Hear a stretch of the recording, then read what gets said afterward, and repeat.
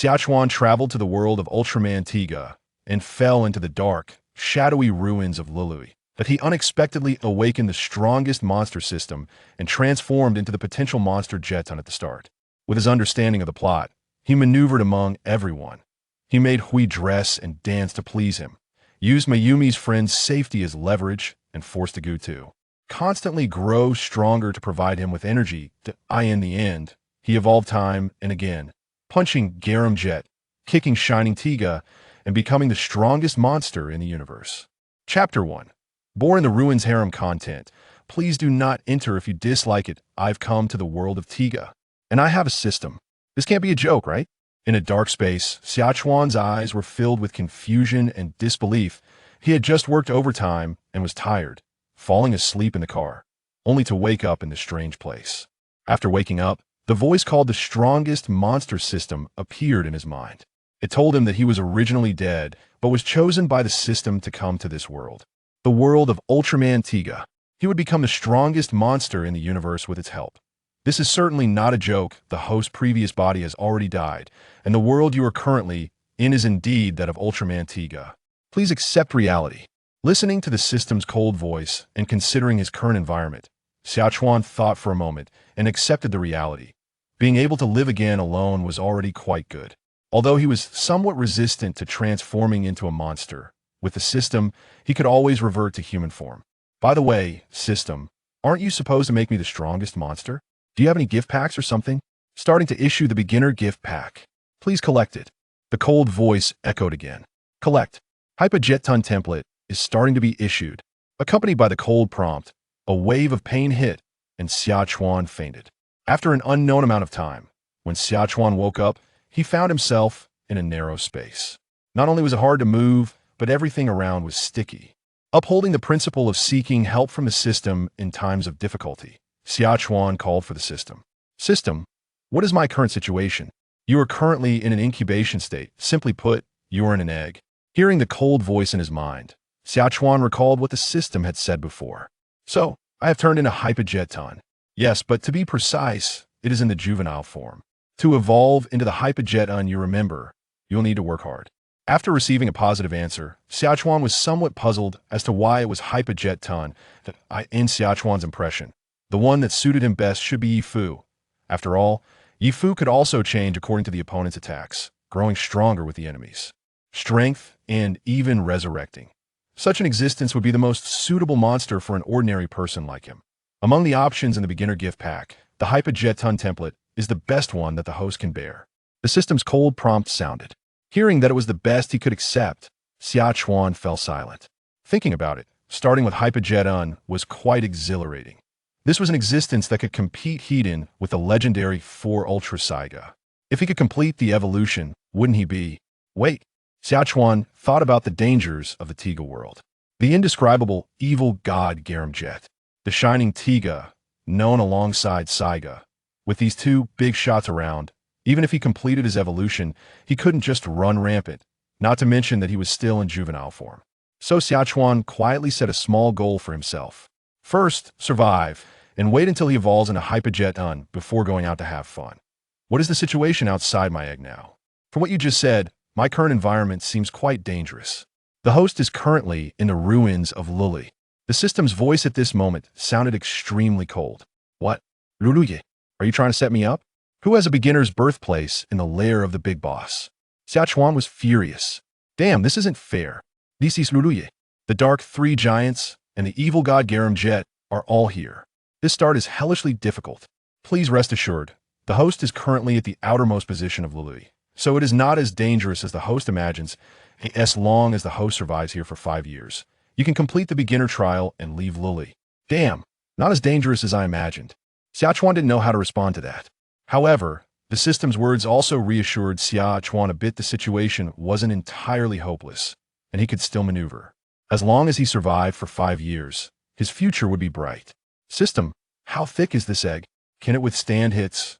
If I can take a beating, I can stay in the egg for 5 years. The purpose of this beginner task is to train the host. If the host tries to evade like this, the system will automatically increase the difficulty. Damn. After hearing the system's response, Xia Chuan knew that trying to find loopholes was impossible. so he could only face it. By the way, system, is it safe outside my egg? I don't want to run into the dark three giants the moment I go out. Xia Chuan expressed doubts about the environment of Luluye. He didn't want to be taken down by the dark three giants the moment he stepped out. The environment around the host is absolutely safe. You can safely break out of the egg. After confirming that it was safe enough outside, Xia Chuan finally broke through the eggshell. Thus, the ruins of Luluye gained a beetle-like monster.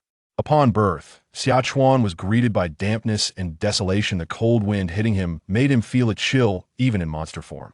Is this Luluye? Looking at the peculiar buildings around him, adorned with strange patterns that Xia Chuan had never seen before, he guessed they were from an ultra-ancient ruin. However, he had no mood to admire these. The constant roars in his ears reminded Xia Chuan of his current predicament. He had to do everything he could to grow stronger and then survive. In the following days, Xia Chuan cautiously explored the area around his eggshell. After 3 months of effort, he finally grasped the situation around him. That To the south was the dwelling place of the monster Zoga, which mostly prefer to live in groups. But like humans, there were always some Zoga that liked to go solo. These lone monsters became Xia Chuan's targets. He had no choice but to ambush them due to his lack of strength. To the east was a territory of large monsters, which was extremely dangerous due to their great power. When Xia Chuan went a scout, he almost got killed by a fiery blast. After some time, Xia Chuan's strength showed significant improvement. Not only had he completely mastered this body, but he had also completed an evolution. His size had evolved from 1 meter to 10 meters, and the scythe in his hand could easily slice through boulders, with his body becoming harder. Now, when facing Zoga, Xia Chuan already had the demeanor of Jetton and no longer needed to ambush. He could confront them heat-in. At this rate, the day when he could punch Gatanjyer and kick Shining Tiga would not be far off. According to his usual habit, Xia Chuan went out hunting, his 10-meter body swiftly approaching Zoga's dwelling place, concealed by the buildings. At the water source, a Zoga was drinking with its head down. As a follower of Gatanjyer, they had virtually no natural enemies, so their vigilance was very low. Xia Chuan, hidden in the shadows, initially intended to strike directly, but his instincts told him something was off. So, to be safe, Xia Chuan chose to ambush. He held his breath and quietly approached, scythe poised to strike. Just as he was about to attack, a sense of crisis surged from his heart. Chapter 2. Life and Death Battle. These past few months of life and death training had already forged Xia Chuan into a qualified warrior. Without hesitation, Xia Chuan pushed off with both feet and fell to the ground. The next moment, a shadow accompanied by a sharp wind swept over Xia Chuan's head. If he hadn't dodged in time, he would have been in serious trouble. The figure was the Zoga monster that had just been drinking water. Seeing the strange mark on the opponent's wings, Xia Chuan furrowed his brows tightly. This mark only belonged to the leader of the G, which meant that Xia Chuan's recent hunting had caught their attention. They had set this trap specifically to lure him in. Gigi, the leader of the G, looked at the strange beetle before him, filled with killing intent. It was this creature that had been hunting his subjects day after day for months. Today, it would eliminate this menace. Feeling the murderous intent from the opponent, Xia Chuan's eyes gleamed with a cold light. His instincts told him that if he could devour this G, his strength would increase significantly. Gigi. The G leader let out an unpleasant cry and lunged at Xia Chuan again. Its massive wings whistled through the air, and its pitch-black claws glimmered ominously as they came rushing towards him. Seeing the fierce attack from the G, Xia Chuan chose not to take it heat-in, but rather to dodge the onslaught. His current fighting position was not favorable, and he needed to adjust. With a leap, Xia Chuan jumped onto a nearby giant rock. The G, missing its target, screeched loudly and pounced at Xia Chuan. Now in a better position, Xia Chuan chose not to evade. Instead, he faced the G and struck down hard with his scythe. The target was aimed directly at the opponent's weakest point, its eyes. The scythe shone with a murderous cold light as it sliced through the darkness. G! A miserable cry erupted as the G leader's eyes were brutally gouged out, black blood splattering all over Xia Chuan. But as a price, Xia Chuan was also struck by the G's claws, leaving a deep bloody mark on his chest. As he got up from the ground and looked at the blood on his chest, a surge of excitement filled his heart. His beastly instincts were fully awakened. Roaring, he howled to the sky, enveloped in black mist, his scythe becoming sharper, and his eyes glowing with a bloody red light. The pain in his eyes drove the G leader into a frenzy, completely disregarding Xia Chuan's transformation as it continued its assault. With a screech, it lunged down from the sky again. Boom! The G leader crashed directly into Xia Chuan. The enormous impact slammed him against the giant rock behind him. Boom! Boom! The rock shattered, and smoke filled the air. Lying amidst the rubble, Xia Chuan now bore 2 more bloody marks on his chest. However, as a price, the G leader also fell within his attack range. With a roar, the scythe in his hand glimmered coldly as he struck fiercely at the G. One slash after another. The G bore several cuts, crimson blood turning it into a bloody mess. Even though the G had tough skin and flesh, it couldn't withstand such attacks from Xia Chuan, with blood and wounds covering its entire body. Just as Xia Chuan was enjoying his relentless attack, a sense of crisis surged in his heart. Trusting his sixth sense that had saved him multiple times, Xia Chuan did not hesitate. He immediately stopped his attack and jumped aside. Sure enough, the next moment, a scorching red beam shot out from the G leader's mouth. If Xia Chuan hadn't dodged in time, that beam would have pierced through his head. Seeing his attack fail, the G spat out another beam of light. Although Xia Chuan reacted quickly, he still couldn't outrun the beam. The red beam struck his chest, a sharp pain enveloping his entire body. The scorching light had seared his chest into charred flesh, a wave of poison flooding into his body, corroding his flesh. If it weren't for his abnormal physique as a Harem, Xia Chuan would have already lost his fighting ability. Watching Xia Chuan's miserable state, the G let out an excited screech, gathering energy in its mouth once again. It was preparing to take advantage of the situation to eliminate Xia Chuan in one fell swoop. Facing the threat of death, a ruthless resolve arose in Xia Chuan's heart. There was no escaping now. He could only choose to fight to the death, grasping at that slim chance of survival. Duel. Live or die. At this moment of life and death, an astonishing power surged within Xia Chuan. A violent force erupted from his back, the heat radiating continuously. Ding, congratulations to the host for awakening the skilled Dark Fireball. Accompanied by the system's prompt, a stream of information appeared in his mind.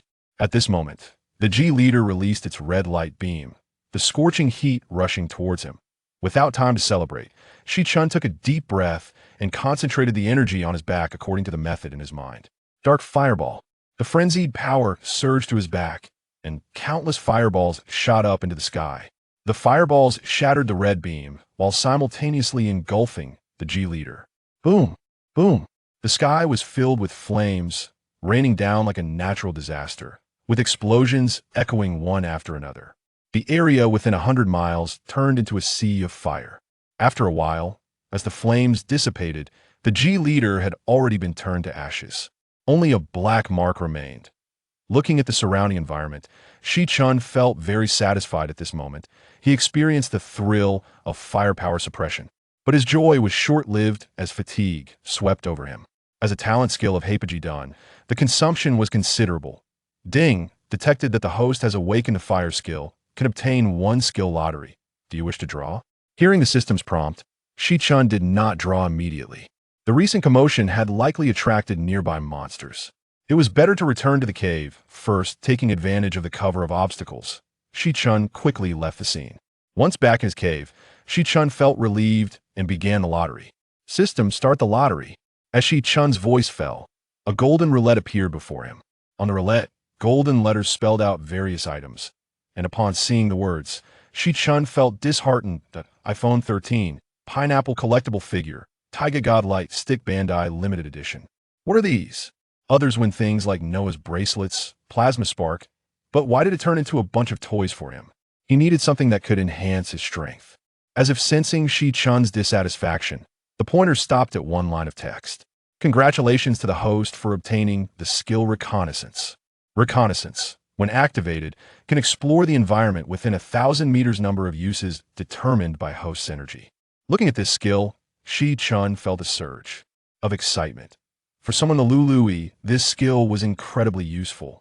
With it, hunting would become much easier, and the risk would be greatly reduced. How do I activate this skill system? Xia Chuan asked eagerly. This skill has already fused into the host body. The host only needs to feel it carefully to gain the method of use. The system's cold voice replied. Upon hearing this, Xia Chuan closed his eyes, and a stream of information flooded his mind. The method of using the reconnaissance skill. After mastering the method, an invisible wave radiated from Xia Chuan, expanding outward. Scenes began to appear in his mind. There's so many G around me. Xia Chuan frowned upon seeing the images. After discovering the G gathering place earlier, he hadn't explored further. This time, using the reconnaissance skill, he finally figured out the number of G in that group. There were at least 100 of them. Seeing this, Xia Chuan felt a chill run down his spine. If the previous G leader had come with a group of G, he would have definitely been doomed. However, since the G leader didn't kill him, it was now time for his revenge. Chapter 3, Evolution. In the following days, with the reconnaissance skill, Xia Chuan thrived like a fish in water. In 3 years, he hunted all the G within 1,000 meters. His size evolved from 10 meters to 40 meters, and the dark fireballs he released could easily annihilate a group of G. With his current strength, Xia Chuan could be called the overlord of this 1,000 light years. Besides the enhancement in strength, Xia Chuan also conducted 4 lottery draws during these 4 years. Other than the first time when he hit the jackpot and drew the talent skill of underwater ability, the other times were filled with useless items. For example, Marco's exclusive glasses. For example, Kong Shifu braised instant noodles. And for example, a limited edition Blue Eyes White Dragon card. Apart from that bag of instant noodles, Xia Chuan didn't know what use these items would be. He specifically questioned the system, asking why the lottery had given him these useless things. The system responded, every item has its value. For example, isn't that bag of instant noodles delicious for the host? Perhaps at some point in the future, the host will find use for these items. Of course, I won't deny that the host's luck is indeed poor. The system expresses sympathy. Hearing that last sentence, Xia Chuan expressed serious doubts. If he were truly unlucky, how could he have drawn the underwater ability, a divine-level talent? The underwater ability allows Xia Chuan to be as agile underwater as he is on land, enabling him to unleash fire-type skills like the Dark Fireball underwater. Previously, while scouting, Xia Chuan had detected a thick aura of fear in the waters to the west. It's important to note that for the Jetton to grow stronger, it not only needs to devour monsters, but also absorb fear. The Jetton that fought against Saijia became so powerful by absorbing fear from countless universes. Therefore, absorbing fear is essential for Xia Chuan to become stronger. This underwater ability completely resolves Xia Chuan's combat issues while submerged, giving him the confidence to explore. Thus, he concluded that even if he were unlucky, he was still a unlucky person. Splash! The cold seawater slapped against the surface as Xia Chuan took a deep breath.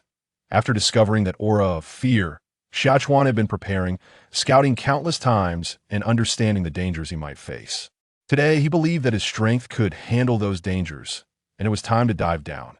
Activating his scouting skill and confirming the location of the object, Xia Chuan leaped down, triggering the underwater ability. As he descended, countless massive creatures swam past him. Although some were larger than Xia Chuan, they were significantly weaker. Xia Chuan safely reached the source of that aura of fear. It was a massive black stone, shrouded in black mist. As Xia Chuan approached, a whisper echoed in his ears. These whispers awakened Xia Chuan's instincts, and an impulse urged him to devour this massive stone. His genes told him that consuming this stone would bring great benefits. Although his instincts urged him to act quickly, Xia Chuan didn't rush. Instead, he took a combat stance. There was still a tough battle to be fought before he could take the stone. Moments later, a shadow roared and swam in from a distance. It was a monster with a light brown body and a flat head, resembling a lizard. Seeing Xia Chuan next to the stone, the lizard monster emitted a sharp cry. In the next moment, the lizard monster opened its mouth and unleashed a powerful water blast. The strong water blast surged toward Xia Chuan. Instead of confronting it head-on, used a dark fireball to block the water blast. Boom! The flames collided with the water stream, and a violent explosion spread outward. The shockwave from the explosion killed many surrounding marine creatures, splattering blood and obstructing the view in the center. Taking advantage of this opportunity, Xia Chuan quietly approached the lizard monster. But as a native monster, the lizard was still familiar with its environment and noticed Xia Chuan's intentions. Roar! Seeing Xia Chuan getting closer, the lizard monster let out an angry roar, charging toward him while opening its large mouth to bite down on Xia Chuan's arm. Watching the lizard's movements, Xia Chuan not only didn't stop it, but also offered his arm willingly. What a joke! His arm was a sickle. The gleaming sickle met the lizard monster's gaping maw. Roar! A mournful cry echoed through the depths of the sea as the sickle pierced the lizard's jaw, causing intense pain that made the lizard thrash about. What a stupid monster! Xia Chuan exclaimed, as such brainless monsters were rare. Just as Xia Chuan was lamenting, a terrifying thunder gathered in the lizard monster's mouth. Without hesitation, Xia Chuan quickly withdrew his hand. The next moment, a violent beam of thunder erupted from the lizard monster's mouth, dazzling purple light illuminating the entire seabed. Xia Chuan understood the lizard monster's previous foolish behavior upon seeing the power of the thunder. However, now that you've used your skill, it's my turn. Terrifying energy surged in Xia Chuan's back, with scorching rays ready to unleash. Xia Chuan's eyes flashed brightly. Dark fireball. For the first time, the underwater scene was filled with fireballs. The lizard monster felt the intense heat and was somewhat bewildered, not understanding why flames were appearing at the bottom of the sea. The multitude of fireballs engulfed the lizard monster, and with a loud boom, the flames burned its body to ashes. Ding! You have killed an unknown monster and gain a lottery chance. Would you like to draw now? The system's prompt sounded. I'll do it next time. I should focus on devouring this stone first, Xia Chuan thought, prioritizing the absorption of the power of fear. He reached out and grabbed the stone, pulling it out of the ground. It was a massive stone tablet, covered in humanoid drawings that seemed to tell story. However, Xia Chuan had no time to study these instinctively. He opened his mouth wide and swallowed the massive stone. Immediately, a black mist surrounded Xia Chuan, and a surge of scorching energy emerged within him, causing his body temperature to rise. As his temperature increased, a piercing pain struck him, causing even Xia Chuan's willpower to involuntarily open his mouth wide. System, what's happening? What's wrong with my body? The host has devoured a powerful aura of fear, and the body has accumulated enough energy to begin evolution. So pain is inevitable, the system explained. Is there any way to alleviate the pain? Xia Chuan gritted his teeth and asked. The host can choose to sleep for a while. This will benefit the evolution and reduce the pain. How long do I have to sleep? About a year. If there's any danger during this time, the system will wake the host promptly. A year is just right for the mission to end. It's perfect for completing the novice task and evolving. Killing two birds with one stone. With this thought, Xia Chuan no longer hesitated. Then let me sleep quickly. Soon as Xia Chuan finished speaking, darkness enveloped him, and he fell into a deep sleep. Chapter 4. Terrifying monster. 1 year later. In the deep and dark depths of the ocean, a giant egg shrouded in black mist began to crack. As the egg split open, the once calm sea surface was torn apart by an invisible force. Huge waves rolled, and countless seawater began to surge. Immediately after, with a deafening roar, a massive figure burst forth from the seabed. The giant figure revealed its form under the sunlight. A completely black monster covered in black scales, each scale exuding a sinister and terrifying aura. The monster's eyes resembled two gems glimmering with a cold light, radiating ferocity and rage. The scythe in its hand shone with a sharp, cold light under the illumination, as if it could slay all living beings. This was the evolved Summer River. Summer River had now evolved from its larval form into its adult form, with greatly enhanced strength. First, he had awakened the innate skill of Jetton, Devour. With this skill, he could absorb dark energy and monsters to enhance his own power. In addition to the innate skill, after completing the novice task, the system rewarded him with a god-level skill. Transmutation. Any attack that cannot kill you completely will be converted into your energy or heal your injuries. This was a bug-level skill. It meant that as long as others did not kill him instantly, all attacks would help him heal or provide energy. If they could not take him down in one blow, then Summer River was an immortal existence. With the combination of the Devour and Transmutation god-level skills, as long as he did not encounter the Shining Tiga, the trio, or Gatanjyer in this Tiga world, Summer River was invincible. Summer River let out a roar, venting his excited emotions. After releasing his emotions, he turned to look back at the seabed behind him. There lay the ruins of Luluye. As a sealed area of the Dark Trio, it was still too dangerous for him now. Once he had absorbed enough power from other monsters, he would return. Suppressing his desire for the dark energy within the ruins, Summer River flew towards the distance. There, he sensed the presence of two monsters and a beam of light energy. If nothing unexpected happened, it should be Tiga and Gorzum. At the pyramid, the members of the victory team watched the battle on the battlefield with great tension, although they did not know the giant's attitude towards humans. It was clear that the giant fighting the monster was definitely friendlier to humans than the monster. The team members were eagerly anticipating the giant's victory. However, the scene on the battlefield was not optimistic. Gorzum used his powerful physique as a meat shield to block Tiga's attacks, while Melba hovered in the sky, looking for an opportunity to ambush Tiga.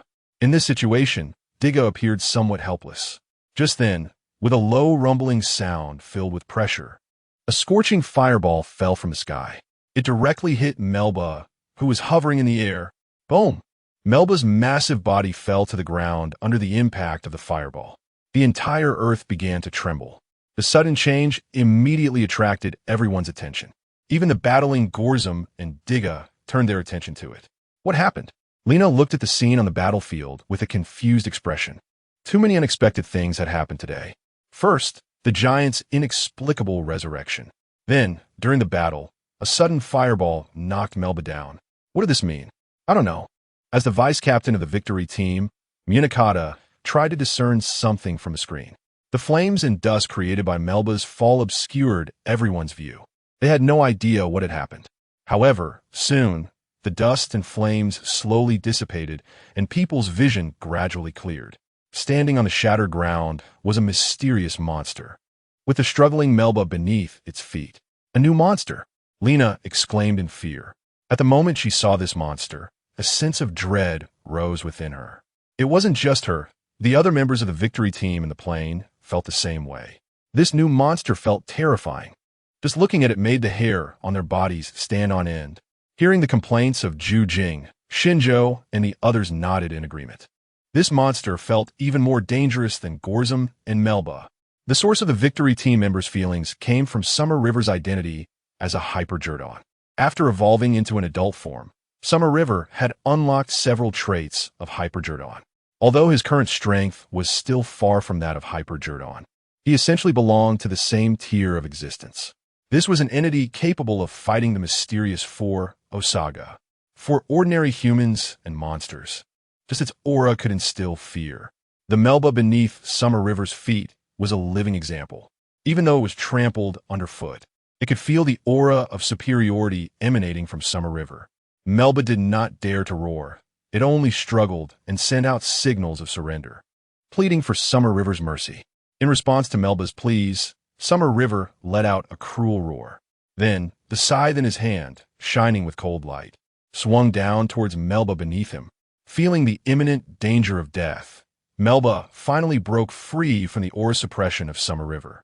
All the energy in its body concentrated in its eyes, shooting out a powerful laser beam. Summer River's eyes revealed disdain at Melba's desperate attack. The scythe in his hand directly met Melba's beam. At the moment the beam touched the scythe, a black mist emerged. All of Melba's attacks were absorbed by the black mist and then converted into energy for Summer River, attaching to the scythe. This was the horror of the transmutation skill. As long as your skill could not kill Summer River in one blow, your skill would turn into his energy and rebound upon you. Melba's attack had no effect at all, and a look of disbelief appeared in its eyes. It could not understand why its attack had no effect. With the scythe now infused with Melba's energy, its surface turned crimson, and it struck toward Melba's body with terrifying power. With a terrified roar, red blood splattered onto Summer River. Beneath him, Melba's wings were brutally severed. The monster's roar, the red blood, coupled with the sunlight shining from behind. Summer River's massive form exuded an indescribable terror. Where did this monster come from? How powerful! Shinjo looked at the battlefield in shock. This newly appeared monster seemed to be far stronger than the previous two. Chapter 5. The Terror Brought by Jetton on the Battlefield. Xia drove the scythe in his hand fiercely into the abdomen of Melba beneath him. Amid the monster's miserable cries, Xia forcefully tossed it into the sky. Following that, a massive vortex of black mist formed on Xia's chest, and Melba's body accurately landed on the vortex. Melba let out another tragic scream. But this time it was the last. The black mist engulfed Melba's enormous body, consuming all the energy and form within, transforming it into evolution energy for Xia. After devouring Melba, two openings slowly split open behind Xyakua's large body. Accompanied by the spreading black mist, a pair of wings over 10 meters long grew from the openings. This was the benefit Xia gained from devouring Melba. The high-quality genes, features, or skills from monsters consumed by Jetton were absorbed by him. The newly arrived monster grew wings that resembled Melba's. Shinjo exclaimed again. Indeed, these wings belonged to the monster Melba. The black mist emitted from the newly arrived monster was, in fact, a devouring skill. Melba's wings had been absorbed. As a researcher, Juejing immediately realized that Xia was devouring Melba. He didn't expect that Xyakua's devouring could actually draw beneficial genes from the target. This newly arrived monster was truly beyond his imagination. So you mean this new monster could devour other monsters and evolve? Captain Ikezawa of the Victory team, who had been observing the battlefield through the communicator, spoke up. Her tone was serious. Compared to fierce monsters like Golzon, the ability of Xia to devour and evolve brought them even greater fear. I heard the conclusions of others, and Lena took a deep breath. With such a monster that can devour and evolve, do we humans still have a future? On the battlefield, Xia tried to flap the wings growing from his back, feeling his increased speed. He was still somewhat dissatisfied, equivalent to wings. He preferred the teleportation skill like that of Jetton. After all, no speed could surpass teleportation. However, the current conditions were limited. He would wait until he devoured a monster with teleportation skills in the future. The teleportation skill would eventually awaken. For now, he would use what he had. Flapping his wings, Xia turned his gaze toward the area of Tiga and Golzon. The time Xia spent devouring Melba was very short. It was truly unexpected that in such a brief period, this newly arrived monster had devoured his old partner. Terrifying. Thinking of the scene where the black mist devoured Melba and the appearance of the wings growing behind Xia, Golzon felt the chilling sensation in his body despite the burning flames inside him. In Golzon's eyes, Xia was even more terrifying than the ancient Dark Tiga. Run. Without hesitation, Golzon began to dig into the ground, trying to escape this dangerous area. Watching Golzon attempt to flee, Xia initially wanted to stop him by flapping his wings. However, after flying a few steps, he stopped. He recalled the plot where Golzon, after fleeing, submerged into the magma and evolved into a stronger being. It would be better to wait until Golzon evolved into Magma Golzon before devouring him. Long line to catch big fish. After leaving a mark on Golzon that would allow him to track his location, Xia let Golzon leave. Hey, why isn't this new monster chasing after him? Isn't it supposed to be able to devour monsters? Juejing looked at the screen, puzzled as Xia chased for a while before stopping. This monster that can devour and evolve shouldn't let its prey go. The speculation came from Shinjo nearby. Could it be that this new monster can only devour one at a time within a short period? Under the curious gazes of the others, Xia let Golzon escape.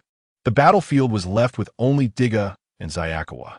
Flapping his wings, Xia gazed at Tiga in front of him. Tiga, sensing the powerful aura emanating from Xia, assumed a battle stance. Tiga's strength began to enhance alongside the aura radiating from Xia.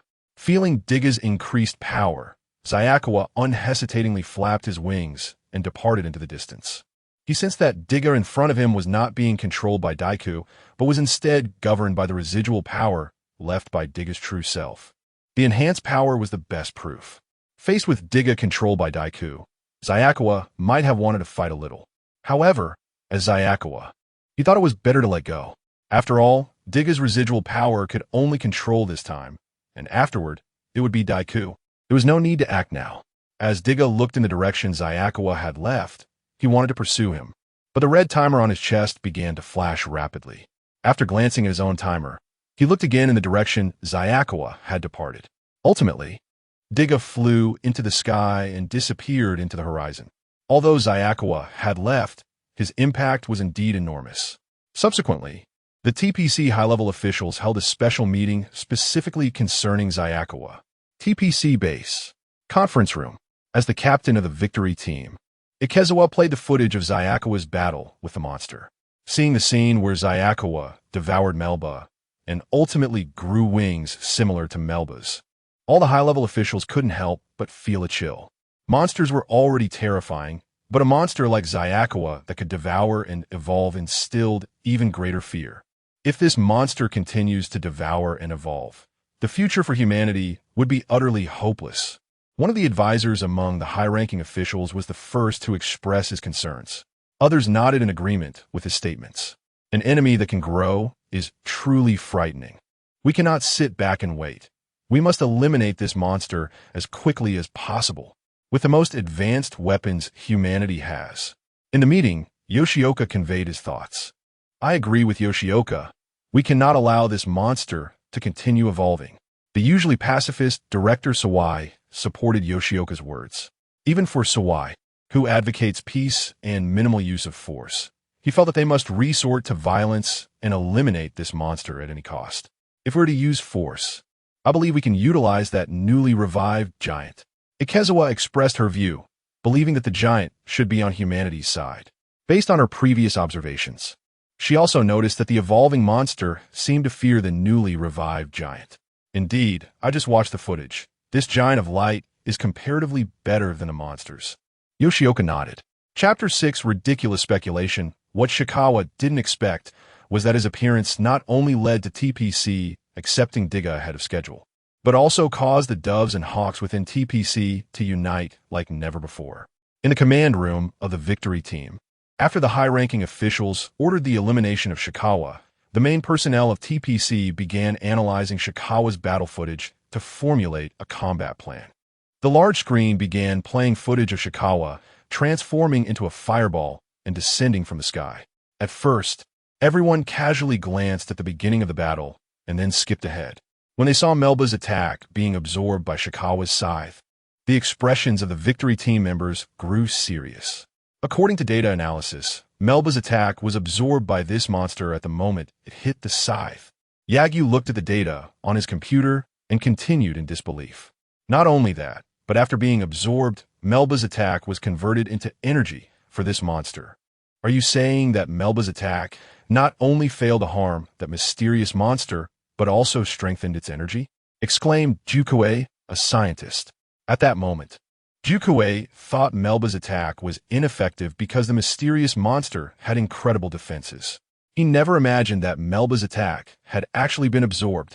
How terrifying! This mysterious monster had reshaped his understanding of monsters from the moment it appeared. This monster could not only devour and evolve, but also absorb others' energy to enhance itself. Such a terrifying existence, if allowed to develop further. Who knows how powerful it will become? This powerful monster absolutely cannot be allowed to continue growing. Kuramake's tone was very serious. Initially, she thought she had already overestimated the danger posed by Shikawa, but after everyone's analysis, she realized she had underestimated it. To absorb attacks and enhance itself, and to be able to devour monsters after killing them to absorb excellent genes. Thinking about these two bug-level skills, Kurama-K rubbed her forehead in frustration. How on earth was such a terrifying monster created? Seeing the serious expressions on everyone's faces, Lena and the crowd spoke up to encourage them. Don't be so desperate. There can't be a perfect monster in the world. This mysterious monster possesses such bug-level skills. It must have weaknesses. We just haven't found them yet. Hearing Lena's encouraging words, Dagu, the human form of Tiga, also spoke up. That's right. There can't be a perfect existence in this world. This monster must have weaknesses. From the battle footage just now, when facing the giant, this mysterious monster actively retreated. This indicates that it was afraid. As long as we find out why this mysterious monster is afraid, we might be able to find a way to deal with it. Upon hearing Daiku's words, everyone's eyes lit up.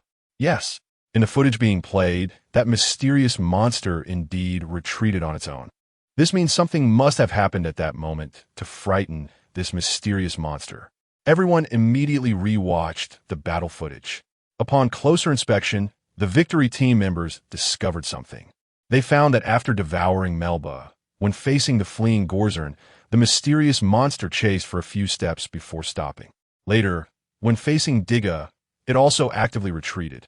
Given the battle power that this mysterious monster displayed when it easily defeated Gorzern, Gorzern would undoubtedly not be its match. If this mysterious monster had continued to chase, it would have surely caught up to Gorzern and killed it. It did not do so. Kyouka looked at the battle footage, his tone tinged with excitement. It seemed he had found the weakness of this mysterious monster. The fact that it chose to retreat after facing the giant suggests that this mysterious monster enters a period of weakness after devouring other monsters. Hearing Kyouka's words, everyone's eyes brightened. There's a great possibility. Otherwise, it would be impossible to explain the various abnormal behaviors of the mysterious monster. Dagu, can you analyze the physical condition of that mysterious monster at that time? To find evidence that would support Kyouka's claim, Kurama-Kei turned her gaze to Dagu. Sure. Dagu nodded and began operating on the computer. The analysis of the mysterious monster's specific physical condition was projected onto the large screen. According to the data, the energy within that mysterious monster had reached a peak. The energy inside was extremely active, with no signs of decline detected. Dagu's words caused disappointment to appear on Shinchu's face. However, Kyouka beside him was excited, speaking in an enthusiastic tone. Exactly. The monster's body shows no signs of decline. Yet it let Gorzern escape, which precisely indicates that devouring Melba had side effects for this mysterious monster. The reason it retreated when facing Tiga later was also due to this. Upon hearing Kyouka's words, the crowd immediately showed expressions of agreement. That's right. It must be like that. It was precisely because of the side effects from devouring that the mysterious monster did not consume Gorzern. And when faced with the proactively challenging Tiga, it chose to flee. Kyouka's explanation won the approval of most people present, except for Kurama-Kei and Dagu.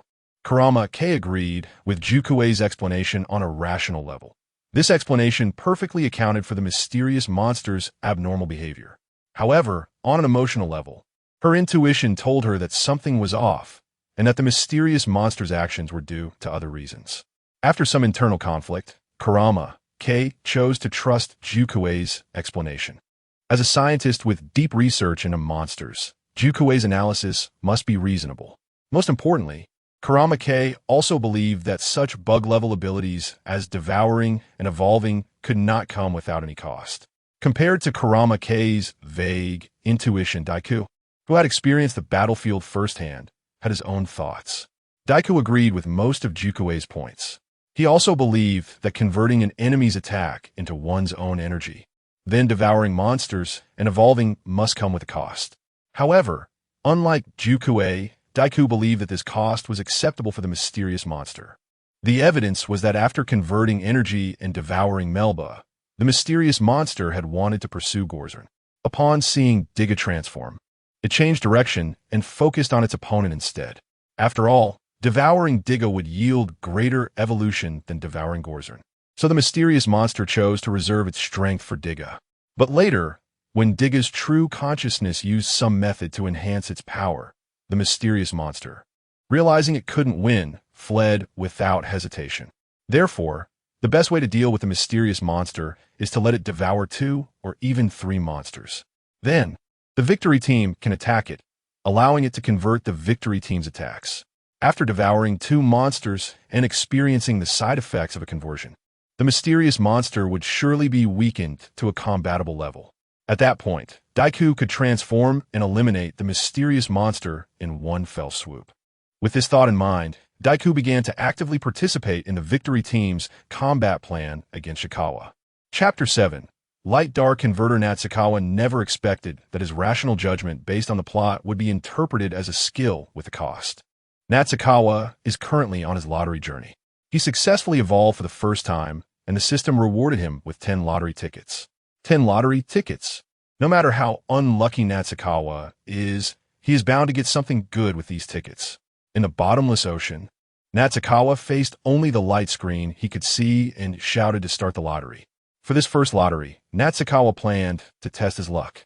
Starting lottery. Congratulations. Host, you have drawn the item Light-Dark Converter.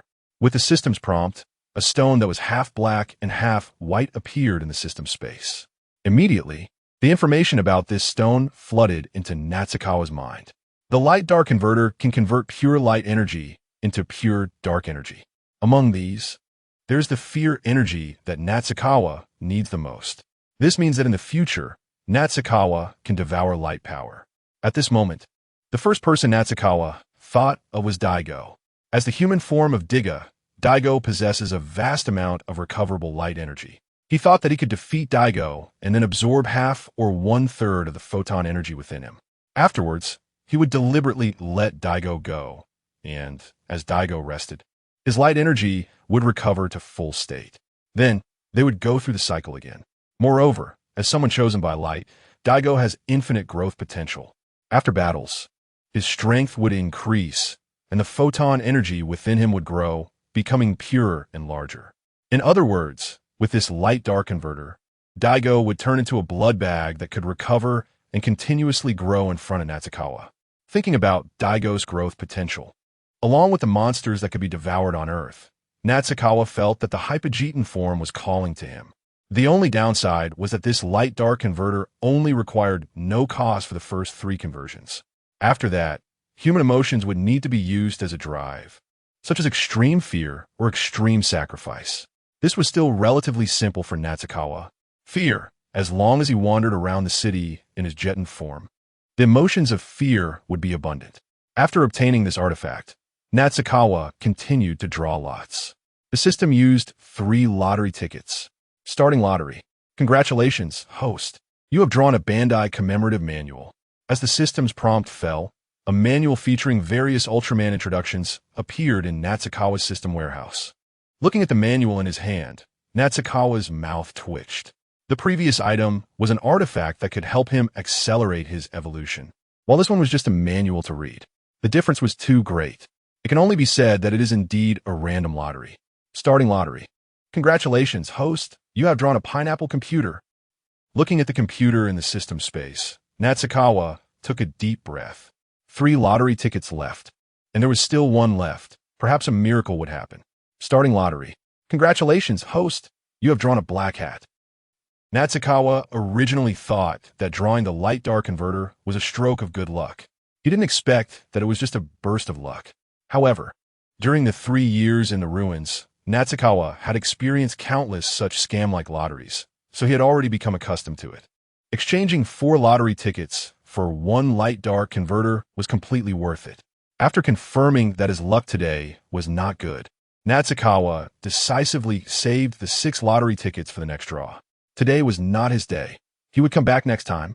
After putting away the lottery tickets, Natsukawa leaped from the seabed, his massive body flapping its wings, quickly heading southwest. Previously, while searching for a suitable dwelling in the ocean, he had passed by an island and sensed the presence of 2 monsters within it. At that time, he was looking for a dwelling, so he didn't immediately devour those 2 monsters. Now that he had finished finding a dwelling and completed the lottery, it was time to devour those 2 monsters. Noon. The sun shone brightly on Juliang Island in the southwest, where workers had been working in the stone mine all morning and were enjoying their lunch. At this moment, a gigantic figure blocking the sun descended onto the island. Roar! Jetton! The deafening roar echoed across the island, announcing Natsukawa's arrival. Hearing the roaring sound nearby and seeing the enormous monster looming over the mining base, the workers immediately scattered in fear. Natsukawa had no intention of pursuing the fleeing workers. For him, only monsters and Ultraman were worth his effort. His power was meant to enhance his strength, not to play a slaughter game. As soon as Natsukawa appeared, the TPC Victory Team received the news immediately. The mysterious monster had appeared again, and it was currently at the quarry on Juliang Island. According to energy detection, there were 2 monsters present in that base. Yujiri quickly relayed all the information he had gathered. Are we going to devour monsters again? After previous research, the Victory Team quickly realized that Natsukawa's appearance at the quarry was for that purpose. Just in time for the monsters to be devoured. We can implement our plan. Digging's tone was filled with excitement. He didn't expect that the plan would be put into action so soon after its formulation. Because of Natsukawa, the Dove faction and Hawk faction reached a consensus. The victory team was able to restart the secret weapon left behind from the Defense Force era, the Max Power Cannon. The Fiend had already been successfully installed. Although it was still unstable, tests showed that its power was astonishing. This time, taking advantage of the side effects from Natsukawa devouring the monsters, they must deal a heavy blow to him, even completely eliminate him. Not only digging, but Daigo next to him was also very excited. He speculated that after Natsukawa devoured the two monsters and transformed that powerful energy, he would fall into an extremely weakened state. The two monsters in the quarry and the victory team's max power cannon perfectly matched the conditions he needed for his previous plan. This time, without the help of his true self's consciousness, Daigo was also confident in eliminating the weakened Natsukawa. At this moment, most of the victory team felt that as long as they followed their inner plan, the terrifying monster that could devour and evolve would be severely injured or even eliminated. Except for one person. Looking at the powerful monster roaring on the screen, Kyouka had a vague sense of foreboding. Was this mysterious monster that could devour and evolve really as they suspected? Did the opponent's skills really have a cost? Kyouka's unease didn't prompt her to take any action. Daigo piloted the Fiend, equipped with a max power cannon, heading towards Jiuliang Island. Chapter 8. Evolution Again. The hopes of the victory team, Jiuliang Island. Mining base. After noticing the arrival of Xia Chuan from the outside world, the dormant Kyouka buried underground almost simultaneously became active. Monsters have a strong sense of territory, and the appearance of Xia Chuan was seen as a provocation. The ground trembled as the horned Kyouka roared and charged out of the quarry base. Seeing the horned Kyouka rushing towards him, Xia Chuan's eyes narrowed, and two black laser beams shot out from his eyes. This was the power he had gained from devouring Melba earlier. As an ancient monster that had survived, Melba not only possessed incredible speed, but also had powerful signature laser beams with significant defensive penetration. Now that Xia Chuan had absorbed and mastered this power, its might had increased even further. Faced with the enhanced laser beams, even Kyouka, which had spent years devouring stones to harden its body, could not withstand it. The dark laser beam easily broke through Kyouka's defenses and struck its abdomen. Accompanied by the horned Kyouka's wail, the ground behind Xia Chuan exploded, and a two-horned Kyouka emerged. Attempting to ambush him, Xia Chuan was already prepared for this. With a gentle flap of his wings, he easily dodged the charge of the two-horned Kyouka. Watching the two-horned Kyouka brush past him, Xia Chuan gathered the dark energy within him. The scythe in his hand emitted a crimson glow, appearing terrifying under the sunlight. Thinking it could attack and escape? Not that easily. Xia Chuan raised the scythe in his hand and fiercely struck down at the Kyouka ahead. The scythe, radiating a crimson glow, was like a weapon of death. With a single slash, accompanied by two mournful cries, the workers who had been fleeing could not help but look back upon hearing the tragic screams. They witnessed a scene they would remember for life. The massive body of the two-horned monster was slashed open, blood spraying out and staining the crimson scythe even more horrifyingly. And Xia Chuan, wielding the crimson scythe under the sunlight, looked like a demon rising from hell. Watching Xia Chuan hunting the two monsters under the sunlight, the fleeing workers were filled with fear. Some religious workers even regarded Xia Chuan as a demon emerging from hell. On the battlefield, witnessing his fallen companions and the horned Kyouka, after letting out a wail, gathered all its energy to its horn, wanted to unleash a petrifying beam as a final counterattack. Seeing the glowing Kyouka, Xia Chuan naturally knew it was about to release the petrifying beam. Although his transformation ability could convert attacks that could not directly kill him into energy, the special petrifying beam might not be effective. To avoid complications, Xia Chuan flapped his wings and quickly arrived beside the two Kyoukas. Before the petrifying beam could be unleashed, he swung the scythe in his hand. The scythe, flashing with crimson light, harvested the lives of the two Kyoukas like a grim reaper. After ending the lives of the two Kyoukas, a mass of black mist gathered in front of Xia Chuan. Under the sunlight, the corpses of the two Kyoukas were consumed by the black mist. As the black mist engulfed the Kyouka bodies, Xia Chuan's form began to change. His massive body shrank slightly, and his skin became even darker. Though he had shrunk in size, the sense of oppression he exuded was even stronger. At the same time, the scythe in his hand, radiating crimson light, now shone with a stone-like luster under the sunlight. This was a change brought about by devouring Kyouka. From now on, when Xia Chuan attacked enemies with the scythe, it would also inflict petrification effects. Even if he could not petrify a powerful enemy, it would still slow their attack speed. He actually devoured 2 monsters. Xia Chuan's every move on the island was being closely monitored by the victory team. Thanks to Xia Chuan's uniqueness, Director Sawai even came to the command room personally to oversee the battle. Watching Xia Chuan devour the 2 monsters and complete another evolution, Director Sawai frowned. Having personally witnessed Xia Chuan's evolution, he had a deeper understanding of the threat posed by Xia Chuan. Just by devouring 2 monsters, he could clearly feel the enhancement of Xia Chuan's power. He had only appeared for a few days. The progress was astonishingly rapid.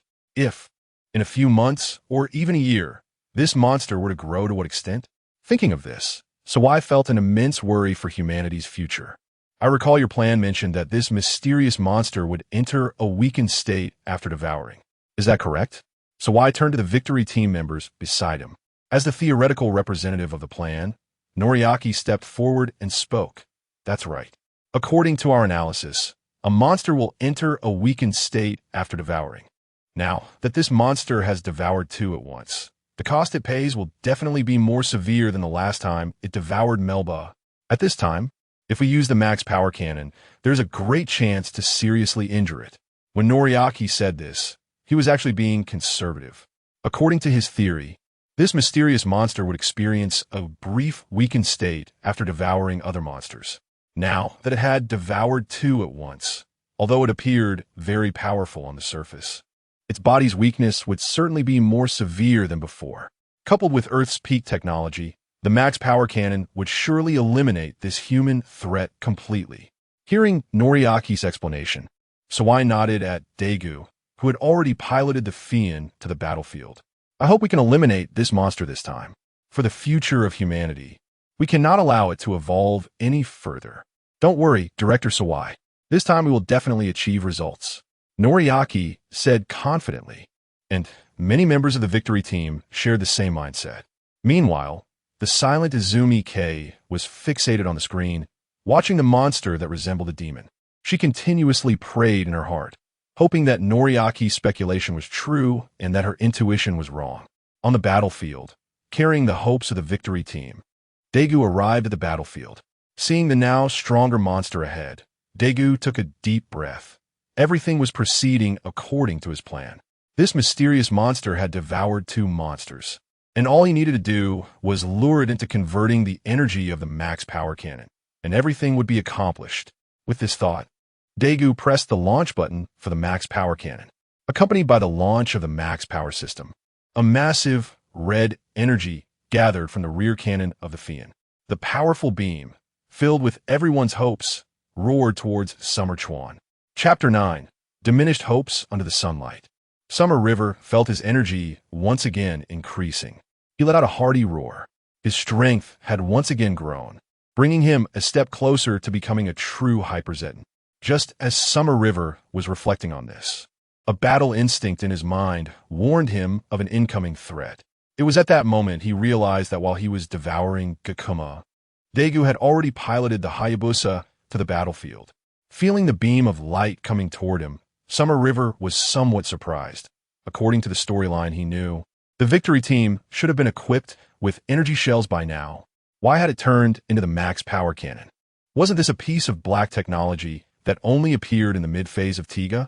Although he was a bit taken aback by the early appearance of the max power cannon, Summer River didn't pay much attention to it. After all, his presence would surely change some of Tiga's developments. Perhaps it was because he was too powerful that TPC felt threatened and thus researched the max power cannon in advance. After a brief speculation, Summer River used his transformation skill against the incoming max power cannon. A vortex formed from black mist appeared in front of him. The max power cannon hit the vortex made of black mist, and the light was transformed into his own energy. Seeing that Summer River had successfully transformed the max power system as planned, Dagu, sitting in the cockpit, excitedly clenched his fist. Everything was going according to his plan. With a black mist blocking Summer River's path, Dagu used all the energy on board the Hayabusa to fire the max power cannon. 6 rounds of max power cannon hit the black mist in front of Summer River. The energy that was transformed flowed into Summer River's body, causing him to let out a thrilling shout. Truly, it was black technology from the Tiga world. The abilities transformed from the 6 rounds of max power cannon were almost comparable to Summer River devouring a monster.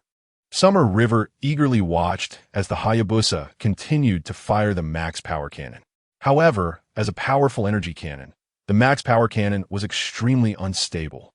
Firing 7 rounds was already the limit for the Hayabusa. How could this be? Why was this monster still able to transform the max power cannon after devouring 2 monsters? This was unscientific. In the command room, everyone was taken aback as they watched Summer River, who had taken 7 rounds of the max power cannon without any reaction. According to their understanding, after devouring 2 monsters, Summer River should be incredibly weakened. After taking in the 7 rounds of max power cannon, the monster should have been defeated or at least heavily injured. Yet the monster in the footage showed no signs of damage and appeared even more imposing. Watching the increasingly powerful Summer River on the screen, Kyouka closed her eyes in pain. She had already realized that her earlier intuition was correct. This monster used the devouring skill and transformation skill without any cost. Meanwhile, Zetton gazed at the unharmed monster on the screen, his fat body trembling, and his small eyes widened like copper bells. He exclaimed in shock, "Impossible! Monsters using skills are just like us humans firing shells. There is consumption involved."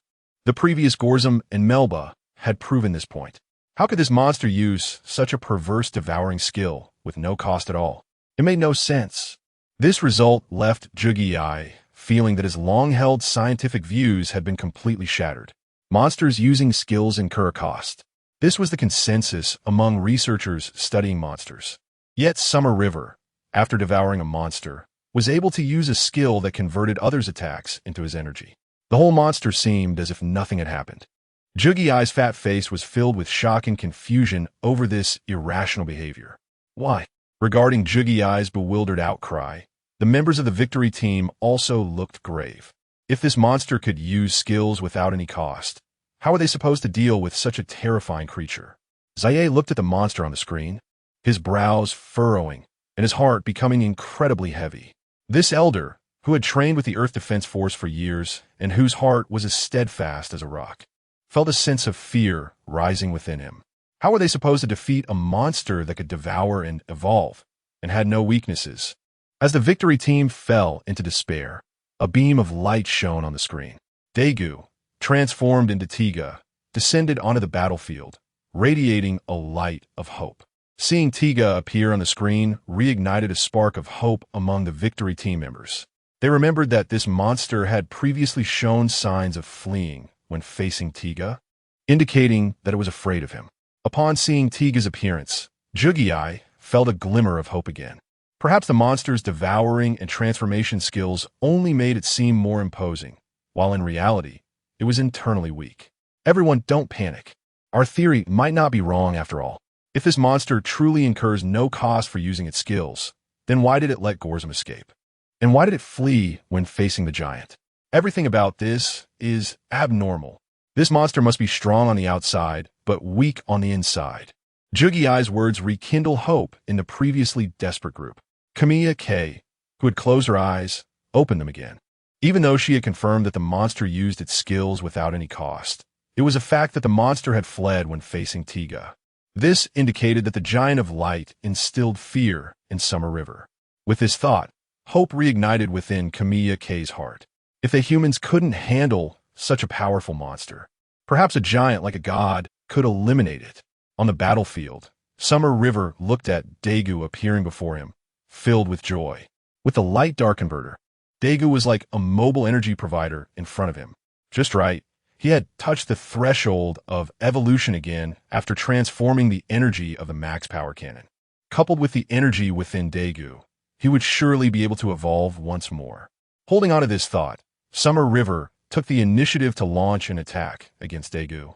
Zetton, with a low roar, energy gathered in Summer River's chest. In an instant, a massive fireball shot out from his chest like a sea of flames. Boom! The fireball, falling like a meteor, instantly engulfed Tiga. Under the barrage, Tiga was sent flying away in an instant. His massive form left a trail on the ground before he fell awkwardly. Watching the meteor-like fireball attack on the screen and the giant lying on the ground, a wave of despair spread in the command room. Chapter 10. Giants are just prey looking at the figure of Tiga lying helplessly on the ground. The members of the victory team were filled with shock. Nakagawa's strength had once again refreshed their understanding. How could this be possible? Did this monster really use its devouring ability without any cost? As a scientist, Joe was filled with doubts and unwillingness. According to the common understanding of TPC scientists, using powerful abilities would greatly consume a monster's energy. The energy consumption of this mysterious monster, combined with the transformation of the Max Cannon, should have been extraordinarily high. Therefore, this mysterious monster should logically be in a weakened state. According to data analysis, the giant and this mysterious monster were life forms of the same level. As beings of the same tier, the giant should easily crush a weakened mysterious monster. However, the reality was that the monster easily overwhelmed the giant. If the gap between the giant and the monster was so large, then why did the monster retreat last time? If this mysterious monster could devour other monsters without any cost, why did it let Golza go last time? Joe's questions were also shared by other members of the victory team. Watching the scene of Tiga's helplessness, Ijima's eyes were filled with confusion and unwillingness. She couldn't understand why such a perverse monster as Nakagawa existed in the world. Even the giant, whom she regarded as a deity, was so easily defeated by Nakagawa. The atmosphere of despair in the command room also affected Sawai. Looking at the screen in front of him, the seasoned elder, who had faced countless dangers without wavering, showed a confused expression. If the most advanced technology on Earth, the Max Cannon, combined with the resurrected giant from ancient times, could not pose a threat to Nakagawa, then who on Earth could stop him? What was the future of humanity? Similar to the emotions of the victory team members was the situation on the battlefield with Daisuke. Transforming into Tiga, he stood up awkwardly from the ground, looking at the figure before him that resembled a demon god, filled with confusion. Why? After using the devouring and transformation abilities, did he not become weaker, but instead stronger? If that were the case, why did he let Golza go initially? Daisuke had too many questions that needed answers. Naturally, Nakagawa would not kindly answer them. Watching Daisuke stand up again, Nakagawa let out a roar and swiftly approached Daisuke with his wings. The scythe in his hand emitted a dangerous glint under the sunlight. Facing the approaching Nakagawa, Daisuke took a deep breath and decided to fight with all his might. Based on the knowledge in his mind, Daisuke concentrated all his strength into his chest. Zaipe li aolai chibing, Daisuke shouted as he released the beam with both hands. This beam, which contained all his power, tore through the sky and rushed toward Nakagawa. If this attack failed, he would perish. Facing the beam unleashed with all Daisuke's strength, Nakagawa showed no sign of fear in his eyes. With the ability to transform, any energy that couldn't kill him in one hit would ultimately be converted into his power. Although the Zaipili AO light beam, which Daisuke had unleashed with all his strength, was powerful, it could not directly kill Nakagawa. A barrier of black mist formed in front of Nakagawa, blocking Daisuke's beam. Daisuke's Zaipili AO light beam, which had concentrated all his power, not only failed to harm Nakagawa, but was also entirely absorbed by him. How could this be? Seeing that his beam had caused no damage to Nakagawa, Daisuke let out an incredulous shout. Was the gap between them really this large? Just as Daisuke was astonished, Nakagawa's counterattack came. The energy he had absorbed, combined with Nakagawa's own power, gathered in his chest and formed a dazzling fireball. With a deafening roar, a powerful destructive fireball erupted from Nakagawa's chest, heading straight for Tiga. Boom! The fireball instantly penetrated the defensive barrier set up by Daisuke and struck him hard. Giant! Watching the scene of the destructive fireball hitting Tiga, Lena shouted anxiously. The members of the victory team beside her looked sorrowful, as if they could see the horrific sight when the fireball struck Tiga. However, what surprised everyone in the command room was that the fireball caused no damage to Tiga upon impact. What was going on? Shinjo looked at the image of Tiga being enveloped in flames, puzzled. The fireball, after hitting Tiga, did not harm him, but instead wrapped him entirely in flames. Enveloped by the flames, Tiga was astonished to find that his movements had slowed down immensely. Even just trying to move forward, he could only take a step forward, no matter how hard he tried. This was the petrification ability that Nakagawa had just obtained after devouring Kakuma. For the next few minutes, Tiga would be unable to make any movements. Watching the immobile Daisuke in front of him, Nakagawa's eyes gleamed with excitement. As the protagonist, Daisuke's light power must be incredibly pure. The dark energy transformed from such pure light energy would surely be very dense. It would allow Nakagawa to take a significant step forward on the path of evolution. Flapping his wings, Nakagawa quickly arrived in front of Daisuke and activated the devouring ability using the light-dark converter. Instantly, pure light energy from Tiga's timer flowed into Nakagawa's chest. Under the transformation of the light-dark converter, that pure light power transformed into incredibly pure dark energy within Nakagawa. As Nakagawa absorbed this dark energy, his body underwent a tremendous change. The black scales that had covered his surface began to emit a strange glow, and his massive body shrank further due to the influx of energy. As his body shrank, the black mist within Nakagawa boiled like lava, emanating an aura all over. Even though the members of the victory team watched from behind the screen, they couldn't help but feel fear in their hearts. This monster was absorbing the giant's energy to evolve, right? Sawai asked in a shocked tone while looking at the scene on the screen. After receiving a confirming answer, Sawai took a deep breath. He originally thought this mysterious monster could only devour its kind, but he never expected it could even devour giants. In other words, to this mysterious monster, giants were merely prey. The super ancient giants were prey, and their human technology could not inflict any harm on this monster. In this case, how should humanity face this crisis? What do they rely on? Looking at the monster on the screen that seemed to have crawled out of hell, Director Sawai thought of the Mars colonization plan mentioned by the Science Academy. Perhaps it was time to consider the seed plan. Chapter 11, Devouring Tiga. Evolving again on the battlefield, the light energy within Tiga surged into Nakagawa's body like a torrential storm under the converter's transformation. As Nakagawa inhaled, the timer on Tiga's chest continuously flashed red lights. In the end, Dagu could no longer maintain his giant form, and his body disintegrated into light particles in midair. With Dagu's disappearance, Nakagawa's evolution was fully completed. The scales on his skin transformed from solid black to a mix of light purple and black, giving him a mysterious and powerful aura. His insect-like head sprouted sharp horns, adding a touch of majesty to Nakagawa. More importantly, the flesh-colored wings evolved from devouring Melba, changed into transparent yellow wings similar to those of an insect, radiating dazzling light under the sun. In the sunlight, Nakagawa's massive body did not exude a sense of fear. Instead, it emanated a feeling of holiness and strength. This also meant that Nakagawa shed the beastly aspect of the monster and moved closer to a more powerful existence, like Jetton. Evolution. This is the evolution of life. How did he achieve this? As a scientist, Luluye let out a shocked exclamation. The others, not being scientists, could not comprehend the significance of this. Previously, Nakagawa's devouring evolution was about absorbing the superior genes of other beings to add to his own. It was a continuous accumulation of others' excellence.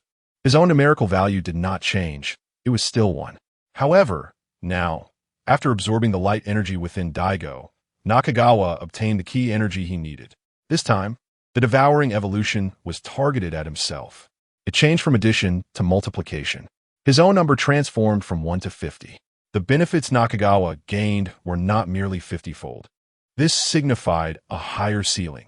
With the superior genes of others, he could not only enhance himself, but also optimize his original self. It was precisely because of such a significant change that Luluye was so shocked. Jetton. Nakagawa let out an excited roar. This time, devouring Dagu's light energy not only elevated his strength significantly, but also brought his life level closer to Jetton. One could say that absorbing Dagu's light energy was a greater enhancement then absorbing the energy from dozens of monsters.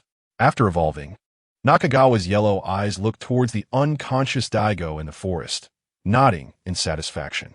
As expected of Tiga's strongest human form, this energy is pure enough. He left an energy barrier to ensure Daigo would not be harmed. With a flap of his wings, Nakagawa's massive body disappeared into the sky. Watching Nakagawa vanish into the horizon, Zetton turned to Juwei behind him and asked, "Juwei, you're the expert. Can you tell me how much this monster's power has increased after the recent evolution?" Hearing the director's inquiry, Juwei, who had just recovered from the shock, replied, "I can't quantify the exact data at the moment, but I can tell you this. That mysterious monster has just completed a life-level evolution. And a life-level evolution also means this monster has a higher ceiling." "You mean this monster will evolve to be even stronger than we imagined?" Zetton asked. Juwei nodded, but with a wry smile said, "Actually, there's been such experimentation in the human scientific community, and there have been successful cases. However, every successful case had severe side effects. But I just reviewed the data, and this monster's physical data appears very healthy. According to our previous experience, this monster's body and data performance are consistent." At this point, Juwei's eyes were filled with shock and jealousy. How could such a powerful monster be created on Earth? It possesses such formidable skills. The act of devouring others to evolve oneself, which would carry enormous costs for any other being. How could it be completed so effortlessly? Creator of this monster, how unfair you are. Hearing Juwei's words, the members of the victory team displayed expressions of shock and bitterness. Facing a monster like Nakagawa truly feels hopeless. At this moment, the computer genius Yase also completed the analysis of Nakagawa's post-evolution data and spoke up. According to the data, the monsters that did not complete their evolution are lower in every aspect compared to the giant. But after this evolution, whether in speed or strength, they completely surpassed the giant. Upon hearing Juwei and Yase's descriptions, the mood of everyone present became even heavier. They had no means to deal with the monsters before the evolution, and now the opponent was even stronger. How could they respond? In light of this news, Zetton's face revealed a heavy expression. Then he stood up and took a deep breath. "Captain Kirima, Commander Munakata, follow me to a meeting." Nakagawa's evolution once again caused a stir at TPC. Nighttime. The entire TPC base was brightly lit. In the conference room, TPC's higher-ups and heads from other divisions had been meeting from the afternoon until night. Everyone was putting forth their utmost efforts to propose solutions to the powerful monster that could evolve Nakagawa. These elite humans, when faced with Nakagawa, could not come up with any effective methods. There was nothing they could do. Nakagawa's existence was simply too monstrous. In the conference room, after discussing from the afternoon until evening, Kirima K rubbed his forehead, feeling exhausted. The fatigue was secondary. The main issue was the despair on a mental level. The various plans discussed in the meeting deepened Karima's understanding of Nakagawa. However, the more he learned, the more despair he felt. It seemed as if this monster truly had no weaknesses. Humanity was utterly helpless against it. How can we deal with this monster? Where's the hope for humanity's victory? A barrage of questions continuously assaulted the mind of this captain of the victory team, who had humanity's interests at heart. As despair gradually overwhelmed him, Karima's consciousness became increasingly blurred. Finally, when his mind completely sank into darkness, he found himself at a broken cliff. Looking down, he saw countless giant skeletons, and before him stood a white-haired woman gazing at him. It was the captain of the Ancient Universe Defense Team, Y-Ray. Seeing Y-Ray appear, Kirima immediately expressed his confusion. Where did this mysterious monster come from? Is a monster left behind by the ancient times? Why is it so powerful? Hearing Karima's questions, Y-Ray gently replied, "That monster called Jetton is different from Tiga. It is not a monster from ancient times, and I do not know how it came to be." Jetton, Tiga. Kirima immediately understood that these were the names of the monster and the giant.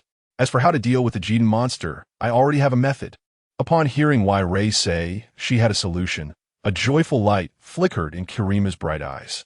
Chapter 12, Necessary Sacrifice.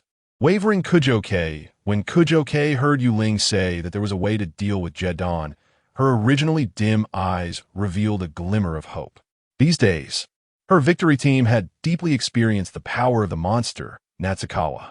The max power cannon, representing the pinnacle of human technology, was ineffective. Even the giant she revered as a god was powerless.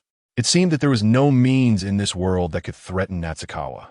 Just as Kyouka was in despair, Yuling suddenly appeared and told her there was a way to deal with Natsukawa. At that moment, this strong-willed woman, who would never back down in the face of life and death, was almost moved to tears with joy. Finally, humanity finally saw a glimmer of hope. What was the method? Tell me quickly. Kyouka anxiously pressed for answers. In response to her questioning, Yuling's ethereal voice echoed in the peculiar space. In the ultra-ancient times, the Dark Quartet, led by Tiga, ruled the entire world, plunging it into darkness. As she spoke, Yuling looked down at the broken giant statue, seemingly recalling that dark time in her mind. Kyouka, as a descendant of Yuling, also sensed that scene and saw the Dark Trio, led by Dark Tiga, rampaging in the ultra-ancient period. At that time, the light giants led by Yuling protected humanity, which hid and scurried like rats underground. Dark Tiga. Kyouka looked at the image of the dark giant that brought infinite fear, thinking about what Tiga looked like now. She could hardly believe that this was an Ultraman. Is that Tiga? How did he become like that? Kyouka looked at the powerful Dark Ultraman in the image, comparing it to her memories of Tiga, revealing a shocked expression. She never expected Tiga to have such a side. In response to Kyouka's surprise, Yuling maintained her calm expression, and her ethereal voice resonated again. Later, through my sacrifice, Tiga transformed from darkness into light, and we, the light giants under Tiga's leadership, ended the dark era, leading ultra-ancient civilization into prosperity. Accompanied by Yuling's narration, Kyouka saw scenes of Tiga transforming into the light giant and attacking the dark giants. The more she watched, the more confused she became. From Tiga's performance in the image, it was clear that Tiga was very powerful. Based on the strength of the ultra-ancient period, whether in the light or dark era, Tiga could easily handle Natsukawa. However, the reality was that Tiga was easily beaten by Natsukawa. What happened in between? Seeing Kyouka's confusion, Yuling slowly spoke. The current Tiga is both light and humanity. And Jetton is the same. He is just a person chosen by darkness. The information Yuling provided was too much, leaving Kyouka in shock. But soon, Kyouka grasped the key point. What you said has to do with Jetton. In the ultra-ancient times, if a human transformed into a Dark Ultraman, they will be affected by dark power. If their will is not strong, they will be completely controlled by dark forces. It is also because of the influence of dark power that dark giants and monsters are so brutal. Hearing Yuling's words and recalling her earlier statement that Jetton and Tiga were the same, Kyouka immediately realized something.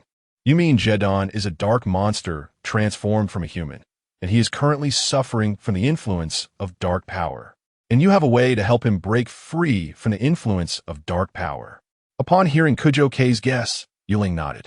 I can help the person who transformed into Jetton break free from the influence of dark power.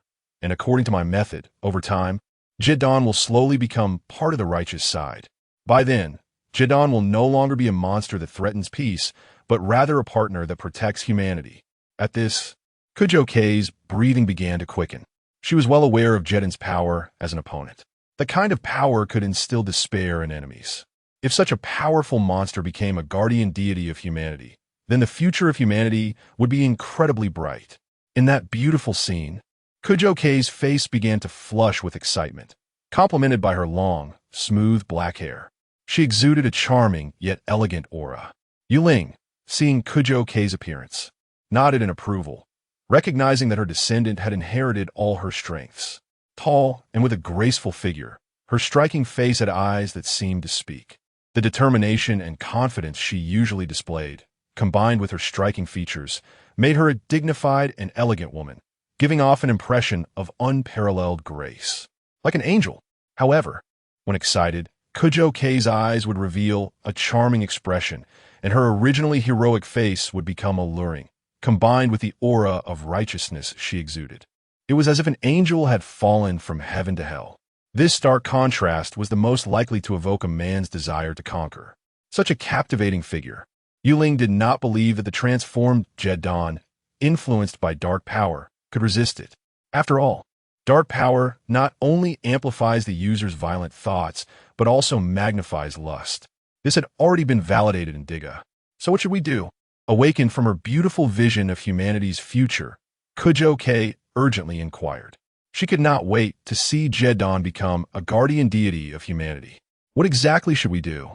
It's not about looking at me, but looking at you, my descendant. Hearing Yuling's words, Kyouka was somewhat confused. What did this have to do with her? My physical constitution can help users of dark power break free from its influence, but the method is a bit special. At this point, a particular image emerged in Kyouka's mind. It was about Yuling and Tiga. Although she could not see Tiga's human form, she saw Yuling's face. It was a completely different existence from the current Yuling, one that made her feel shy. Looking at Yuling's excited face in that image, Kyouka's originally excited expression began to pale. Although her husband had passed away long ago, her feelings for him were incredibly sincere. How could she betray her deceased husband by doing such a thing? Thinking of this, Kyouka instinctively shook her head. Seeing Kyouka shake her head, Yuling's tone remained flat. Then I have no other way. After saying this, the surrounding scene began to blur. Watching the blurring scene, Kyouka anxiously tried to say something. However, when she opened her eyes again, she found herself back in the TPC conference room. Looking at Kyouka, who suddenly stood up, the experts discussing the issues all turned their attention to this captain of the victory team. Chapter 13. The Awakening of Kyouka Izuka. Zawai looked at Kyouka Izuka, who suddenly stood up and posed a question. Captain Izuka, do you have any opinions on naming the monster and the giant? Or do you have any ideas? Hearing Zawai's words, Kyouka Izuka realized she had returned to the real world. Years of battle experience kept her calm, and after listening to Zawai's question, she spoke up. I think the name should be Jetton because this monster often roars out the sound of Jetton, and the giant's name is Tiga. This is what we deciphered from the research on ancient information. Upon hearing Kyouka's words, Munakata beside her looked a bit puzzled. When did the victory team research the giant's name? However, despite her confusion, Munakata did not voice any opposition. After all, the information might have been reported directly to the captain. Jetton and Tiga. Zawai thought for a moment and then nodded. Yes. The names of the monster and the giant will be Jetton and Tiga. Hearing that Director Zawai had said so, the others naturally had no objections. It's just a name. It doesn't matter what it's called. There is no need to oppose the director's decision on this matter. After naming, Kyouka Izuka sat back down, and the meeting continued to discuss how to deal with the powerful monster, Jetton. With complicated feelings, Kyouka began to focus on the meeting's content. However, by the end of the meeting, she had not heard any effective methods. Humanity truly had no way to deal with the monster Jetton. Was there only that method? Kyouka thought unwillingly. Just as she was preparing to leave the meeting room with complex emotions, Zawai called her to the office. Director Zawai, you called for me. Looking at Kyouka, who entered the room with a pale face, Zawai expressed concern. Kyouka, you don't look so good. I know the situation has been tough lately, but you need to take care of yourself. You can't collapse now. And remember, Miura Chihiro asked me to take good care of you. You have to look after yourself. Hearing her husband's name made Kyouka's face even paler, and she awkwardly changed the subject. Did Director Zawai call me for something? Upon hearing Kyouka's question, Zawai's expression became serious. You just listened to the high-level meeting. You understand the current situation. Humanity has no way to deal with that monster, Jetton. Zawai's expression turned bitter. TPC has gathered the world's top elites, and this group representing humanity's genes truly has no way to deal with Jetton. It's a disgrace. How could such a powerful monster appear in this world? At Zawai's words, Kyouka's emotions became even more complicated, her rationality and emotions tangled in her mind. Zawai, with a bitter expression, continued. In the afternoon, the plan to emigrate to outer space has made breakthrough progress. We at TPC can now start sending immigrants to space. As the captain of the victory team, Kyouka had heard about this, but she didn't understand how it related to the monster. Wait. Then, seeing Zawai's bitter expression, Kyouka seemed to understand something. You mean when necessary, We need to escape to outer space. Zawai nodded at Kimika's guess and said with a bitter smile, yes. Given the current situation, this is our best option. We can't deal with Jetton now, and as time passes, Jetton will evolve and become even stronger. Sooner or later, the entire Earth will be shrouded in Jetton's shadow. Under the rule of the monster, Zawai has already seen the tragic scene of that time. Therefore, for the future of humanity, they must go to outer space to seek hope. According to my understanding, we can only send 10,000 people to outer space within a month. Even if the monster gives us 10 or 100 years, we can't send many people.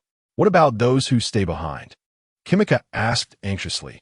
Facing Kimika's inquiry, Zawai could only smile bitterly and replied, do we have any other options? Hearing Zawai's rhetorical question, Kimika fell silent. Right? What other options do we have? There are no options left.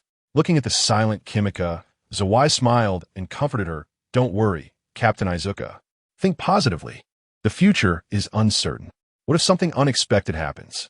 Perhaps some divine being will help us humans eliminate Jetton, like Tiga, or maybe Jetton will evolve to a certain extent and voluntarily leave our Earth.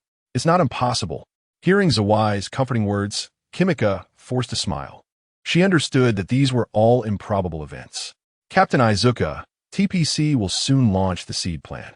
Before that, as the Earth's defense force, the victory team, please help us buy as much time as possible. Kimika returned to her room at TPC, her mind constantly replaying Director Zawai's words. Only able to send a little over 10,000 people to outer space each month. With such a small number of people, what difference would it make even after 100 years? The remaining billions of humanity would have to live under Jetton's rule. Thinking of why Ray and what she had said, those transformable beings influenced by dark forces would become increasingly brutal if not changed by external forces. How tragic would the human experience be living under a brutal monster? Kimika could hardly imagine. At that moment, she looked at the photo on her desk.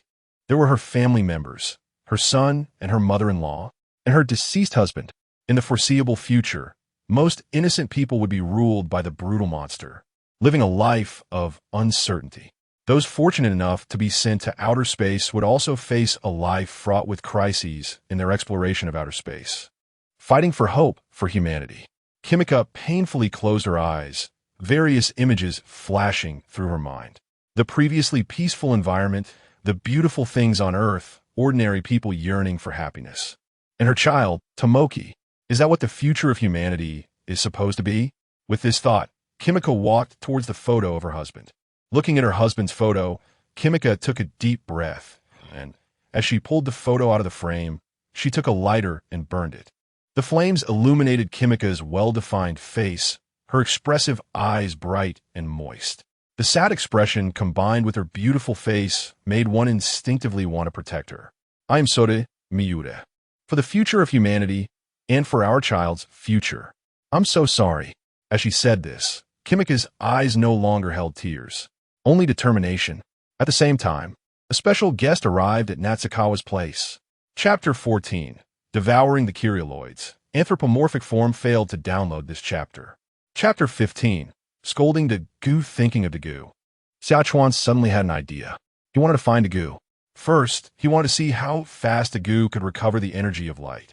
After determining the recovery speed, he could calculate the time to find Dagu and absorb light energy.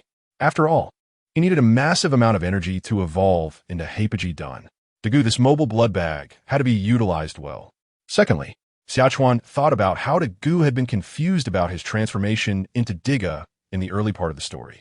Now, with Xia Chuan as a powerful enemy, Dagu had received a painful blow. When he knocked Dagu unconscious, he sensed a strong energy of despair within him. It was this despair that ultimately allowed Xia Chuan to complete his evolutionary leap in life. However, this also made Xia Chuan feel uneasy. Dagu was already confused about his transformation into Tiga, and now, under Xia Chuan's assault, he was completely in despair. In such a situation, if Dagu lost hope and gave up, what would happen? Dagu, this mobile blood bag, must not stop working before he evolved into Jetton. He needed to check on Dagu's mental state.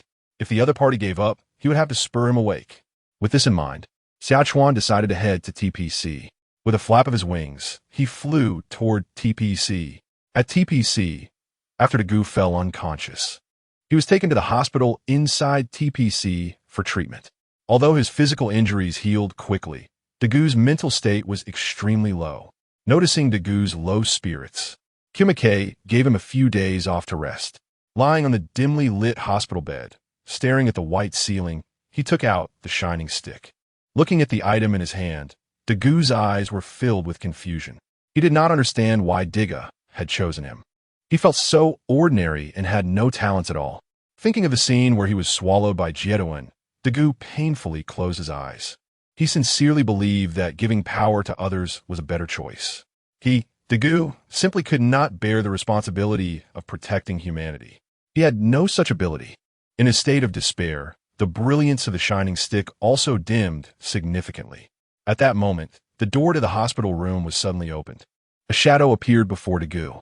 Jetton, seeing the monster that suddenly appeared, Dagu immediately became tense, instinctively wanting to fight back. The scene of being swallowed and beaten by the other party resurfaced in his mind. That feeling of despair surged back to his heart. With that thought, Dagu stopped his movements. Forget it. No matter how hard he tried, he would never be able to defeat the other side. It was better to not resist. If he died, Tiga could choose someone else. Let someone more capable use this power to protect the world. Perhaps that was a better choice. Earlier, Xia Chuan had been observing Dagu outside the door for a while. He noticed that Dagu was surrounded by a thick aura of despair. And the dim light of the shining stick also alerted Xia Chuan that his suspicions were likely true. After realizing this fact, Xia Chuan became anxious. This couldn't go on. How could Dagu give up? If the other party gave up, how would he gather energy to evolve in a Hapagi done? Therefore, Xia Chuan chose to go straight in, wanting to stimulate Dagu. However, after he entered, Dagu directly lay flat, and the despair energy within him became even heavier. Seeing the scene, Xia Chuan knew he had to take action. He needed to awaken Dagu's fighting spirit again. Fortunately, Xia Chuan had prepared before coming. Now it was time to give Dagu a strong dose of motivation. Without wasting any words, Xia Chuan dragged Dagu directly to an empty underground room in TPC. Just as Xia Chuan was pulling Dagu towards the basement, Kyouka, alerted by the ghost, was also hurrying to the underground room. Upon arriving at the empty basement, Xia Chuan threw Dagu hard onto the ground. Dagu, who was thrown to the ground, let out a painful wail. Watching Dagu cry out in pain, Xia Chuan began his performance. I finally meet you, Dagu, chosen by the light. Xia Chuan's deep, hoarse voice echoed in the basement. Hearing Xia Chuan's words, Dagu struggled to raise his head to look at him. Seeing Dagu react, Xia Chuan understood there was still hope. If he didn't respond at all, that would be a problem. Do you know how jealous I am of you? We are both human. So why are you the one chosen by the light, while I am chosen by darkness? You walk in the light, while I can only hide in the darkness. Xia Chuan said these words to inform Dagu that they started from the same point. One was darkness, and the other was light. This was meant to plant a thought in Dagu's heart. He and Xia Chuan had the same potential. Xia Chuan was currently stronger than Dagu, but that was only temporary. In the future, Dagu still had the hope of catching up. Upon hearing Xia Chuan's words, Dagu's eyes showed a shocked expression. He never expected that the monster Jetton, who had previously beaten him, was once human like him. At that moment, Kyouka also arrived at the underground room and began to listen to Xia Chuan's conversation with Dagu. Seeing Dagu's shocked expression, Xia Chuan nodded in satisfaction. It seemed to be effective.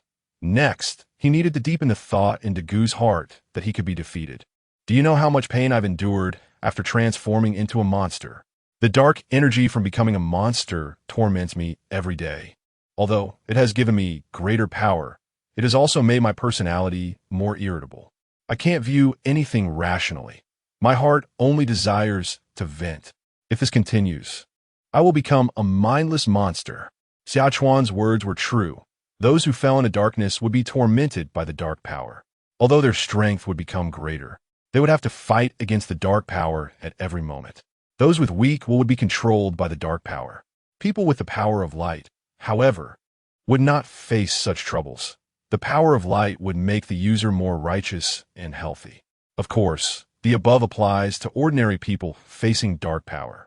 Xia Chuan was someone with a system. He was invincible. These negative effects had no impact on him.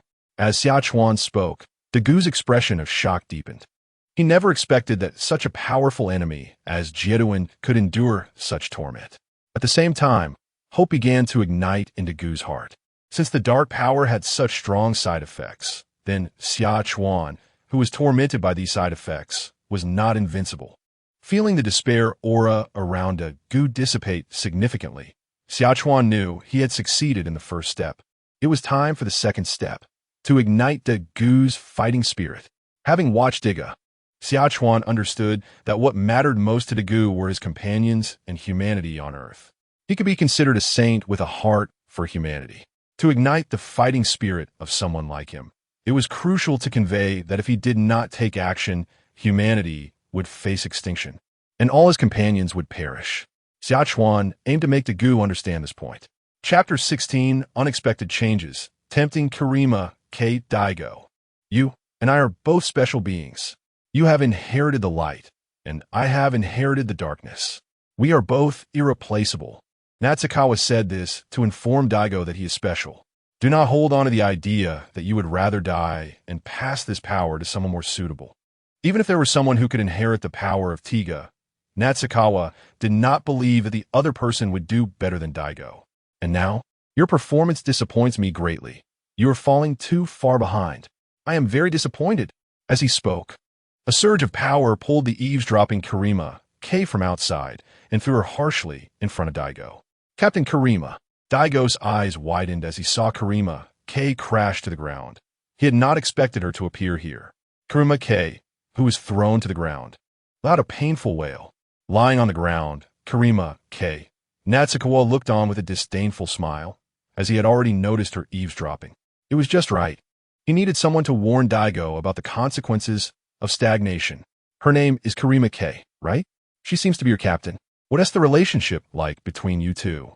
With a cruel smile, Natsukawa reached out his hand. A surge of power lifted Kirima K up. As Natsukawa withdrew his hand, Kirima K's face began to show signs of pain. Captain Kirima. Watching his beloved captain suffer, Daigo felt a surge of power within him. He struggled to stand up and launched an attack at Natsukawa. However, all of this was futile.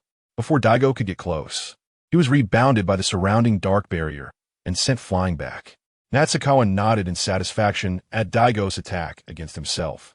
It could be said that Daigo now possessed fighting spirit.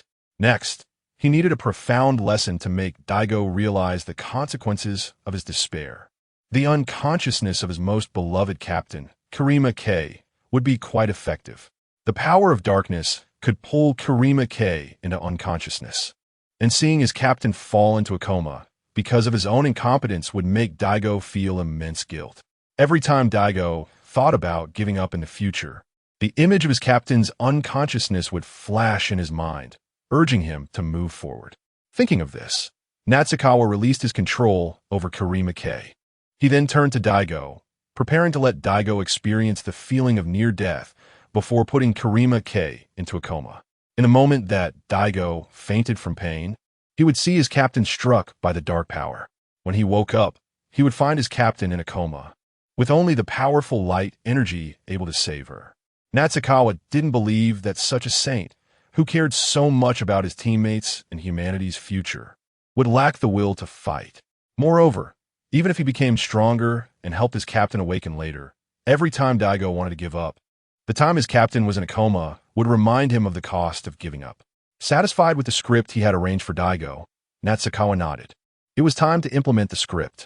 However, just as Natsukawa approached Daigo to complete the script, Kirima K, who had just been released by him, stepped in front of Daigo. Kirima K stood in front of Daigo with her arms outstretched, perfectly showcasing her impressive figure, her piercing and determined eyes filled with resolve. For the future of humanity, she was ready to make sacrifices. Natsukawa's gaze lingered on Kirima K for a few seconds, then he reached out his hand, preparing to throw her aside. It wasn't her time to take the stage yet. Don't steal the spotlight. But just as he was about to act, Kirima K's words made Natsukawa pause. Let Daigo go, and I can help you deal with the side effects of the dark power you possess. Looking at Kirima K's resolute face, Natsukawa displayed a look of confusion. Kirima K could do such a thing? This was not mentioned in the script. However, although he was merely puzzled, Natsukawa quickly raised his hand again. Whatever. It had nothing to do with him. With the system in place, he never had to worry about the side effects of the dark power. As he extended his hand, Daigo's body was lifted into the air, and a powerful force began to grip his throat.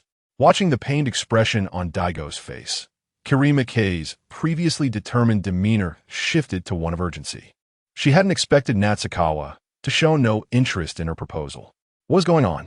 Was he not afraid of the dark side effects? Are you not afraid of the side effects of the dark power? Just let Daigo go now, and I can use my body to help you eliminate the dark side effects. Hearing the word body, the indifferent Natsukawa became interested. He wanted to see if what she meant was what he thought. Loosening his grip on Daigo slightly, Natsukawa turned his attention to Kirima K. Body? Please elaborate. Seeing that Natsukawa had stopped his actions, Kirima K was somewhat surprised. Initially, she had given up hope when Natsukawa showed no interest in removing the dark side effects. Yet she didn't expect that upon hearing her mention of her body, Natsukawa would become interested. It seemed that her body was even more appealing to this monster, Jetton, than eliminating the dark negative energy. To confirm her thoughts, Kirima K mimicked the expression she saw in the previous scene and struck a seductive pose. If you let Daigo go and promise not to harm humanity in the future, I will use my body to help you eliminate the side effects of the dark energy. Natsukawa looked at Kirima K in front of him, his eyes lighting up.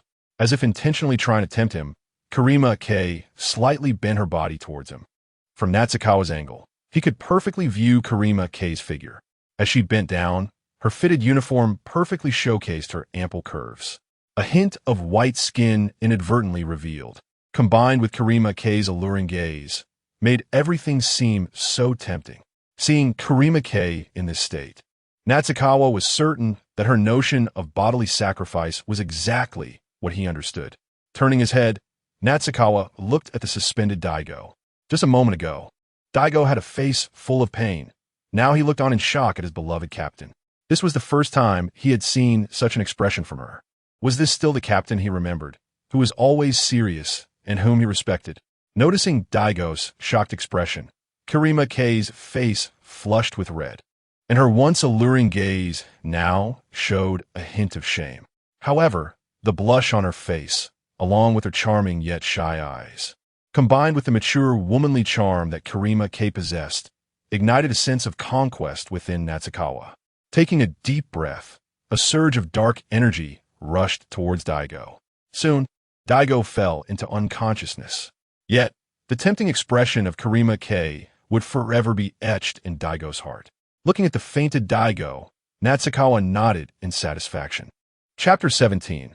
The sacrifice of Yuruma K. Daigo is not a fool. Seeing this scene, he must have understood the price Yuruma K paid to save him. To let his beloved captain sacrifice her body to rescue him is a motivation that is no less than being in a coma. I believe Daigo will be filled with fighting spirit afterwards. After dealing with Daigo, Nakagawa approached Yuruma K.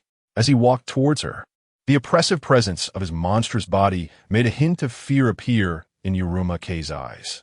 But she quickly recalled the mission she bore on her shoulders, and her gaze became resolute again. To protect humanity, all her sacrifices are worth it.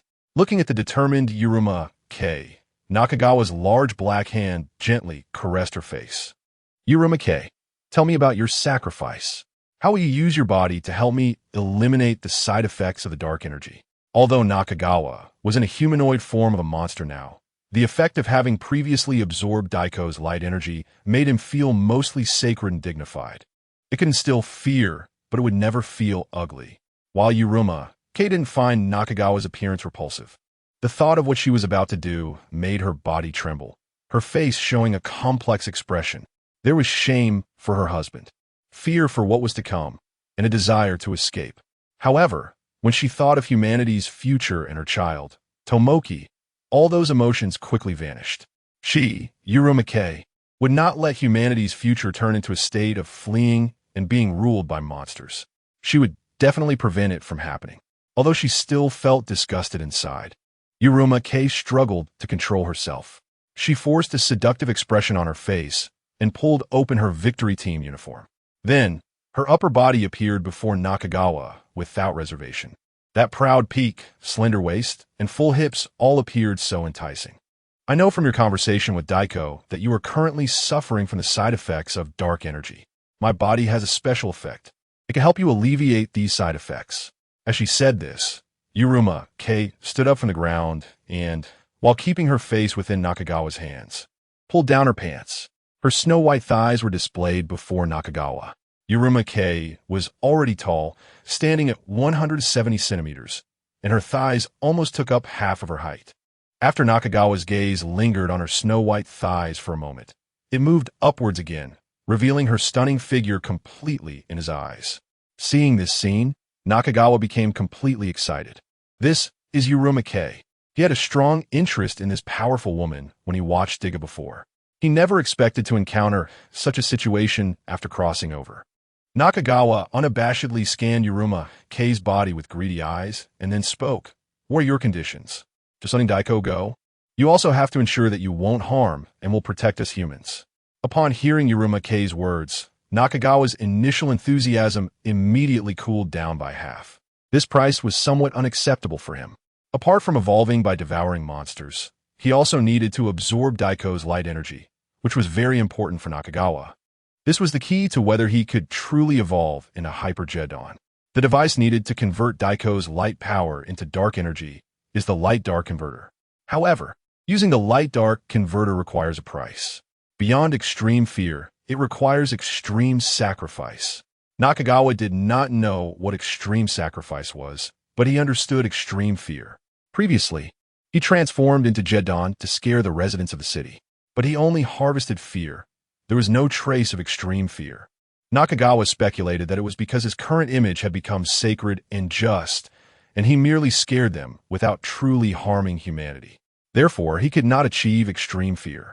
This also led to Nakagawa not being a bloodthirsty individual, but for his evolution to obtain extreme fear, he would bring disasters to the city in the future. Although this would cause many casualties, there was no other way. Nakagawa could avoid harming the public without compromising his own interests. But if it compromised his interests, then sorry. Nakagawa would not allow anyone to obstruct his path to evolution. So, to prevent Nakagawa from harming the public, he must find extreme sacrifice. Unfortunately, Nakagawa had no clue right now. Captain Yuruma, are you joking? I'm a monster. Nakagawa's cold words made Yuruma Kei's heart chill as well. What made Yuruma Kei feel even colder was that Nakagawa withdrew his hand. The fiery look in his eyes disappeared. Yuruma Kei's face showed an anxious expression. If Nakagawa did not agree to this condition, then humanity's future, in Yuruma Kei's view. A Nakagawa who plunged into darkness would likely be controlled by dark powers and would also be influenced by them. A significant example was that Nakagawa had now abandoned his desire for beauty due to his wish to harm humanity. This meant that the beastly nature within Nakagawa was overpowering his humanity. Nakagawa was a monster filled with evolutionary potential. What would happen if a monster with evolutionary potential and a mad desire for destruction remained on Earth? Humanity's tragic future was almost predetermined. At that moment, Yuruma Kei recalled the future described to her by Sawai. Whether it was struggling to survive as a spark in space or staying on Earth under the rule of Nakagawa controlled by dark powers, neither outcome was what Yuruma Kei wanted to see. At that moment, Yuruma Kei thought of her child, the fruit of her love with her partner. Besides humanity's future, her child Tomoki weighed the most in her heart. According to her predictions of a tragic future, her child's fate would also be dire. Now, both things she valued were in crisis, which made Yuruma Kei extremely anxious. With a desperate expression, Yuruma Kei took the initiative to pounce in front of Nakagawa, her soft touch continuously pressing against him. With an incredibly seductive tone and expression, she looked at Nakagawa and said, "Lord Jetton, as long as you agree to my conditions, I will do whatever you want. I will do my best to please you." The soft sensation from her body, along with Yuruma Kei's seductive expression and tone, made Nakagawa waver a bit. Sensing the hesitation in Nakagawa's eyes, Yuruma Kei gritted her teeth and directly began to take action. Although Nakagawa's humanoid form retained his monstrous appearance, he still had male characteristics. When she touched that part, Yuruma K hesitated for a moment but quickly made up her mind and began to stroke it. As Yuruma K resolved herself, the light-dark converter responded. It informed Nakagawa that it had absorbed the emotions of extreme sacrifice. Chapter 18. The satisfying intermediary Hui. Hearing the system prompt, Xia Chuan finally understood what the so-called ultimate sacrifice emotion was. It was something he should have thought of earlier. The ultimate fear is the emotion humans feel in the face of death. And the ultimate sacrifice naturally involves humans holding onto a certain belief and being willing to give everything.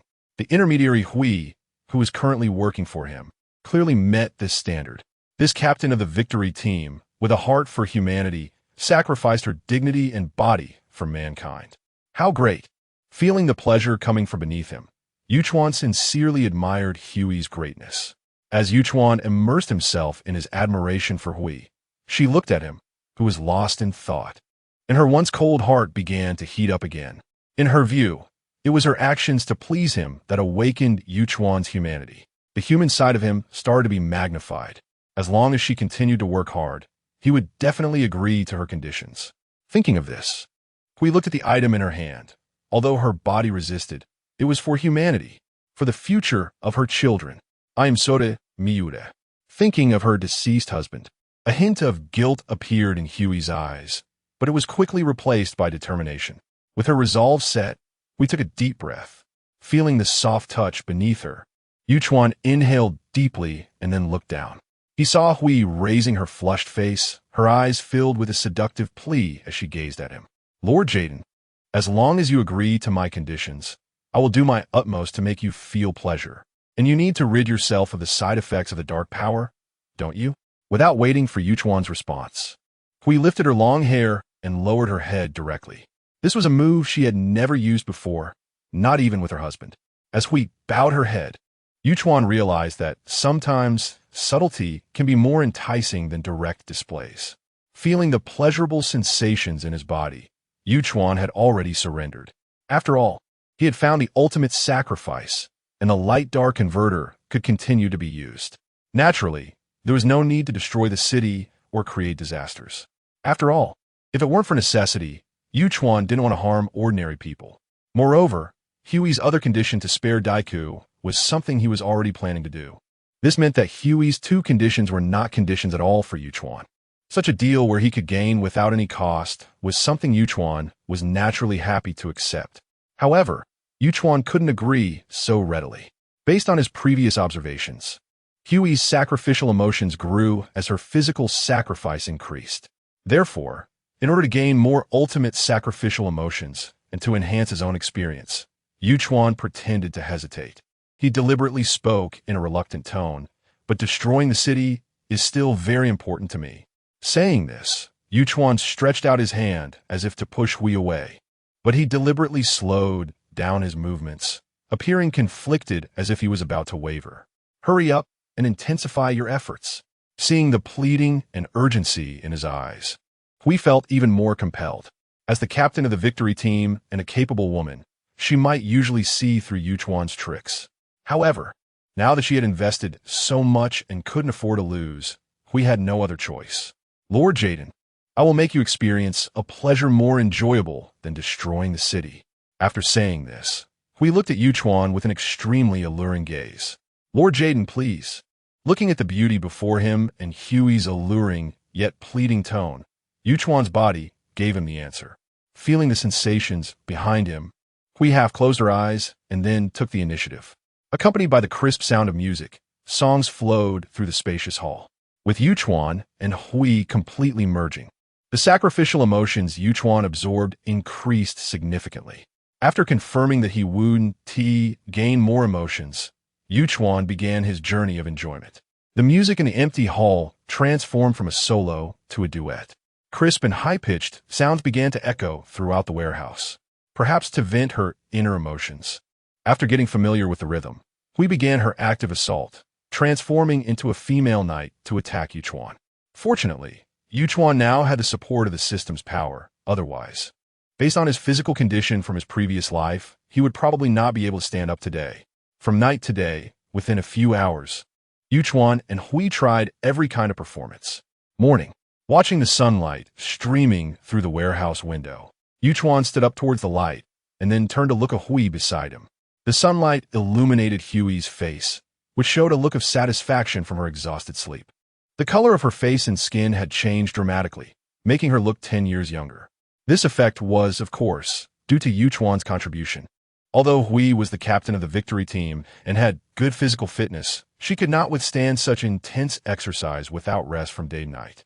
After receiving Xia Chuan's gift, the higher dimensional existence had greatly benefited her. Just this one night not only improved Hui's physical condition, but also eliminated all the toxic substances in her body. This was why Hui's complexion and skin had improved. It could be said that if this continued a few more times, Hui's body could truly return to her youth. Physiologically speaking, being with Xia Chuan brought only benefits and no drawbacks. Captain Hui, it's time to wake up. The sun is out. Don't sleep anymore. Xia Chuan gently shook Hui's shoulder, trying to wake her. As Xia Chuan shook her, Hui's beauty was also revealed. However, seeing this tempting scene, Xia Chuan was completely unmoved. Amiba, in his sage mode, he was free of distractions. He felt nothing at all. Wake up, Captain Hui. Don't sleep, get up quickly. Hui, still dreaming, slowly opened her eyes upon feeling the call. In the vast hall with Xia Chuan beside her, Hui initially didn't react. After a whole night of battle, her mind was a bit hazy, and she subconsciously began to recall what happened last night. At first, it seemed like she had experienced a humiliating nightmare, but everything changed in the second half. For nearly 10 years since her husband's death, Hui had forced herself to focus on work. On one hand, she truly wanted to contribute to humanity. On the other hand, she just wanted to forget the days without her husband's company.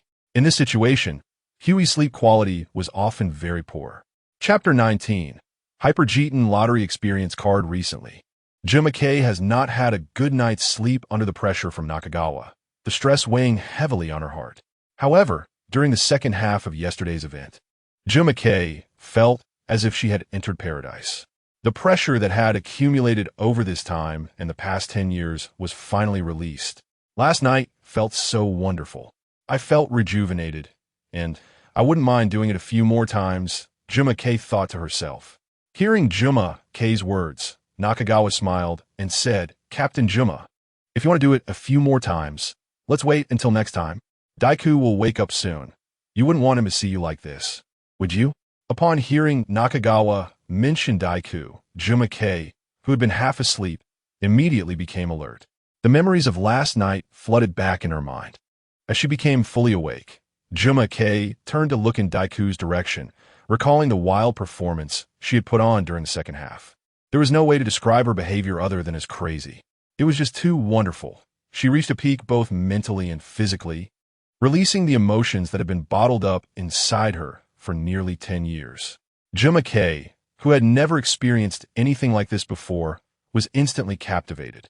Sitting up straight, Jima suddenly realized what she had just said, and her expression turned to disbelief. How could she have said such shameless things? However, these feelings quickly passed through her mind. Confirming that Dagu had not woken up, Jima immediately focused her gaze on Nakagawa. She had put in so much effort last night, and she needed to hear Nakagawa confirm it in person. Her efforts had to be worth it. Lord Jetton, about what you promised yesterday. Hearing Jima's cautious voice, Nakagawa understood her concerns and immediately made a commitment. Don't worry, I won't go back on my word. I'll let Dagu off this time, but next time it will depend on his abilities. And as for the humans in this city, I promise I won't harm them unless necessary. The way Nakagawa was looking at Jima made his intentions clear. Jima nodded, indicating she understood. Seeing her nod, Nakagawa's figure flickered and vanished in an instant. When he reappeared, his enormous form was hidden among the clouds. System. Draw all 6 of my random lottery tickets, Nakagawa said as he looked at the light screen in front of him. The event of last night with Jima made him feel that his luck should be quite good. After all, he had initially just wanted to motivate Dagu, but unexpectedly resolved the energy source for the light and darkness processor and gained Jima as an unexpected benefit. With such incredible luck, Nakagawa had to try his hand at the lottery. As Nakagawa spoke, The lottery wheel on the light screen began to spin. Lottery started. Congratulations, host! You have drawn a Jetton experience card. With the system's prompt, a purple card appeared in Nakagawa's system warehouse. Wow! Jetton experience card. Nakagawa's heart soared with joy. He knew his luck was extraordinary today. He had drawn something that was currently most useful to him. For Nakagawa, the most important thing right now was to absorb dark energy. To evolve, he needed stronger dark or light energy. Given the current situation with Tiga and the monsters on Earth, it was becoming increasingly difficult to satisfy Nakagawa's appetite. Therefore, he set his sights on the ruins of Luluye, which contained vast amounts of dark and light energy, perfectly matching his requirements. Unfortunately, that place was too dangerous. Nakagawa had only been operating on the outskirts. After all, he could take his time with absorption. There's only one life to live. So, previously, Nakagawa had decided to play it safe and find something that could at least ensure his survival before heading to Luluye. Now that the Jetton experience card had appeared, he had a reliable backup plan, even if he accidentally caused the revival of the Dark Three Giants and Gatanjyer. Possessing the Jetton experience card would allow him to protect himself and even swallow them. Thinking of this, Nakagawa looked contentedly at the card in his hand. With it, he could start planning to enter the ruins of Luluye. Filled with excitement, Nakagawa placed the experience card into the system space and began the next lottery draw. With such a great start, he believed the next draw would be just as good. Lottery started. Congratulations, host! You have drawn a large villa in central Tokyo. As the system's prompt sounded, a property certificate appeared in Nakagawa's system space. This certificate allowed Nakagawa to claim a large villa in Tokyo. What? A property certificate? Nakagawa looked at the property certificate in his system space, completely puzzled. Can property certificates even be drawn? The random lottery is way too random. Besides, why would a monster need a house? Just as he was complaining, Nakagawa suddenly thought of Jumake.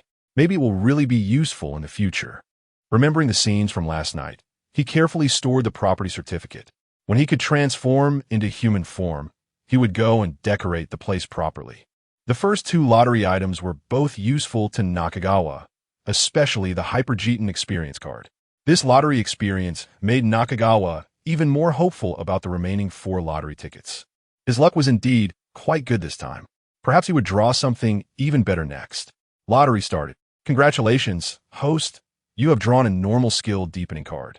With the system's prompt, the effects of the card flooded into Nakagawa's mind. This card could enhance one of Nakagawa's normal skills. Initially, Nakagawa was quite excited, thinking his absorption skill would evolve.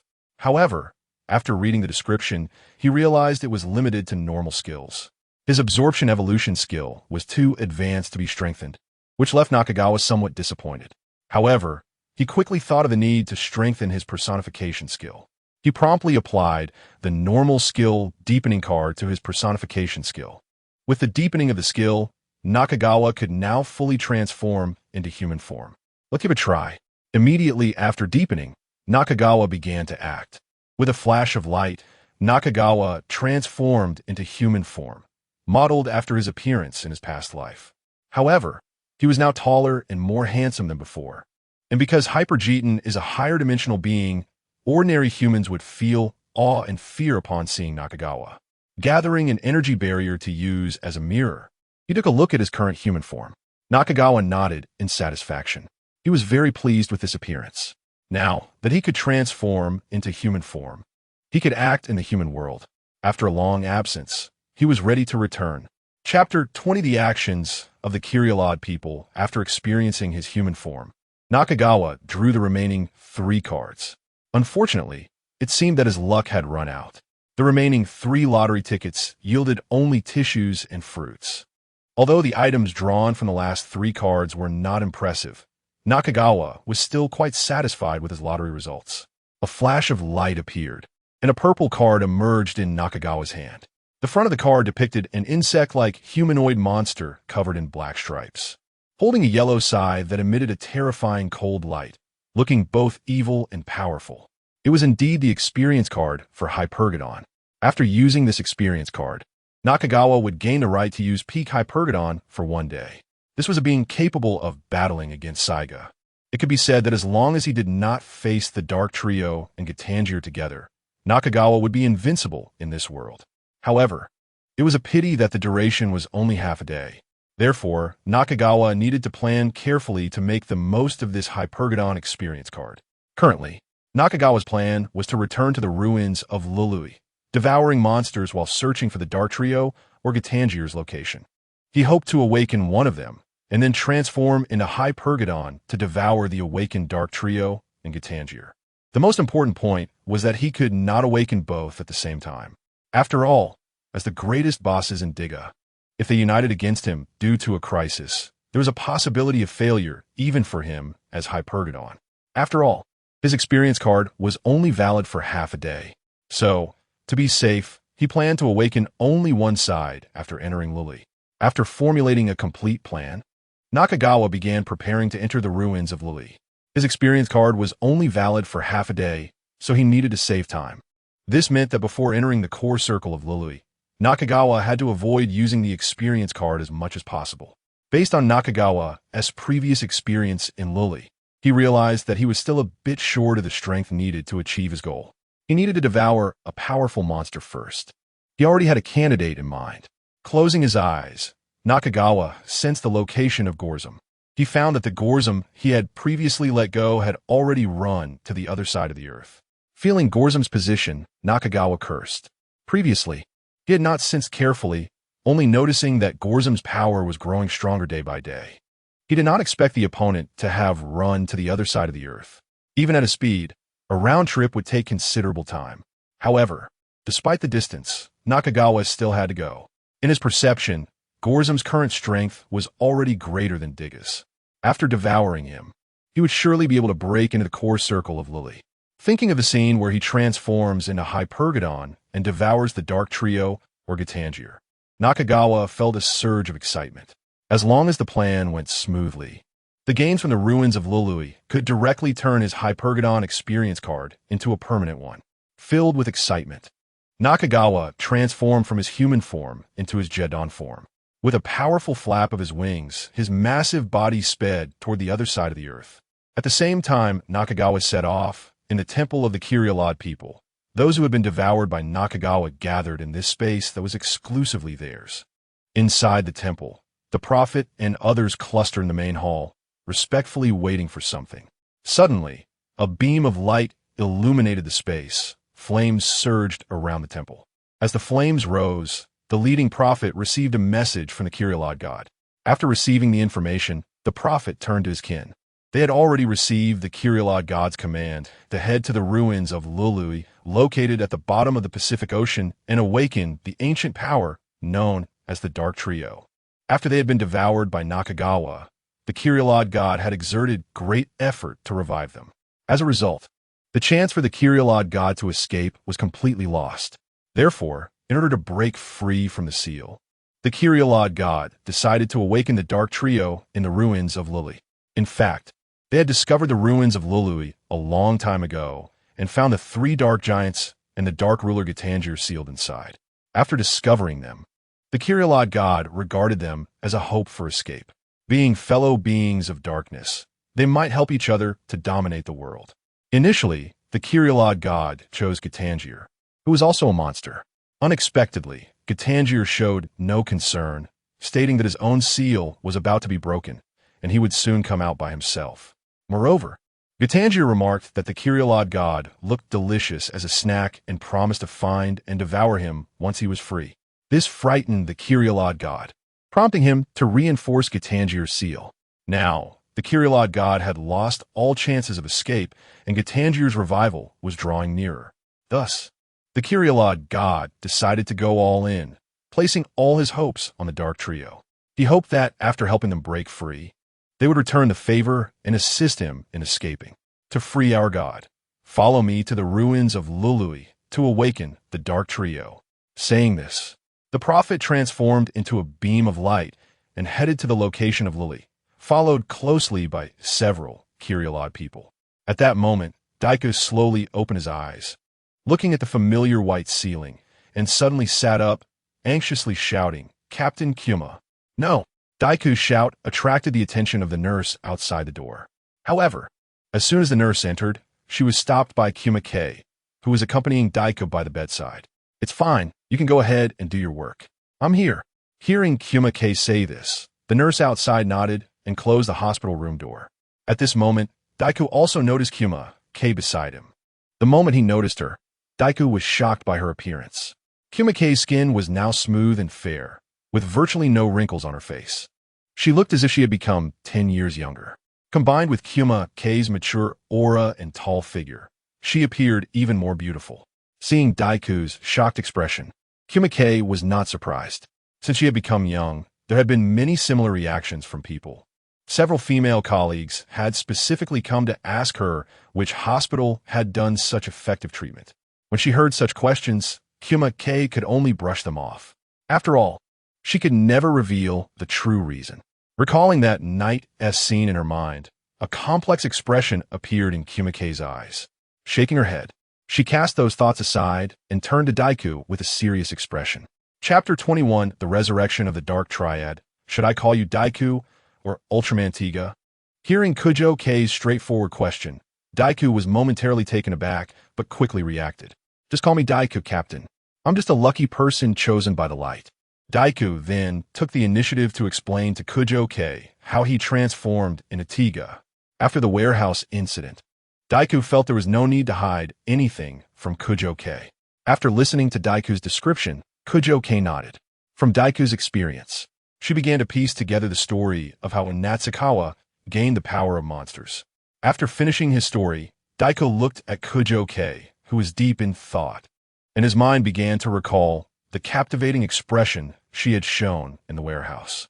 The expression of Kyouka back then seemed like a different person compared to her current serious demeanor. After hesitating for a moment, Daiko tentatively asked, "Captain, how did Jetton agree to spare us?" With Daiko's probing tone, Kyouka responded naturally, "Oh, you know Jetton has a similar experience to you, transforming from a human into a monster. Unlike you, who accepted the power of light, he has been tormented by the power of darkness. My blood can help him resist the influence of the darkness. So I made a deal with him. I give him my blood to help him avoid the control of the darkness over his mind. In return, he promised to spare you and guaranteed that he wouldn't harm the residents of the city in the future." Hearing Kyouka's words, Daiko looked at her calm expression and asked with a complex tone, "Won't that harm you, Captain?" "No, Jetton doesn't need much blood, and it has no effect on me," Kyouka replied. Hearing this, Daiko forced a smile. "That's good." While saying this, Daiko told himself that this was the condition, and Kyouka's expression back then was just a coincidence. No matter what happens in the future, this is the condition. After saying this matter in a calm manner, Kyouka immediately changed the subject. "Although Jetton spared you for his own reasons, there may not be a next time. Daiko, you need to work hard to strengthen your abilities." To Kyouka's words, Daiko replied seriously, "Captain, don't worry. I will do my best to strengthen myself and protect humanity." The warehouse incident made Daiko fully realize how wrong his previous actions were. It also meant that he bore a significant mission on his shoulders. "Daiko, just do your best. After all, you have no obligation to fight an enemy you cannot defeat." Kyouka comforted Daiko. Listening to his captain's reassurance, Daiko shook his head and said seriously, "Jetton is not invincible. I believe that good will triumph over evil, and I will definitely defeat Jetton in the future." In Daiko's view, his survival and the safety of humanity were all thanks to Kyouka's sacrifice. He couldn't put the future of humanity solely on Kyouka. He would definitely train hard to restore peace to the world. Kyouka acknowledged Daiko's determination, but did not agree with his desire to eliminate Jetton. On one hand, there was Natsukawa, who possessed devouring powers, and Daiko might not be able to defeat him. On the other hand, Natsukawa had not done anything particularly cruel so far. He had not destroyed cities or killed any humans. In other words, apart from brutally beating Daiko and destroying a few planes, Natsukawa had not committed any particularly evil acts. Of course, this standard was relative to other monsters. When Melba and Golza were heading to the pyramid, human casualties from monsters were in the hundreds. Considering that Natsukawa was affected by the darkness within him, Kyouka even thought he was doing quite well. If in the future Daiko's strength truly exceeded Natsukawa's, and if Natsukawa maintained his current behavior, Kyouka might even plead for him, as long as he could guarantee that he would protect humanity in the future. During their conversation, a sense of foreboding began to spread in their hearts. Both looked out the window in the direction of the ruins of Luluye. The prophets had arrived at the core area of the Luluye ruins using a special method. The prophets stood before an ancient bronze door. The door was engraved with strange symbols and patterns, exuding a mysterious and oppressive aura. This aura seemed to warn the visitors to leave quickly. The prophets paid no attention to the warning aura emanating from the bronze door. Their purpose here was to release the 3 dark giants behind the door. Without any hesitation, the prophet extended his hand, and a powerful energy surged towards the bronze door. The bronze door collapsed with a violent explosion, dust flying everywhere. The ancient seal on the door instantly shattered. 3 massive, dark, giant statues appeared before the prophets. 2 men and 1 woman. Unlike the light giants, the dark, giant statues had bizarre and terrifying forms. Each line on the surface of the statues was filled with an evil aura. The eerie postures combined with the malevolent aura made the prophets feel a chill down their spines. However, for the prophets, the more terrifying the aura of the 3 dark giants, the more favorable it was for their plan. Without any hesitation, the prophet raised his hand, and dark energy flew towards the 3 giant statues. As the dark powers surged in, the 3 dark, giant statues began to tremble, and their outer shells gradually disappeared. The 3 Dark Ultramen awakened once again under the activation of the dark energy. At the moment of their revival, a fierce wind howled above the ruins, lightning flashed, and the sky was shrouded in dark clouds, creating an apocalyptic scene. The awakened dark giants in the ruins unleashed powerful dark energy in all directions. Haha, I have finally been resurrected. I want to kill. I want to hear the tragic cries of humans beneath my feet. The dark giant Hydra, adorned with blue stripes, roared madly. The seal that had bound him for thousands of years had nearly driven him insane. Now that he was revived, he was determined to engage in a killing spree. He wanted to slaughter all the humans in the city, like in the ultra-ancient era, watching their fearful expressions and listening to their pitiful cries. The thought of those killing scenes made Hydra unable to contain his excitement. Meanwhile, the giant Darum, with red stripes, was also frantically pounding his chest. The seal that had bound him for thousands of years had tormented him as well. Next, he intended to destroy his city to vent his rage. As the 3 dark giants were revived, the seal of the Luluye ruins began to loosen. Below, Gatanjyer also showed signs of revival. Sensing the movements below, Camilla in the center swung a whip.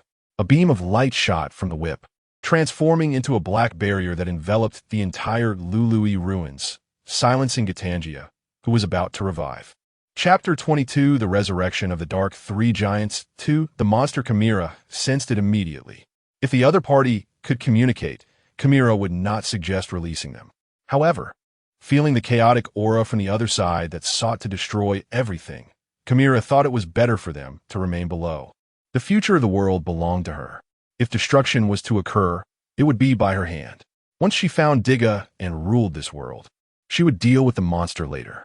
After sealing Gatanjyer beneath the ruins of Luluye, Chimera paid no attention to the frenzied Dark and Hydra beside her, instead turning her gaze to the group of prophets. Seeing Chimera looking their way, the prophet quickly explained what had happened. After listening, Chimera turned her gaze to Dark beside her. You go with him and release that so-called god Kyouka. Chimera's tone was filled with disdain when she mentioned the god. After thousands of years, a being slightly stronger than an ordinary monster dared to call itself a god. It was truly laughable. If it were anyone else who dared to speak of god Kyouka in such a tone, the prophet would have fought back fiercely. However, feeling Chimera's overwhelming aura, the prophet dared not say a word.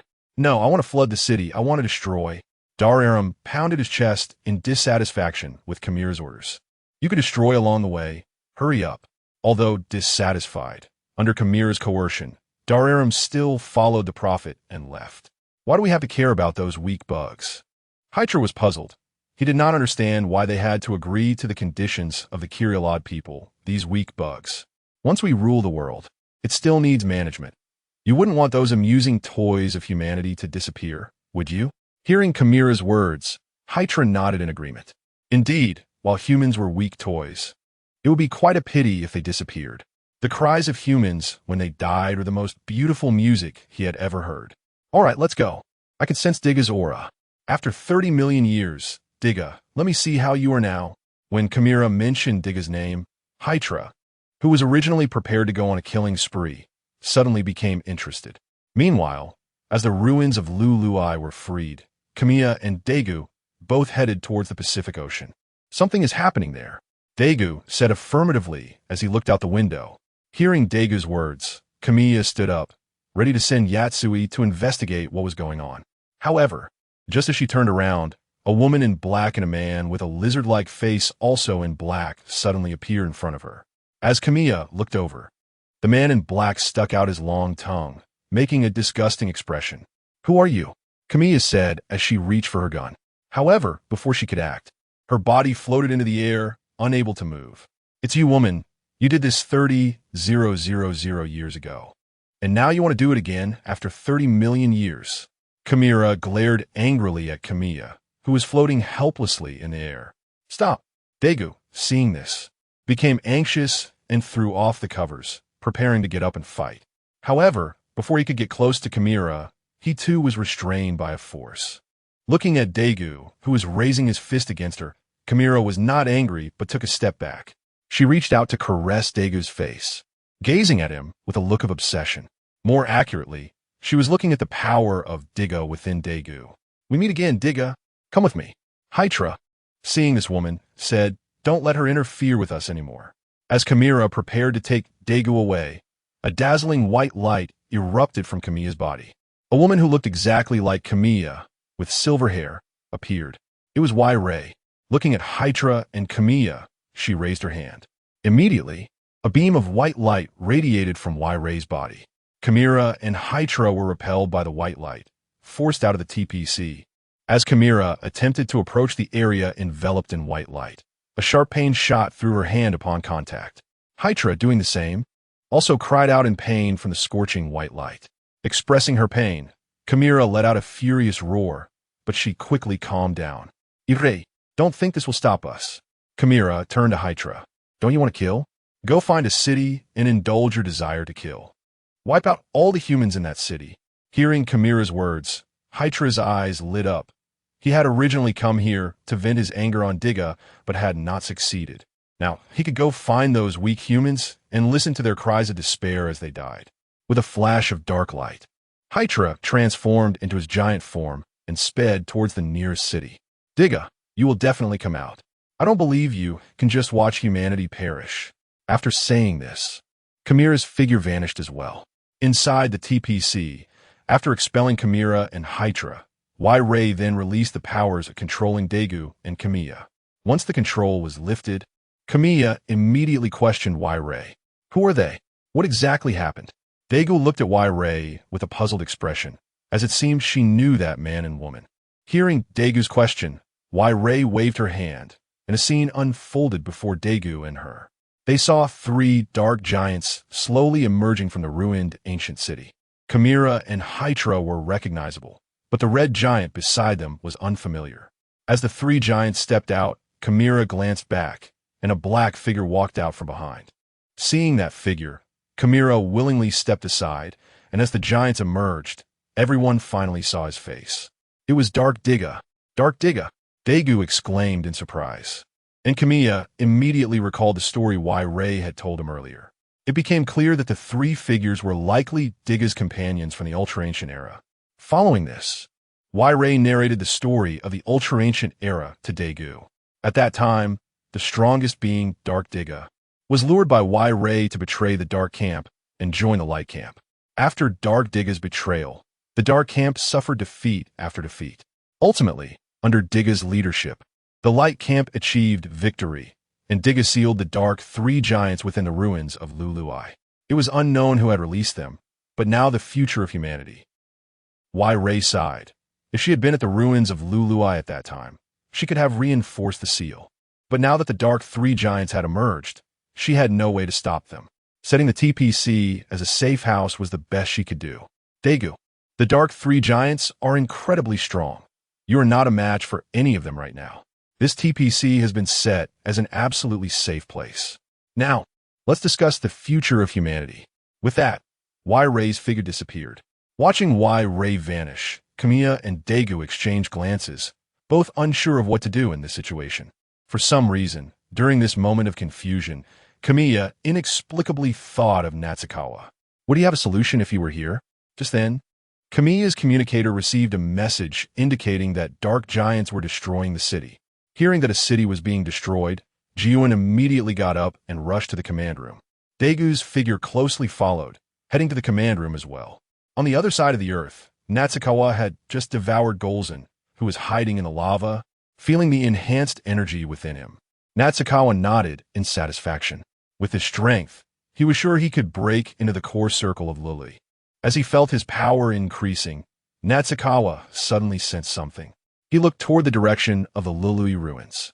In that direction, he felt a powerful dark aura, a concentration of dark energy that he had only sensed in the Luluye ruins before. What happened in that direction? Realizing that something had changed, Natsukawa flapped his wings and flew towards the Luluye ruins at the fastest speed. Chapter 23.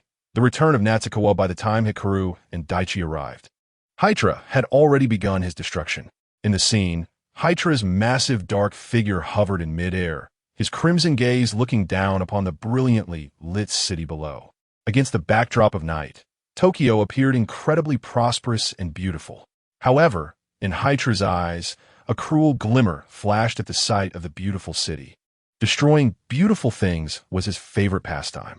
Hydra raised his enormous arm, gathering endless dark energy. In an instant, a powerful wave of energy surged towards the center of the city. The explosion shattered the city's prosperity and beauty. People looked up in terror, only to discover the enormous black figure looming over the city. At that moment, Hydra waved his arm again. Streams of black light fell from the sky. In the blink of an eye, skyscrapers collapsed under the impact of the light, accompanied by deafening explosions and the wailing of buildings. The once prosperous neighborhood turned into ruins in an instant. Heart-wrenching cries echoed throughout the city. On the streets, people ran amidst the collapsing buildings. Children clung tightly to their parents. The elderly helplessly began to pray, while the youth desperately searched for escape routes. The cries, screams, and pleas for help intertwined to form a symphony of despair.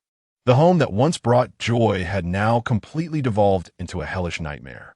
People looked up at the enormous dark figure in the sky, as if they were gazing upon a demon from the abyss.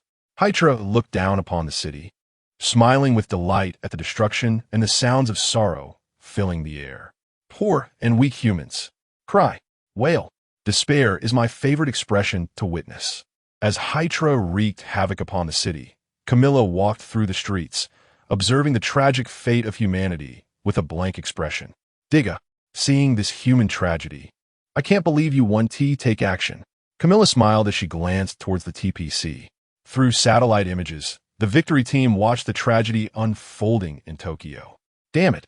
Daichi slammed his fists on the table at the sight of the human tragedy. The expressions of the other victory team members were similar. Captain, let me take action. Daichi stepped forward to Hikaru, speaking earnestly, having made up his mind. No matter the chance of success, he had to give it a shot. As the only one who could change the tide of battle for humanity, if he backed down, there would truly be no hope left for humankind. Before Hikaru could respond, the scientist Horiuchi spoke in a tone of despair. It's useless. With our current technological weaponry, we can't inflict any damage on this dark giant. Horiuchi was acutely aware of the gap between their weapons and the dark giant on the screen. Hearing this, Hikaru forced a smile. She too wanted to fight. But the reality was that their weapons couldn't harm the dark giant. And Daichi, who had only recently transformed into Tiga, how could he defeat that dark giant? Even if we can't inflict damage, we must go. At that moment, in the command room, Yoshioka and Sawai walked in together. Yoshioka stepped up to the screen showing the tragedy and, with a determined gaze, addressed the remaining team members. We have dispatched rescue teams to save the residents of Tokyo. Your mission, Victory Team, is to buy as much time as possible to help people evacuate. Understood? Understood. Daichi and the others nodded seriously, acknowledging Yoshioka's words. I'm counting on you all, Sawai said gravely to the members of the victory team. After nodding, Daichi and the others left the command room. Watching Daichi's departing figure, Hikaru took a deep breath and began to pray for a miracle. Daichi and the victory team members quickly arrived at the battlefield. In the sky over Tokyo, Hydra was enjoying the thrill of destruction when suddenly he came under attack from several planes. Turning to see them shooting at him, Hydra, although unaffected by the attacks, was furious at being interrupted. You weak insects, you will pay for this. Hydra then charged at the planes piloted by the victory team with incredible speed. Daichi and the others' superb piloting skills were rendered useless against such speed. In an instant, 3 of the Hayabusa planes were destroyed, forcing the pilots to use parachutes.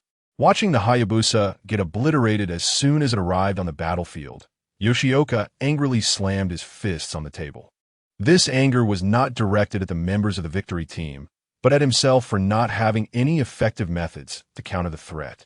Beside him, Sawai wore a heavy expression. In the scene, as he looked at the victory team members using parachutes, Hydra's crimson eyes flickered with a cruel light. These insects that disturbed his enjoyment deserved to die. Hydra charged at them, but at that moment, a flash of light appeared. Diga's figure emerged, blocking Hydra's path. Upon seeing Diga, the previously despondent crowd felt a glimmer of hope. After all, both Diga and this dark giant were Ultramen, and perhaps there was a chance of victory, including for Hikaru. In the city, as Daichi appeared, Camilla smiled. She had known Diga would definitely show up. She then raised a godlight stick similar to Diga's and pressed it. Accompanied by a burst of black light, Camilla appeared in the city in her dark giant form, wielding a long whip. Stop! Camilla immediately commanded Hydra, who was about to attack Diga. Daichi, who had barely transformed into Diga less than 5 times, was no match for the ancient warrior Hydra. In that brief moment, he had already been pinned down and beaten by Hydra. Had it not been for Camilla's timely intervention, the battle would have nearly been over. Hearing Camilla's command, Hydra ceased his assault on Daichi. Camilla looked down at Daichi, who was half kneeling on the ground in utter disarray, and mocked him. Is this the power you gained from forsaking darkness for light? How pitiful. Come back, Diga. Return to the embrace of darkness. I promise you will gain even greater power. Hearing Camilla's persuasion, Daichi wavered for a moment. In this situation, he indeed needed power. If embracing darkness could save humanity, then Daichi might consider it, even with the strong side effects. Seeing Daichi hesitate, Camilla immediately said, Are you tempted, Daichi? As long as you're willing to join us in destroying the rest of the city and killing these weak humans, I will allow you to join us again. We 4 will once again rule this world like we did 30 million years ago. You're dreaming. Daichi, who had originally wavered at the thought of destroying the city and killing humans, suddenly found his resolve. He stood up and charged at Camilla. Watching Daichi attack her, Camilla retaliated fiercely, sending him flying with a whip. Seeing Daichi fly back, Camilla felt the need to make him understand his current situation. At that moment, Darum returned with the unsealed god Kiri Elad, and Camilla immediately ordered the 2 dark giants and a monster to give Daichi a harsh awakening. The people in the command room looked at the images on the screen in despair. The dark giant's maniacal laughter and the roars of the monster echoed continuously. In the center, Tiga was being mercilessly beaten, unable to fight back at all. They watched the ruined city, the fallen giant of light, and the humans in the city who were on the verge of despair. No, Zawai looked at the fallen Tiga on the screen, feeling powerless, and a look of despair appeared on the face of the steadfast old man. Their last hope, Tiga, had been defeated. The TPC, the Human Protection Agency, could do nothing now. The only thing they seemed capable of was witnessing this tragic fate. A sense of despair filled the entire command room. Tiga was about to be defeated, and the whole Earth seemed to be on the brink of falling under dark rule. The remaining survivors could only struggle to survive in despair. No matter who it is, whether a god or a devil, if someone can save this world, I am willing to pay any price. The voice of Camilla, K, resonated. She felt that the end of the world had come, and she could find no hope. What a pity. I am neither a devil nor a god, but a monster. At that moment, a familiar voice rang in Camilla K's ears. Hearing that familiar voice, Kamiyake incredulously turned her head and saw a tall, handsome stranger standing in front of her. It was Nakagawa, who had rushed back. Chapter 24. The appearance of Hypogeton. Xia Chuan smiled at the shocked and puzzled expression on Yu Jianwei's face, knowing that the other party did not recognize his human form. With a flash of dark light, Xia Chuan transformed back into the humanoid form of Jetton. Yu Jianwei immediately recognized this familiar body and looked around. She noticed that everyone was fixated on the screen, completely unaware that there was another person beside her. "I've set up a barrier around you, so others can only see some illusions when they look over," Xia Chuan explained, then turned his gaze to the screen ahead. He had already arrived when Dagu transformed. However, he did not rush to act but waited here. He had already surveyed the Luluye ruins when he came to TPC, and Gatanjyer was still there. This meant that the ones being revived this time were just the Dark Three Giants. Once he confirmed this, Xia Chuan felt no panic about the current situation. With the Hypogeton experience card, as long as the Dark Three Giants and Gatanjyer did not appear at the same time, he had nothing to fear. He chose to wait here because he wanted to see all the Dark Three Giants gathered together. Otherwise, it would be too troublesome to find them one by one.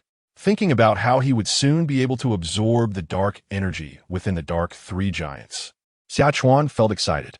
The dark energy from the three of them was enough for him to evolve into the true Hypogeton, surpassing his youth form. Recognizing Xia Chuan, Yu Jianwei looked at him with hopeful eyes and said, "Lord Jetton, I heard your earlier words that you have a way to save our world. Is it true?" Hearing her words, Xia Chuan turned his gaze to Yu Jianwei. She was looking up at him, her eyes filled with a pleading expression, and her voice trembled. For the desperate Yu Jianwei, Xia Chuan's appearance felt like a drowning person grabbing onto their last hope. She desperately wished for Xia Chuan to save this hopeless world, willing to pay any price for it. Absorbing the sacrificial emotions emanating from Yu Jianwei, Xia Chuan felt pleased. Today, the Dark Three Giants would surely cease to exist, and the danger of the Luluye ruins would be greatly reduced. To ensure Gatanjyer's early awakening, Xia Chuan would temporarily avoid touching the dark energy of the Luluye ruins. His goal was to harness the power of light left in the ruins. That light power could allow Dagu, who had lost his light, to become the shining Tiga once again. In other words, the light energy that could rival the light of all the children of humanity. The vast photon energy, when converted into dark energy, would not be less than the remaining dark energy. To drive the light-dark converter, the emotional sacrifice could not be lacking. Of course, I can deal with those Dark Three Giants, but this requires you to pay the price. As you said, you must give me everything, not just your body. The light-dark driver would require many uses in the future, and Yu Jianwei, as a generator of sacrificial energy, must be completely under his control. Of course, he could also thoroughly apply the skills and knowledge he learned before crossing over. After all, his experience with Yu Jianwei that one night was quite good. When Yu Jianwei heard Xia Chuan say he could deal with the three dark giants, excitement shone in her eyes. At this moment of human despair, she finally found a glimmer of hope. And regarding Xia Chuan's request to master all of her, Yu Jianwei had no opposing feelings. If last time she still held some reluctance, now she had fully accepted it. The appearance of the Dark Three Giants, the destroyed city, the humans who had been slaughtered, and the final hope, Tiga's tragic defeat, all made Yu Jianwei realize a fact. Humanity, without relying on external forces, could not protect the earth at all. They needed a savior, even if it was a monster. Jetton, I am willing. As long as you can save humanity's future, my body and soul are all yours. After saying this, Yu Jianwei reached out to Xia Chuan.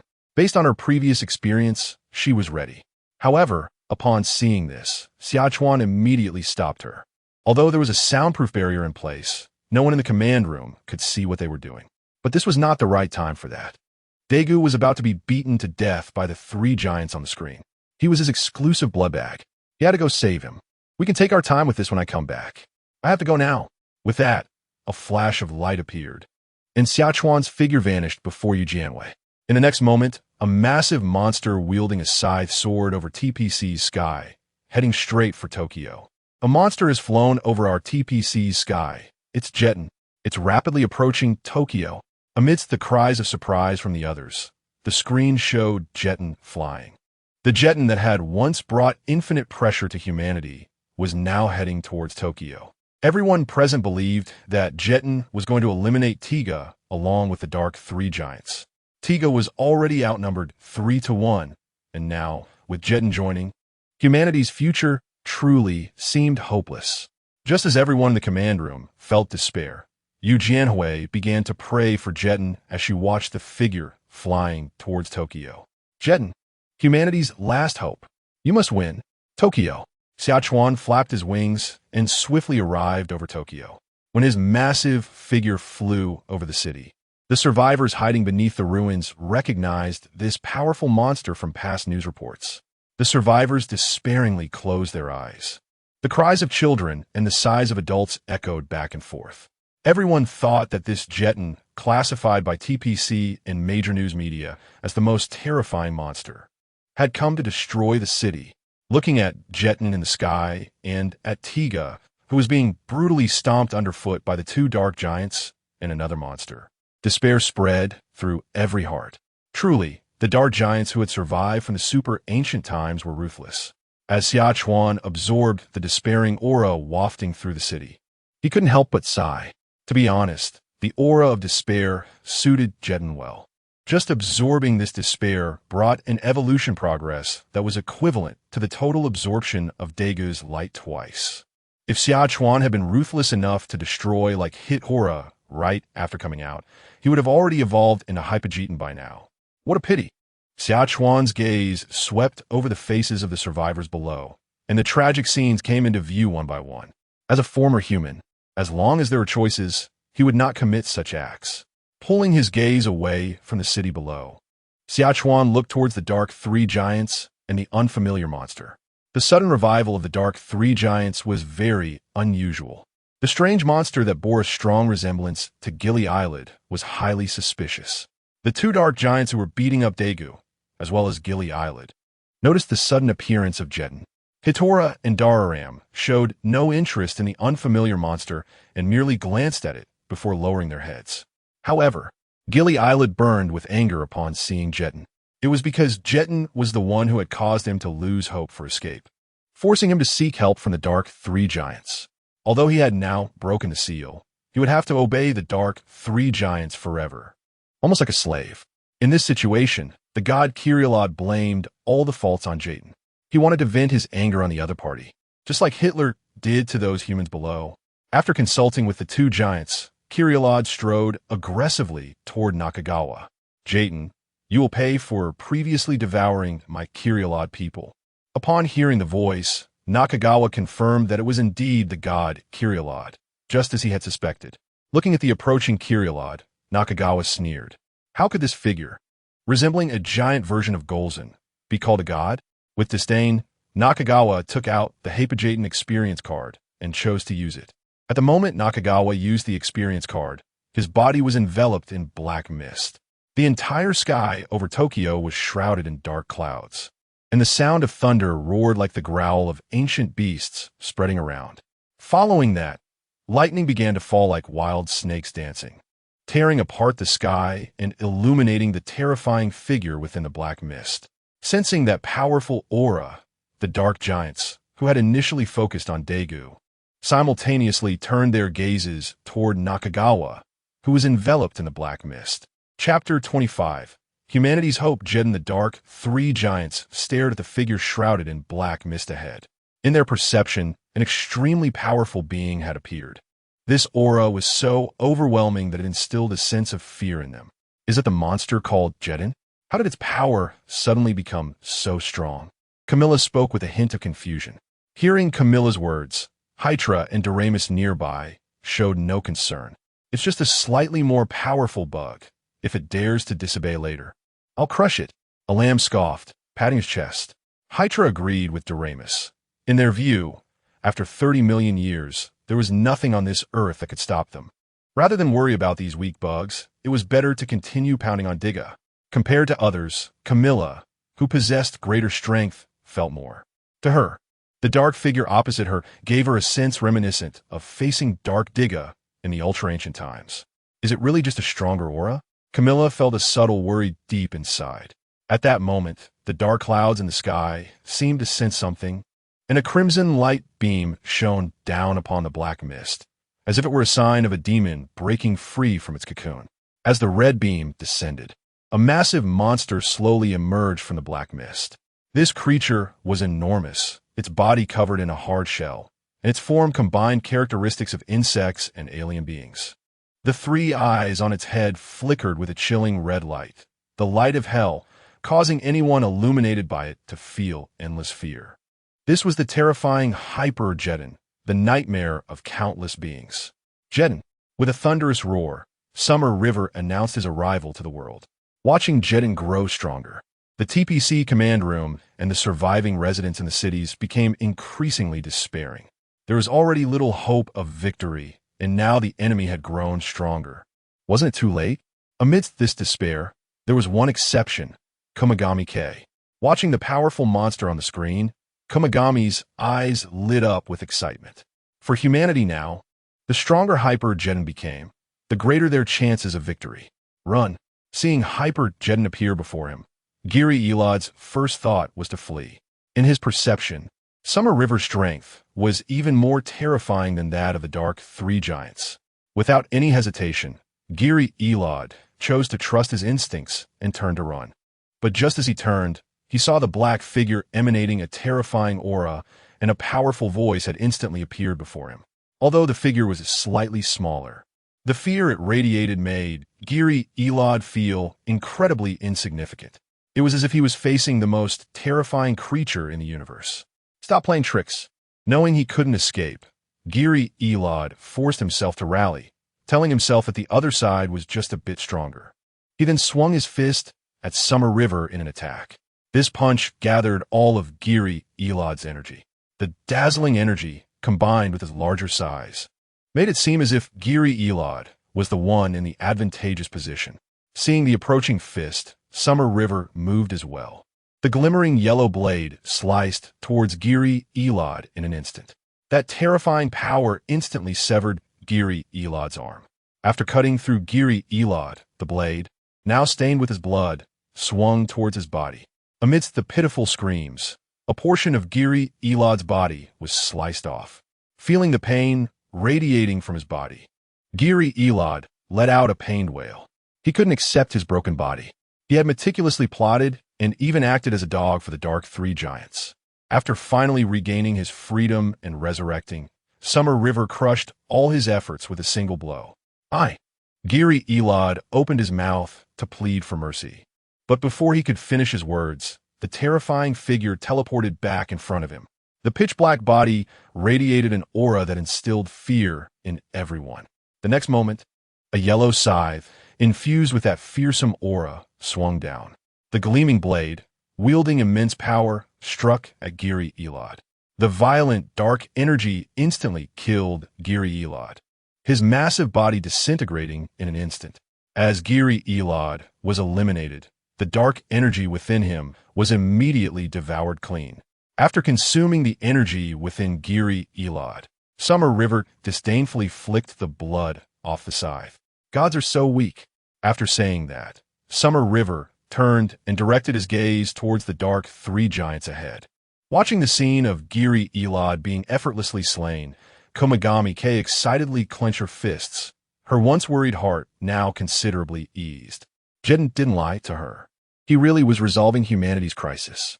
While Komagami was delighted, the people in the command room looked on in astonishment. They didn't understand why Jetton, whom they had considered one of them, had eliminated one of their own. What was going on? Why did Jetton turn around and eliminate a monster? Lena voiced her confusion. At that moment, the researcher digging wells suddenly thought of something important. His previously despairing expression brightened, and he shouted excitedly, "Who said Jetton is with them?" Since Jetton appeared, he has been devouring monsters. So is it possible that Jetton is not here for Tiga, but for the Dark Giants? Digging's words immediately excited the previously despairing people in the command room. Yes, there is such a possibility. Although it seems absurd to expect a monster to stand on the side of humanity, given the current situation, hoping for the immensely powerful Jetton to stand with humanity is humanity's only hope for victory. Absurd. You actually expect a monster to save us. The hawkish Gakong did not believe that a monster would save humanity. Hearing this, Komagami K immediately retorted, "I don't agree with you, Gakong. Jetton has not killed a single human since his appearance. You must remember that when Golzin and Melba appeared, they caused hundreds of deaths. This alone proves that Jetton is different from other monsters. At least he has no interest in ordinary humans or in destroying cities. But look at the actions of the Dark Three Giants. As soon as these Dark Ultramen appeared, they destroyed cities and killed humans. Compared to the Dark Three Giants, we should pray for Jetton to achieve victory." Komagami spoke with great passion about the actions of the Dark Three Giants. Their behavior made her clearly aware of what beings completely dominated by dark power were like. This also led Komagami to resolve to align herself with Summer River. She wanted to tie Summer River firmly to humanity with her own body, preventing him from becoming like the Dark Three Giants. Really? Hearing Komagami's words, the previously despairing Sawai also showed a glimmer of hope in his eyes.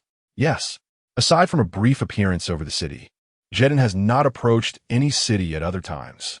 I feel like something in that city attracted Jetton, and under these circumstances, Jetton has not destroyed the city. This shows that Jetton really has no interest in us humans.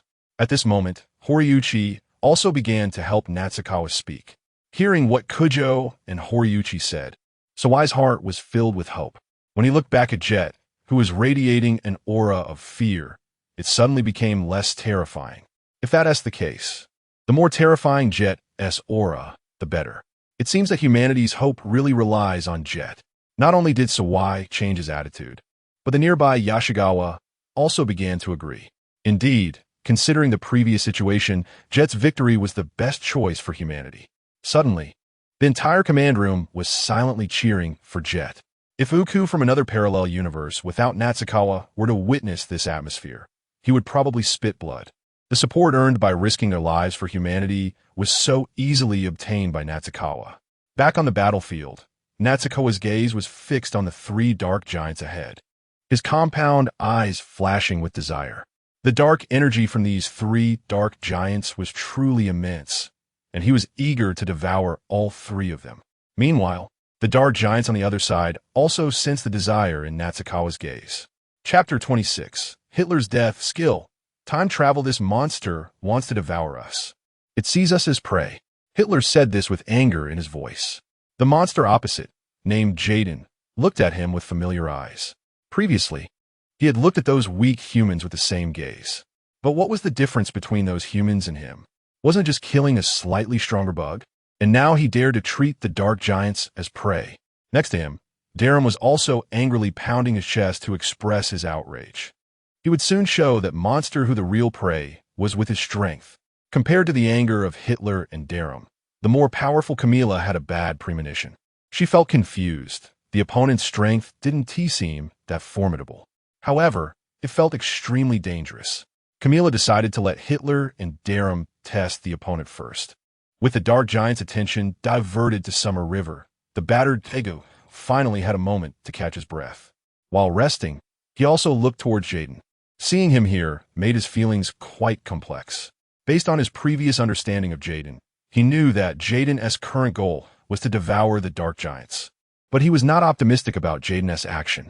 Although he didn't know how, the opponent suddenly changed appearance and became stronger. As a fellow chosen one who appeared at the same time, Summer River was much stronger than him. He had just annihilated the god Keely Elod. However, this did not mean Summer River could deal with the Dark Three Giants, who were powerful Ultramen surviving from the Ultra-Ancient era. Dagu had a deep understanding of the opponent's strength, so he maintained a pessimistic attitude towards Summer River being able to defeat the Dark Three Giants.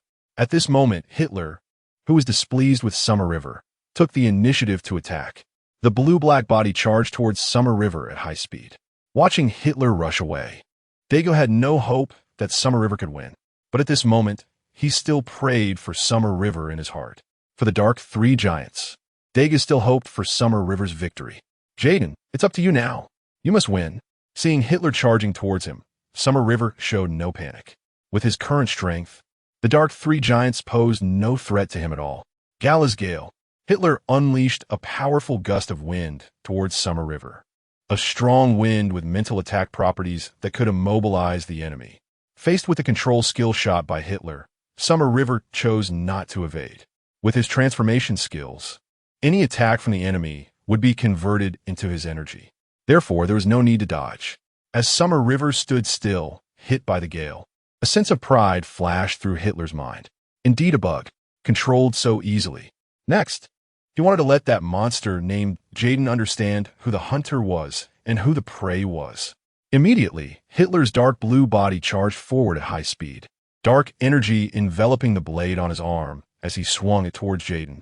Watching the scene where Hitler was attacking Jetton, while Jetton remained motionless, Kyouka looked anxious. Jetton, dodge. You're our last hope. The people in the command room shared the same sentiment. Not only Kyouka and the others, but Dagu, who had been watching the battlefield, was also very anxious. Didn't he understand why Jetton stood still and didn't he dodge? However, just as Hitler's attack was about to hit Summer River, a sudden change occurred. A red light suddenly illuminated around Jetton, and a barrier appeared out of nowhere. All of Hitler's dark energy was absorbed. At the same time, Summer River, having absorbed the energy, converted Hitler's dark energy into his own. After undergoing Summer River's enhancement, this energy was returned to Hitler. A beam of dark light, enhanced by both Hitler's dark energy and Summer River's energy, erupted forth, directly sending Hitler flying dozens of meters away. The massive dark blue body crashed heavily to the ground. Watching Hitler fall to the ground in a disheveled state, the previously tense atmosphere eased. Kyouka's heart also relaxed. She finally understood that Summer River did not dodge because he was unafraid of Hitler's attack. Looking at the fallen Hitler beside him, Dagu suddenly remembered that Jetton had a skill that could absorb others' attacks and convert them into his own energy. With this thought, the despair in Dagu's heart began to ignite hope. It seemed that Summer River could truly defeat the Dark Three Giants. Looking at the disheveled Hitler lying on the ground, Dara mocked, "Hitler, if you can't do it, let me take over." Hearing this, the lying Hitler was filled with rage. "No, I can handle this myself." Already standing up, Hitler glared at Summer River, his eyes filled with flames of anger. After the recent failure, Hitler believed he had been careless. He didn't expect Summer River could absorb his skills. But such a perverse skill must have limitations. He just needed to be cautious. Victory would still belong to him. This time he would go all out and wash away his shame with Summer River's blood. Next, Hitler charged at Summer River again. This time, before getting close to Summer River, he activated his skill, Dream Space. In this space, Hitler's power would be enhanced while the enemy would be weakened. With a flash of black light, Jetton and Hitler were simultaneously pulled into a special dimensional space. Watching Summer River disappear from the city, Kyouka became tense again. However, this tension did not last long. In less than a few seconds, the figures of Summer River and Hitler reappeared in the city. The two reappearing had a significant difference in state. Summer River looked no different from when he first entered, and his aura was even stronger. In contrast, Hitler's dark body was covered in scars. His right arm's blade was even broken, leaving him with no fighting capability. As Hitler fell from the sky, he let out a painful wail while feeling deeply shocked. He never expected Jetton to be this strong. His dream space had no effect on the opponent at all. Moreover, his skills did not work on the opponent, but instead converted into the opponent's energy. Hitler couldn't understand why Summer River could use such a perverse skill infinitely. Was there no cost to using it? In the sky, the battered Hitler left Camilla and Darum in shock. They never expected Hitler to be defeated so quickly. At that moment, Summer River, who was in the sky, teleported next to the falling Hitler. Looking at Summer River in front of him, the already thoroughly defeated Hitler let out a cry of fear. "Save me." Just as Hitler's voice rang out, Summer River's skill was already fully charged. A scorching fireball energy smashed towards Hitler with tremendous force. The fiery energy erupted, instantly destroying Hitler's life. The enormous dark energy within him was completely devoured by Summer River. Congratulations, host. You have devoured the dark giant Hitler. Evolution level greatly improved. Reward obtained S-level skill, time travel, accompanied by the system's prompt. Information about the time travel skill flooded into Summer River's mind. The The skill of time and space travel allows Xia Chuan to travel to different timelines, such as those of Gaia, Nexus, Zero, and so on. Feeling the information in his mind, joy gleams in Xia Chuan's eyes. With these skills, he can venture into other timelines to absorb energy. Although these are other timelines, they actually refer to the different universes inhabited by various Ultramen. There are many monsters in these universes that interest Xia Chuan. For example, Hyper Zetton from the Ultraman Legend timeline, the Void monster Glyza from the Zeta world that can exist in a state of nothingness, the Root Annihilation body from the Gaia world. With Xia Chuan's understanding of the plot, he has a good chance of absorbing these powerful monsters. The scenes of him absorbing those monsters ignite a fire in Xia Chuan's heart. He had previously thought that there were too few monsters in the Tiga world that could enhance him. With this time travel ability, there is no need to worry anymore. Just as Xia Chuan was immersed in the joy of acquiring powerful skills, the survivors below cheered as they watched the culprit behind the city's destruction, Hidora, being eliminated. Chapter 27, Jetton, Humanity's Savior. Although Nakagawa is also a monster, his behavior is vastly different from that of the dark giant, Hydra. Tonight, more than half of Tokyo's buildings have been destroyed. Given Tokyo's population density, the number of casualties is approaching 1 million. Countless families are affected, and countless people have lost their loved ones in this disaster. For instance, Mayumi's partner was tragically crushed by debris while trying to save her, and now their fate is unknown. Upon seeing the death of the culprit responsible for this devastation, the surviving individuals in the area let out cries of joy. Jetton's name began to echo through the streets, and public perception of this monster underwent a significant shift. In the TPC headquarters, as they watched the dazzling fireworks in the sky, the command room erupted in cheers. Yazu had just confirmed the death of Hydra, the dark giant. With Hydra's death, hope for victory finally emerged. Zetton and Yoshioka exchanged glances, both noticing the relief in each other's eyes. However, alongside this relief, they felt a sense of absurdity. Humanity's future was truly relying on a monster. In contrast to the complexity of Zetton and Yoshioka's feelings, Horiuchi's thoughts were much simpler. Horiuchi had always been an advocate for peaceful coexistence between monsters and humans. He believed that if monsters could coexist with humanity, human development would greatly enhance. Furthermore, Horiuchi's research on Nakagawa revealed that he had never harmed humans. Nakagawa's uniqueness also made Horiuchi see the possibility of his theories coming to fruition. If Nakagawa could truly stand on humanity's side, the previous destruction of a few planes would not matter. Thus, upon witnessing Jetton kill the city's destroyer, Horiuchi's previously suppressed emotions of despair erupted. He stood up excitedly and shouted, "Jetton, humanity's savior." As he said this, the flesh on his face trembled with excitement. The command room fell into silence at Horiuchi's words. Yoshioka wanted to retort, but realizing they still needed to rely on Jetton to eliminate the dark giant, he held back. Meanwhile, Zetton remained calm. He genuinely hoped Horiuchi's words could come true. After all, humanity truly needed a guardian at this moment. Based on previous performances, Dinah was indeed not up to the task. On the other side, Ikuya, upon hearing Horiuchi's words, thought of herself. If not for her previous sacrifices, Nakagawa would not have been able to stand against the dark giants at this moment. Imagining Nakagawa standing alongside the dark three giants, and recalling Hydra's massacre of humanity in Tokyo, Ikuya shuddered. With this thought, Ikuya began to consider Horiuchi's statement about Jetton being humanity's guardian. If Jetton could truly defeat the three giants for the future of humanity and for her child's future, she would do everything in her power to tie Nakagawa to humanity's side.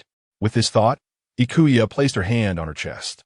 Under the light, her beautiful face was filled with determination. On the battlefield, Camilla and Darum looked shocked at the exploding fireworks in the sky, as they sensed that Hydra's life signs had completely vanished. Hydra was dead. Darum's voice was filled with shock and anger, and his body began to tremble slightly, whether from fear or rage. He had not expected that the monster shouting for Jetton could actually kill Hydra, and so easily at that. Camilla's eyes were also filled with shock. She had considered the possibility of Hydra losing, but she did not expect it to happen so quickly. In fact, she had no time to intervene when Hydra was killed. Was her intuition correct? If she didn't leave quickly, she might die here as well. With this thought, Camilla looked at Darum and said, Darum, go avenge Hydra. Normally, Darum would follow Camilla's orders without question. But after witnessing Hydra being easily killed, the reckless Darum became much more sober. Hydra's strength was comparable to his own. If he went alone, the outcome would likely not be much better than Hydra's. After hesitating for a moment, Darum said, let's go together. This monster is not simple. Upon hearing this, Camilla looked at Darum in shock. Was this still the Darum she knew? It should be noted that in ancient times, Darum never allowed anyone to interfere in his battles. Hearing the conversation about the Dark Giant, Dagu struggled to stand up and charge towards Camilla. After witnessing Nakagawa defeat Hydra, Dagu realized that Jetton truly had the capability to eliminate the Dark Three Giants. Compared to the Dark Three Giants, Dagu hoped for Jetton's victory. After all, Jetton never targeted ordinary people. From the previous conversation, Dagu understood that Camilla was much stronger than Darum. This meant that as long as Dagu could hold Camilla back, Jetton would certainly be able to kill Darum. At that point, Jetton would face Camilla with a greater advantage, significantly increasing their chances of victory. Seeing hope for victory filled Dagu with determination. With the enhancement of his vital power, the energy he had nearly exhausted was replenished. Strengthened, Dagu engaged Camilla in battle. Watching Dagu fight Camilla, Darum wanted to help. At that moment, Nakagawa had already reached Darum. Looking at the red giant before him, Nakagawa shot out a dark beam of light. In the next moment, Darum was pulled into the dark space created by Nakagawa. This was a skill Nakagawa had just acquired after absorbing Hydra. In this dark space, Darum could not see anything, and his own dark power was continuously absorbed by Nakagawa. Come out and fight me, Darum. Don't hide in the shadows. Nakagawa scoffed at Darum, who was angrily shouting in front of him. Once the opponent stepped into his domain, their life was already declared over. He was certain of Darum's dark energy. Facing Darum, Nakagawa condensed a deep black whirlwind at his chest, instantly controlling Darum. The suddenly ambushed Darum felt unable to move, recognizing the dark whirlwind surrounding him as a skill from Hydra. This made Darum realize that Nakagawa could absorb other skills. Recalling Nakagawa's earlier display of transformation skills, Darum, who had fought countless battles, immediately understood that he had no chance of winning against that black humanoid monster. Confirming this, Darum initiated self-destruction. Bug, I will never let you absorb me. With a roar, Darum's dark energy began to explode. In that fleeting moment before the explosion, Darum deeply regretted not going to help Hydra. Boom! After the explosion, Nakagawa's figure reappeared in the city, his aura becoming even stronger. It was not just Hydra's skills he absorbed. He had truly succeeded. Nakagawa spoke with relief. After absorbing Hydra's dream space, it was transformed into a dark space. Even if Darham self-destructs, the dark energy within will still be absorbed by Xia Chuan. Congratulations to the host for devouring the dark giant Darham, significantly increasing the level of evolution. You have received 5 golden lottery tickets as a reward. Accompanied by the system's prompt, 5 golden lottery tickets radiating golden light appeared in his system space. Seeing the golden lottery tickets, Xia Chuan was overjoyed. These golden lottery tickets are different from ordinary ones. They guarantee him skills like time travel and devouring, or powerful skills like the Hypageddon experience card. These 5 lottery tickets mean that Xia Chuan will definitely obtain 5 powerful skills or items similar to devouring skills or the Hypageddon experience card. With a joyful heart, Xia Chuan turned his gaze to the last dark giant, Camilla. As the strongest among the 3 dark giants, the rewards obtained from devouring her would definitely be richer.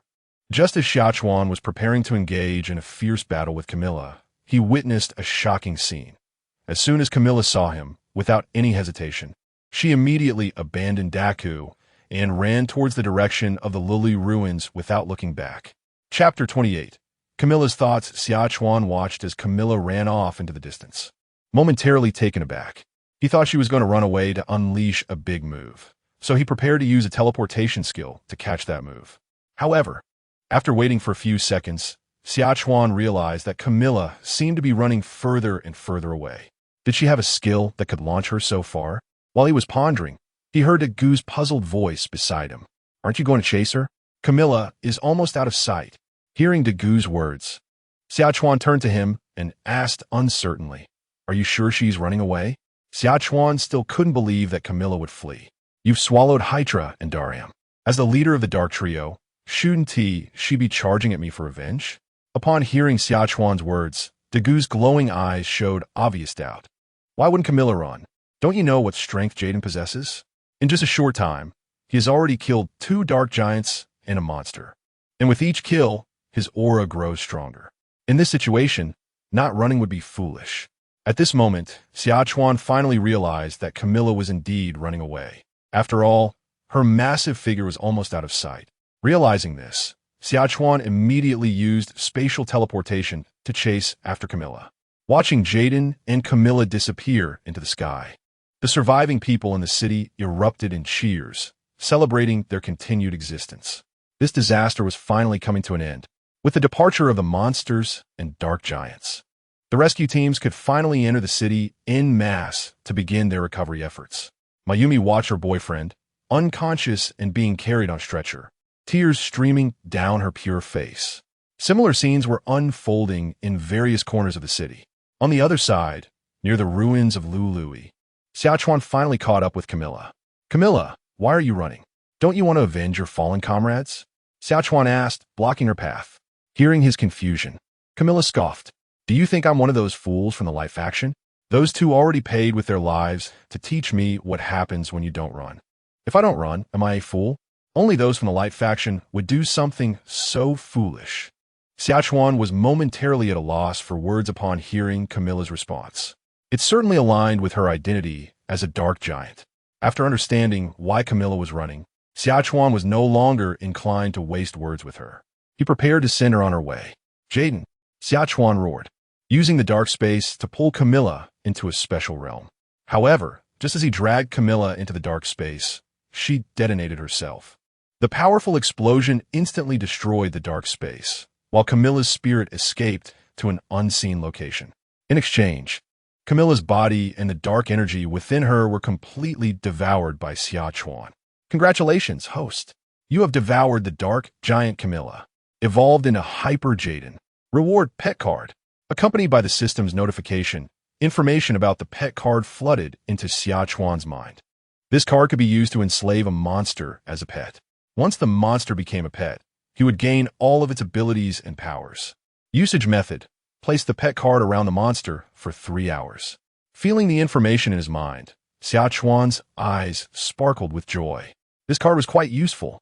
Although the usage conditions were a bit harsh, he was currently in the world of Tiga.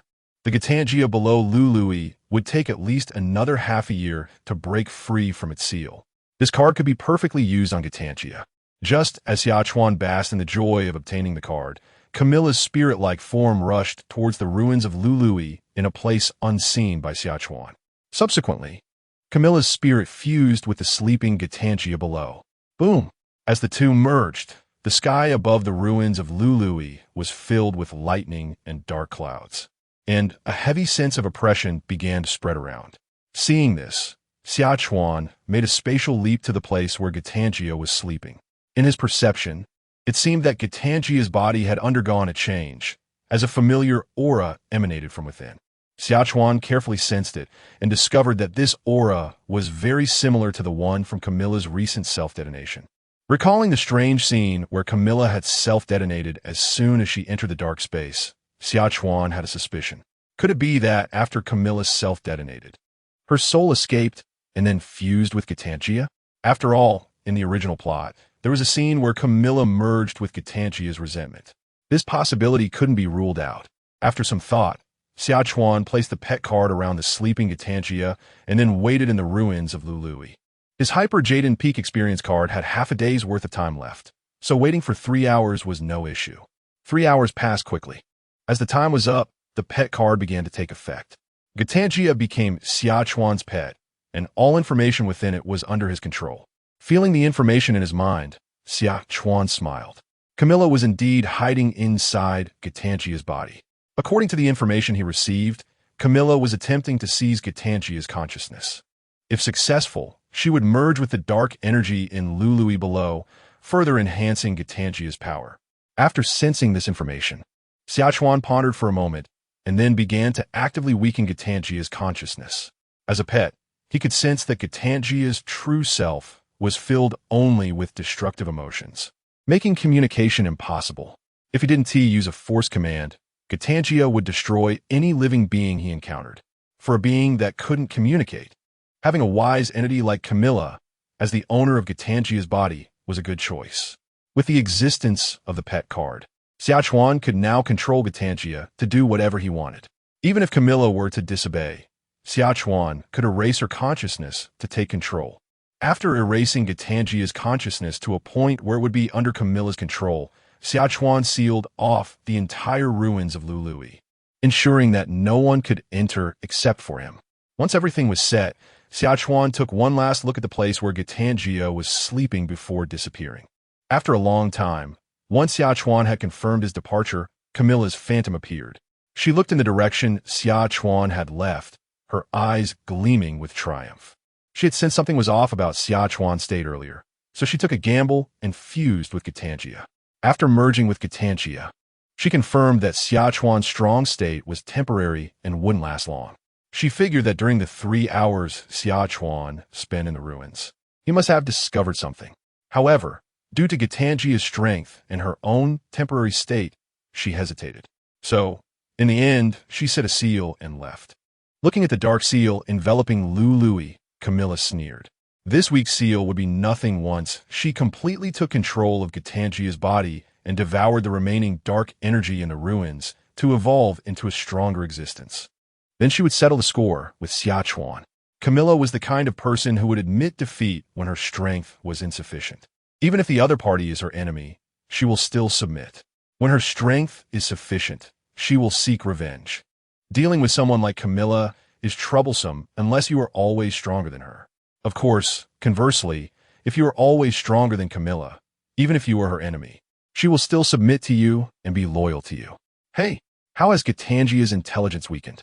Indeed, it is a mindless monster that can even play around with its own intelligence. Jetton, just wait at most a month. Camilla, will return with even greater strength. With this thought, Camilla's phantom disappeared into Luluye. What Camilla did not know was that all her thoughts were sensed by Xia Chuan from a distance. Just one more month. Compared to Camilla's inner turmoil about revenge, Xia Chuan was more concerned about the fusion between Camilla and Gatanjyer. According to the information he obtained, Camilla needs the enormous dark energy within Luluye to evolve into a higher-level existence. This also means that he cannot touch the vast dark energy beneath the ruins of Luluye. After all, this energy will be absorbed by Camilla and then returned with the power of a pet. There is no need for him to compete for it. Chapter 29. My Jetton TPC inspection. Since he couldn't absorb dark energy within this month, Zetton could only turn his attention to the light energy in the Luluye ruins. This meant that during this time, he needed to use the light-dark converter multiple times, which required sacrificing emotions. As Zetton pondered this, the experience card for Kyouka came to an end. The power within him began to dissipate, and soon a wave of weakness surged over him. Zetton understood that this was an illusion. His strength had increased significantly compared to before, and evolving into Jetton was proof of that. However, the current Jetton was different from the one during the experience. The experience card represented a Jetton that had devoured countless cosmic fears and could battle the mysterious Forosagia. Meanwhile, Zetton had only just evolved into Jetton, barely reaching the level of the Ultra 7 brothers. To become like the Jetton from the experience card, he needed to continue devouring. With this in mind, Zetton made plans for the future. After absorbing the light energy from the Luluye ruins, he would use the skill of time travel he had obtained earlier to devour powerful monsters from other universes. His first target was the Void Gryza from the Zeta world. This monster had an outrageous skill. As long as it wanted, it could remain in a state of nothingness, during which it could attack you, while you couldn't retaliate. If he could devour it and acquire its void body skill, Zetton felt a surge of excitement and couldn't wait. After gathering his emotions, Zetton teleported from the seabed to the surface. Looking down at the clear sea illuminated by moonlight, His reflection appeared on the water's surface. A dark, tall figure with insect-like yellow compound eyes and a yellow scythe in hand radiated a powerful and imposing aura. Satisfied, Xia nodded. Jetton looked cool. To be honest, he was grateful to the god Kyouka for today's bounty.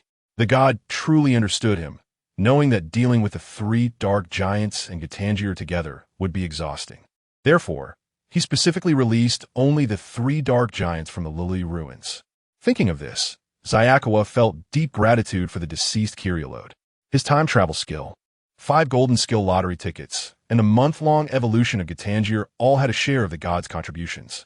Unfortunately, the subordinates of Kyouka did not cherish the legacy left by their god.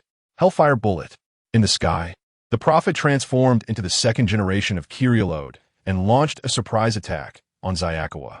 However, after evolving into Jetton, Xia didn't even want to dodge such a level of attack. A red barrier appeared above his head, absorbing all the attacks launched by the prophet. I will avenge the god. Seeing that his attack had no effect, the prophet ignited blue flames all over his body and launched a suicidal assault on Xia. However, before he could reach Xia, the barrier reflected the light and struck him. Although these fiery light bullets were emitted by the prophet himself, after Xia's enhancement, they were no longer the same in terms of power. Boom! The fiery light bullet instantly pierced through the prophet's body, and after the explosive flash, the prophet followed Kyouka into death. After dealing with the suicidal prophet, Xia looked in another direction. I have devoured your god. His energy is now mine, and I am even stronger. As he spoke, several blue spiritual entities were drawn toward him. They were all Kyouka people, coming to seek revenge on Xia following the prophet. To be precise, they were also suicidal. Seeing several Kyouka people appear before him, Xia felt with his heart and erased all the entities filled with hatred toward him. Amid a few explosions, only one Kyouka person was left. Xia recognized this Kyouka. In the original plot, she had trampled on Dagu's body. He still vividly remembered her long legs. As for her appearance, she looked like a virtuous wife and mother type, also a little beauty. You like them? Harbor hatred towards me, but your desire to survive is strong. That's why I am keeping you, Xia declared. I can tell you, having devoured Kyouka, I can let you die or live as I wish. Do you understand? Understood. From now on, Lord Jetton will be my new master. I will remain loyal to you. My master. Sensing her strong desire to survive, Xia nodded. You Kyouka people have been lurking among humans for so long. How has your power developed? Tell me. Then Xia learned about the development of the Kyouka among humans. The Kyouka's development occurred in 2 stages. The first stage was before Xia's appearance, during which the Kyouka attracted more followers among the middle class and ordinary people. However, after Xia emerged, the Kyouka's influence surged. Xia was too powerful. A single monster could continuously grow stronger, making TPC's various weapons and technologies seem like jokes. Under such circumstances, many people believed the apocalypse was approaching. During this time, the Kyouka claimed they could take them and their descendants away from Earth when that time came. As a result, many so-called big figures joined the Kyouka organization. After hearing this description, Xia was surprised that he had inadvertently helped them develop. This was unexpected. All right, since that's the case, help me arrange an identity. I want to live as a human for a while. After dealing with the 3 dark giants, Xia's current goal was to absorb the light energy from the Luluye ruins. Such a vast amount of light energy could not be achieved solely by sacrificing Ijun-K. He needed to find a few more. So he planned to look for someone like Ijun-K among humans, casually experiencing the human life he hadn't had for a long time. Does the Lord have any requirements for a human identity? Ideally, a TPC identity. It would be even better if you could get one with a high status. Xia thought simply. Anyone who could join TPC must have ideals, and such people were more likely to meet his requirements. If it's a TPC identity, it may require your lordship to personally accompany me. Seeing the puzzled look on Xia's face, the other explained, we did manage to pull in some TPC higher-ups before. But after Kyouka was eliminated by you, going back to find them probably won't yield any results. However, If Lord Jetton goes with me, I guarantee success. After considering this explanation, Xia Chuan decided to go with the other person. The next day, TPC, Ijuan K had just returned from visiting the injured Shinjo, who had been attacked by Hitora during yesterday's descent. Although Dagu had appeared in time to block the attack, the aftermath still affected him. He had sustained severe injuries to one leg, and without a miracle, it would be difficult to recover. Thinking of Shinjo's younger sister, Mayumi, crying in the hospital, Ijuan K shook his head. That pure and lovely girl was truly unfortunate. Her brother had been seriously injured in the Hitora incident, and her boyfriend had fallen into a coma while trying to save her. Reflecting on this, Ijuan K took a deep breath, determined to pull Xia Chuan over to the human side. Such incidents could not happen again. As Ijuan K pondered this, he walked toward the command room. At that moment, Secretary Zai suddenly came to find Ijuan K, saying there was an urgent matter. Confused, Ijuan K followed Zai to the director's office. What does the director want with me?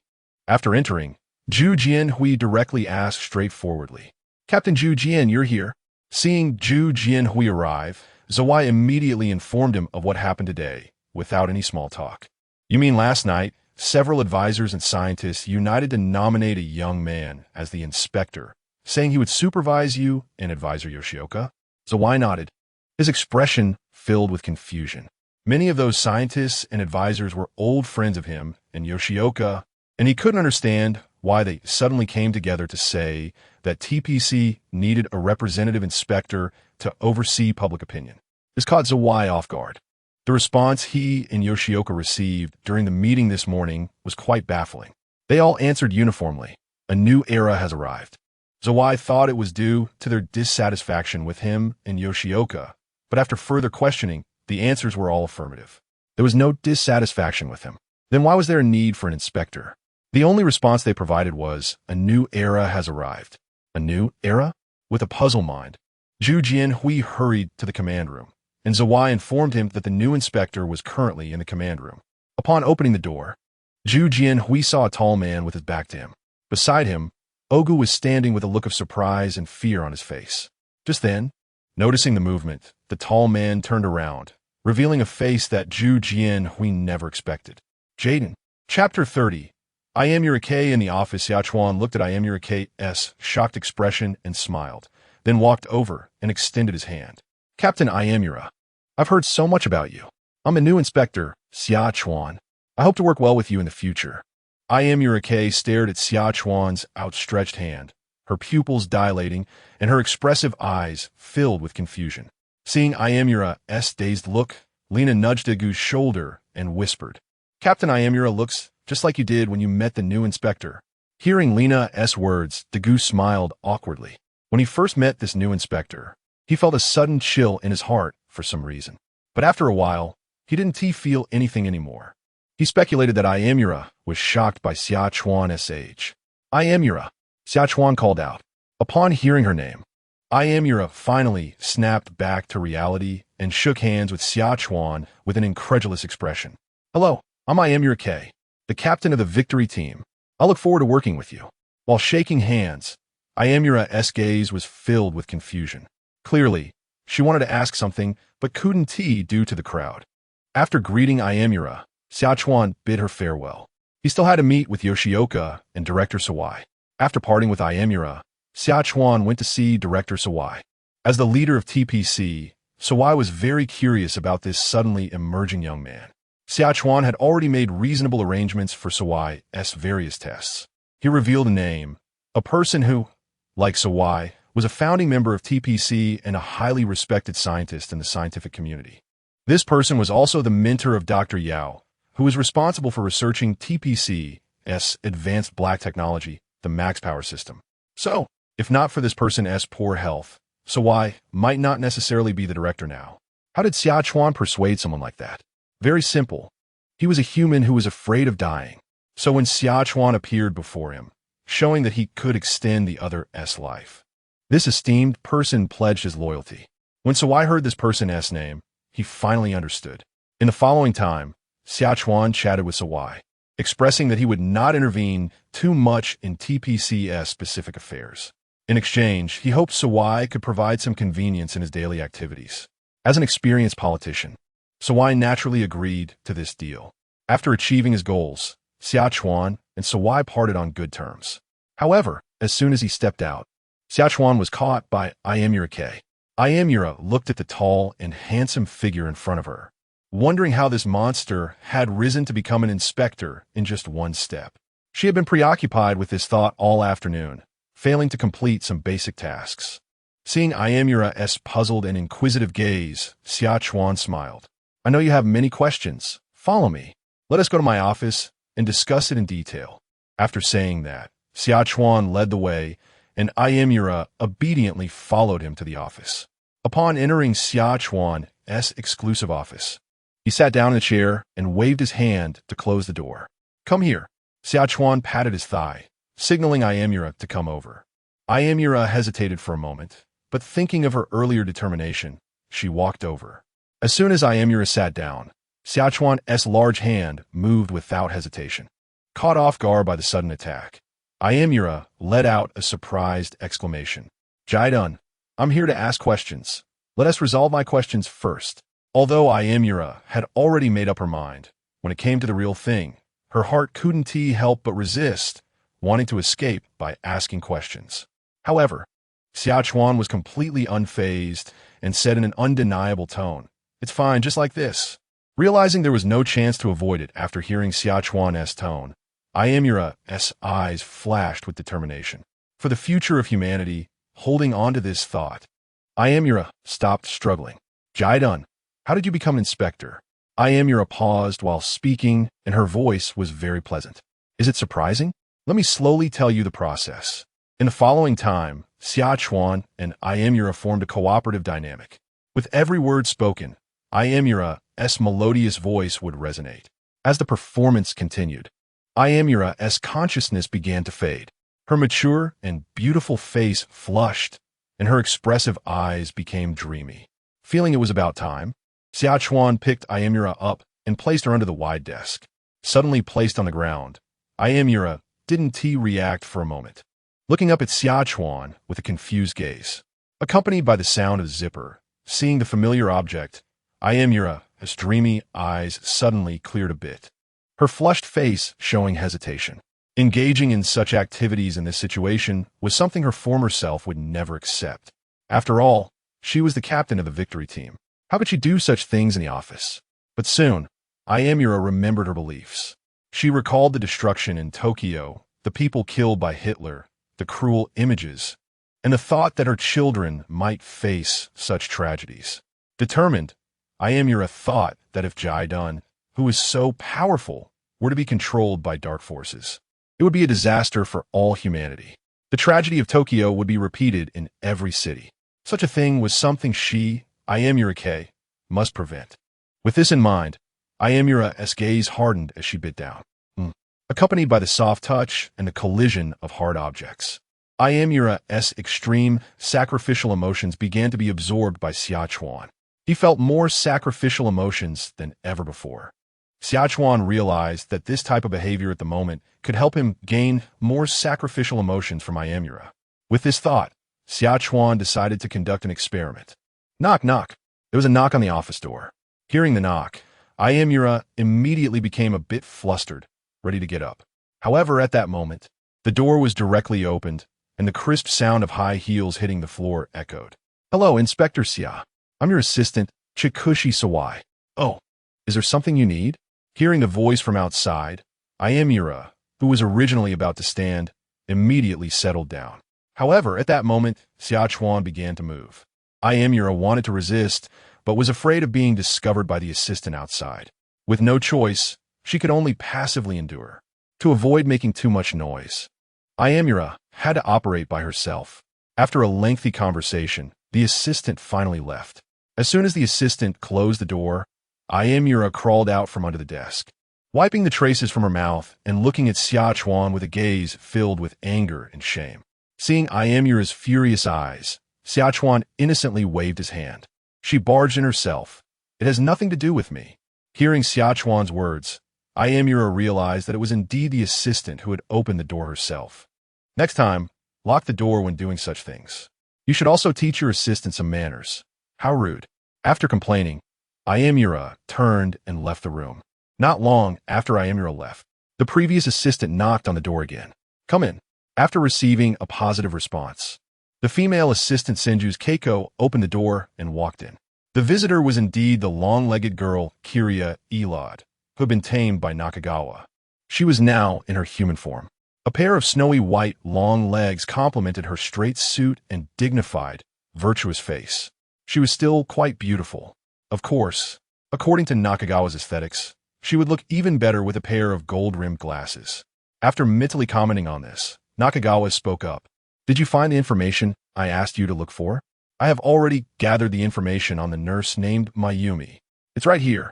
After saying this, Senju's Keiko placed Mayumi's information on Nakagawa's desk. After looking at the materials, Nakagawa waved his hand to dismiss Senju's Keiko, who immediately obediently left. Holding the documents in his hands, Nakagawa began to think. Although he had now found a method to significantly increase the energy of Ijima, K, through sacrifice. Based on Ijima's recent performance, this method could not be used too frequently. Therefore, Nakagawa needed to look for others who could have the same effect. And Mayumi just happened to possess the same qualities as Ijima, both capable of generating sacrificial emotions. Chapter 31. Changes brought by evolution. Looking at the information, Nakagawa also clarified Mayumi's current situation. The emergence of the Dark Triumvirate has indeed changed many people's destinies. For example, Mayumi's brother, Shinsei, was affected during his mission to delay Hitler in Tokyo and suffered severe injuries to his legs. Without a miracle, recovery is unlikely. Mayumi's boyfriend, on the other hand, was crushed by a building while trying to save her during that Tokyo incident. He is now lying in a hospital room. However, compared to Shinsei, Mayumi's boyfriend can be treated by modern medicine, but it requires extremely expensive fees and top-notch doctors. For Mayumi, who is just a nurse, obtaining these is harder than a miracle. After reviewing all of Mayumi's information, Nakagawa understood why she would have such feelings of sacrifice. However, when he turned to the last page, he saw the final sentence. This sentence was from Kizaki Sawi. As a Kyriolod, one of their abilities is to sense emotions, and Kizaki Sawi sensed a strong hatred for monsters in Mayumi. The suggestion reads, if Lord Jetton wishes to take action, please do not approach as a monster.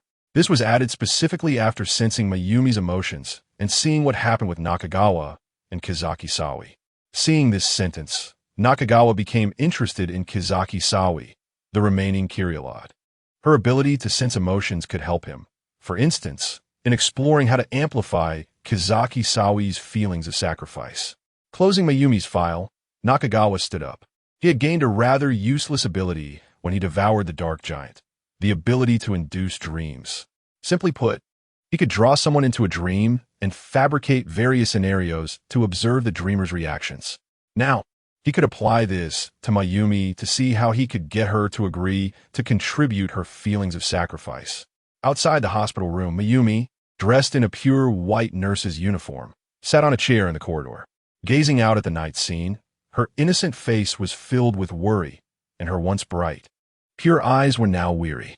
Inside the hospital room lay her boyfriend, while next door was her brother. Both of these people, who were incredibly important to her, had suffered disaster. Thinking about her boyfriend who fell into a coma while trying to save her and the exorbitant fees the doctor had mentioned, along with the difficulty of hiring a surgeon and her brother Shinsei's leg, Mayumi's heart burned with anger. It's all those monsters and those damn dark giants. Everything she had endured during this time was because of these dark creatures. These dark beings deserve to die. Holding on to this anger, Mayumi suddenly felt a wave of drowsiness. Soon, she fell into a deep sleep. Seeing Mayumi enter the dream state, Nakagawa immediately began his experiment. First, he appeared in the form of a monster and told Mayumi that if she was willing to submit to him, her brother's leg injury and her boyfriend would awaken. In the dream, Mayumi looked at the monster before her, listening to its words, her heart filled with hesitation. If she listened to this monster, her brother's leg injury could be saved and her boyfriend could wake up. All she had to do was sacrifice herself, The thought of sacrifice ignited a flame of anger within Mayumi. This anger transformed into a gun in the dream, and she pointed the gun at the monster that was Nakagawa. "You damn monsters, you caused my suffering, and now you want me to submit because of the pain you've inflicted on me. You damnate monster, D." At the moment Mayumi pulled the trigger, the dream shattered. Just as she was about to awaken, a wave of exhaustion washed over her again, pulling her back into the dream. Realizing that threatening her as a monster would not succeed, Nakagawa began to contemplate what to do next.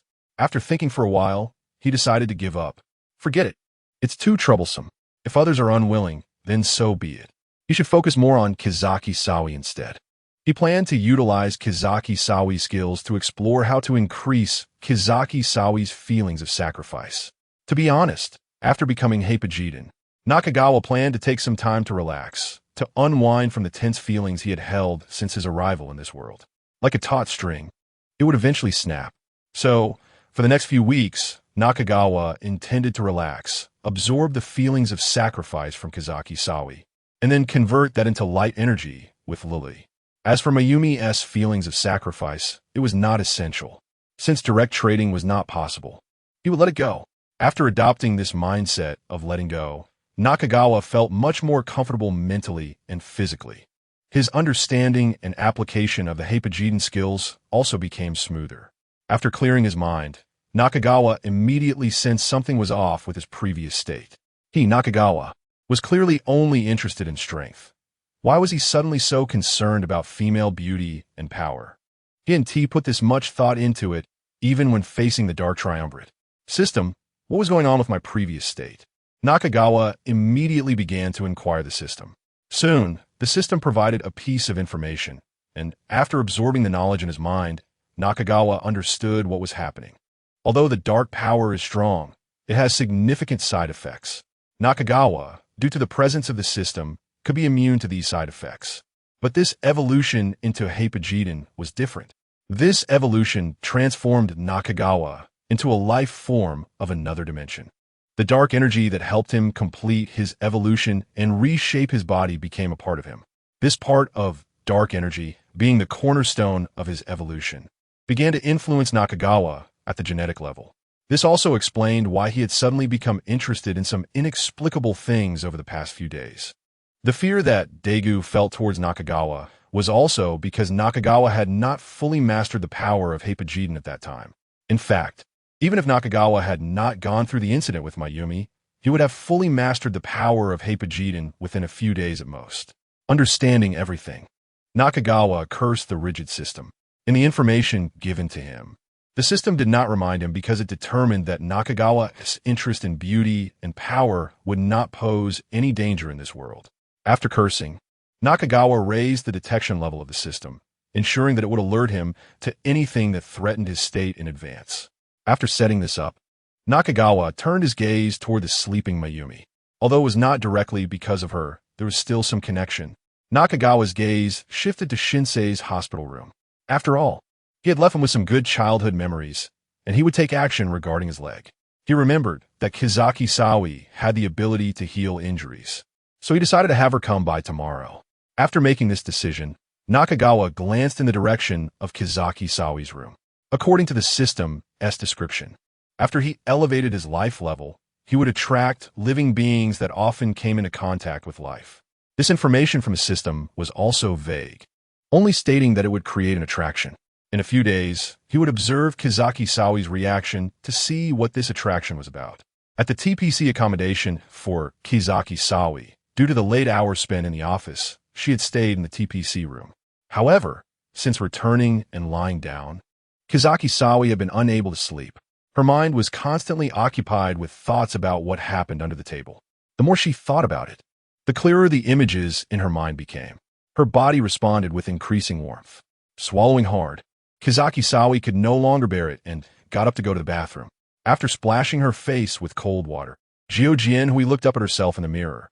Her complexion flushed and her eyes filled with a dreamy expression. It was as if she was experiencing the afternoon all over again. The images in her mind became clear once more. That essence seemed to be calling to her again. Jian suddenly woke up, looking at her alluring reflection in the mirror, somewhat in disbelief. Was that really her thought just now? She was actually craving that kind of thing. She had never felt this way before. Shaking her head vigorously, Jian Hui took the photo of her late husband and returned to bed. It seemed that this was the only way to bring her back to reality. Using this method, Jian Hui managed to fall into a restless sleep and enter a dream. At first, she was calling out her husband's name, but then it changed to Jetton. The expression on her face began to flush red. The next day, Natsukawa sat in his office and called Chikuzuake over. "My lord, you called for me. Didn't you say you have the ability to heal others' injuries? Go treat Shinsei's leg." At Natsukawa's words, Chikuzuake understood. "Has my lord already taken care of Mayumi? Should I also treat her boyfriend?" "No, that's too much trouble. I don't want to deal with it." Natsukawa's tone was irritated. He shouldn't have taken on this inspector role, and he had to attend a meeting in the morning. With his irritation, Natsukawa left to attend the meeting. Watching Natsukawa's departing figure, Chikuzuake fell into thought. Too much trouble? Could this be her opportunity? Chapter 32. Dark Divine Light Stick Senjuziki is a realistic and ambitious person. The previous god Kyouka Elad treated her well, but he is dead now. With the current strength of Nakagawa, no one in this world can threaten him. Since revenge is not possible, she will just keep working hard. It is only natural for the weak to submit to the strong. This is what Kyouka Elad taught her. So, what she should do now is to gain Nakagawa's trust. As long as she can gain his trust, she can represent him outside.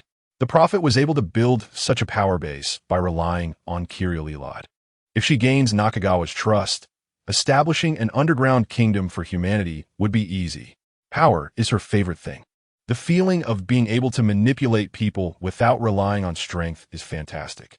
Thinking about how she has enjoyed respect and the feeling of commanding others while relying on her assistant role these days, a glint of excitement flashed in Senjuziki-I's eyes. She wants to continue enjoying such power. Mayumi. Although Senjuziki-I does not understand why such a powerful monster like Nakagawa would be interested in humans, she just needs to act. She will turn Mayumi into a version of herself. With that thought, Senjuziki-I walked out of the office, holding Mayumi's data. After attending a meeting, Nakagawa was a bit puzzled to see that Senjuziki-I did not come to greet him. However, he thought that she should be treating Mayumi's brother, Shinjo, and did not pay much attention to it. After all, he had more important things to do. He had absorbed so much sacrifice energy from Ziki-I, and now it was time to convert it into strength. The radiant energy from the ruins of Luluye. Here I come. Thinking about the radiant energy that could allow Dagu to transform back into shining Tiga, Nakagawa felt a surge of excitement. If he could absorb it all, his strength should be able to rise to another level. Finding a corner where no one was around, he used space jump to disappear from his location. When he reappeared, he had transformed into Hyper Gaiden and headed straight for Luluye. Before long, Nakagawa reached the ruins of Luluye, passed through the barrier he had set up, and entered the ruined city inside the ruins. According to Nakagawa's memory, radiant energy was buried beneath this ruined city. Taking out the light-dark converter, Nakagawa began to absorb the hidden radiant energy below the city. Just as Nakagawa started to absorb below the ruins of Luluye, Camilla sensed Nakagawa's arrival and felt the aura emanating from his body. Camilla's heart was filled with joy. Although Nakagawa's body now looked exactly like when he defeated Hydra and the others, his aura was significantly weaker. This indicated that Camilla's previous guess was correct. Nakagawa's power was temporary and could not be sustained for long. This is why Nakagawa did not attack even when he realized that he had fused with Gatanjyer. He only stayed in the air above the ruins of Luluye for 3 hours. Thinking of this, Camilla condensed a phantom and appeared before Nakagawa. Gaiden, didn't expect it, did you? I'm not dead. Nakagawa, who was absorbing radiant energy, was startled by Camilla's sudden appearance. See, I told you I'd surprise you. Seeing Nakagawa's startled expression, Camilla thought he was scared by her appearance and let out a hearty laugh. Nakagawa looked at the mocking Camilla in front of him and said, "What? You dare to appear before me? Aren't you afraid of dying again?" Hearing Nakagawa's threat, Camilla laughed again. Gaiden, stop pretending. I've already checked your strength. You're several times weaker than before. You must have used something to forcibly boost your power back then. Do you still have that thing now? I bet you don't. Upon hearing Camilla's taunts, A mocking smile appeared on Nakagawa's face. Camilla, how are you so sure that I don't have something that can boost my strength? Seeing Nakagawa's mocking expression, Camilla was momentarily stunned, and a look of panic crossed her face. But she quickly thought of something, and her expression relaxed again. Gaten, stop pretending. If you still had that item, how could you not have pulled me out back then? Don't tell me you were just hanging around in the air above the ruins of Luluye for 3 hours.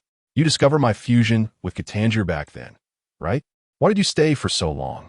Setting up a barrier that looks decent? Did you think it could hold me back after your strength disappeared? Camilla mocked. Regarding Camilla's taunts, Nakagawa did not want to respond. Instead, he started absorbing the radiant energy underground. He needed Camilla's help to enhance Gatanjyer's strength over the next month. So he didn't want to say anything. There was no need to. After all, Camilla would naturally understand everything after a month. At that time, Nakagawa looked forward to seeing her expression. He hoped that Camilla would still maintain her current attitude. Seeing Nakagawa turn around to absorb the radiant energy, Camilla thought that he was hit with her words and revealed another mocking tone. Gaten, cherish your time now. Before long, my fusion with Gatanjyer will be complete, and your doom is approaching. Upon hearing Camilla's words, Nakagawa suddenly thought of something and turned to ask her, aren't you afraid that I'll go down and interrupt your fusion if you tell me this now? Upon hearing Nakagawa's words, Camilla immediately showed a smug expression, her tone much louder than before. I thought you wouldn't think of that. Let me tell you, I completely erased Gatanjyer's consciousness yesterday. I've initially mastered his power. Moreover, I discovered a void space in the ruins below, and I've already transferred to that void space.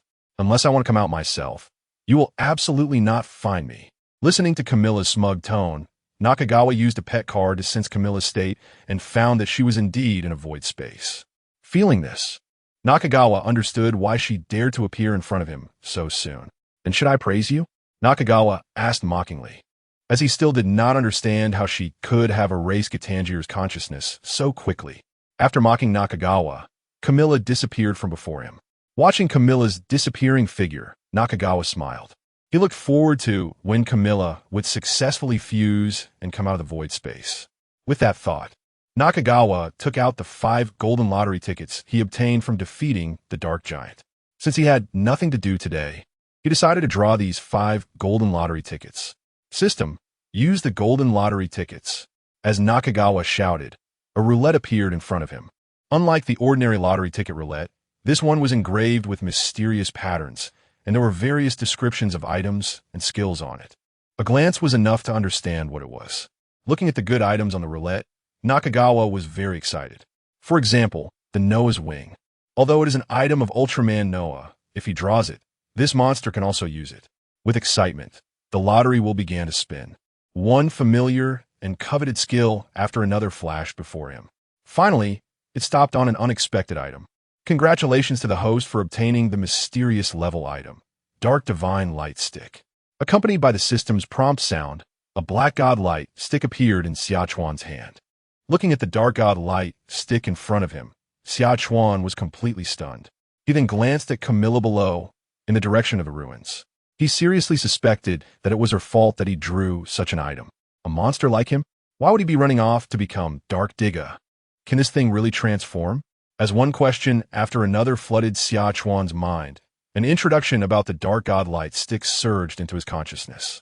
After absorbing the information about the God Light Stick, Xia Chuan opened his eyes, his expression filled with shock. This Dark God Light Stick was not a transformation tool for Dark Tiga, but something of a higher level. To put simply, after Xia Chuan infused his dark energy into this Dark God Light Stick, he could transform into Dark Ultraman. The form was not fixed and could transform randomly. However, it could define a limited direction. For example, if Xia Chuan wanted to transform into a handsome appearance like Tiga, he could infuse Tiga's appearance into this God Light Stick. And when he transformed, the Dark Ultraman that emerged would bear a general resemblance to Tiga, but with some differences in details. Transforming into Dark Ultraman was not the only effect of this Dark God Light Stick. Right after transforming into Dark Ultraman with this stick, he would unlock the auxiliary skill of energy conversion. His own power could be converted between light and dark. The conditions for this conversion were quite harsh, similar to how Dagu transformed into dark and absorbed the energy of Hitora and Doramo. If Xia Chuan imitated Dagu and transformed into Dark Ultraman, then found someone like Hitora or Doramo to absorb their energy, he could change into a Light Ultraman. At the same time, his strength would increase. But that wasn't the most important thing about the God Light Stick. After transforming into light, he could also convert the light back into darkness. This process of converting from darkness to light and then back to darkness would allow Xia Chuan to obtain a massive amount of dark energy. This dark energy was so vast that it could directly elevate Xia Chuan to the combat power level of the Mysterious Four. Xia Chuan felt a surge of excitement about the introduction of this God Light Stick. Although the process was a bit troublesome, the rewards were incredibly rich. This was a power that could directly elevate him to the level of the Mysterious Four. After advancing to Hyper Gaten, Xia Chuan felt that further evolution was becoming very difficult. The energy and monsters that could help him evolve were becoming increasingly scarce. Those that could be devoured for evolution were all very powerful bosses from other storylines, like the Destruction Root Body and the Void Monster Gryza. However, these monsters existed in other timelines, such as the Zeta world and the Gaia world. To find them, Xia Chuan would have to search each world individually. When he first obtained the time travel skill, Xia Chuan thought it would be simple. But after actually searching, he realized it was too troublesome. There were countless timelines, many of which were just repeats of different timelines that were useless to him. Since obtaining the skill, Xia Chuan had explored 3 worlds. Besides the Zeta and Gaia worlds, there was one world in this timeline that could meet the conversion conditions of the Dark God Light Stick. The aura from this timeline felt to Xia Chuan like it belonged to the super ancient era. He had previously caught a glimpse of that world using his time traveler skill.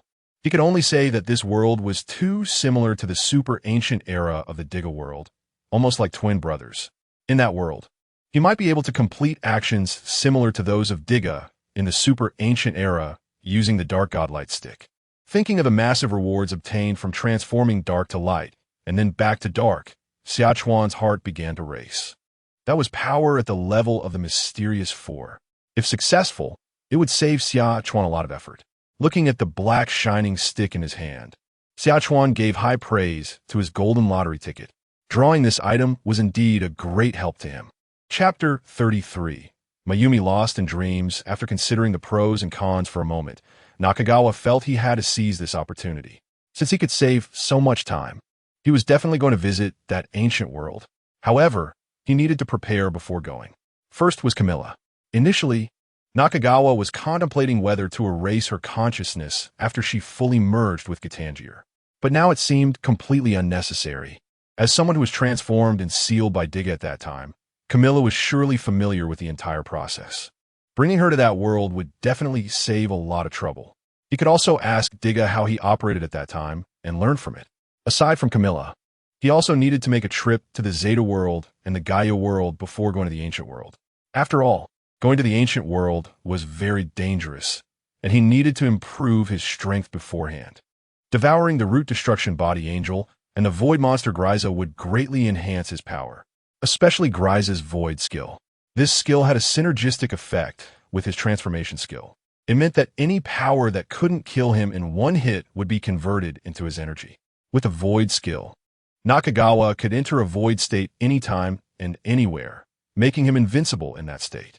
Combined with the characteristics of his transformation skill, not even the Mysterious Four Kings could kill Nakagawa. The Void Monster Gryza, an ancient world. With excitement, Nakagawa continued with the lottery. However, the appearance of the Dark Divine Light Stick seemed to have exhausted Nakagawa's luck. Under the mechanism of the golden lottery ticket that guaranteed powerful skills, he drew a god-level cooking skill, which made the food he cooked incredibly delicious and even brought spiritual enjoyment. Although this skill was powerful, it was of no use for enhancing Nakagawa's strength. After drawing this skill, Nakagawa realized that his luck for today had probably run out. So he decisively chose not to continue. He would come back next time. Instead, he began using the light-dark converter to continue absorbing the light energy from the underground city. At the same time that Nakagawa was absorbing the light energy, Shinsuke was feeling his legs regain sensation. A joyful smile appeared on his face. He had almost lost hope after hearing the doctor's judgment. Yet at that moment, a miracle happened. "Thank you so much, Ms. Chikudo," Shinsuke sincerely expressed his gratitude. Yes. Thank you so much. Your skills are truly amazing. I thought my brother's legs were hopeless, but now he has regained sensation. Thank you. Mayumi's pure eyes revealed a look of gratitude. She hadn't expected that a miracle would truly happen. Today, the newly appointed inspector's assistant had suddenly approached her, saying that the inspector greatly admired her brother's sacrifice for humanity. Therefore, he specifically sent him to provide treatment. Initially, Mayumi hadn't taken it seriously. She never expected that this assistant would actually make a miracle happen. The inspector sent me here. You should thank him. Upon hearing Chikudo's words, Shinsuke excitedly got up, wanted to thank the inspector in person. However, Chikudo stopped him, saying that Nakagawa was very busy. After a round of small talk, Shinsuke ended the conversation by saying he would definitely thank him in person. Mayumi and Chikudo left the hospital room. By the way, I've already found a doctor for your boyfriend, and I also cover the costs. As she said this, Chikudo's gaze swept over Mayumi's pure and beautiful face, wearing a smile. Why? After her initial joy, Mayumi looked surprised. If helping her brother Shinsuke was because the inspector admired him, then why did he help her boyfriend find a doctor and cover the treatment costs? As a nurse, Mayumi was very aware of how difficult it was to find a treating doctor and the high costs involved. It's the inspector's kindness. It's the inspector's kindness. Mayumi looked puzzled at this answer, her clear eyes filled with confusion. Why would the inspector show her kindness? Thank you, Inspector Nakagawa. I will definitely thank you in person. Although she didn't understand, she bowed with gratitude. Chikudo smiled brightly at the sight of Mayumi's curvy figure revealed as she bent down. I look forward to that day. After leaving that sentence with a different meaning, Chikudo turned and left. Watching Chikudo's departing figure, Mayumi straightened her back, looking puzzled. She wondered if it was just her impression, but it seemed like the assistant had ulterior motives and was particularly concerned about her figure and looks. This left Mayumi feeling quite perplexed. However, the joy of her brother and boyfriend receiving treatment quickly overshadowed her doubts. With a happy mindset, Mayumi turned and ran toward her boyfriend's hospital room. Hearing the sound of footsteps behind her, Chikudo smiled. After lurking in human society for so many years, she had learned one principle. If you build a ship to sell to people, what you need to do is desperately describe the beauty of the sea to them. Only by implanting the image of the beautiful sea in people's minds can the ship you built be sold better.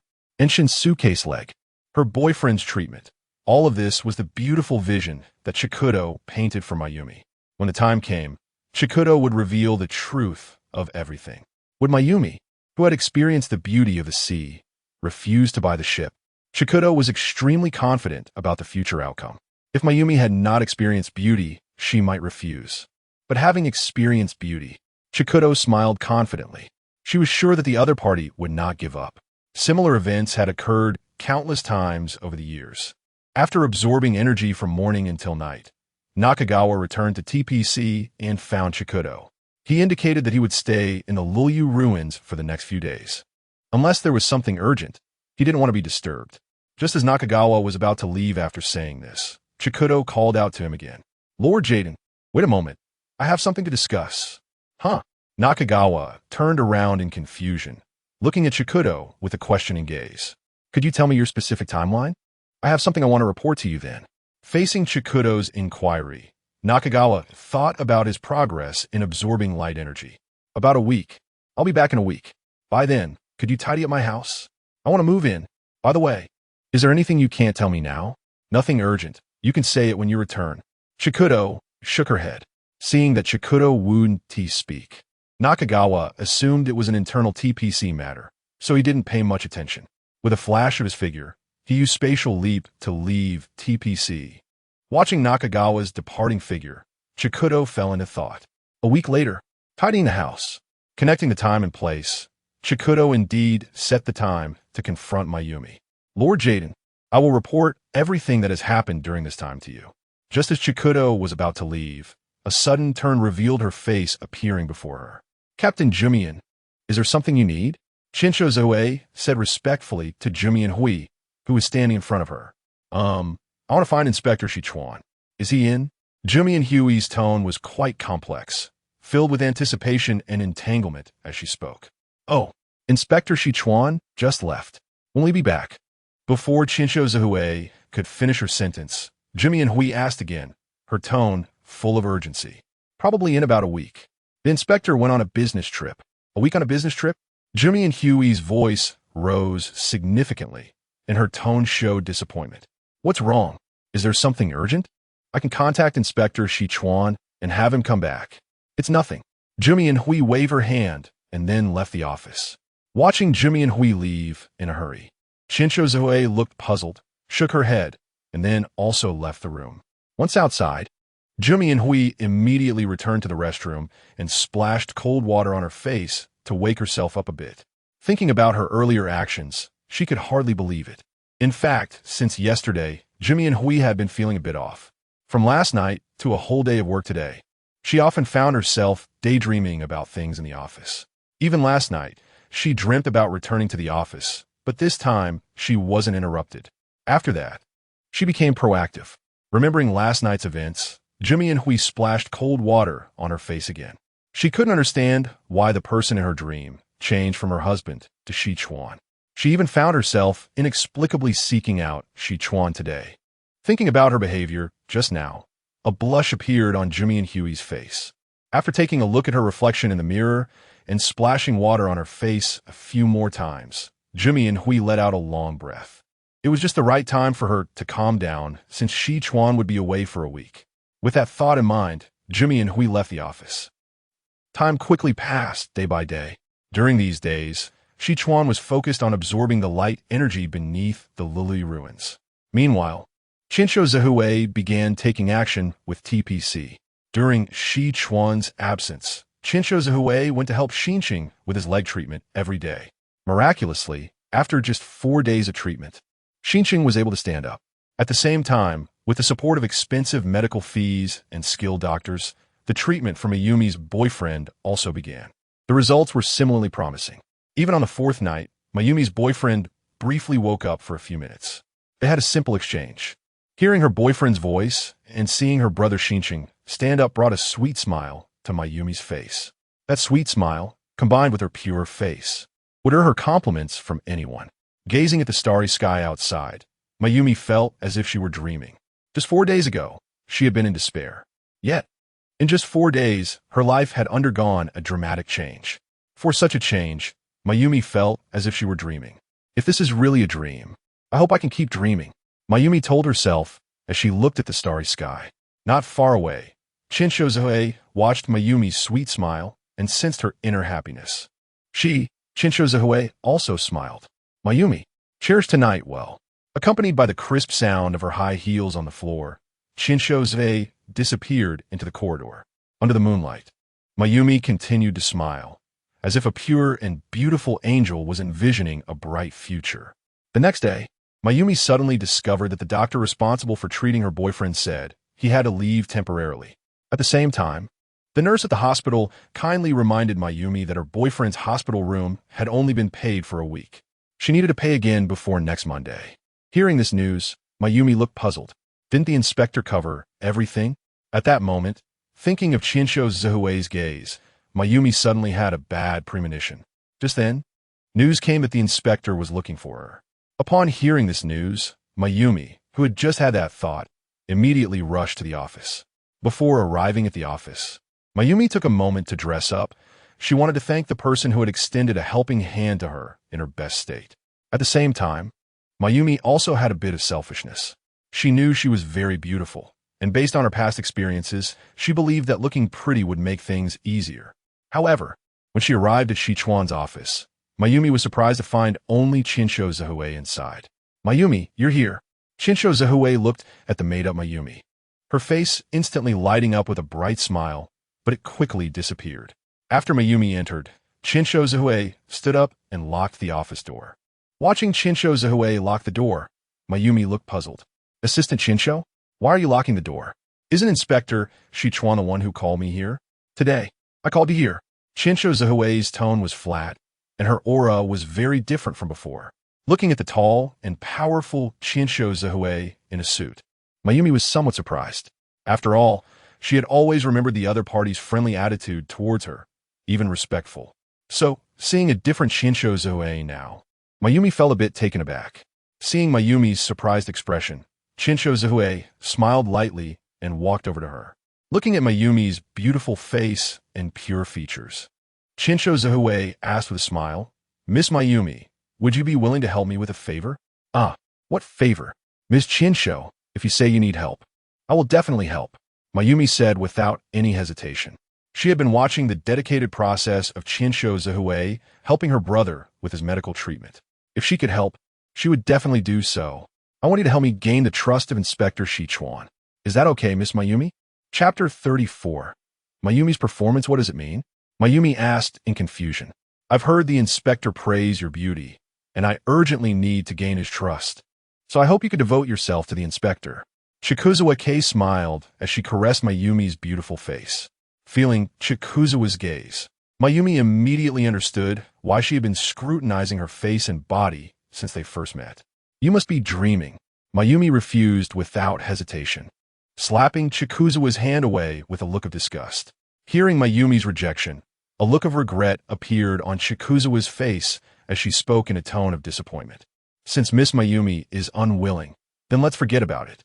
Upon hearing Chikuzawa's words, Mayumi, who was about to refuse again, was taken aback. She did not expect Chikuzawa to give up so easily, but what she said next made Mayumi's nerves tighten again. "Then your teammate Shinjo's leg and your boyfriend's treatment will have to rely on yourself." Mentioning her brother and boyfriend made Mayumi anxious. "How can you say that? Why can't I say that?" "Miss Mayumi, I can tell you that the inspector mentioned to treat your brother, but he didn't say I had to treat him with such dedication. Do you think I, as an inspector's assistant, have so many tasks to do and can just go treat your brother on time? And your boyfriend's treatment fee, as well as the famous doctor I had to pull strings to find. I did all this because I regard you as the inspector's woman. If you're not, then you'll have to rely on yourself." Hearing this, Mayumi wanted to say something but found herself at a loss for words. A sense of helplessness surged up in her, thinking of her brother's leg and her boyfriend who fell into a coma, saving her. Mayumi suddenly didn't know what to do. Seeing the conflicted expression on Mayumi's face, Chikuzawa gently patted her shoulder. "By the way, after you leave this door, don't tell anyone about this. In return, I will go treat your brother once a month, and in about 3 to 4 years, he should be able to move. On the contrary, if you say anything, then forget about me treating your brother's leg." After saying this, Chikuzawa opened the door, signaling Mayumi to leave. However, Mayumi remained frozen in place.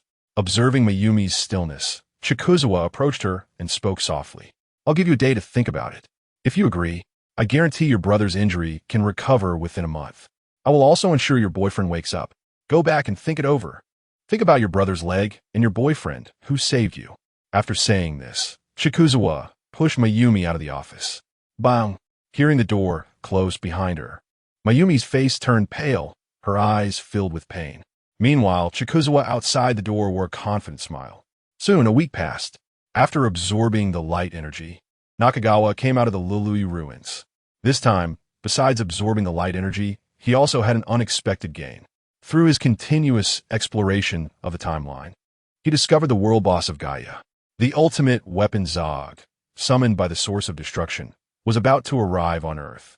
Based on Nakagawa's understanding of the plot, Zog would summon a type of destructive magic insect before coming to the Gaia world. These creatures possessed massive dark energy and were extremely numerous. They caused great trouble for Gaia and Aguru at the time, forcing all the monsters on Earth to come out and resist. While these destructive magic insects were a nuisance for Gaia and others, for someone like Nakagawa who had the ability to devour, they were simply a delicacy. If Nakagawa could devour all those destructive magic insects, his strength would increase significantly.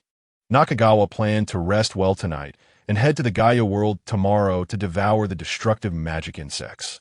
With this thought in mind, Nakagawa returned to the TPC. He remembered that Chikuzawa would report something to him today. It was just right for him to ask what it was. Upon arriving at the TPC, Chikuzawa informed Nakagawa that she was currently in the house he had her organize. She had something to report to him in person related to Mayumi. Hearing Mayumi's name, a hypothesis flashed through Nakagawa's mind. Remembering his guess, a flicker of anger appeared in his eyes, and he found a secluded spot to use spatial movement. Disappearing from the TPC, when he reappeared, he was already in the suite he had drawn from the lottery. Chikuzawa had been waiting for a long time. Lord Jetton. Chikuzawa approached respectfully. The next moment, a powerful force lifted Chikuzawa's body.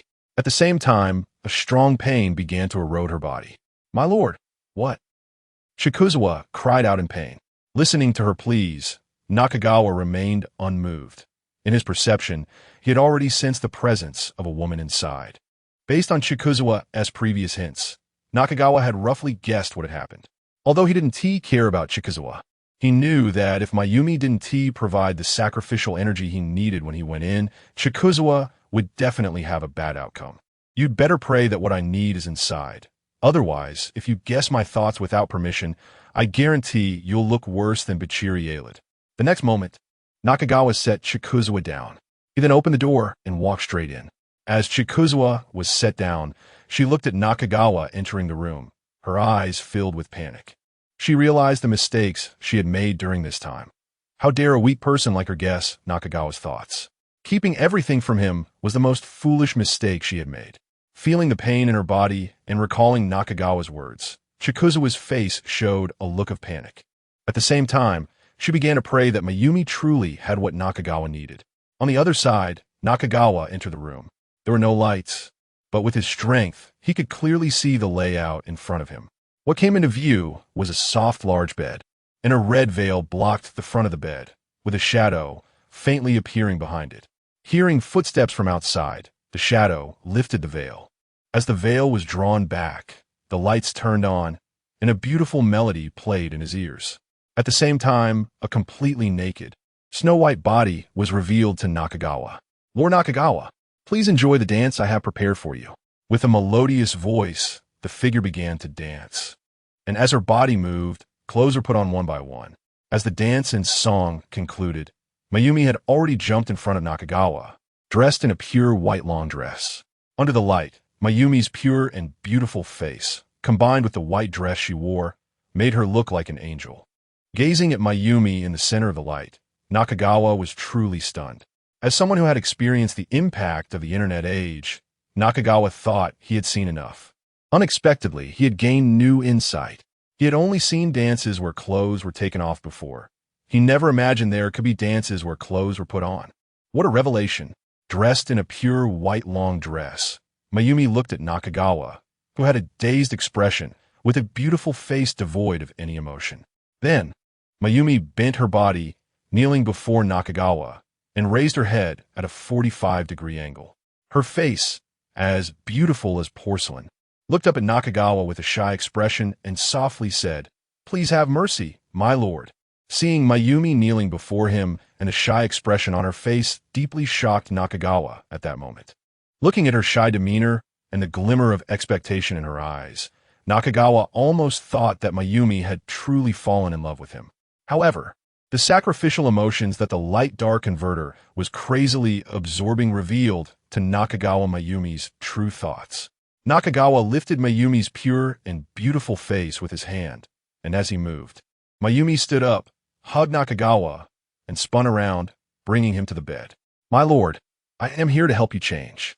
Nakagawa wanted to say something, but Mayumi silenced him with her lips. Feeling her softness, Nakagawa wasted no time and began to take action. In the morning, Nakagawa woke up first.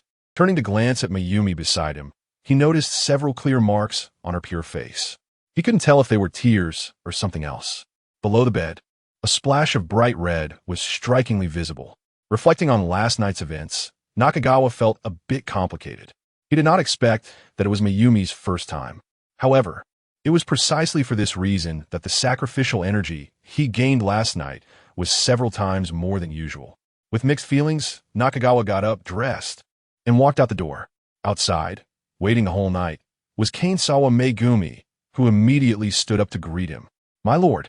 Seeing Megumi's panicked expression, Nakagawa glanced at her and asked, "Was that performance last night, along with that expression, something you taught her?" "Yes, my lord, are you satisfied?" Megumi asked with a nervous tone. Yes, this was the truth. The performance last night indeed shocked Nakagawa. "Be thankful that Mayumi has what I need. upon hearing Nakagawa's words. Megumi's face showed a look of relief. Of course, as a punishment for your wild guesses about my thoughts, I will give you a test. No matter what method you use, find a way to make Mayumi and Kainsawa Megumi generate more sacrificial emotions. I will be away for 4 days, and when I return, I want to hear your methods. After yesterday's experience, Nakagawa clearly realized Megumi's talent in this area. It should be noted that the sacrificial emotions generated when Mayumi danced were several times more than after Nakagawa had sex with her. This realization shocked Nakagawa. He immediately understood that there were other ways to make others generate sacrificial emotions besides just having sex. In this regard, Megumi was a master. She understood it better than him. Sacrificial emotions? Looking at Megumi's puzzled expression, Nakagawa explained again. The so-called sacrificial emotions are when she feels particularly sacrificial while doing something, and it must be for my sake. Upon hearing this, Megumi immediately understood what he meant. Simply put, it was the kind of emotion that a just person feels during a sacrifice in a TV show. I understand, my lord. When you return, I will definitely meet your needs. Hearing this, Nakagawa nodded and vanished from the spot using spatial teleportation. In his perception, Gaia World Zogu had already begun summoning the destruction worms. Next, he needed to rush over as quickly as possible. Arriving in a deserted corner, Nakagawa summoned a golden portal. After confirming that the space-time behind the portal was stable, he walked straight in. Gaia World. Countless clouds made of worms obscured the once clear sky, plunging the entire world into darkness. Whoosh! In a deserted alley, a golden portal appeared out of thin air. Nakagawa's figure stepped out from within. Looking at the countless clouds of destruction worms in the sky, Nakagawa nodded. Just in time. At the same time, 2 dazzling beams of light lit up. Gaia Ultraman, representing the power of the earth, and Eagle Ultraman, representing the power of the ocean, transformed and emerged. Gaia, Eagle. Seeing the 2 familiar Ultramen, Nakagawa's eyes flickered. Previously, when he was in the Tiga world, Dagu had not yet grown up, so he had absorbed light energy more cautiously. However, Gaia and Eagle were different. They had already matured. When the time came for him to absorb their energy, he wouldn't have to be as timid as he was with Dagu.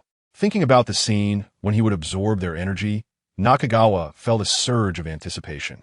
This represented the power of the earth and the ocean. The intensity of that energy would surely not disappoint him. Hey, young man, it's dangerous. Hurry up and leave. This place is about to become a battlefield. At that moment, a middle-aged man shouted anxiously at Nakagawa. Behind him, a cameraman was filming the battle between Gaia and Eagle. Hearing the voice, Nakagawa turned to look. Recognizing the familiar face and knowing the plot, he immediately recognized who it was. KBC, an important supporting character in Gaia World. The 3 of them formed a reporter team specifically to report on the battles between XIG and Ultraman. The middle-aged man's name was Kenji Tabata, and the cameraman was Runo Inoue. They had a host named Reiko Yoshii, who is currently at the TV station hosting the live broadcast of the battle between Gaia and Eagle. Recalling who they were, Nakagawa smiled. At that moment, the cameraman, Runo Inoue, subconsciously pointed the camera at Nakagawa. In that instant, everyone watching the battle through the TV station saw Nakagawa's face. With his tall and handsome figure combined with a bright, sunny smile, many female viewers felt their hearts flutter. But then, something that shocked everyone happened. Remember my name? I am Hyperion.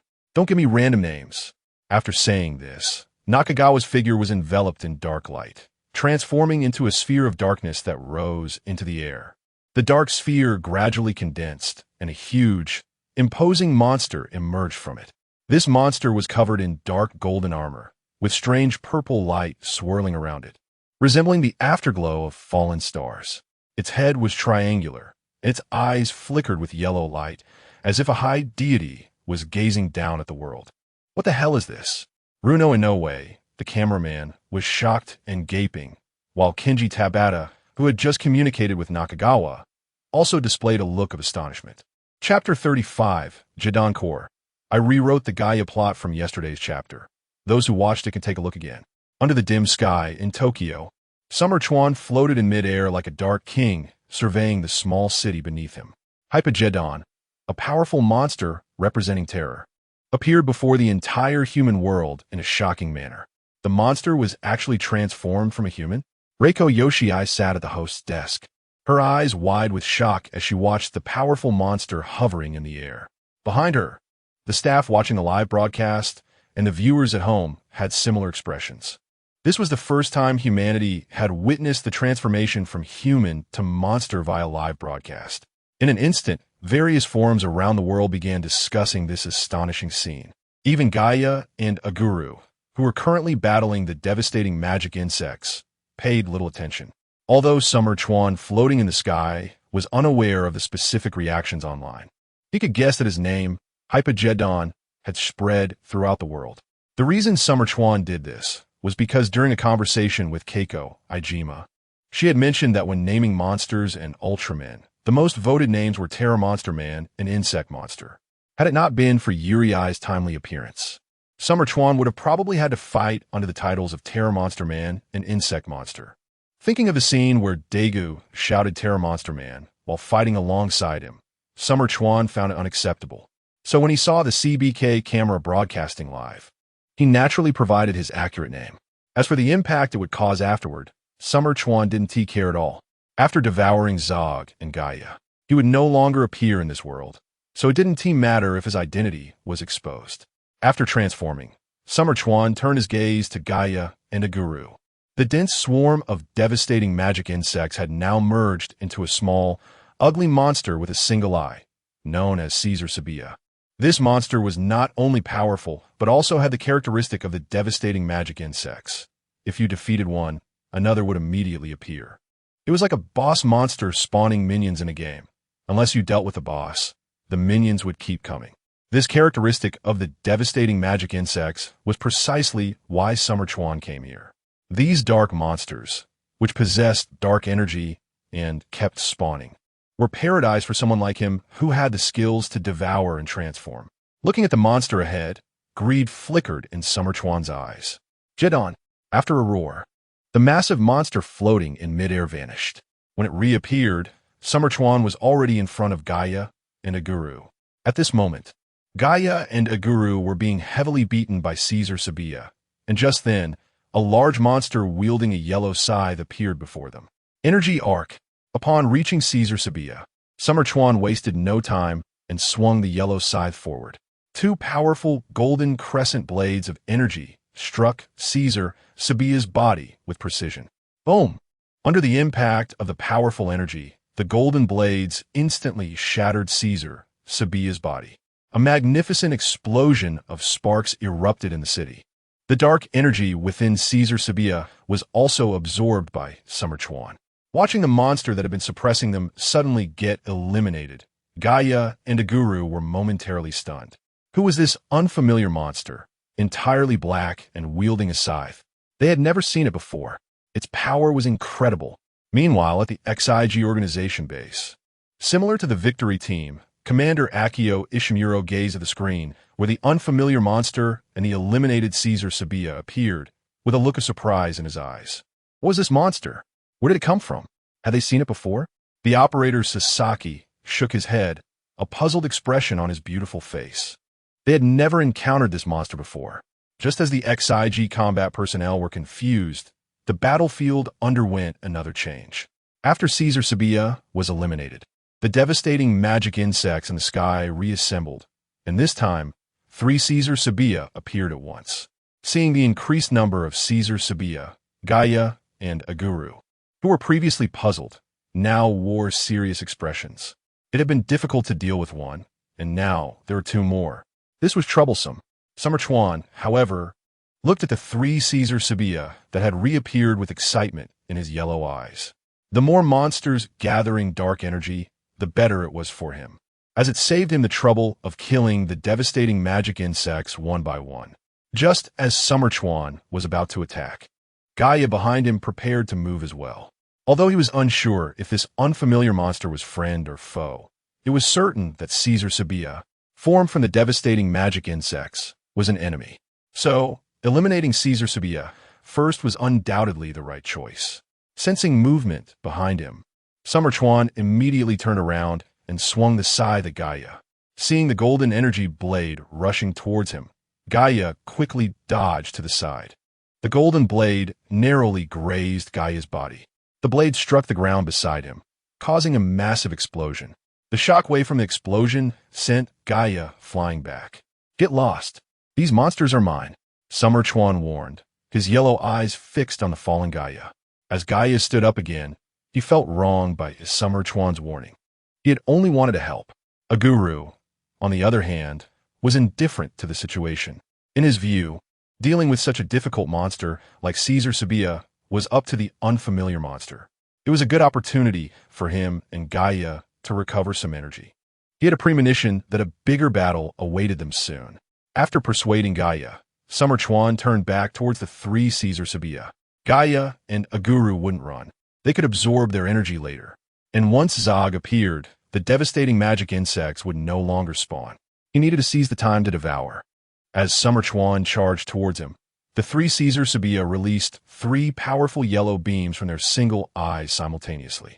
Seeing the beams approaching, Xia Chuan extended his hands, creating a red energy barrier in front of him. The 3 yellow beams, upon hitting the energy barrier, were absorbed and enhanced by Xia Chuan. The 3 black and yellow beams reflected back. Boom! Accompanied by 3 brilliant bursts of flames, the newly appeared Caesar Sabia was instantly eliminated. The thick devouring energy within them was also absorbed by Xia Chuan. Watching Caesar Sabia being eliminated in an instant, Gaia and Aguru, who were recovering energy, exchanged glances and saw the shock in each other's eyes. They had fought against Caesar Sabia before and understood its combat power. To eliminate such a difficult opponent so easily, where did this powerful monster come from? On the other side, after absorbing the dark energy from 4 Caesar Sabia, Xia Chuan's devouring evolution skill characteristics took effect. The separation and fusion skills within Caesar Sabia were devoured, thus unlocking Xia Chuan's Sphia light bomb skill. This skill allowed him to create a large number of combat weapons using dark energy. In other words, it was similar to how the source of destruction summoned and created these devastating magic insects. Previously, due to just evolving into Hippogeiton, Zyakawa's mastery of energy was not sufficient. This is also why Zyakawa was so eager to rush to the Gaia world. After unlocking the light projectile skill, looking at the countless annihilation magic insects in the sky, Zyakawa let out an excited roar. He was about to enter harvest mode. Accompanied by the roar, the dark golden skin on Zyakawa began to emit a purple glow. Under the continuous infusion of dark energy, those purple glows formed dozens of purple orbs. As the purple orbs became more solid, an overwhelming energy fluctuation spread out in all directions. Gaia and Aguru looked on in confusion at the suddenly appearing purple orbs around Zyakawa, unsure of what he was up to. "Come forth, my Jetton Legion." With Zyakawa's roar, the surface of the light column began to crack, and one after another, juvenile Jettons crawled out from the light column. The massive number of juvenile Jettons formed a Jetton Legion. Satisfied with the Jetton Legion around him, Zyakawa nodded. With a command given, the dozens of Jettons roared and charged toward the annihilation magic insects that covered the entire sky of Earth. Chapter 36. The origin of the annihilation angel Zog. Dozens of roaring juvenile Hypogeetons charged towards the annihilation magic insects in the sky above Tokyo. Accompanied by hundreds of falling fireballs, countless annihilation magic insects were obliterated. Half of the dark energy within them was transmitted back to Nakagawa, while the other half was used for their own evolution. Yes, these Hypogeetons inherited the devouring evolution skill from Nakagawa. After devouring energy, they could also evolve. In less than a few minutes, over a dozen Jetons had evolved from their juvenile form into their youth form. These juvenile Hypogeetons, armed with sickles, began a harvest on a larger scale. In response to the attack from the Jetton Legion, the annihilation magic insects in the sky chose to condense over a dozen Caesar scythe beasts to deal with them. However, by this time, it was too late. The evolved juvenile Hypogeetons went to intercept them, while blocking the Caesar scythe beasts. Nakagawa was also using the dark energy transmitted back to him to continue condensing purple orbs of light to summon juvenile Jetons. Whenever a juvenile Hypogeeton was killed by a Caesar scythe beast, a new juvenile Hypogeton would evolve into its youth form. For every one killed, another would appear. Just as juvenile Hypogetons were being killed, those Caesar-scythe beasts formed from annihilation magic insects were also being slaughtered. Once the juvenile Hypogetons killed the Caesar-scythe beasts, they would completely evolve, transforming from mere biological weapons devoid of intelligence into powerful adult Hypogetons with a certain level of cognitive ability. However, compared to Nakagawa, these weaponized Hypogetons were much weaker in intelligence and skill power. Yet, they were more than sufficient to deal with the similarly low-intelligence Caesar-scythe beasts. Seeing over 10 juvenile Hypogetons evolve into adult Hypogetons, Nakagawa ceased summoning the Jetton Legion. With those 10 Hypogetons, the Caesar-scythe beasts formed from the annihilation magic insects could no longer kill his juvenile Jettons. Without any deaths, the hundreds of juvenile Hypogetons could all evolve into adult Hypogetons. It could be said that from now on, these annihilation magic insects covering the entire Earth would serve as his dark energy supply. Feeling the dark energy coming from his Jetton weapons, Nakagawa's eyes gleamed with joy. This time, he had indeed made the right choice coming to the Gaia world. Based on the current energy transmission speed, Nakagawa felt that after he eliminated the annihilation magic insects covering the entire Earth, his strength could increase significantly. After absorbing Zog and the Supreme Gaia, his power might even reach the level of peak Hypogetons. Thinking of this, Nakagawa felt a surge of excitement. At the same time, Nakagawa was pleased. The Jetton Legion's actions of exterminating the annihilation magic insects were witnessed by most people on Earth. The name Hypogeton spread across the globe. Such a powerful monster turned out to be a transformed human. Since Nakagawa transformed in front of him, Inoue Rinbun had been pointing his camera at Nakagawa. This act allowed him and all the viewers in the live broadcast room to witness Nakagawa's every move. Indeed, if it weren't for seeing it with my own eyes, I wouldn't have believed that such a powerful monster was actually a human transformation. It was a monster that covered the entire Earth. He single-handedly dealt with it. The director, Tanabata Kenji, sighed as he looked at Tokyo, which had regained its sunlight. The host, Yoshii Reiko, sitting on the podium, was also astonished. Although she was shocked by Nakagawa's actions earlier, she quickly regained her composure due to the precedent of Fujiwara transforming into a guru. However, when she saw the Caesar-scythe beast, which even Gaia and a guru could not handle, being effortlessly wiped out, she was shocked again. Yet, upon witnessing Nakagawa summon the Jetton Legion to eliminate the massive annihilation army covering the Earth, Yoshii Reiko's emotions shifted from shock to panic, even fear. Because Nakagawa summoned the Jetton Legion to eliminate the vast number of annihilation magic insects, many people online now regarded him as a hero of humanity. However, Yoshii Reiko did not see it that way. She still remembered Nakagawa's earlier attack on Gaia. This monster transformed from a human. If he truly stood on the side of humanity, how could he attack Gaia, who was fighting for the Earth?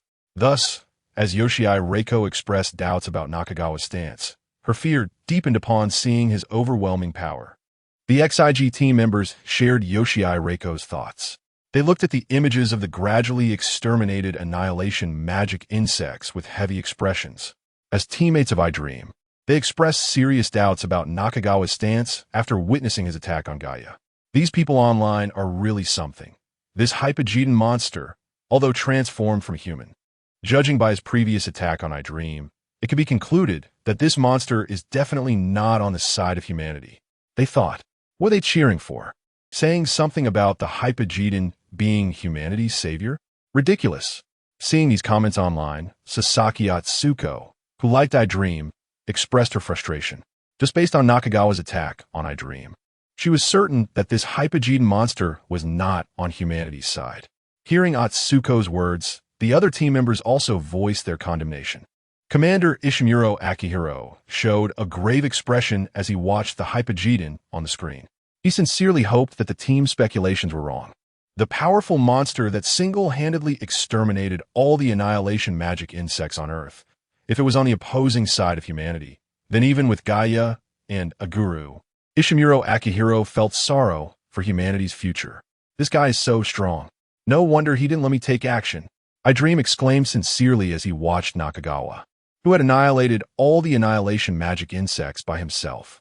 Although the other side had attacked him earlier, as long as the monster was eliminated, everything else was irrelevant.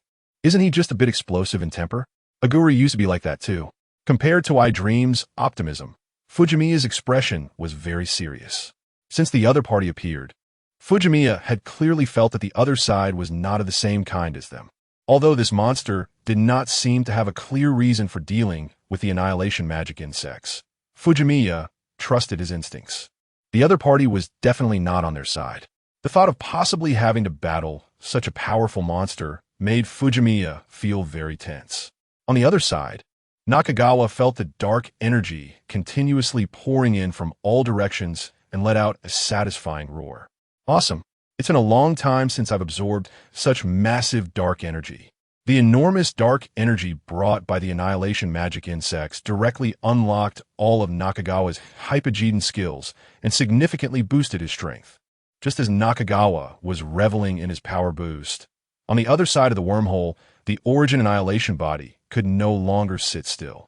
His subordinates were being harvested like grass. This couldn't be allowed. Under the orders of the Origin Annihilation body, Zog hastily accelerated his descent to Earth. Above the wormhole in Tokyo, a colorful light column several kilometers wide appeared.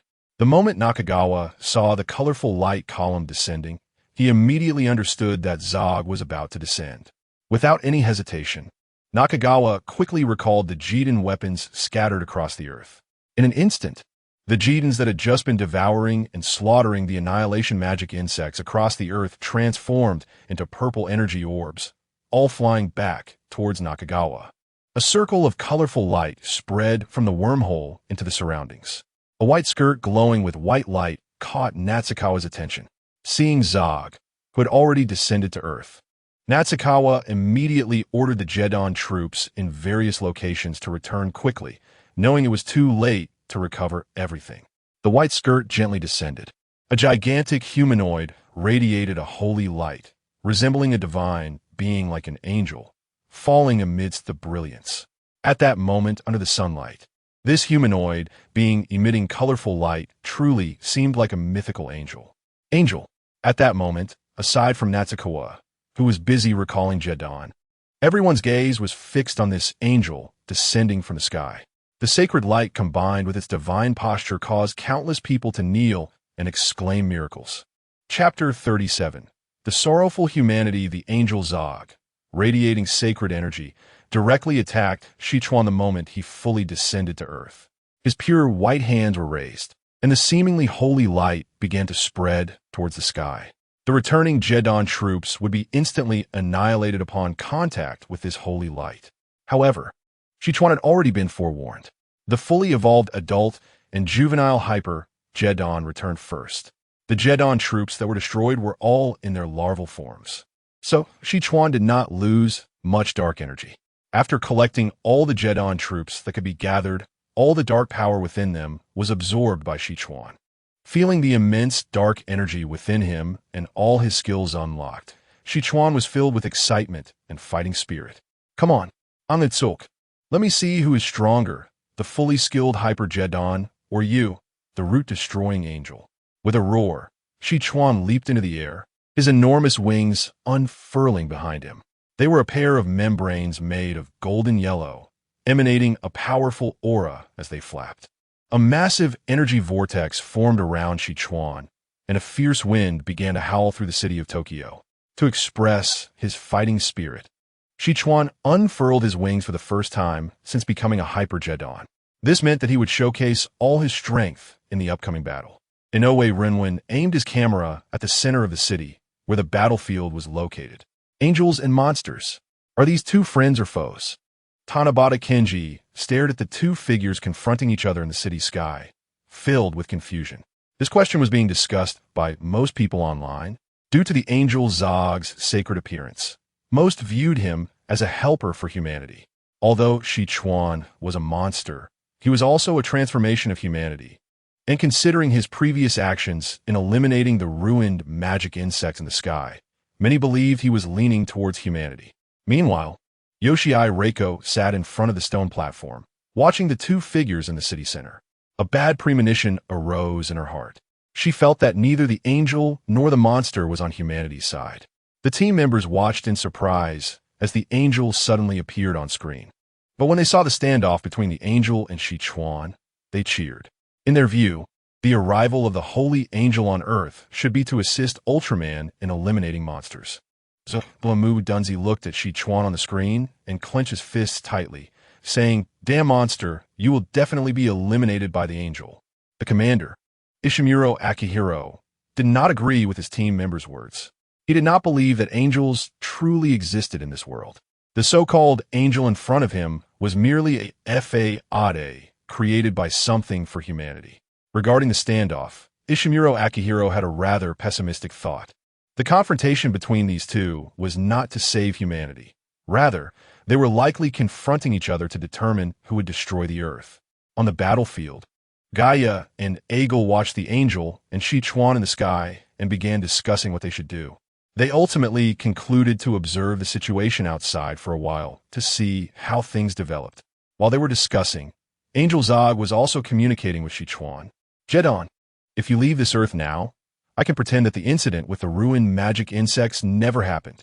You have already consumed enough dark energy. You have gained enough, and there is no need to take more risks." Angel Zog urged, looking at the powerful Xia Chuan with his wings spread.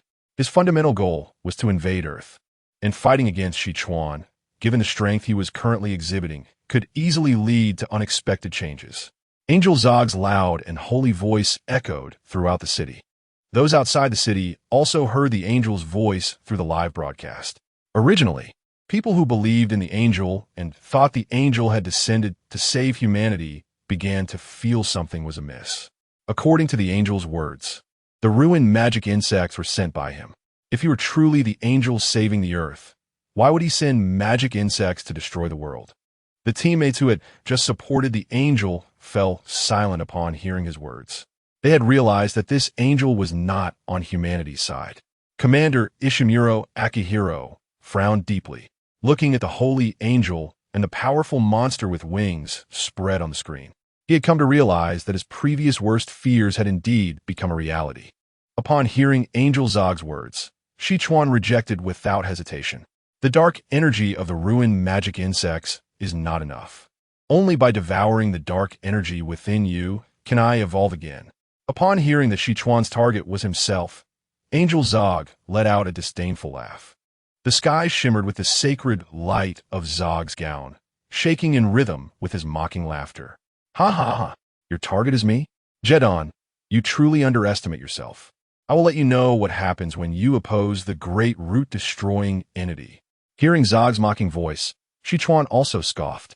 A great being who once called himself a god had said the same thing, and now he had been devoured.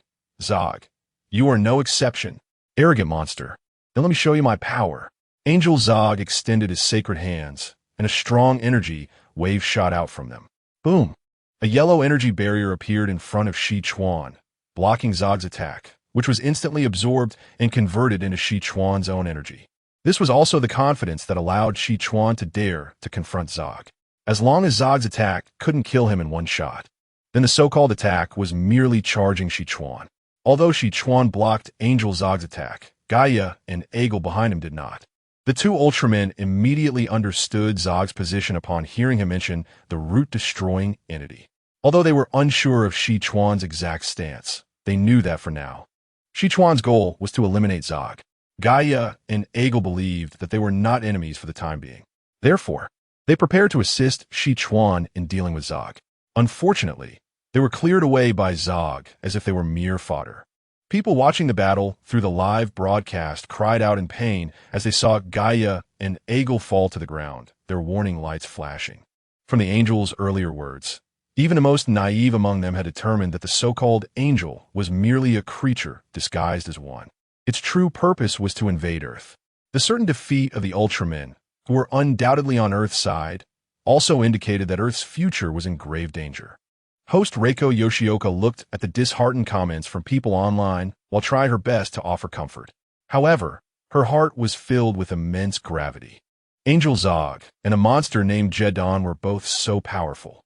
Could Gaia and Egel truly defeat these two formidable monsters as she consoled the people? The team members looked at the fallen Gaia and Aegel, also falling into silence. Was the gap really this vast?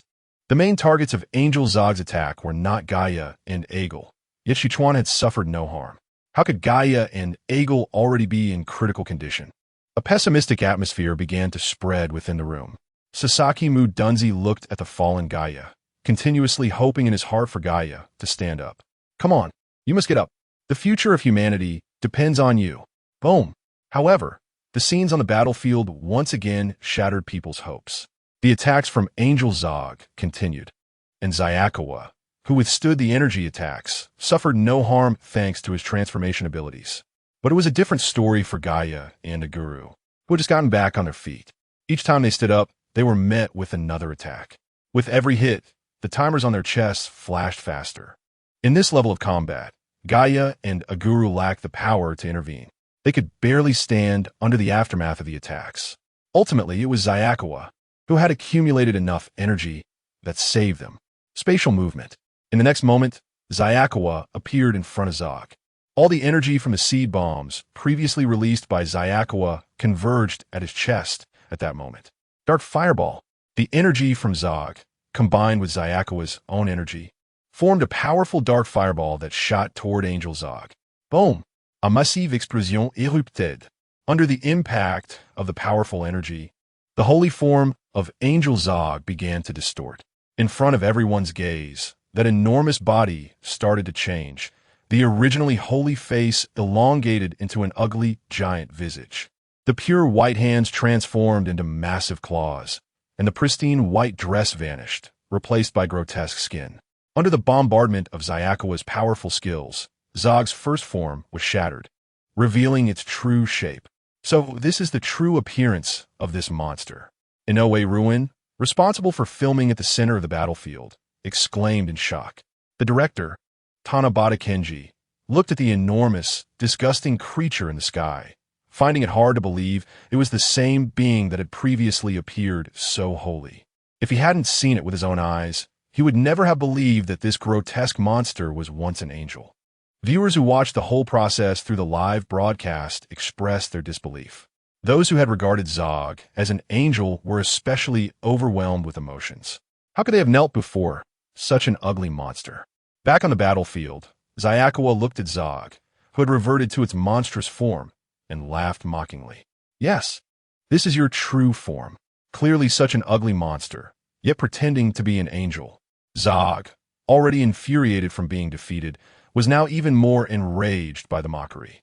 Zog let out an angry roar. Jetton, I will make you pay the price you deserve. Immediately, a powerful wave of energy erupted from Zog's mouth. Facing the oncoming energy wave, Xia showed no signs of panic. The transformation energy barrier stood in front of him, completely blocking Zog's energy wave, which was then converted into Xiao's own energy. Here you go, Dark Fireball.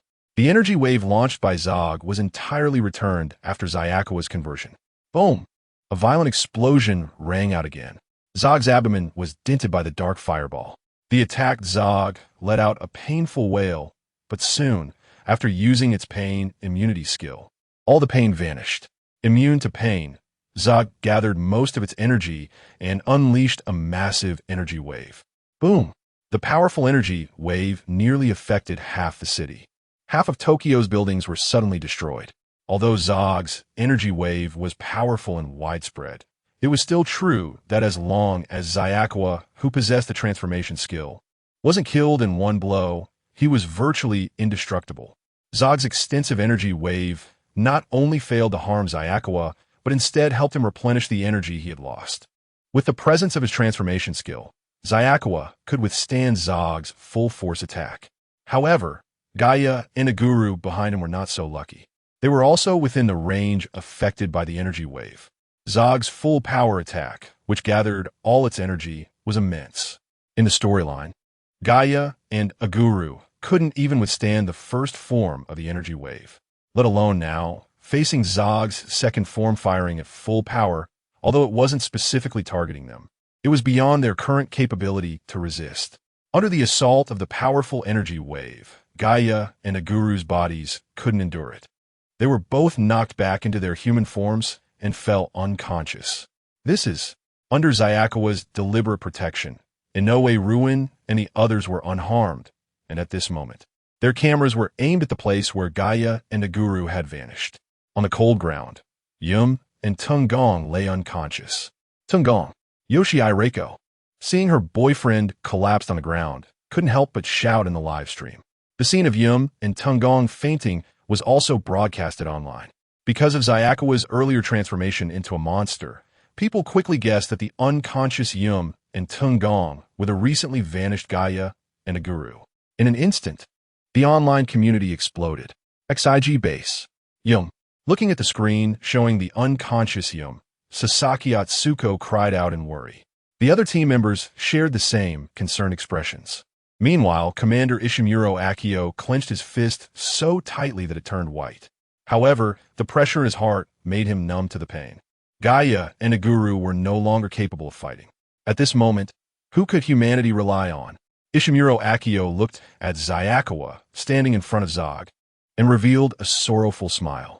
Are we really relying on a monster to help us fight against another monster? As Ishimuro Akio found this thought ridiculous, he felt a wave of sadness wash over him. Because at this time, all humanity could do was begin to pray. Pray that the unfamiliar monster named Jetton would stand on the side of humanity. Chapter 38 zog Tokyo. Under the sunlight, a massive monster that blocked out the sky was roaring irritably. It didn't understand why the monster in front of it, named Jetton, could withstand its attacks unscathed and even return its attacks. Such a skill was too abnormal. Even though Zog was stronger than Nakagawa, it couldn't inflict any harm on Nakagawa. What an outrageous skill! How did this monster named Jetton acquire such a ridiculous ability? In stark contrast to Zog's angry and frustrated mood, Nakagawa was very happy right now. Based on the skills just demonstrated, he had confirmed that Zog's most powerful skill could not directly kill him. This meant that all of Zog's skills from now on were merely charging him up. Roar! Zog let out a roar, and its massive body began to charge at Nakagawa. Since energy could not harm Nakagawa, it would crush him with its body instead. As the enormous body ran, the entire city of Tokyo trembled, and cracks even began to appear in the ground. Watching the giant creature charge towards him, Nakagawa smiled disdainfully. He possessed the ability to teleport instantly. Zog's attempt to crush him with its body was nothing but a dream. Zog's two gigantic claws slammed down, blocking out the sunlight beneath its colossal body. In the sky above the city, the massive monster pressed its giant paw down, contrasting sharply with the small figure of Nakagawa below. This enormous disparity in size seemed to have predetermined the victor. At this moment, everyone on Earth was watching this battle that would determine the fate of humanity through live streaming. People's hearts were also stirred by the unfolding battle. Space jump. Just as Zog's gigantic paw was about to land, Nakagawa's figure teleported behind Zog. Seeing the fragile wings behind Zog, the yellow scythe in Nakagawa's hand glowed. A massive amount of energy gathered at the scythe. Slash! The dark golden blade accurately and ruthlessly struck Zog's wing. Boom! With the sound of an explosion, Zog's wing was severed. The enormous wing crashed violently to the ground, causing a tremor, while blood gushed from Zog's wound, creating a rain of blood in the city. Roar! The intense pain awakened Zog's sense of pain once more. Even with pain immunity, such a lethal injury could not be completely felt. Feeling the pain, Zog furiously unleashed a wave attack again.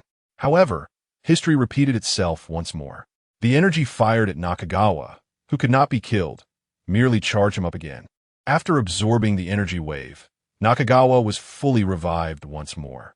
Uzelestzok, all your attacks are ineffective against me. As Nakagawa spoke, he devoured the dark energy from Zog's fallen wing. After absorbing the wing's energy, the yellow glow on Nakagawa's wings brightened even more, and his aura became even stronger. Watching Nakagawa absorb all its energy and evolve, Zog let out a furious roar of unwillingness.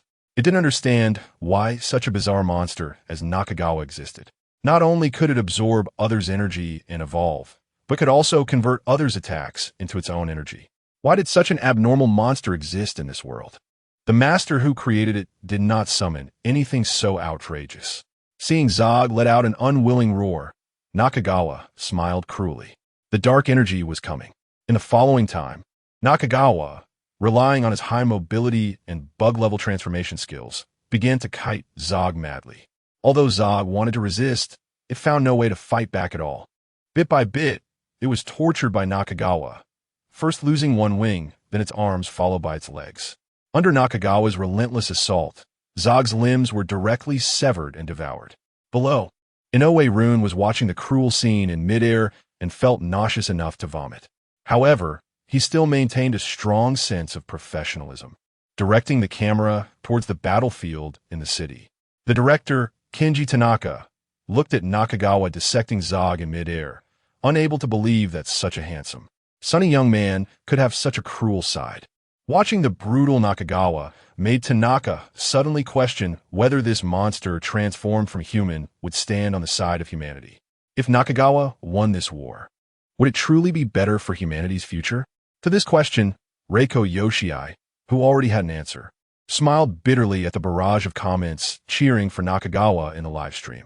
Did these people really think that just because someone transformed from a human, they would support humanity?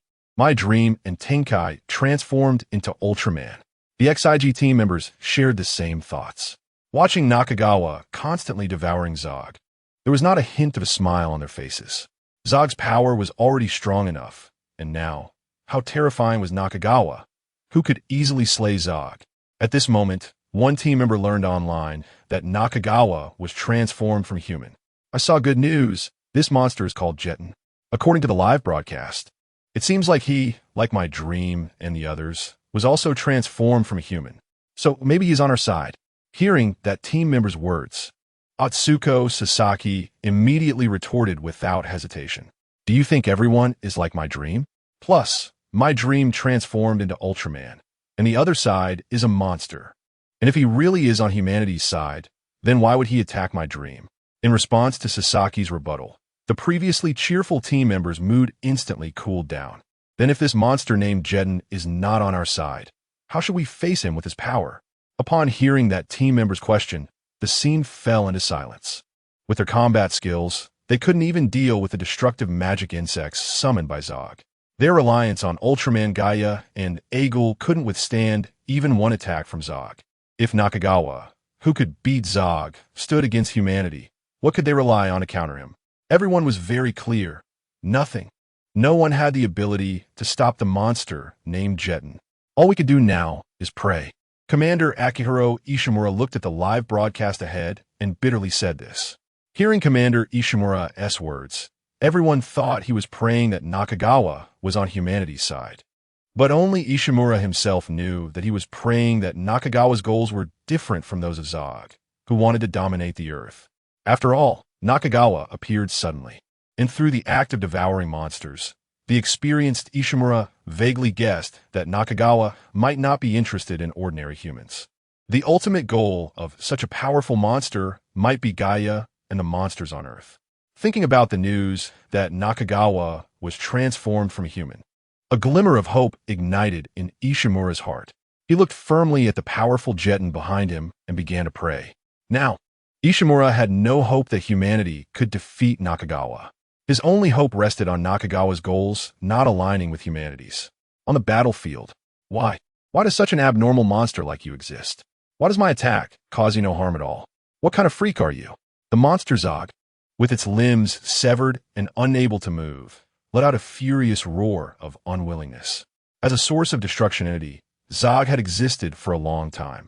But in all those years, it had never encountered a monster as abnormal as Zayakawa. Attacking? The skills had no effect whatsoever. Not only did they have no effect, but its attacks also converted into energy for Zayakawa, essentially charging him up.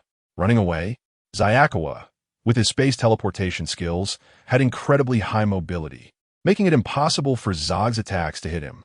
If it were just these, Zog, as a being of destruction, would still have some ways.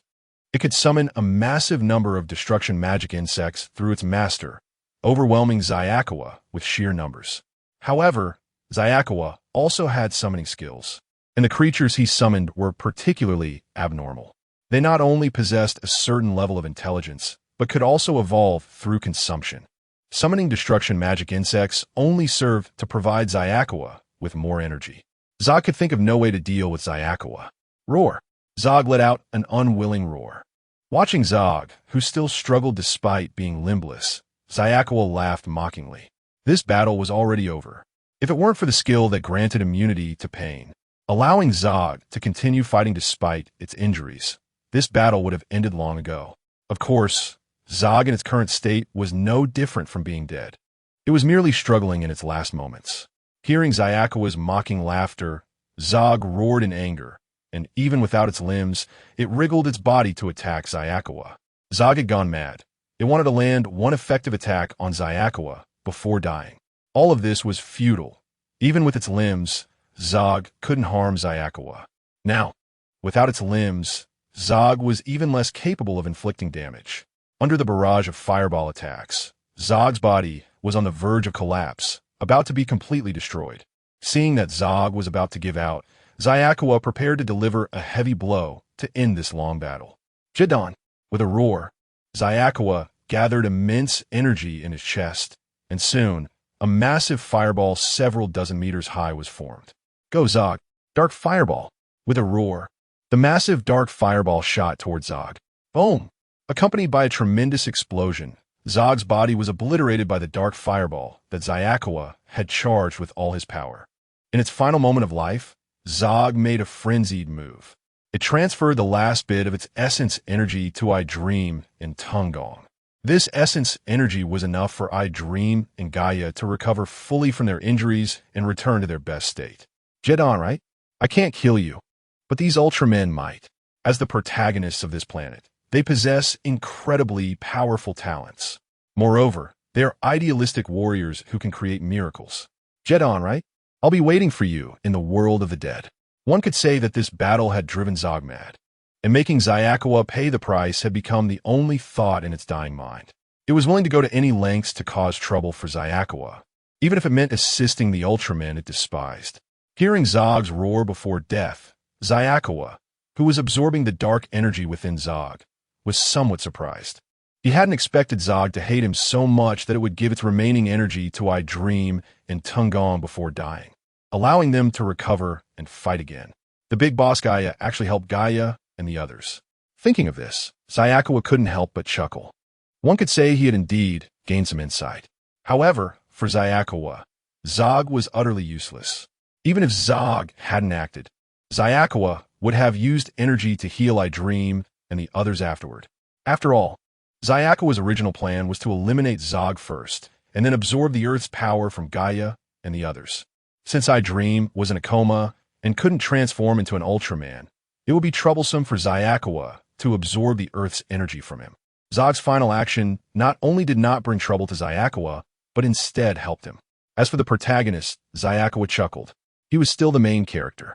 Watching I Dream and Tunggong, who had stood up again, feeling their bodies fully healed, Xia nodded in satisfaction as he had completely absorbed Zog's aura, making him even stronger. Now he could take action directly. Jetton! With a roar, the Earth, which had just regained clarity, was once again shrouded in dark clouds. A suffocating atmosphere began to spread across the planet. Looking at the darkened sky, the people who had just celebrated Zog's death were now confused, unsure of what was happening. Those who supported Xia online, standing on the side of humanity, felt a sense of dread upon seeing the monster floating in the air, radiating a powerful aura. Could it be? Was this monster called Jetton not on the side of humanity? As this thought crossed people's minds, a sense of panic began to spread. Zog was already strong enough. One could only imagine how terrifying Jetton's power would be, easily able to slaughter Zog. If such a being stood against humanity, what would they do? On the ground, I Dream and Tunggong stood up, feeling their bodies completely healed. They found it somewhat unbelievable, never expecting that Zog, the source of destruction that came to invade, would actually help them heal. Remembering Zog's last words, I Dream and Tunggong simultaneously looked up at the sky, gazing at the powerful dark monster floating in midair, their eyes filled with seriousness. Chapter 39. The declaration of destruction, is this monster called Jetton really our enemy? Amu looked at the powerful Nakagawa in the sky, feeling somewhat uncertain. The other party had attacked me before, but during my unconsciousness. They also eliminated the source of destruction, the Angel Zog. In this situation, Amu was still unsure whether Nakagawa was an enemy or a friend. That is the enemy. Stop holding on to fantasies, said Fujimiya, his sharply defined face looking up at the sky. Seeing the black figure above, the overwhelming dark energy within it made him feel fear. How could such an evil being not be an enemy? However, Amu still hesitated. Meanwhile, Fujimiya chose to act directly. He had already felt the ocean calling to him. That figure was coming with the intent to invade. Fujimiya remembered the Aguru transformation device in his hand. Aguru, accompanied by a blue light, an intense brilliance erupted from Fujimiya. A blue beam burst forth from the originally gloomy sky, racing towards Nakagawa at high speed. It's here, that's good. Nakagawa originally wanted to destroy a few buildings to force Amu and the others to transform. Now that Aguru had transformed on his own, there was no need for that troublesome task. Nakagawa looked at the blue figure rushing towards him without any intention of dodging. For Nakagawa, who had just devoured Zog and gained strength, he wasn't afraid of Zog's skills. How could he fear Aguru's skills? Aguru converted all his power into a blue blade, and the immense force created afterimages in the surrounding space. With an unyielding spirit, Aguru charged fiercely at Nakagawa. Transform. Nakagawa used his transformation skill, forming a yellow barrier before him in his lifetime. The moment Aguru's skill collided with the yellow barrier, all attacks were absorbed by the barrier. Gah!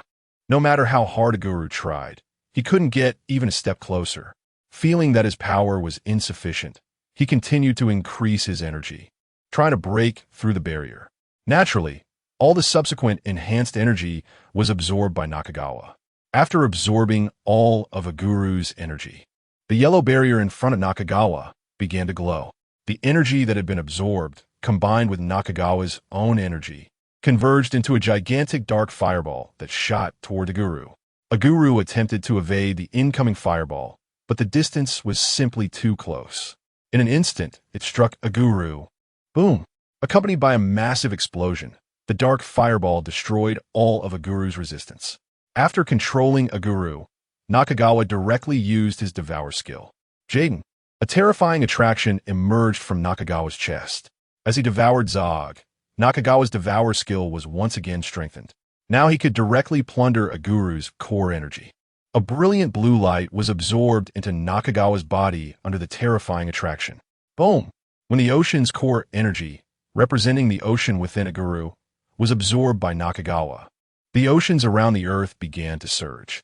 The sky seemed to flash with thunder, as if warning Nakagawa. However, Nakagawa paid no attention and directly absorbed the ocean energy within him. Jetton, after absorbing the ocean's power, Nakagawa's dark purple body gained a purple glow, and both his spatial movement skill and skill release speed were greatly enhanced. Now Nakagawa could release skills instantly without any guidance. His speed of spatial movement was also doubled compared to before. If Nakagawa had also gained the power to control the ocean, although it was uncertain how useful it would be, this time he had indeed become extremely powerful. In stark contrast to Nakagawa was Aguru. As the ocean's core energy within him was absorbed, the timer on Aguru's blue body began to dim. The Ultraman's body could no longer be maintained and transformed into blue light particles, dissipating into the air. Fujimiya's body fell from the high sky. Fujimiya. In a live stream, Reiko Yoshii watched as Fujimiya fell, having lost his energy, and emotionally shouted anxiously. The people in the live stream realized that their guardian, Ultraman Aguru, had his energy taken by Nakagawa, and they finally understood Nakagawa's true stance. A monster transformed from a human could never be on the side of humanity. Watching the figure in the air, Amu no longer hesitated and chose to transform directly. He had confirmed that Nakagawa was indeed an enemy. Meanwhile, inside the XIG base, the members who had previously held hope upon seeing Ultraman lose energy also recognized Nakagawa's stance. Commander, let's go into battle. We need to help Amu fight side by side. Yes, Commander, let us go. Commander Akihiro Ishimuro turned to look at these members. Are you sure? This is a monster even stronger than Zog. If we go now, there's a good chance we won't come back. Ishimuro had no hope that they could defeat Nakagawa, so he wanted to persuade his subordinates not to go to their deaths. Hearing Ishimuro's words, the three captains of XIG showed no signs of wavering, and the expressions of their teammates were also free of fear. The captain of the Lightning team, Kyouka, spoke up. Aimu is our ally. We cannot abandon him at this time. We must fight alongside him. Even if we die, we must die on the battlefield. The captain of the Wild Hawk team, Yanida, nodded in agreement, patting his heavy chest. Though we know that monster is very strong and it will be difficult for us to deal with him. What XIG and Aimu excel at is creating miracles. The captain of the Cool Dragon team, Miho, also nodded, encouraging them. That's right, Commander. Throughout this journey, we have encountered many powerful monsters, and Aimu and we have created miracles to defeat them. This time will be no exception. Upon hearing his subordinates' words, Ishimuro's desire to dissuade them vanished. He knew he could not change their minds. At the same time, Miho's words reignited a glimmer of hope in Ishimuro's previously despairing heart. Indeed, they had encountered many powerful monsters along the way, and without exception, they had all been defeated by humanity. This time might not be impossible either. All right, good. I entrust you all to help Aimu fight. After the order, the three team captains nodded in unison and quickly rushed to the battlefield with their teams. Watching his subordinates leaving, Commander Akihiro Ishimuro turned to the powerful monster on the screen.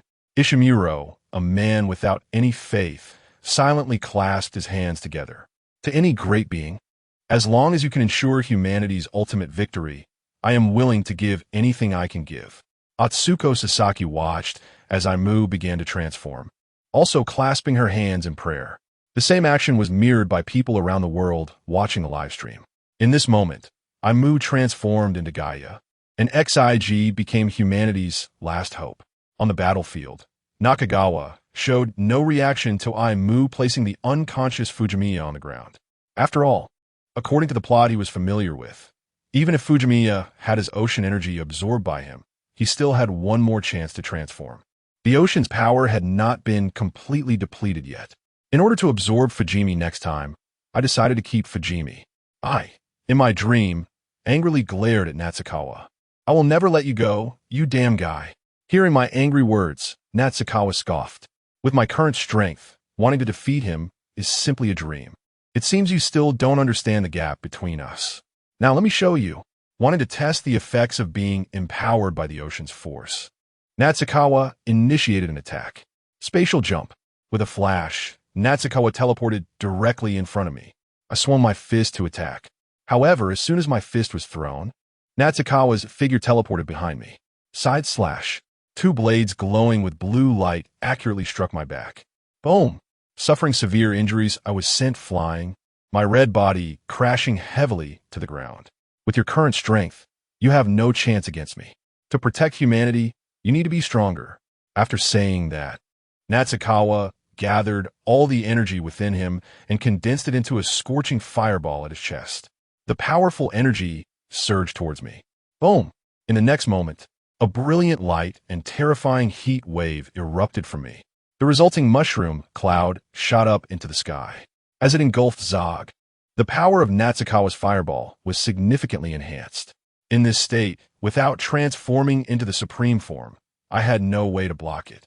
Under the impact of Natsukawa's immense power, my red body lost its ability to resist. With a spatial jump, Natsukawa appeared in front of me again. Just like before when he absorbed Aguru, a red core of light was extracted from my body. This was the power of the earth within me. No! In the XIG base, Sasaki Atsuko anxiously shouted at the sight of me being controlled by dark forces and unable to move. Meanwhile, Commander Ishimi Akihiro, in the video, showed a bitter smile on his resolute face. Indeed, humans had no hope of victory. Hurry up and break free. In the video, Gaia Ultraman, who was continuously absorbing energy, shouted anxiously. I was now carrying humanity's last hope. Once the opponent falls, humanity will have no hope left. The people in the live broadcast also began cheering for me. At this moment, Members of XIG had also arrived at the battlefield. Seeing me being devoured of energy, they all pressed the launch buttons. Missiles began to rain down on Natsukawa. The people watching the battle through the live broadcast reignited their hope. It's XIG's fighter jets. Perhaps they can save me. In the XIG base, Sasaki Atsuko also looked at the fighter jets on the screen with hope. Go for it. Senyo, you are humanity's last hope to save me. Ishimi Akihiro looked at the fighter jets on the screen, and his previously despairing heart began to feel hopeful. Perhaps. Natsukawa had no intention of paying any attention to the XIG fighter jet's attack. How could missiles made from human technology possibly harm him? Even Zog couldn't do that. The missiles launched by those planes were all absorbed by the barrier formed by his transformation skill the moment they touched Natsukawa. After being empowered by Natsukawa's energy, they automatically rebounded. The bullets energized by Natsukawa were extremely fast, and even though the pilots of those fighter jets were the best in Gaia's world, they had no room for maneuvering at such high speeds. The missiles they launched became weapons that harmed themselves. Boom! Boom! Accompanied by explosions. More than a dozen XIG fighter jets fell. Natsukawa didn't even lift a finger, and the resistance from XIG was completely wiped out. The scene of the fighter jets falling was broadcasted live for everyone to see. A sense of despair began to spread in everyone's hearts. Natsukawa didn't care about the destruction of the XIG fighter jets. Eliminating some bugs was nothing significant. After these small interruptions, Natsukawa successfully absorbed all the Earth's energy within me.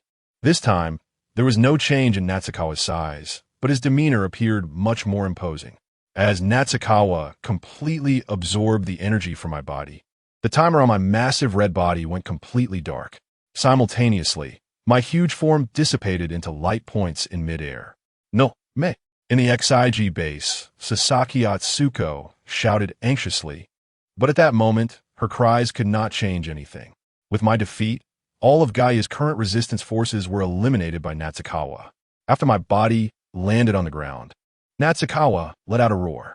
Immediately, a powerful aura began to spread around, and a loud voice echoed throughout the city, reaching every corner of the earth through the live broadcast. In 3 days, I will destroy this world.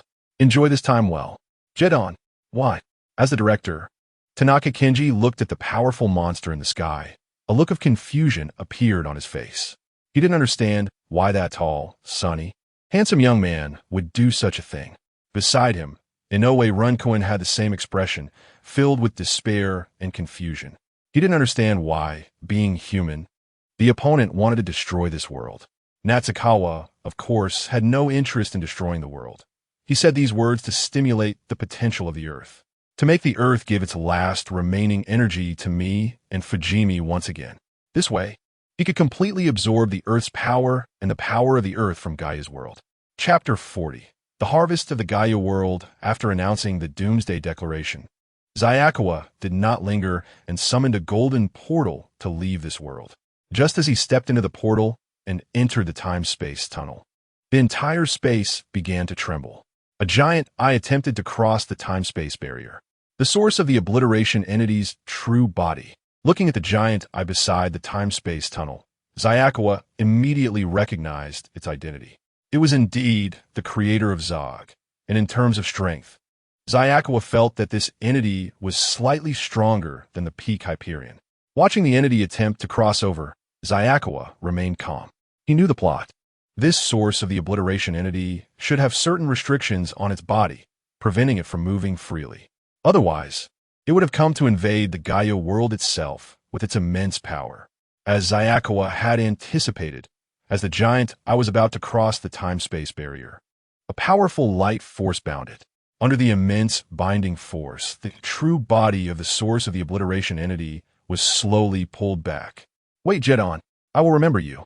After leaving this threat, the figure of the source of the obliteration entity completely vanished from the space tunnel. Hearing the threat from the source of the obliteration entity, Zetton was completely unconcerned.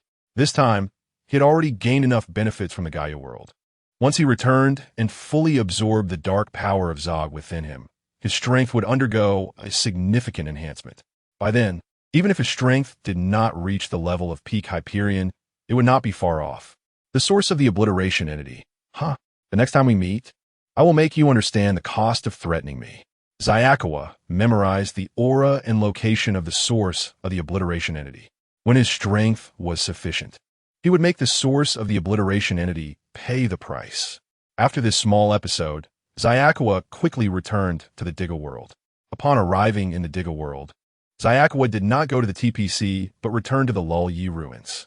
As soon as he arrived at the ruins, Xia began to check the fusion situation of Camilla and Gatanjyer. Under the observation of the pet card, he found that Camilla and Gatanjyer had already started to fuse and evolve. They had transformed into something resembling a cocoon, hatching in the void. Feeling the powerful dark aura emanating from within the cocoon, Xia nodded in satisfaction. According to the characteristics of the pet card, the existence after the fusion of Camilla and Gatanjyer would transmit the enhanced power back to Xia.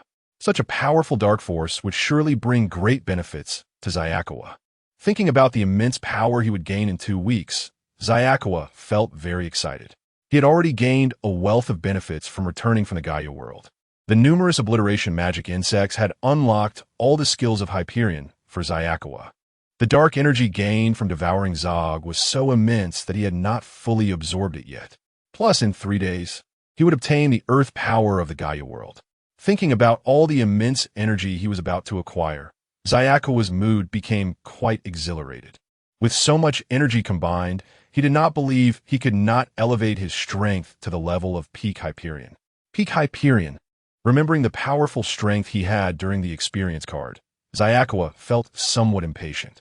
With an excited heart, Xia returned to his original underwater lair to begin digesting the dark energy of Zog within him. 2 days quickly passed. On this day, above the Pacific Ocean, dark clouds had shrouded this sea area since 2 days ago, and a terrifying pressure was released from the center of the seabed. Moreover, the creatures and monsters originally residing at the seabed began to flee the Pacific Ocean one after another. The instinct of the creatures told them that there was an exceedingly terrifying presence in this sea area. Jetton, accompanied by a roar, the originally calm sea surface seemed to be torn apart by an invisible force.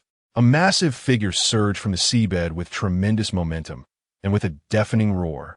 It was as if an ancient demon that had been asleep for eons was awakening. The entire surface of the Pacific Ocean rolled with giant waves, and a sinister aura began to spread across the sea. The enormous monster on the surface of the sea had dark golden skin, and its powerful body instilled terror while simultaneously evoking a sense of reverence. This figure was none other than Xia, who had completed his evolution. Is this the power gained after absorbing Zog? Feeling his immense strength, Xia waved his hand forward. The surface of the Pacific Ocean seemed to be cleaved open, with the seawater parting to the sides towards the direction of Xia's hand. This was the enhancement Xia received from devouring Zog. All his skills have been qualitatively strengthened. The ability to part the sea came from the power of the devoured Dagu. Previously, Xia could only control the waves, but now he had directly enhanced to the point of being able to part the entire sea. Let us try out other skills. Thinking this, Xia prepared to use Spatial Leap. Accompanied by a flicker, when Xia's figure reappeared, he was already at the edge of the sea. He turned back to glance, feeling the distance of his teleportation.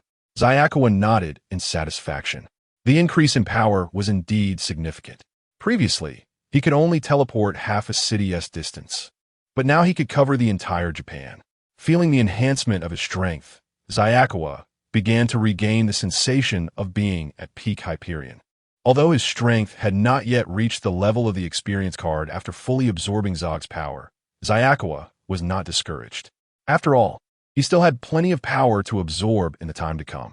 In 1 day, he would obtain the supreme Gaia power, as well as the light energy beneath the Luluye ruins. After devouring all of these energies, Xia did not believe he could not reach the level of peak Hyperion. The feeling of enhanced strength is truly wonderful. Xia sighed, then turned his gaze toward the direction of the TPC. The light energy beneath the Luluye ruins and the supreme Gaia to be devoured in 1 day would require sufficient sacrificial energy to completely transform these light energies.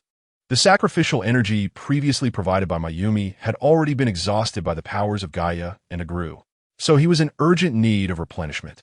Thinking about the task he had assigned to Senjizawa Kei before leaving, a cold light flickered in Zayakawa's eyes.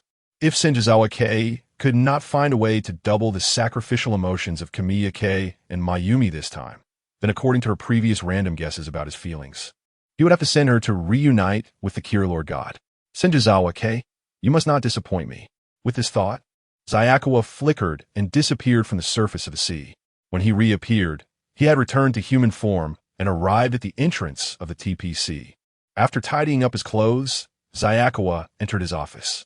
At this moment, Senjizawa Kei had been waiting for a long time. Congratulations, Lord Jetton. Your strength has increased once again. As soon as Zayakawa walked into the office, he heard Senjizawa Kei's respectful congratulations. How did you know my strength has increased? Zayakawa sat down in his chair, looking at Senjizawa Kei, who had a respectful expression. Since completing his evolution, his human form bore no difference from a real human and did not emit the monster's aura like before. Unable to sense his aura, how could Senjizawa Kei be so certain that he had increased in strength? The scene of adults showcasing their strength in the Pacific has already caused a stir in TPC, and now the senior management of TPC is still discussing your appearance. Upon hearing Chikuzawa Kei's explanation, Nakagawa finally understood that it was the result of his skills being tested on the sea surface. After using a probing skill to confirm the truth of the matter, Nakagawa no longer cared about it. With his current strength, any discussions by TPC would be futile. All right, tell me about your achievements during this period. How is the research on the sacrifice emotions of Mayumi and Izumi going? Nakagawa was already prepared when he said this. Chikuzawa Kei would respond with a no. Then Nakagawa would immediately have Chikuzawa Kei meet with Kirill Rod. Of course, Lord Jetton had fully explored how to induce more sacrifice emotions in them after days of probing and effort. Hearing Chikuzawa Kei's confident tone, Nakagawa became interested. The amount of sacrifice emotions would affect his upcoming evolution progress. My method is shame. In these days, I found that both Mayumi and Izumi care deeply about their dignity. Moreover, they are relatively conservative women, feeling particularly ashamed of bold actions. If possible, by threatening them with things they care about to make bold moves, their emotions would be greatly enhanced. Hearing Chikuzawa Kei's words, Nakagawa understood a bit, but also did not fully grasp it. As for Nakagawa's confusion, Chikuzawa Kei was already prepared. She took out an item and placed it in front of Nakagawa. It was a small egg-like object and a remote control. Is this to create light? Nakagawa looked at the items in front of him and began to vaguely understand what Chikuzawa Kei meant. Soon, Chikuzawa Kei revealed her plan to Nakagawa. Upon hearing Chikuzawa Kei's plan, Nakagawa's gaze towards her began to change. Was this person really not involved in the brothel business before? To come up with such a method. After expressing his astonishment, Nakagawa instructed Chikuzawa Kei to call Mayumi over. He wanted to properly experiment with Chikuzawa Kei's method. Soon, Mayumi was brought in by Chikuzawa Kei, and after bringing her in, Chikuzawa Kei consciously left and began to help guard the door nearby. Inspector, Nakagawa's gaze fell on Mayumi, who entered wearing a nurse's outfit, combined with her pure face, giving off a real angelic feeling. You should wear this. Nakagawa placed an egg-like object on the table. Chapter 41. Mayumi's pleased seeing that egg-shaped small object. Mayumi's snow-white skin became even paler, and panic appeared in her eyes. How can this be? I can't do this. It's too insulting. Looking at Mayumi's angry expression, Nakagawa merely smiled disdainfully. If you don't want to wear it, then your brother's legs and your boyfriend can only. Nakagawa didn't finish his sentence, but Mayumi understood his meaning. Thinking of her brother's legs and her boyfriend, who fell into a coma while saving her. Mayumi's face turned even paler. Had he thought it through? Wear it or not? Upon hearing Nakagawa's words, Mayumi, after a moment of struggle, quickly made up her mind. For my brother and my boyfriend. With that thought, Mayumi reached out and picked up the object from the table. At the moment she picked it up, the emotion of sacrifice within her was absorbed by the light-dark converter like a tide. Seeing that it was indeed effective, Nakagawa immediately became interested. After a day, He needed to absorb Gaia's energy in the Gaia world. According to the plot, he would face the supreme Gaia, which wanted to swallow him. But he needed a massive amount of sacrifice energy to convert that energy. So he had to intensify the process. Put it on in front of me. And remember not to cover it. Upon hearing Nakagawa's words, shame and anger flashed through Mayumi's heart. But thinking of her brother, she still followed suit with an insulted expression.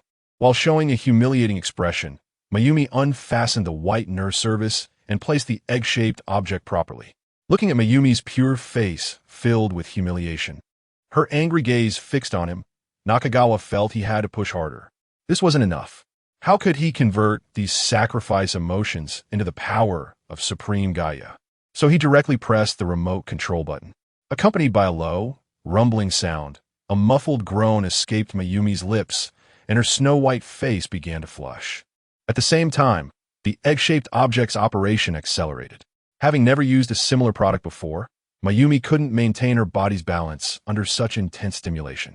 At that moment, Nakagawa quickly caught her and pulled her into his embrace. Looking at Mayumi's flushed face in his arms, Nakagawa directly began to act. Mayumi instinctively wanted to resist. Think of your brother and boyfriend. Upon hearing this, Mayumi's resistance immediately diminished significantly, and as Nakagawa continued his actions and the item inside her worked, her angry gaze gradually faded into a daze, her white face becoming increasingly flushed. At the same time, she began to involuntarily emit pleasant sounds. Seeing this, Nakagawa increased the intensity and accelerated his movements. It was like washing a car, as he continuously wiped the headlights and used tools to clean inside the car. Accompanied by the roar of the engine, white stains were expelled from the car. This cleaning activity also came to a close. From this cleaning activity, Nakagawa gained a massive amount of sacrifice emotions, but it wasn't enough. With just these sacrifice emotions, it wouldn't be sufficient to convert into the supreme power of Gaia. He still had to follow the plan. Turning his gaze to the Mayumi, who was slumped in his arms, her face flushed, she was resting her face against his chest. On one hand, she was tired. On the other, she felt ashamed of her recent actions. After all, the puddle on the ground was her doing. It was her first time doing something like this in her life. By the way, I have another task for you. You're on duty tonight, right?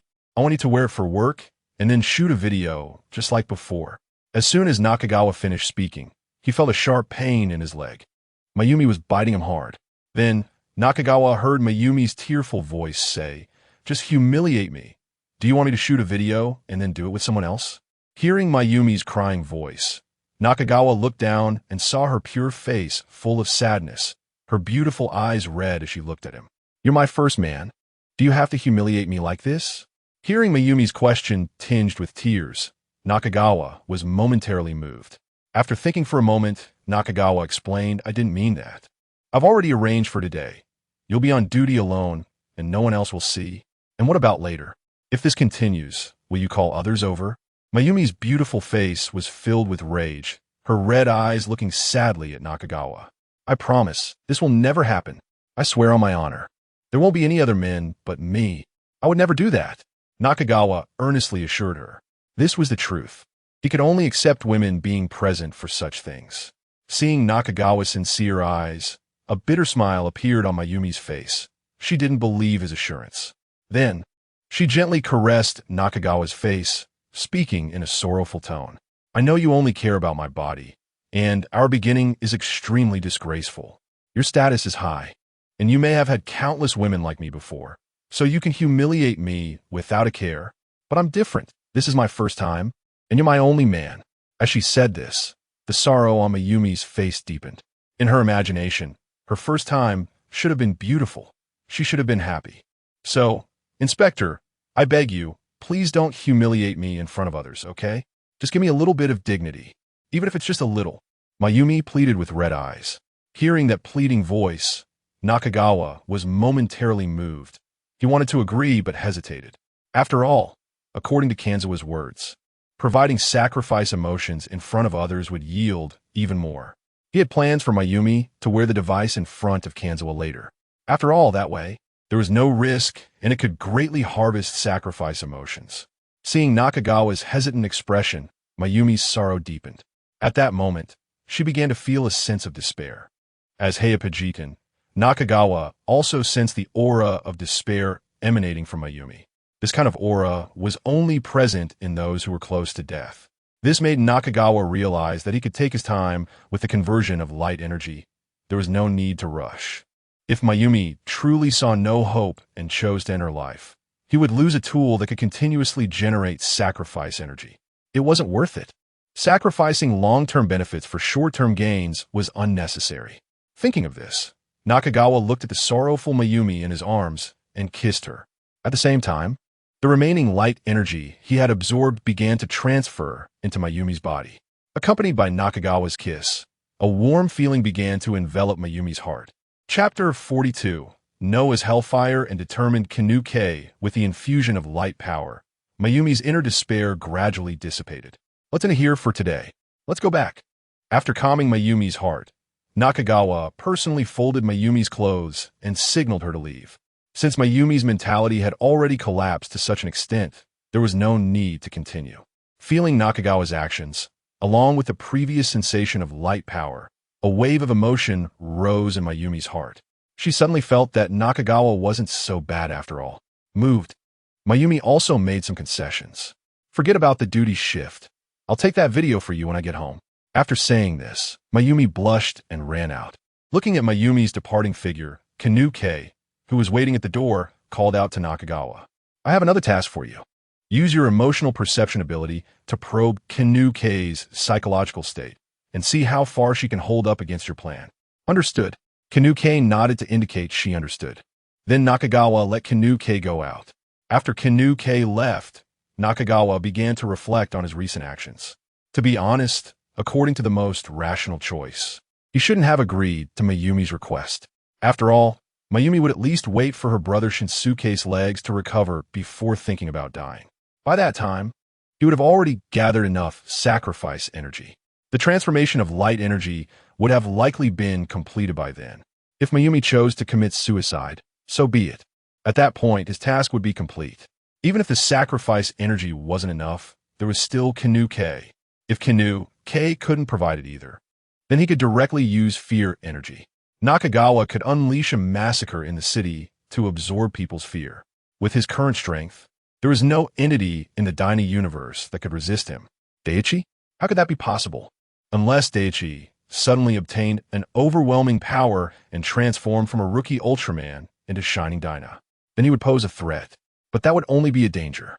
After that, Nakagawa could devour Gaia's supreme energy and the fully evolved Gatanjyer. Once he had absorbed all that energy, his power would definitely rival the peak of Hyper Zetton. Even if Daichi transformed into Shining Dyna, he wouldn't be afraid.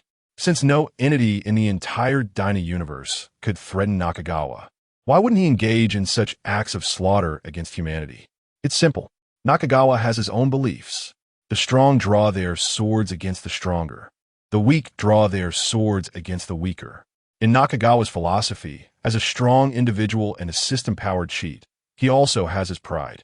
He neither wants nor looks down upon slaughtering defenseless civilians.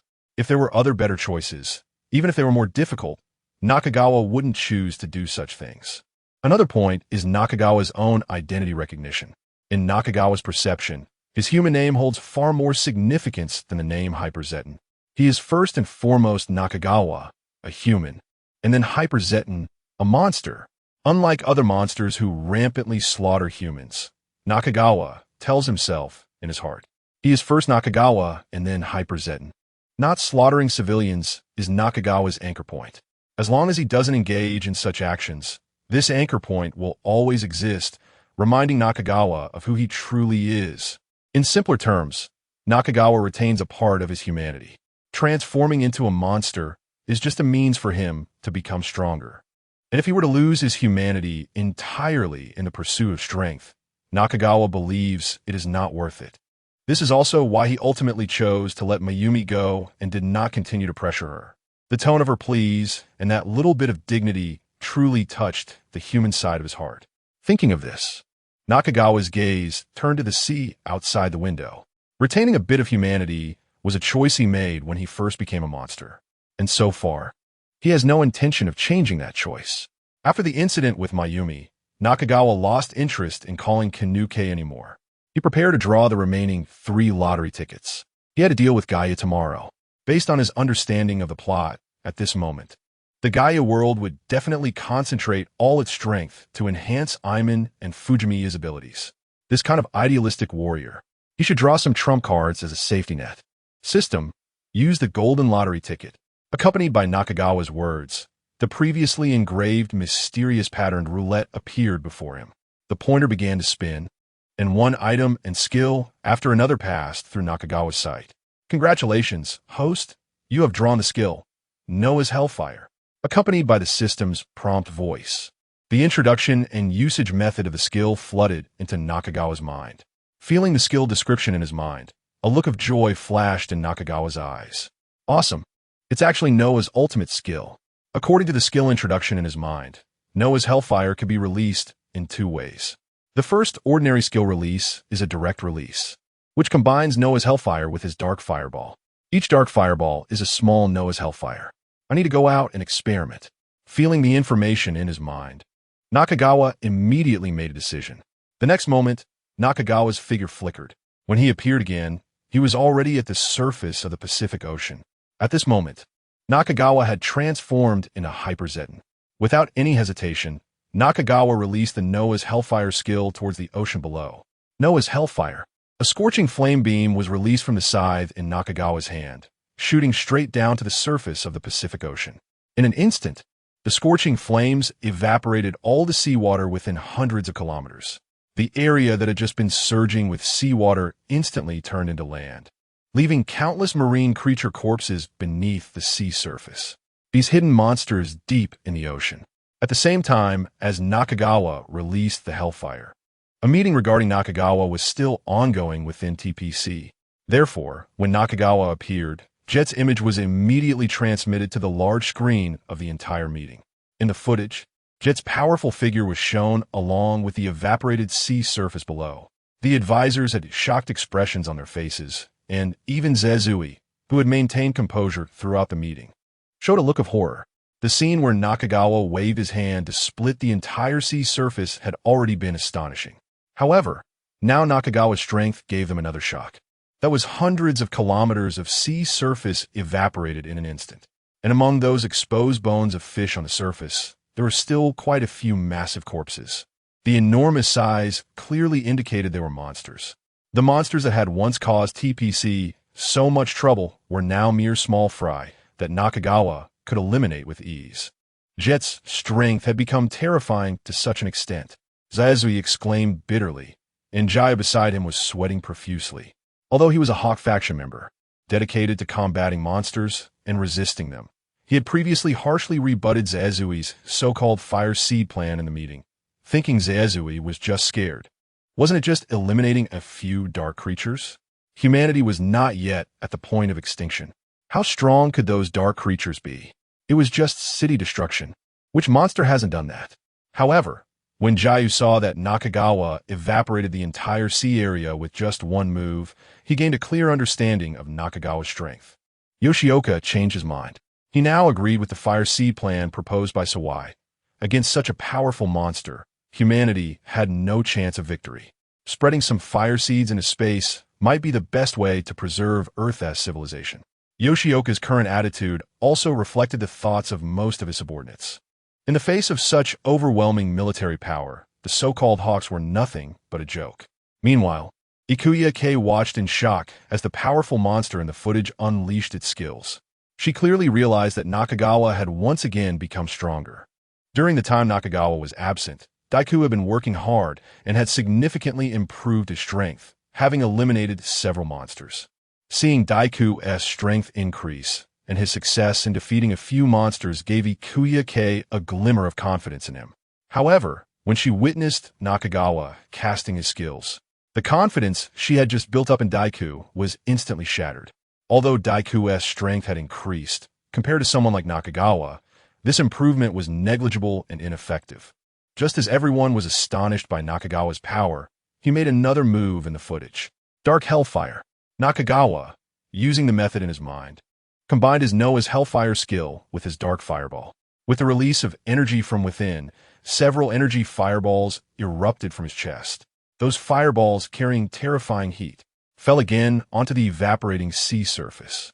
The nearby seawater had begun to gradually flow into this area, but the arrival of the dark hellfire evaporated the seawater once more.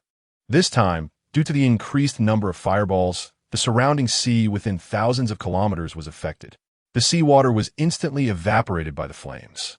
The neighboring countries of the Pacific suddenly discovered that the sea level had dropped by a third. The drop in sea level was just the beginning. The previous Noah's hellfire had controlled its intensity and only penetrated the surface of the sea. This time, Nakagawa unleashed the fireballs without restraint. As the fireballs collided with the ground, a violent explosion occurred, and in an instant, a basin several kilometers deep appeared out of thin air on the surface of the Pacific Ocean. From a satellite's perspective, one would see that the center of the Pacific, thousands of kilometers wide, had no seawater. The central ocean had vanished, leaving the ground exposed. This ancient wonder was rarely seen in the entire history of the Earth. Because Nakagawa had created a basin several kilometers deep, the outflow of seawater was not rapid enough. This peculiar scene of the Pacific center lacking seawater would last for days, even weeks. Feeling the power of his skill, Nakagawa nodded in satisfaction. It was indeed the skill of Noah. With the same skill consumption, the power of his fireballs had increased by more than 10 times. Noah's hellfire could also be combined with his other skills. Nakagawa's strength had increased more than tenfold. The power of his skills had increased by more than 10 times for the same consumption. This was the enhancement brought to Nakagawa by the Noah skill. Previously, Nakagawa had been somewhat worried about the counterattack from the Gaia world, but now he no longer took it to heart. What kind of idealistic warrior could increase his power tenfold? Even if he could he withstand Nakagawa's tenfold increase in power? Now, to kill Nakagawa in one go, one would need an existence like Peak Hyperion or Ultimate Zero to accomplish that. Could the Supreme Gaia compete with those two? Certainly not. It could be said that since acquiring Noah's ultimate skill, the outcome of the battles in the Gaia world had already been determined. No matter how Gaia rampaged or how idealistic it became, it would have no effect. Feeling the increase in his strength, Nakagawa let out a hearty roar. Looking at Nakagawa's roaring figure and the ancient wonder he could create, everyone's feelings were quite complex. To be honest, everyone's fear of Nakagawa had diminished considerably during his absence. However, this time, Nakagawa's actions in the Pacific cast a shadow over the hearts of the TPC higher-ups. Previously, the TPC higher-ups had wondered if they could really deal with such a powerful monster. But now they had shifted to the certainty that they definitely could not handle it. The scene in the Pacific clearly made the TPC higher-ups realize that humanity had no qualifications to resist Jetton. Director Sawai, let us talk about the Fire Seed Plan. Yoshioka, who had always opposed the Fire Seed Plan, had completely lost hope at this moment and actively proposed the idea of relocating humanity to outer space. This proposal received unanimous approval from many advisors present. With Jetton's existence on Earth, it was no longer suitable for human survival. It was better to seek opportunities in outer space. Upon hearing the advisor's words, Kyouka also made up her mind. Previously, due to Dagu's progress, she still held some fantasies, imagining that Dagu could continue to improve and eventually defeat Nakagawa. Kyouka had even considered whether to plead for Nakagawa's mercy at that time. However, the scene in the footage slapped her hard, shattering her hopes. After losing hope, Kyouka understood the current situation. Listening to the advisors propose the Fire Seed Plan, she secretly resolved to stop such things from happening in her own way. Kyouka stood up and asked Director Sawai for leave, saying she had something to attend to. Normally, Sawai would ask detailed questions about his beloved subordinate's sudden leave. But he was no longer in the mood for that. He nodded and agreed to Kyouka's request. After leaving the conference room, Kyouka rushed to her room at TPC. Upon entering, she headed straight for the wardrobe, which contained various seductive lingerie. These were purchased earlier by Kyouka with the intention of tempting Nakagawa, making him indulge in beauty and have no time to think about the monsters. However, after seeing Dagu's progress, she hesitated, thinking that if she delayed a bit longer, Dagu might create a miracle. At that time, she wouldn't need to resort to such means. Recalling the powerful figure she had witnessed in the footage, a sarcastic smile appeared on Kyouka's face. She had really overthought it. After taking off her victory team uniform and carefully selecting her clothes, Kyouka closed the wardrobe. As she turned, she glanced at the photo of her husband placed on the table. During this time, Kyouka didn't know why, but her body craved Nakagawa intensely. The experiences in the office often appeared in her dreams. The only way she could resist was by sleeping with her husband's photo.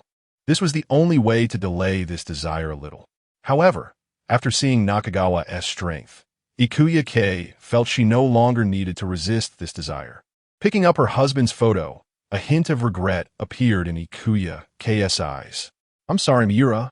For the future of humanity, and for the future of our child, I have to do this.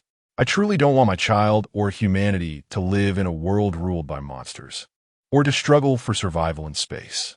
I don't want either of these outcomes." After saying that, Kyouka took out a lighter, removed her husband's photo, and set it ablaze. As her husband's photo burned, Kyouka's eyes reflected shame and a hint of relief. During this time, she had tortured herself too much to resist the desires within her body. Now, she could finally be free. In order for humanity and children. Kumi Irigami took a deep breath, turned, and walked out of her room, heading straight for the office where Nakagawa was. After testing his skill combination on the sea, Nakagawa used space jump to leave the water and reappeared back in his office. Thinking about the powerful strength he had just experienced, Nakagawa felt a surge of excitement inside. At the same time, he considered whether to continue drawing lots. After some thought, Nakagawa decided to give up. His luck for today had already been exhausted by Noah's hellfire, and if he continued to draw, he might end up getting some god-level cooking skill like last time, wasting a precious golden lottery ticket. There was no need for that. It would be better to wait a few days for his luck to recover. Just as Nakagawa made his decision, a sudden knock sounded at the door. Kumi Irigami? Surprised by the sound at the door, Nakagawa wondered what she was doing here. Usually, he felt some resistance from her. If he didn't take the initiative to find Kumi, she generally wouldn't come to him. When Kanzawa reported that Kumi had come to see him, Nakagawa was quite surprised. It seemed that something had changed with Kumi.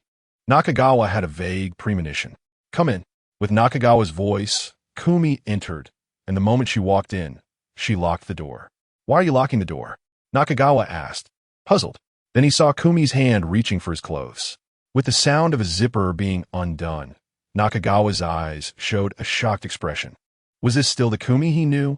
Chapter 43, The Power of Gaia, Earth. Natsukawa looked at Kyouka with a shocked expression. The way her clothes accentuated her full figure, combined with her flushed cheeks, instantly ignited a desire within Natsukawa. "What is this?" Natsukawa asked in confusion. This was different from the Kyouka he knew. "Your strength has increased, hasn't it?" Kyouka said as she moved closer to Natsukawa.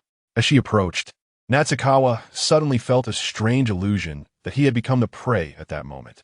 Has the influence of that dark power over you also increased correspondingly? Before Natsukawa could respond, Kyouka's soft body sat down on his lap. "Let me help you eliminate the influence of the dark power, Lord Jetton." Kyouka nestled against Natsukawa, her fragrant breath brushing against his face. Natsukawa felt the soft sensation of Kyouka's body, her ample form continuously rubbing against his chest. Under such sensations, Natsukawa's body reacted immediately. Seeing his reaction, Kyouka's dreamy eyes were filled with a hint of desire. "Let me help you, Lord Jetton." After saying that, Kyouka's body lowered itself. At the same time, a hint of longing appeared in her eyes. Since the incident in the previous office, she had been yearning for this during the nights. "I do it for humanity." With this thought in mind, Kyouka lowered her head directly. Her repressed emotions were released. Feeling the sacrificial emotions continuously surging from her, a wave of pleasure surged in Natsukawa's heart. Although he didn't know what had happened to Kyouka, all he needed to do now was enjoy the process. Meanwhile, in the Gaia world, after hearing Natsukawa's declaration of world destruction, the entire Earth fell into a state of panic. In the cities, the once bustling streets were now filled not with joyful laughter, but with sorrowful sighs. The workers had vanished, replaced by drunken people filling the streets. The self-defense forces responsible for maintaining order were doing their utmost to keep things in check. However, compared to the massive number of criminal incidents, the limited police force seemed overwhelmed. Forced to act, the police could only restrain particularly heinous incidents, while ignoring those that were harmless or caused no damage. Walking down the street, Inoue Ryun looked around, his eyes filled with shock. In his memory, the streets should have been filled with shops, with countless pedestrians bustling about, their faces reflecting smiles full of hope for life. Now, however, the streets were filled with fighting crowds, and even couples were openly being affectionate in broad daylight. Hearing the moans and shouts of men and women around him, Inoue Ryun couldn't believe this was the street he used to know. What on earth happened? At his companion's questioning, the more experienced director Tanaka Kenji let out a sad laugh and replied, "It's simple. There's no hope left. They feel like the world is ending, so they might as well indulge. After all, if everyone is going to die, would you expect them to still adhere to societal morals and laws?" Tanaka Kenji's gaze swept over a man in a corner of the street. This man was a former colleague from his time at the television station, who had just gotten engaged. However, the man before him was not at all like the person he knew. Not only was the appearance different, but even the gender was wrong. It was evident that under Jetton's pressure, desperate people were beginning to unleash their true natures. This colleague he recognized was one of them. For Tanaka Kenji, who had seen many dark sides of society throughout his long life, such ugly scenes were to be expected.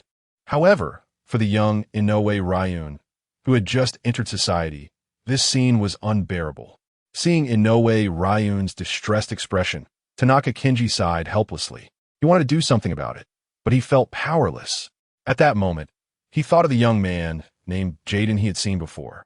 He never expected that the handsome, sunny young man would turn out to be such a cruel monster. Sigh. Tanaka Kenji's gaze turned to the soldiers maintaining order in the distance. He thought of Gaia and Aguru. Right now, their only hope lay with the two Ultramen representing humanity. However, seeing the scenes of them being trampled, a flash of despair crossed Tanaka Kenji's heart. I hope for a miracle to happen. While Tanaka Kenji prayed, there was good news at the XIG base. Commander, Yum and Fujimiya have woken up. Upon hearing his subordinate's words, Ishimuro Akio, who was deep in thought in his chair, immediately sat up excitedly. "Let's go right away." Ishimuro Akio rushed at high speed to the hospital room where Yum and the others were. Inside the hospital room, Yum sat up, and as soon as he woke up, he touched his chest and pulled out a red transformation device. The light that had been flickering inside had already disappeared. Has the light disappeared? Yum looked at the vanishing light from the device, his eyes filled with sadness and despair. At that moment, a voice came from beside him. Yum. He turned to find Tenku lying on another hospital bed. Yum also noticed that the light in Tenku's Aguru transformation device had also vanished. "Fujimiya, your light is gone too. It seems we have no hope." Hearing Yum's downcast words, Fujimiya frowned and began to reprimand him sternly. "What do you mean by that? Didn't you say you would protect everyone and defend the Earth? How can you live up to the power entrusted to you by the Earth?" But Yum felt somewhat helpless. He didn't want it to be this way, but he had lost his power. Fujimiya wanted to continue reprimanding Yum, but at that moment, the door to the hospital room opened. Ishimuro Akio walked in. "You finally woke up," Ishimuro Akio said joyfully. If Yum and Fujimiya hadn't woken up, humanity would have truly had no hope left. "Commander, how are Captain Yoshida and the others?" Upon seeing Ishimuro Akio, Yum immediately asked. When he was defeated by Jetton, he had seen the scene of Captain Yoshida's aircraft being shot down. They only sustained damage to their aircraft. They're all okay and lively. That's good. Yum let out a long sigh of relief. "By the way, Commander, our powers." Looking at the commander's joyful expression, Yum was about to explain that he had lost his powers when the entire base started to tremble. A monster is coming. Through the hospital room window, Yum and the others saw a monster near the XIG base. "Damn monster, now it's attacking us. Prepare to engage." Seeing the monster's appearance, Commander Ishimuro Akio immediately called for his subordinates to prepare for an attack. At that moment, however, Tenku stopped everyone. "Wait, I feel that this monster has no malicious intent. Tenko looked towards the monster outside Xig, and the monster's gaze was also focused on him. Tenko felt no hostility in that gaze. Yum then spoke up. Indeed, I didn't feel any hostility from the monster outside. Moreover, I sensed in its gaze that it wanted to help us. As the inheritor of the Earth's power, my ability to sense monsters is very precise. What does the monster want to help you with? Some of Xia Chuan's subordinates were skeptical about our guess. Shouldn't monsters be enemies of humanity? How could they help humans? Monsters are also part of our Earth, and that monster named Jetton wants to destroy the Earth. So the other monsters will naturally help us. At this moment, Xia Chuan offered his speculation. Hearing his words, I felt a flicker of joy in my eyes. Yes, this is indeed a possibility. I previously invented a monster communication device that can be used to communicate quickly, so I will go out and talk to this monster. Saying this, I jumped out of bed with excitement, and Tungong followed closely behind. Now the monster is their only hope of transformation. I took the monster communication device outside, and as soon as I appeared, the monster immediately gestured for me to come over. Seeing that it did not attack me, I felt more certain about Xia Chuan's speculation. Hello, is there something you need? Upon hearing my voice, the monster was initially taken aback, but soon its eyes showed a joyful expression, and it began to communicate with me. I came to help you regain your power, to gather the strength of our monsters onto you, so you can regain the energy of Mother Earth. Hearing the translation from the monster communicator, joy spread across Tungong's face. That's great. As long as we can regain our power, we will still have the strength to defeat the monster named Jetton. Seeing this, Tungong immediately stepped forward to communicate with the monster using the translator. When? Can you hurry? The monster said it would come to destroy this world tomorrow. I can tell you the locations of the remaining monsters. Yes, I will give you the power, but how to gather it onto you will depend on your own methods. Hearing the monster's words, Tungong frowned. He had no idea how to gather energy. Meanwhile, I felt relaxed. Don't worry, leave this to me. I will solve this.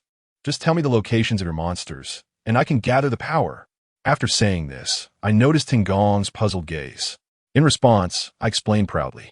Don't forget, I am a member of the Alchemy Star, and as a member, I am one of the top scientists in the world. Gathering energy is something I can do. Hearing my words, a smile finally appeared on Tungong's previously cold face. In this moment of despair, he finally saw hope. Next, the monster began to lead the Xig members around the world, telling them the locations of other monsters. Meanwhile, the scientists of the Alchemy Star also began to manufacture transformation weapons based on these locations. At the same time, the news of Tungong and I, the original humans, transforming back into Ultraman was spread. Hearing that these two heroes, who had saved the Earth countless times, could transform again, the previously despairing people ignited a spark of hope. Gaia and Egil had defeated countless invincible enemies in the past. This time, with their transformation, they might create miracles once again. After the hopeful news spread, the previously despairing people began to rekindle their hopes, and the number of violent incidents significantly decreased. Watching the streets slowly regain order, Inoue Rinbun revealed a joyful smile. Beside him, Tanaka Kenji, who had felt despair, also began to feel hope rekindled. Rinbun, tomorrow we will live broadcast the battle between Gaia and Egil. We need to convey hope to the people. Upon hearing his senior's words, Inoue Rinbun hesitated. During the last live broadcast, they had shown Ultraman being defeated. If they did this again, humanity would truly lose confidence. Seeing Inoue Rinbun's hesitant expression, Tanaka Kenji immediately understood what his junior was thinking. He placed his hands on Inoue Rinbun's shoulders and said, Rinbun, don't worry. Since ancient times, there has been a truth. Evil cannot defeat righteousness. Have you heard the news? It's also because of the support of the Earth's monsters that I dream and the others can transform. At this moment, all living beings on Earth, regardless of species, are supporting I dream and the others. Can the combined strength of the entire Earth not defeat a single monster? Moreover, this monster was transformed by humans. I dream and the others, as Ultraman transformed with the support of the entire Earth, will surely win. Hearing Tanaka Kenji's words, Inoue Rinbun nodded in agreement. The strength of the entire Earth is supporting the Ultraman. No matter how strong Jetton is, he is still transformed by humans. And I dream, and the others are supported by the power of the entire Earth. With the support of Earth's power, I dream will surely achieve victory. Well said, Senior. Let's go live broadcast the battlefield. We humans will cheer for I dream and the others together. Hearing in no way Renbun's words, Tanaka Kenji smiled and said, "We humans will support I dream and the others. I believe that the combined strength of our Earth will surely be able to defeat a monster. On this day, the strongest defense force of Earth, XIG, the strongest scientific organization, Alchemy Star, and the monsters living on Earth all fought for I dream and Tungong to transform again." Just like Tanaka Kenji's words, Jetton will face Gaia, the power of the Earth. Who wins and who loses is still uncertain. Chapter 44. Return to the Gaia world afternoon. The midday sun shines down from outside. Looking at the ceiling of the room, Nakagawa's thoughts gradually clear, and memories of last night come flooding back. Remembering last night's events, Nakagawa turns to glance at the sleeping Izumi, Kei beside him. Her beautiful face is filled with pleasure. 9 hours. Last night, it was a full 9 hours. Nakagawa didn't stop at all, moving from the office to the Tokyo house. Aside from the time spent on teleportation, he didn't take a break. The sacrifice of emotional energy that was originally lacking was completely replenished in just one night. One can only say that it's fortunate Nakagawa is not human. Otherwise, with such intensity, he would have died here. He once again marvels at Izumi Kei's craziness from last night. Shaking his head, Nakagawa prepares to head back to the Gaia world. It's already afternoon. According to the original plan, he should have returned by now, getting up to get dressed. Izumi Kei, sensing Nakagawa's movements, also opens her eyes. As soon as she wakes up, Izumi Kei wraps her arms around Nakagawa's neck and says enticingly, "Lord Jetton, don't rush to leave." Hearing the voice behind him, Nakagawa turns around and sees Izumi Kei looking at him with a pair of longing eyes, her voluptuous body beginning to rub against him. Looking at Izumi Kei, who is exuding an aura of seduction, Nakagawa's eyes flash with confusion. Something is very wrong. Izumi Kei's state has been particularly off since last night. The previous Izumi Kei would have avoided such matters, but now she is so proactive. It's as if she has taken an aphrodisiac. Feeling puzzled, Nakagawa's gaze sharpens, and a powerful aura arises from him. "Captain Izumi, your state is very off. You used to avoid such things. Why are you so proactive now? What happened?" Under the pressure of Nakagawa's powerful aura, Izumi Kei involuntarily reveals her experiences over the past few days. "Since that incident in the office, my body has rejuvenated significantly, and I've developed a strong desire to do such things with you. Last night, I felt like I was in heaven.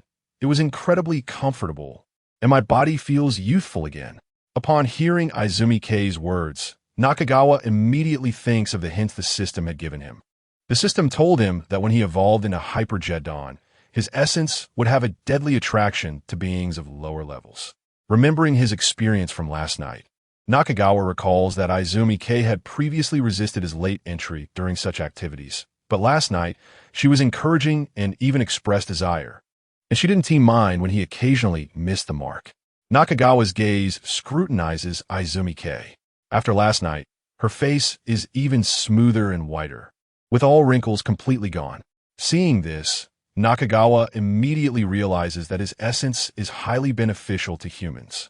The improvement in her skin and her energetic state after 9 hours of activity are manifestations of the evolution his essence provides. At this point, Nakagawa completely understands Izumi Kei's crazy actions from last night. However, after realizing this, Nakagawa suddenly feels a bit worried. After all, the previous Izumi Kei was extremely unwilling both physically and mentally. Now, while her mind may be unclear, her body is very willing. Would this situation lead to a weakening of the sacrifice of emotional energy? This doubt is answered when Nakagawa recalls the massive amount of sacrifice energy from last night. It should not have affected it. Otherwise, there would have been little sacrifice energy yesterday. Confirming that there was no impact, Nakagawa no longer cares about such matters. "I have things to do, so I'll be leaving. Next time."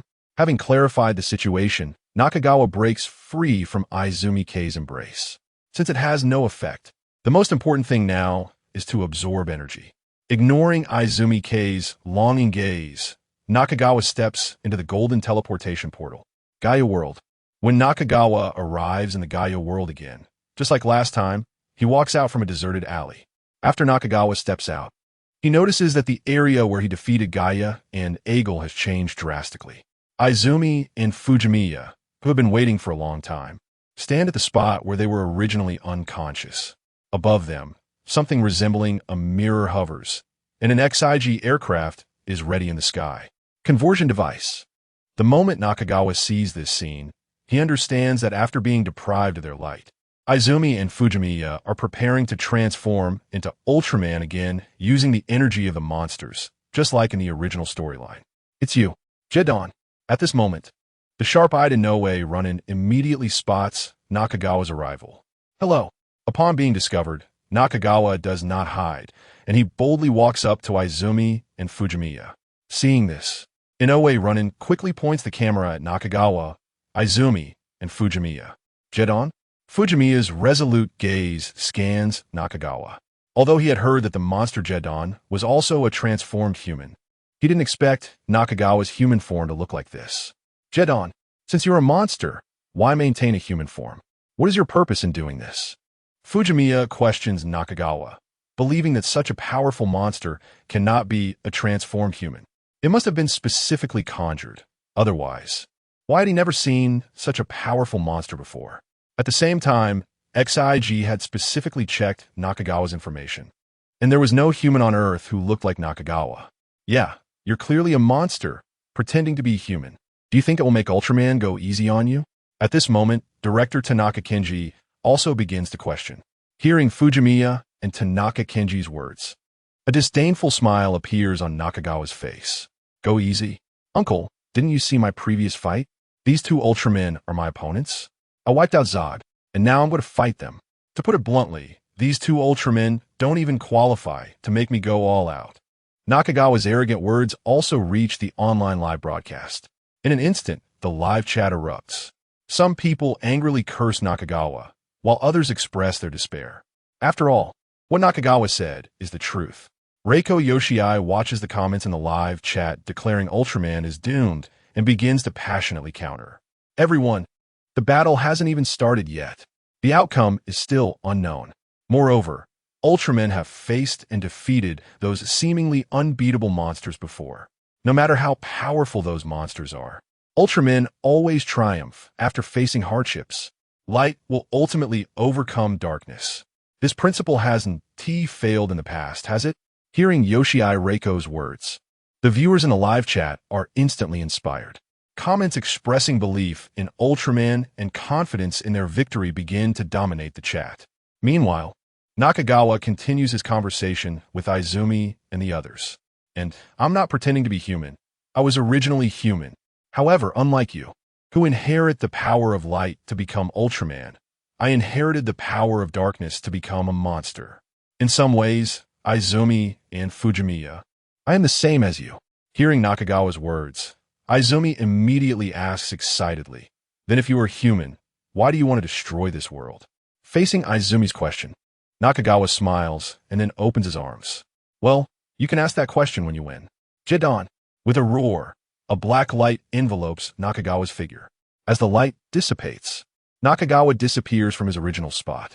Instead, it is the powerful monster Hyper Zetton looming over the city. Xia Chuan, transformed into Zetton, stands above the city like a king in the dark, looking down at the entire city. Seeing Xia Chuan in his pure form as Zetton, Yum and Fujimiya exchange glances. The two nodded.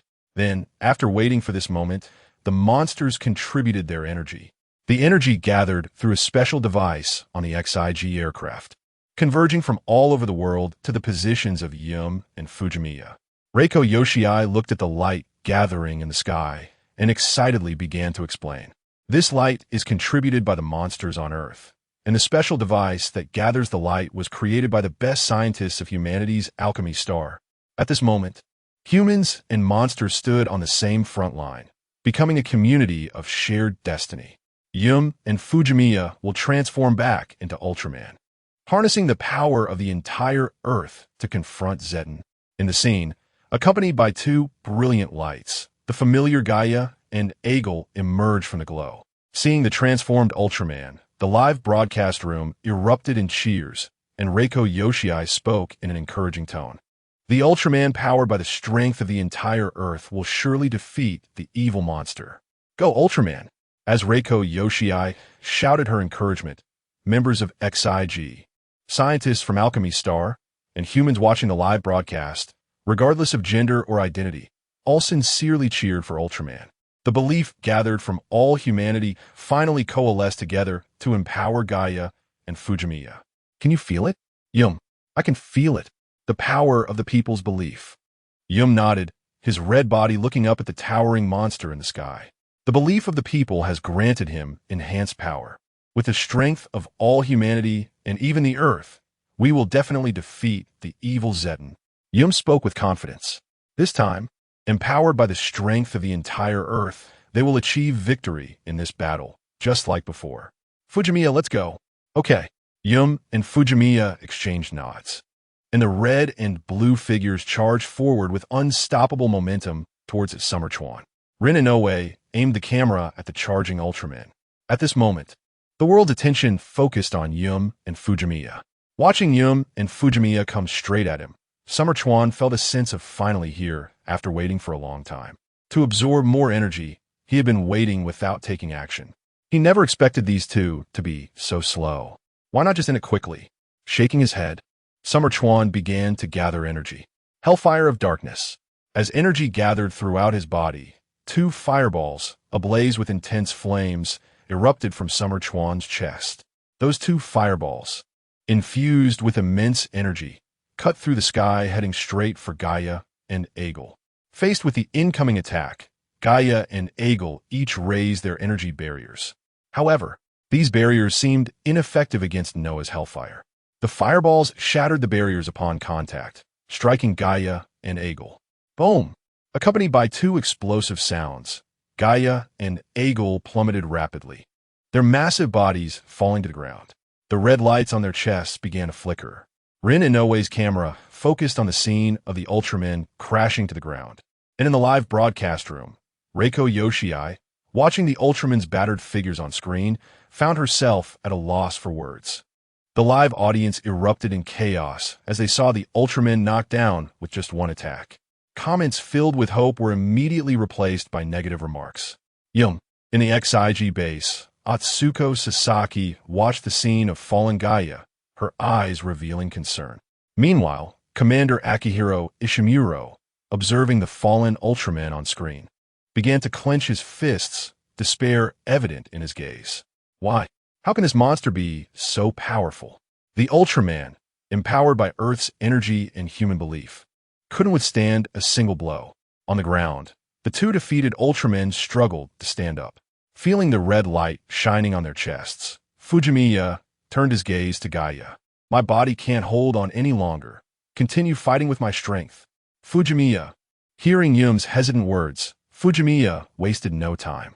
He immediately transferred the energy from his chest to Yum. Your strength has always been greater than mine. The future of humanity depends on you now. Fujimiya gathered the blue energy representing the ocean and transferred it to Yum. With the ocean energy support, Gaia, who was originally flickering red, instantly regained his peak state. After transferring the energy, Fujimiya nodded at Yum, and his blue body slowly faded into the air. Feeling the restored energy and seeing Fujimiya, who had fallen unconscious on the ground, Yum looked up at Summer Chuan. This time, carrying Fujimiya's portion, he would surely defeat Summer Chuan. Watching Gaia Ultraman prepare to restore energy, Reiko Yoshii began to pray in the live broadcast room. Gaia, our last hope is humans. You must win. Seeing Gaia standing up, Summer Chuan was somewhat surprised. He initially thought that after one hellfire of darkness, he could prepare to absorb energy. He was shocked that you managed to stand up again, thanks to Aegel's power. But it was fine. If one attempt didn't work, he would try again. Let me test the power of Noah's hellfire released with my strength. Immediately, the scythe in Summer Chuan's hand began to gather energy, and scorching flames ignited around him. Noah's Hellfire. Chapter 45. Can Evil Overcome Justice? Noah's Hellfire. The purple flames ignited on Natsukawa's scythe, cutting through the sky with immense power as it rushed down toward Gaia.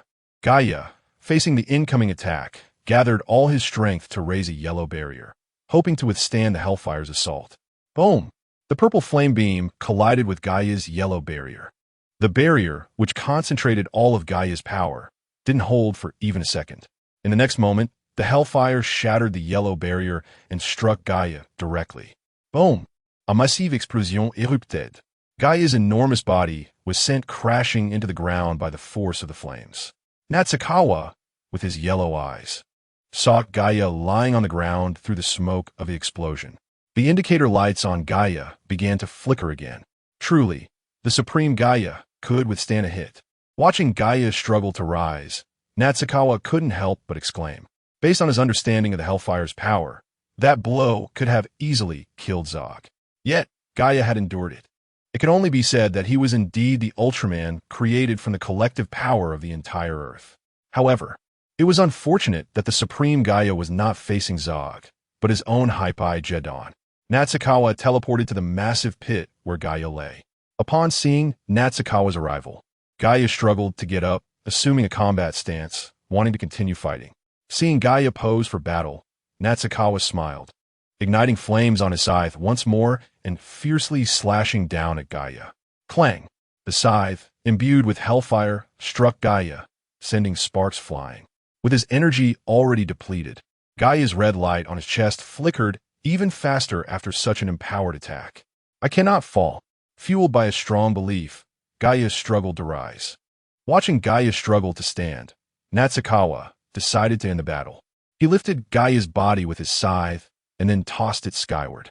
In a space jump, he appeared behind the airborne Gaia. With hellfire enveloping his scythe, he struck down. Boom! Gaia's massive body fell back into the pit once more. After successive blows, Gaia completely lost its ability to resist. No matter how much Gaia struggled, he could not rise. It's over. I should take my spoils. Natsukawa jumped through space, his dark purple form appearing before Gaia. Seeing Gaia struggle, Natsukawa directly activated his devouring skill.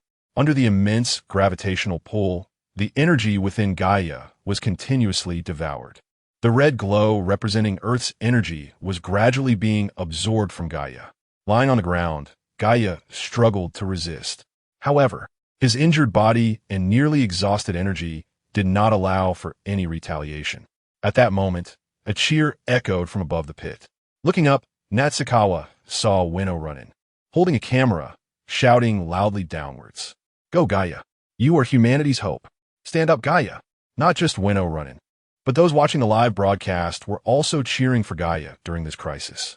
Reiko Yoshii clenched her fists and shouted encouragement as she watched the screen showing Gaia being drained of energy. The chat room was flooded with messages echoing the call for support. Go Gaia! In a live chat, those who fought alongside Gaia shouted words of encouragement. Even the monsters roared from the sky. The hope expressed ultimately transformed into a miraculous energy that gathered from all over the world onto Gaia. Gaia, who had previously felt exhausted, suddenly sensed a warm power surrounding him. This is everyone's strength. The light of hope among humans and monsters coalesced into a tangible force around Gaia. Facing Natsukawa, who exuded a powerful aura, Gaia, receiving this light of hope, let out a roar with determined eyes. I am humanity's hope. How can I fall here? Gaia, with a roar, the nearly lifeless Gaia suddenly burst forth with dazzling golden light. The earth energy that was about to be absorbed also shone with brilliant red light. In an instant, it broke free from the gravitational pull and returned to Gaia. Jetton, with a roar, Gaia swung his hand, glowing with golden light, fiercely towards Natsukawa. Feeling the immense power emanating from Gaia, Natsukawa flickered out of existence in the pit. Boom! Suddenly, he materialized in the sky, observing the explosion below and the golden light flashing from the pit where Gaia lay. A flicker of surprise crossed Natsukawa's eyes. Truly, a warrior of the mind. In such circumstances, he could still explode with power. That last punch had given Natsukawa a sense of danger. Jetton, roaring, the golden glowing Gaia charged at Natsukawa. Noah's hellfire. Purple flames ignited from Natsukawa, a powerful energy rushing towards Gaia. Boom! This time, facing the aggressive flames. Gaia raised his hands and gathered the golden light in front of him to form a golden barrier. The purple hellfire, upon touching the golden barrier, seemed to sink into a quagmire. The longer the flames struggled against the barrier, the weaker the purple glow became. Finally, it was completely assimilated into Gaia's golden energy, transforming into his own power. Incredible. Seeing his attack being absorbed by Gaia's energy, Natsukawa was momentarily stunned. Is it really this absurd? His attack couldn't harm Gaia at all. As Gaia absorbed Natsukawa's power, he clasped his hands together, the light beginning to shine. Radiant quantum stream, a golden beam of energy streaked through the sky, heading straight for Natsukawa. Transform. In response to the incoming beam, Natsukawa used his transformation skill. Boom! With a massive explosion, Natsukawa's body was blown apart by the blast. His figure landed clumsily on the ground. At that moment, his previously unstoppable transformation skill had failed. Looking at Gaia, who radiated golden light, Natsukawa's expression grew serious. The energy released by Gaia was derived from the light of hope in humanity's heart. His transformation skill could only convert energy. It couldn't transform something akin to belief. Did I have to use that move? Natsukawa hesitated. The cost was quite high. Would absorbing Gaia's inner energy afterward be able to recoup the losses? Just as Natsukawa was in doubt.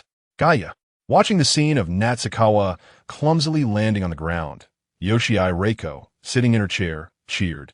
The live chat began to flood with the same cheers.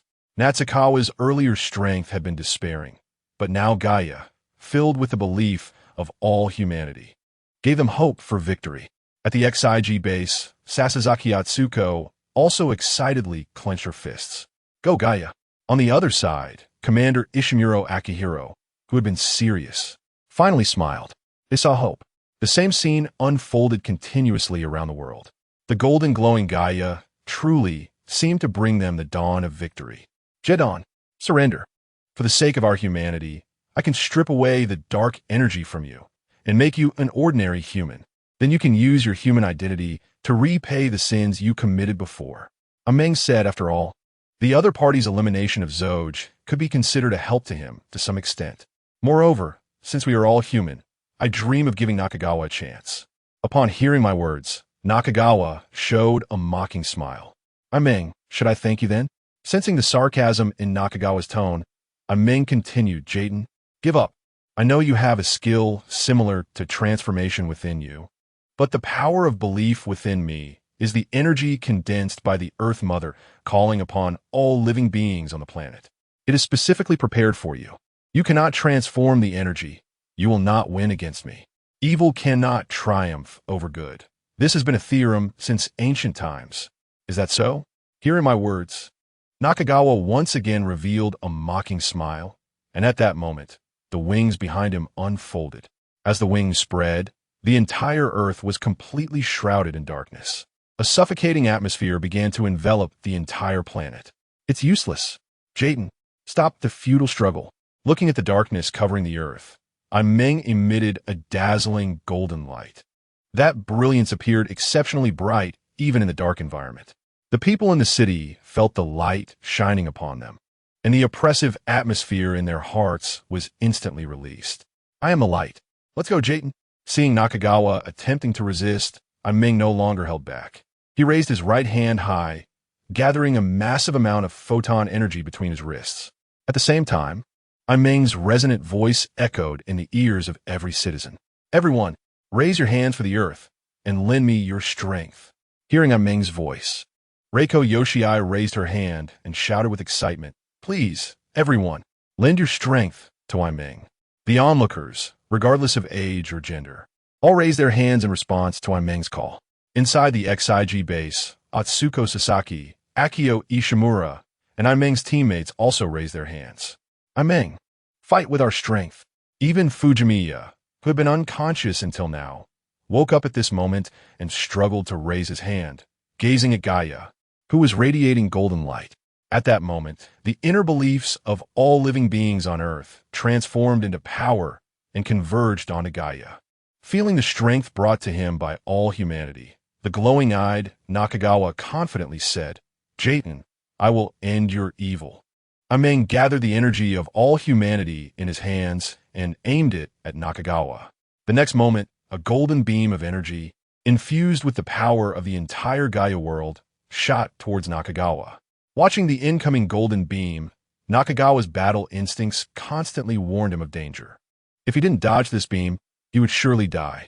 Feeling the threat of death from within, Nakagawa's eyes were filled with nostalgia.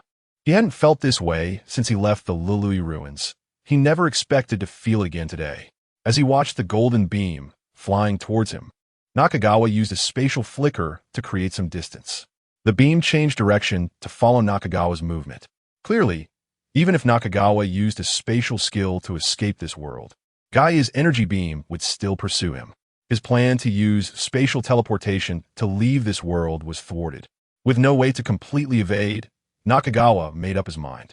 Earlier, when he drew the Noah Hellfire, he discovered that there were two ways to release it: direct release and fusion release. Fusion release combined with Nakagawa's skills, and its power depended on his own strength.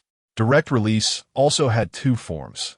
One was through Nakagawa's own strength, and the other was to summon Noah to unleash the Noah Hellfire. This latter method required a significant amount of light energy. Considering that Gaia was a manifestation of idealism, Nakagawa brought all the light energy from beneath the Luluye ruins with him. This light energy was sufficient to summon a complete Noah.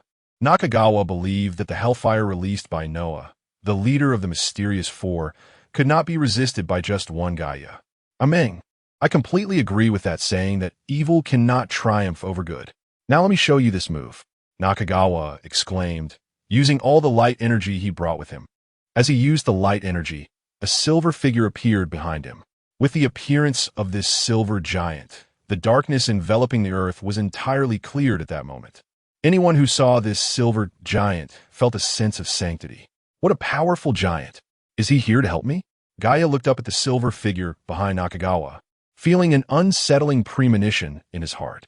Gaia was puzzled by this feeling. Such a powerful giant of justice was clearly one of the forces of light. He couldn't understand why he felt uneasy. The viewers watching the live broadcast cheered at the sight of the silver giant appearing behind Nakagawa. After all, the silver giant looked incredibly righteous, clearly standing on the side of humanity. With such a powerful giant, along with the hopes of all humanity converged into Gaia, they were bound to win this battle. Inside XIG, Sasaki Dunzi excitedly raised his hand, looking at the silver giant appearing behind Nakagawa. That's amazing. We humans have another Ultraman to help us. Yeah, this giant looks so strong. Under the dual assault of Gaia and this silver giant, that despicable monster had no chance of survival. The nearby teammates also cheered. Commander Ishimura looked at the silver giant standing behind Jetton on the screen, revealing a serious smile. Is this powerful giant really here to help humanity? Chapter 46. Returning to the world of Tiga, the challenge task begins. Tokyo. Near dusk, in the sky above the city, a silver giant with wings is gazing down at the city. In front of the silver giant stands a dark purple humanoid monster. It is Natsukawa. Seeing the golden light approaching, Natsukawa raises the scythe in his hand. In the next moment, the silver giant behind him also raises its hands. Zigbase. Ishimuro Akio looks at the image of the silver giant raising its hands, his expression changing dramatically. At this moment, he realizes that the seemingly holy giant is not on the side of humanity. It is being controlled by Jetton. This is bad. Similarly sensing something wrong, Fujimiya, who has just regained consciousness, looks at the giant synchronizing its movements with Natsukawa, his eyes filled with terror. He is shouting loudly to Iman, "Run, Iman! It's dangerous!" But it is too late. Noah, Hellfire. Under Natsukawa's control, the Phantom of Noah behind him gathers powerful energy in its hands. A beam of light, composed of flames infused with strong, righteous energy, shoots out from the Phantom of Noah. With terrifying power, it slices through the sky. In an instant, The shining light emitted by Gaia is directly crushed by the hellfire. Seeing the terrifying light approaching, Iman is astonished, not understanding why the silver giant, also representing justice, would attack him. Although confused, Iman has no time to think. The hellfire beam, imbued with terrifying power, is instantly in front of him. In a moment of desperation, Iman gathers the beliefs of humanity on Earth into a barrier, hoping to block the attack of the hellfire. However, the light released by the mysterious Ultraman god Noah, the foremost of the four great Ultramen, is beyond what the beliefs of Gaia's world can withstand. In an instant, the energy of hellfire shatters the barrier, striking Gaia. Boom! With a massive explosion, Gaia's golden body is engulfed in the light of hellfire. Why? Watching Gaia being attacked, Ueno Rondo is filled with confusion. He understands why the silver giant, which had felt so just, would assist the monster Jetton. Yoshii Reiko watches the broadcasted footage, her earlier excitement instantly freezing, disbelief evident in her eyes. She cannot believe it, exclaiming, "Why is this happening?" Meanwhile, similar sentiments are echoed across the internet. The hope that had just ignited is extinguished once more. In the city, with the sound of a tremendous explosion, Gaia's body endures the full baptism of hellfire. Once the skill is released, Gaia kneels on the ground, the golden light that had enveloped its body now dimmed to the extreme. The red light on its chest begins to flicker again. In this space, Natsukawa appears before Gaia. Justice will triumph over evil? Natsukawa's mocking words echo in Iman's ears. Hearing this, Iman struggles to stand, but he no longer has the strength to fight. Boom! Gaia's massive body collapses at Natsukawa's feet. Watching Iman struggling to rise, Natsukawa sneers. Who can't cheat like this? Devour. A dazzling purple light bursts from Natsukawa's chest, a terrifying, attractive force released from it. That powerful suction absorbs all the beliefs of humanity from Gaia and the energy representing the core of the earth. Seeing Iman being drained of energy, Sasaki Atsuko cries out in despair. Meanwhile, Commander Ishimuro Akio, watching the screen, shows a face of despair. Are humans really unable to defeat this monster named Jetton? The same thought spreads throughout the conference room. In a live broadcast room, Yoshii Reiko closes her eyes in despair as she watches Iman's energy being absorbed by Natsukawa. At this moment, she understands that humanity is utterly unable to resist Jetton. Why? Why is Jetton so powerful? In this moment of despair, her professionalism built over years as a host is shattered. Yoshii Reiko voices her unwilling questions. At this moment, whether for the live broadcast staff or the viewers, professional ethics no longer matter. After all, according to Jetton's prophecy, the end of humanity is approaching. On the battlefield, this time there is no unexpected event to stop Natsukawa. The powerful beliefs of humanity and the core energy of the earth merge into Natsukawa's body. Feeling the immense power within, Natsukawa lets out a satisfied roar, feeling that this gain can fully compensate for the lost light energy. Holding the camera, Ueno Rondo watches as Gaia dissipates into light in the air, his eyes filled with despair. They had clearly seen hope, only to be crushed by Natsukawa in the end. At this moment, Natsukawa turns his gaze downward to Fujimiya, who is struggling to get up. The residual ocean core energy still remains within him, and he intends to absorb it completely. A flash of space occurs, and Natsukawa, now in a smaller humanoid form, appears before Fujimiya. Jetton. Fujimiya swings his fist, wanting to retaliate, but Natsukawa swiftly strikes down with the scythe. With a pained cry, Fujimiya faints again. Watching the fallen Fujimiya lose his fighting capability, Natsukawa begins to devour. The core energy radiating blue light is also absorbed by Natsukawa. This moment completely signifies that Natsukawa has devoured all the energy of Gaia's world. After temporarily storing this energy, Natsukawa returns to his humanoid form, preparing to summon a golden portal to return to the world of Tiga. Why? Jetton, why do you want to exterminate humanity?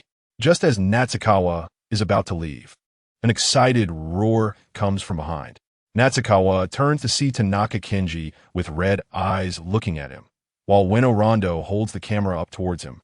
his expression also filled with excitement. Seeing this scene, Natsukawa can't help but smile and says, "Do you dare to come up? Aren't you afraid of death?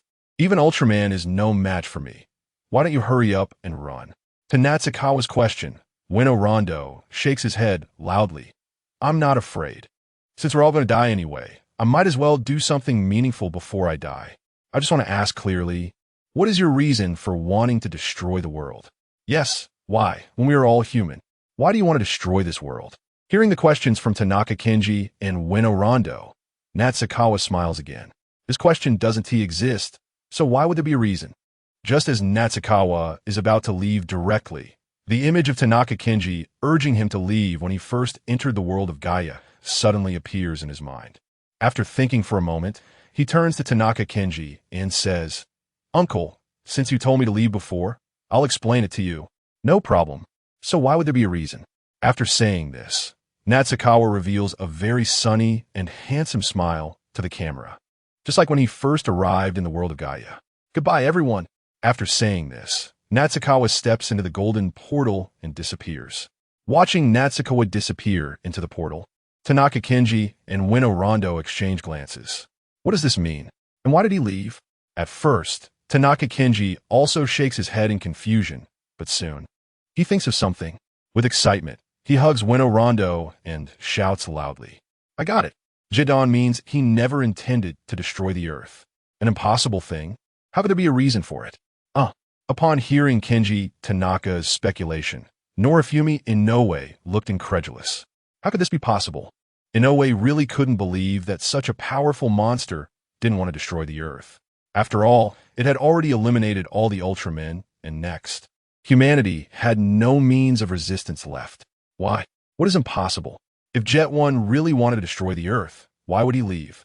Tanaka's words were transmitted through the camera to everyone watching the live broadcast. Reiko Yoshii, who had just been despairing, suddenly froze upon hearing this. What? Jetton doesn't want to destroy the world. Instantly, the internet erupted. At the XIG base, Commander Akihiro Ishimuro relaxed as he recalled Natsukawa's words before leaving. The tense atmosphere immediately eased. The prayers from before really worked. Jetton's target was not the entire Earth, but the energy within the Ultraman, as Tanaka had speculated. After Natsukawa left, Jetton, the powerful monster that had instilled fear throughout the Gaia world, never appeared in human society again. In the XIG sickbay, I dreamt of waking up and found myself in a room with Fujimiya. They had now completely become ordinary people. "Fujimiya, why do you think Jetton left in the end?" I asked, looking at Natsukawa's words before leaving. Maybe the other party's goal was the ultra power within us. Or perhaps there are other reasons. But regardless of the reason, our battle this time was a total failure. Fujimiya shook his head, gazing at Natsukawa's sunlit smile on the screen. He couldn't figure out the thoughts of this powerful monster either. However, he felt a deep sense of humiliation. The fate of humanity could only be entrusted to the whims of a monster. I understood Fujimiya's thoughts very well. I felt similarly. Looking at Natsukawa's face on the screen, I murmured, "Jetton, you truly are a mysterious and powerful monster." After this battle, Jetton's name echoed throughout the Earth, and various legends about him began to circulate in the Gaia world. Some said Jetton was a demon sent from hell to warn humanity, while others speculated he was some kind of alien being. Naturally, Natsukawa was unaware of these legends. He had returned to the Dino world. This time, he still didn't go back to the TPC, but headed to the Luluye ruins. Immediately, Natsukawa used a pet card to check Camilla's status and found that her evolution was about to be completed faster than he had anticipated, within a week. After confirming Camilla's evolution progress, Natsukawa began to review his gains in the Gaia world. First, his loss was all the light energy beneath the Luluye ruins, which he had used to summon Noah's phantom. However, the good news was that he could earn this light energy back from Gaia. He not only possessed the energy from the Earth's core, but also the gathered beliefs of all humanity. Most importantly, it was the belief of all humanity. This could be said to be Natsukawa's most important gain. As long as the belief of all humanity could be transformed through the emotions of sacrifice and despair, it could be completely converted into a massive amount of dark energy. Such a vast quantity of dark energy could directly elevate Natsukawa's power to a level comparable to the peak of Jetton. The current problem was where to find such enormous sacrificial energy and despairing emotions. With just the sacrificial emotions produced by Kyouka, Kurama, and Mayumi, it felt like it would take decades to gather. No, I need to find another way. At this moment, the long quiet system began to emit notification sounds. Challenge task activated. Evolve into an ultimate life form. Your power has already reached the level of a legendary monster. You are one step closer to becoming the strongest monster. Your next goal is to become an ultimate life form, a title that only a few of the strongest monsters in the universe are qualified to possess. If you choose to start the challenge, you will directly obtain the conversion energy you need. Additionally, you will gain the ability to release Noah's skills 3 times with light energy. Seeing this task introduction, Natsukawa became interested. He had never accepted such a task before. Let's take a look. Next, Natsukawa checked what the task entailed. Task challenge. Task 1. The ultimate life form must let the entire universe know your name. And invading the land of light is your best way to gain fame. Task 2. Devour. There is only one ultimate Jetton, and that is you. Devour the ultimate Jetton raised by the Bacterians. After reading the task introduction, Natsukawa thought for a moment and realized he could accept it. This challenge task, as long as he accepted it, would directly grant him conversion energy. In other words, he would directly gain the power of peak Jetton and also have a right to use Noah's attack 3 times. Furthermore, Natsukawa checked the land of light he needed to invade for task 1. This belonged to the Ultraman Galaxy legend. In that timeline, the newly freed Belial had completed the invasion of the land of light task. There was no reason for his peak Jetton not to succeed. As long as the King of Ultra did not intervene, there was no possibility of failure for this task. As for the second task of devouring the Bacterians' Jetton, it was even simpler. In the timeline provided by the task, Natsukawa could directly arrive before Jetton had hatched. A Jetton that had not yet hatched facing him, who had already reached his complete form. The outcome was self-evident. Moreover, even if the challenge failed, Natsukawa would only need to return double the conversion energy. By that time, Natsukawa would have already become peak Jetton, making it effortless to go to any parallel universe. Collecting energy then would be much simpler than it was now.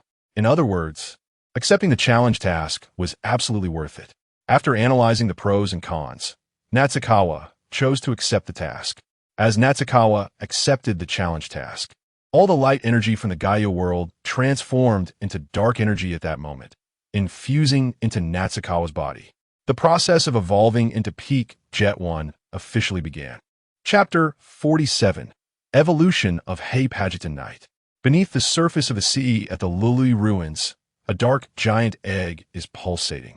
At this moment, fine and dense cracks appear on the surface of the egg, accompanied by a wave of special power. The originally calm sea begins to stir, and the cracks in the shell start to expand. A burst of purple dark light erupts from the crevices, bringing a beam of brightness to the dim underwater world. A final powerful ripple spreads like ripples, while the cracks in the giant egg have completely broken open. Jetton, with a low roar. The cracked lines are shattered by the force, and a larval creature resembling an insect crawls out. The surface of this larva is covered with a metallic armor, with a unique shape that resembles a combination of insects and reptiles. A powerful purple light bursts from the creature's eyes, highlighting the extraordinary nature of this beast. Then, the body of this monster begins to change. It continuously stretches, while dark energy flows into its body from all around. As the dark power surges in, the larval monster undergoes a tremendous transformation. It evolves from a larval form into a humanoid shape, its hard armor radiating a dark purple glow, and its overall figure appears incredibly strong. Wings resembling membranes grow from its back, and each flap stirs the entire ocean. The yellow scythe in its hand pulsates with hellish flames. From this moment on, Xia Chuan completes its evolution. Xia Chuan's yellow eyes gaze at the sea surface before raising the scythe. The purple flames in its hand begin to spread outward. What is this? What's happening? On the surface of the Pacific Ocean, The merchant ships drifting on the sea suddenly discover that the entire sea is ablaze with purple flames under the moonlight. The Pacific has turned into a true sea of fire. The people on the ships look at the flames erupting on the sea with shocked expressions. This is the most peculiar scene they have ever witnessed since birth. However, after a while, they find that the purple flames are merely dancing on the surface and do not harm them. Some brave individuals, thinking it was an illusion, reach their hands toward the flames. The moment their hands approach the fire, they're instantly burned to ashes by the flames and scattered on the deck. People watch in horror as their companions turn to ash, letting out terrified screams. The ships that dared to move while the flames burned are also consumed. From then on, the Pacific gained the title of Sea of Hell. Below, Xia Chuan feels its power and nods in satisfaction. This evolution has fully absorbed the power of the Gaia world. It has reached the peak strength of Pagidin, and that previous powerful feeling has returned. By devouring the powers of Gaia and Aguju, Xia Chuan has gained some special abilities. For instance, it has mastered the powers of the ocean and the earth. Just now, it fused the skill of Hellfire with the skill of controlling the ocean to unleash this power. Not only can it control the surface of the sea, but it can also manipulate the ground to change the terrain, and so on. The scene of turning the entire ocean into a sea of fire can also be replicated on land. Feeling its own power, Xia Chuan nods in satisfaction. With this power, once Chimera's evolution is completed, it can head to the land of light. Thinking of this, Xia Chuan uses the pet card function to check on Kamika's evolution process and discovers that it will complete in 3 days. Then, the dark energy within will be replenished once more, and it will gain immunity to light beams. Listing the powers it is about to gain in its mind, Xia Chuan is filled with anticipation for the invasion of the Land of Light. The Land of Light. Xia Chuan's eyes brim with desire. According to the system's description, during the mission period, all its transformation energy systems can be provided. This has also made Xia Chuan fixate on the important treasures within the Land of Light. The plasma spark. Just as Belial was able to seize it back then, so can it. Thinking of the massive core light energy of the plasma spark for dark energy, Xia Chuan's breathing becomes heavier.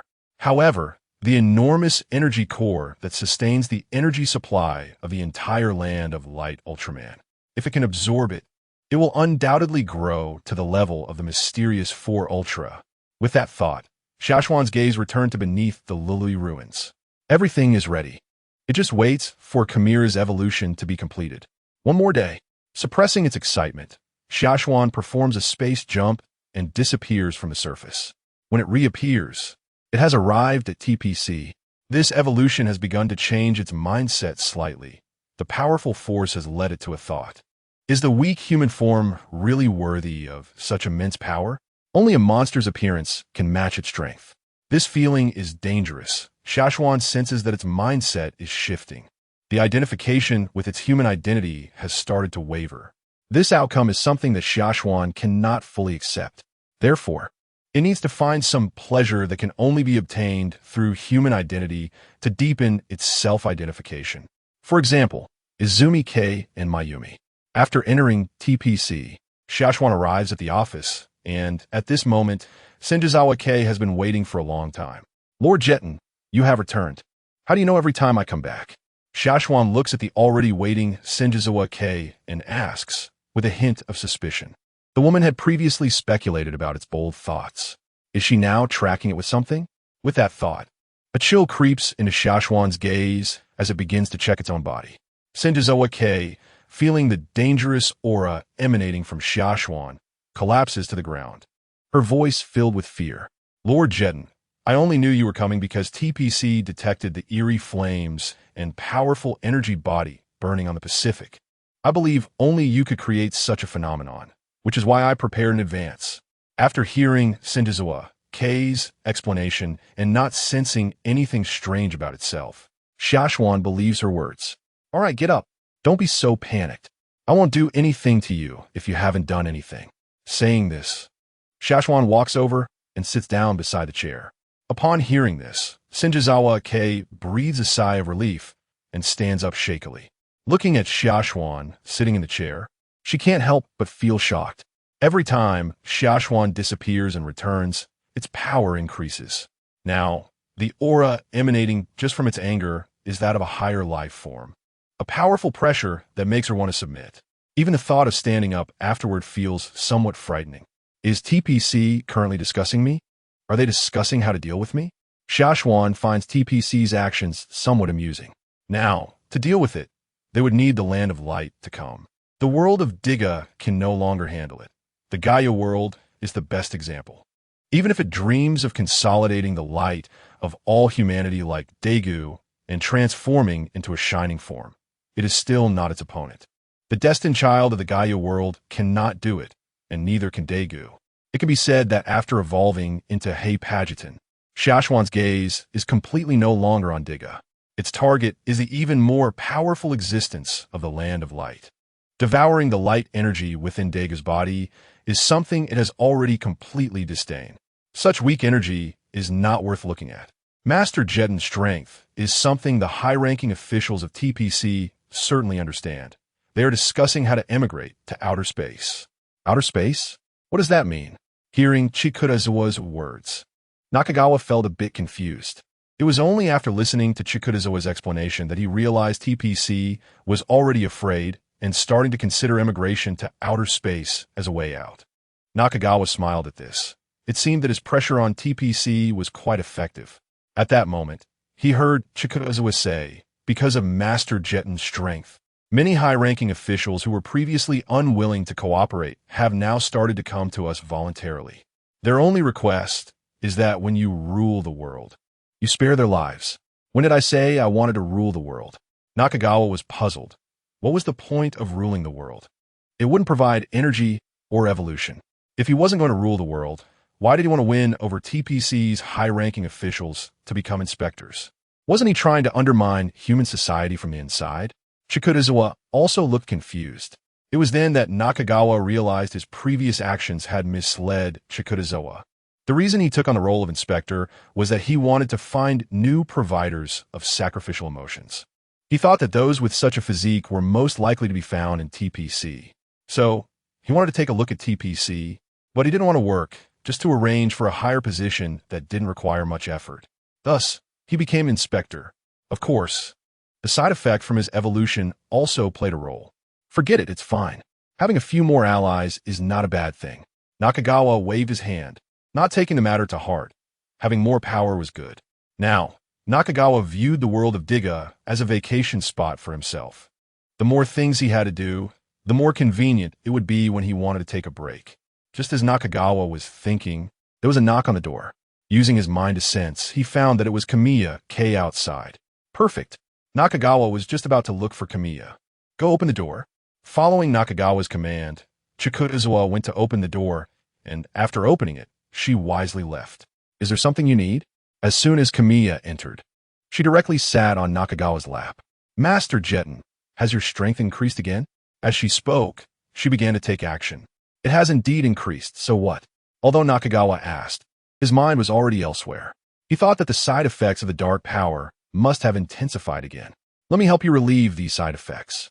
Kamiya's warm breath began to blow on Nakagawa's face, and her hands started to move skillfully. Feeling her movements, Nakagawa also started to act. Surprised, he looked at Kamiya, who had a beautiful face flushed with color and eyes filled with desire. This was the direct attraction he felt towards Kamiya's change.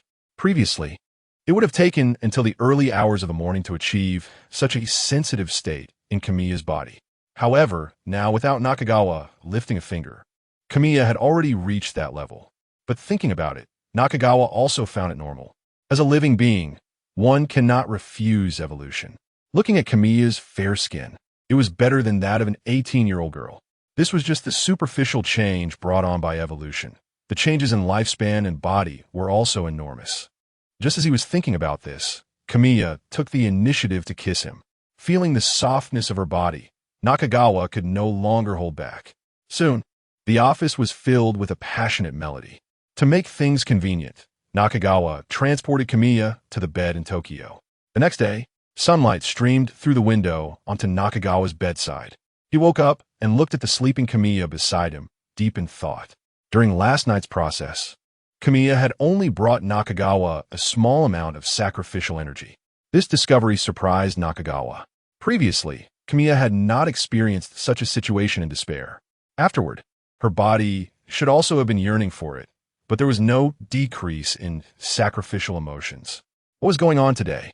Although puzzled, Nakagawa wasn't in a hurry. After all, within the task time, all the conversion energy systems would provide support. He wasn't lacking sacrificial energy at all. As for what he would need after completing the task, becoming a mysterious and powerful monster at the level of the four greats, the energy required for conversion would not come from Kamiya's sacrificial emotions. Now, Nakagawa approached such matters primarily for enjoyment. After all, to maintain his humanity. This method was particularly effective.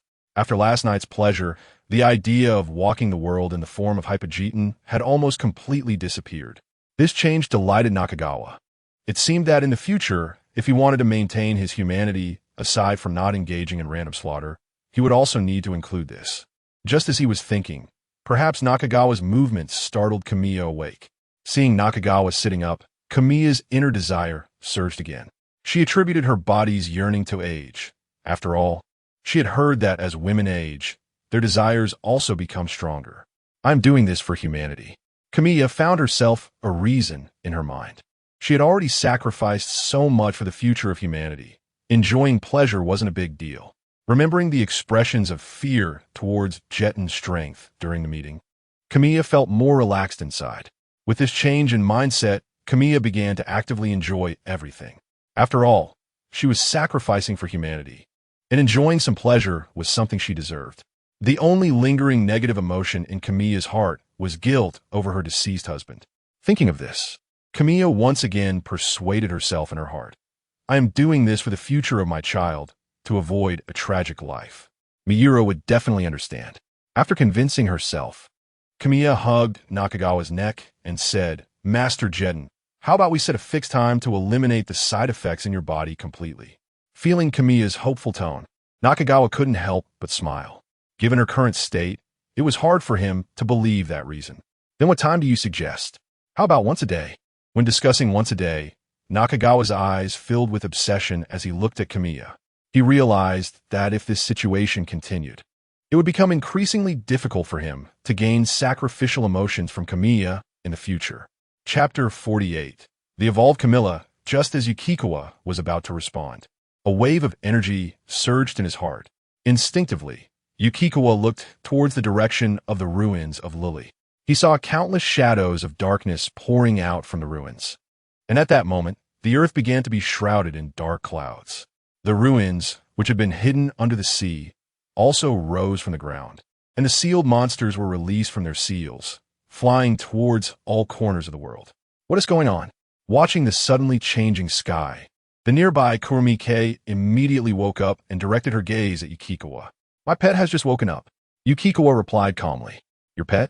Kurumi-kei asked, her tone filled with confusion as she didn't quite understand what Yukikawa meant.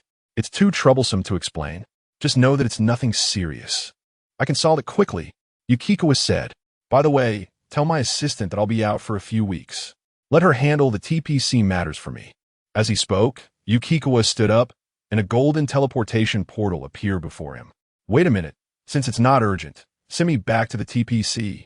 Kurumi-kei insisted. It's not good for me not to be present in this situation. Hearing this, Yukikawa nodded. After waiting for Kurumi-kei to get dressed, he led her into the teleportation portal. When they reappeared, the two found themselves in Yukikawa's office. I should be going now.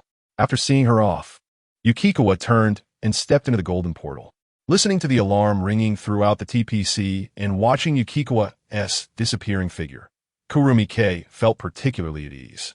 Since Yukikawa had said so, it meant that this crisis could certainly be handled. With a calm mindset, Kurumi-kei opened the office door and leisurely made her way towards the command room, forming a stark contrast with the frantic staff around her. Meanwhile, Yukikawa arrived at the surface of the ruins of Luluye. As soon as he appeared, numerous Zaga monsters roared and charged towards him. Looking at the approaching monsters, Yukikawa felt a sense of nostalgia. The first monster he had devoured when he crossed over was a Zaga. Now, they met once again. Zaga, with your strength, You shouldn't be worthy of being devoured by me. But since we are old friends, I'll make an exception today." As he spoke, a purple light glowed, and Yukikawa transformed into his hyperjet form. In the next moment, Yukikawa raised the scythe in his hand and swung it downwards towards the approaching monsters. Boom! The massive blade, engulfed in purple flames, tore through the sky.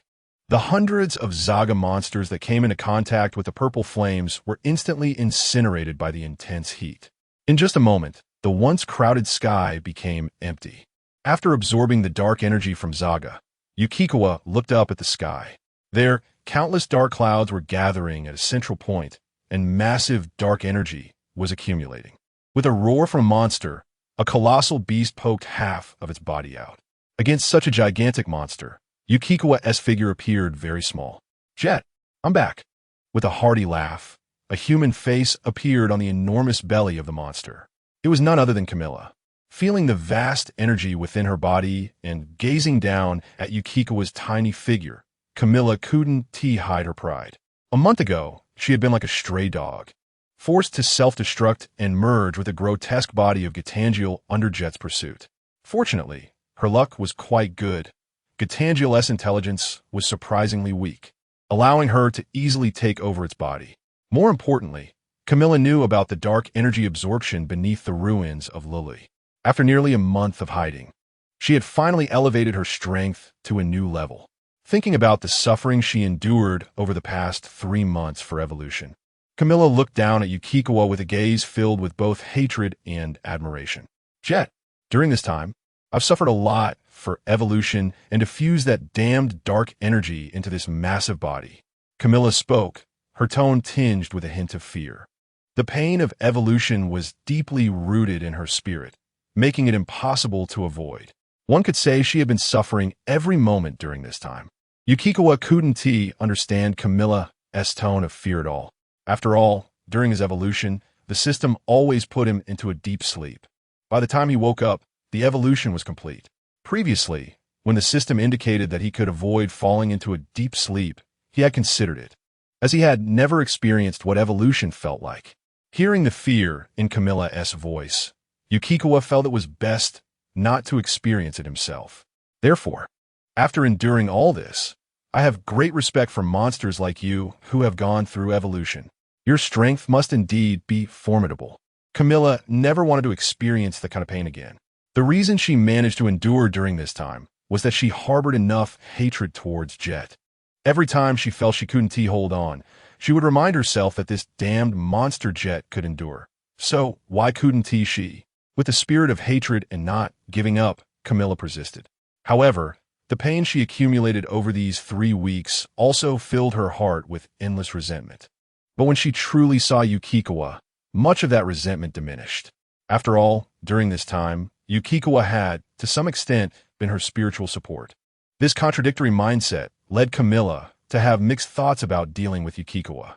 She wanted to tear him apart immediately, yet she also felt a strange reluctance.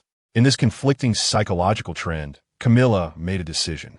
"Jet, I admit you are a strong one, but you absolutely shouldn't have let me escape. However, considering you are a strong one, I can give you a chance. Let us have a fight. If your strength satisfies me, I might consider sparing your life." Hearing Camilla's words, Yukikawa smiled. He didn't expect Camilla to be so particular. At this point, Yukikawa also made a decision in his heart. As long as Camilla's performance satisfied him, he would consider leaving her consciousness intact. "All right, it just so happens that after completing my evolution, I haven't found a suitable target to test my strength," Yukikawa declared. "Camilla, I hope you won't disappoint me." Yukikawa wasn't in a hurry to use the pet card to make Camilla submit. His current strength was even greater than at his peak hyperjet form. Testing it on the sea and ground, which were merely lifeless objects, wouldn't showcase his power. Today, he would use the newly evolved Camilla to test his strength. "Jet, don't think you're still the same monster as before," Camilla scoffed, knowing that the last time Yukikawa was so powerful, he had used temporary strength-enhancing items. This time, her strength had also increased, but Yukikawa's strength had declined. "Jet, you should think about how to please me in battle. Only then will I be merciful enough to spare your life." Listening to Camilla's arrogant words, Yukikawa smiled. Next, he would use facts to make Camilla understand the gap in strength. On the other side, Kurumike also arrived at the command room. At this moment, the satellite had already transmitted the images of Yukikawa and Camilla back. What a powerful monster! Yarui looked at the various values detected by the detector for Camilla, his eyes filled with shock. The readings for Camilla's 3 strengths were astonishing, capable of defeating the Dark 3 Giants Jetton. So does this mean that the newly emerged gigantic monster can win this battle? Juejing inquired. Not exactly. The values of this gigantic monster are indeed impressive, but the physical attributes of the Jetton monster cannot be detected by my device. Yarui explained, noting that he was amazed by Camilla's energy readings because he could see her data. However, Jetton's data simply could not be displayed on the detector. Can't display it? Are you sure? Jigan, who rushed over to watch the battle, asked. Absolutely. After receiving a positive response, Jigan turned and left the conference room. He understood the outcome of this battle. Just like before, it would definitely be Jetton who would emerge victorious. He would continue discussing the plan for the immigration to outer space with the advisors. Relying on Earth's creatures to defeat Jetton was completely unrealistic. Kujian looked at Jigan's departing figure, then glanced at the powerful presence of Nakagawa on the screen, feeling a bit less shame about what she had done. Meanwhile, Daiku's gaze was firmly fixed on the scene in the screen. During this time, thanks to Nakagawa not being in this world, he had been able to transform into Tiga and improve his combat experience. After several days of fighting, Daiku was confident that his strength had greatly increased. Now, he wanted to see how far the gap between him and Jetton still was. In the ruins of Luluye, the gigantic Camilla unleashed a barrage of 10,000 sharp ice spikes towards Nakagawa with a concentrated mindset. Watching the incoming attack, Nakagawa remained unfazed, raising his scythe to create a red barrier in front of himself. The moment the 10,000 ice spikes hit the red barrier, they were converted into energy within Nakagawa's body. As your master, let me teach you how to use this skill. Nakagawa combined that energy with hellfire, sending the 10,000 ice spikes, now burning with hellfire, straight at Camilla. Jetton, you are becoming increasingly arrogant. Master, I will make you realize the gap between our strengths. I tell you, my evolved body is immune to beams.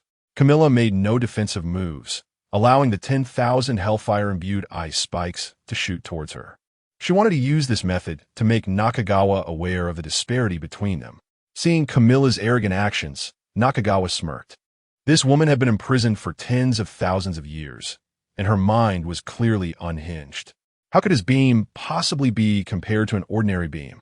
In the next moment, the 10,000 ice spikes, burning with purple flames, struck Camilla's body. The intense flames caused Camilla immense pain. No, what is this? Why is it hurting my body?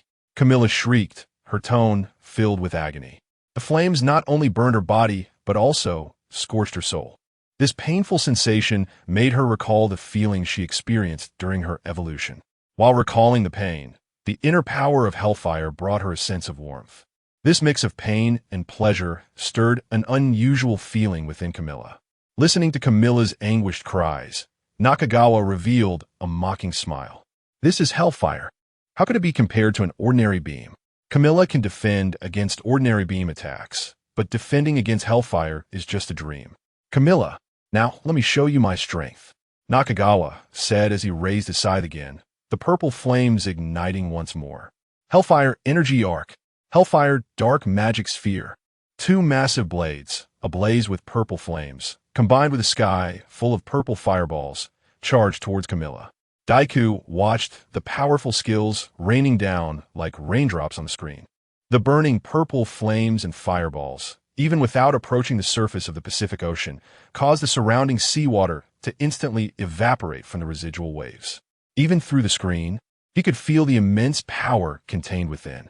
Daiku had initially thought that after this period of fighting, he had closed the gap between himself and Nakagawa. However, after witnessing this, he realized their disparity had grown even larger. The residual waves created by the opponent's fireballs could evaporate the surrounding seawater in an instant, while he could only achieve a decent effect by unleashing a finishing move. One was a residual wave, while the other was a finishing move. A bitter smile appeared on Daiku's lips. Back on the battlefield, under the assault of Nakagawa's hellfire-infused attacks, Camilla let out a painful wail. Watching his skills land one after another on Camilla, and hearing her cries of agony, Nakagawa initially smiled, but as he listened more, he felt something was off. What was happening with Camilla? Why hadn't she raised a barrier to defend against so many skills? The wailing seemed to carry a hint of pleasure. Sensing something was wrong, Nakagawa leaped through space to appear in front of Camilla. Jetton, I tell you, my body is not afraid of your beams. Come on, release more beams at me. Seeing Camilla's tortured expression as she taunted him, Nakagawa's gaze began to shift. A sudden hypothesis formed in his mind. He then used a pet card to forcibly revert the gigantic Camilla back to her human form, and she vanished from sight. With Camilla's disappearance, the shadow that loomed over the earth also dissipated. Watching the screen as the sunlight returned to the sky, the members let out sighs of relief. Although they hadn't done anything, the threat had been averted. Hearing the relief from the surrounding teammates, Kyouka felt a sense of pride within. After all, with Nakagawa's strength, if she hadn't sacrificed herself, Earth would likely have been finished. Thinking of this, Kyouka secretly decided to take more initiative. To ensure Nakagawa was not eroded by dark forces, she would help him daily. This was the future of humanity. As Kyouka thought this, she rubbed her legs together. Chapter 49. Devouring Belial. They had arrived inside the Luluye ruins. At this moment, Camilla had transformed into human form, yet the flames of hellfire continued to burn her body. Watching Camilla, who was constantly wailing in agony, Zetton waved his hand, and the flames surrounding Camilla dissipated. Camilla felt her pain instantly fade away, but at the same time, a sense of loss surged in her heart. Because of Tiga, she had developed a complex emotion towards light. In simple terms, Tiga's betrayal made her long for light in her heart. It was also Tiga's betrayal that made her want to prove that darkness was the right path. The hellfire that Zetton had fused with perfectly addressed Camilla's twisted feelings. The flames of hellfire would burn Camilla's inner self, bringing her soul closer to the light she had always desired. While feeling pleasure in her heart, the physical pain provided comfort to Camilla. This was the enemy's attack, and she was forced into it. This mindset allowed Camilla to enjoy the feeling of approaching light with peace of mind. Although Zetton was unclear about Camilla's specific psychological state, he could sense her emotions through the pet card quite clearly. While he found it incomprehensible that she could feel pleasure from being burned by her own hellfire, he didn't dwell on it. After all, his most important goal now was to quickly subdue Camilla and then head to the land of light. Camilla, I want to waste more words with you. You should have seen the strength I just displayed. Surrender or die. Upon hearing Zetton's words, Camilla immediately rejected without thinking. I will never surrender to you. After saying that, Camilla attempted to mobilize her energy to leave. Soon, she discovered that no matter how hard she tried, she couldn't move at all. What have you done to me? Camilla's eyes widened in disbelief. She couldn't understand why her body was immobilized. Did you really think that I was just wandering around in the Luluye ruins for so long? Zetton continued. At that time, I had already tamed Gatanjyer, and his consciousness was erased by me. Otherwise, do you really think you were that lucky? As Zetton spoke, shock appeared on Camilla's face. At the same time, the so-called good fortune she had previously thought of surged back in her mind. Camilla realized how ridiculous her previous actions had been. It turned out that Zetton had already planned everything. How did you do it? After the shock, countless questions arose in Camilla's heart. She had also wanted to subdue Gatanjyer at that time, but his overwhelming power had made her abandon that thought. How had Zetton accomplished it? Camilla, my strength far exceeds what you can imagine. Saying this, Zetton fully unleashed his aura. A thick, dark energy emanated from him, and, as Camilla felt it for a moment, she couldn't help but want to surrender. From Zetton, she sensed an even stronger dark aura than she had felt from Dark Tiga back in the day. Surrender or die. This is the last time I will ask you, Zetton warned. He had lost patience to play games with Camilla. Feeling the powerful dark energy within Zetton, Camilla hesitated for a moment, then made up her mind. Dressed in black, Camilla crawled to Zetton's feet, then bent her body and knelt before him. Master, I choose to surrender. Seeing Camilla kneeling before him, Zetton used the pet card to sense her heart. After confirming that she was sincerely surrendering, He nodded in satisfaction. Good. Camilla, I can feel your heart. When I meet Tiga, I will use my powerful dark power to show him that his choice back then was wrong. The powerful dark energy was the main reason for Camilla's submission to Xia. Having been imprisoned for thousands of years, Camilla had an obsession. She wanted to prove that darkness was the strongest, just like Tiga, who had betrayed her. Xiao's immense power gave her hope. As for her deceased companions, Camilla could only say she was sorry. Strong individuals have the right to dictate the fate of the weak. This is a viewpoint recognized by most dark giants. And now, she was under Xiao's control. The matter of revenge could wait until she surpassed Xia.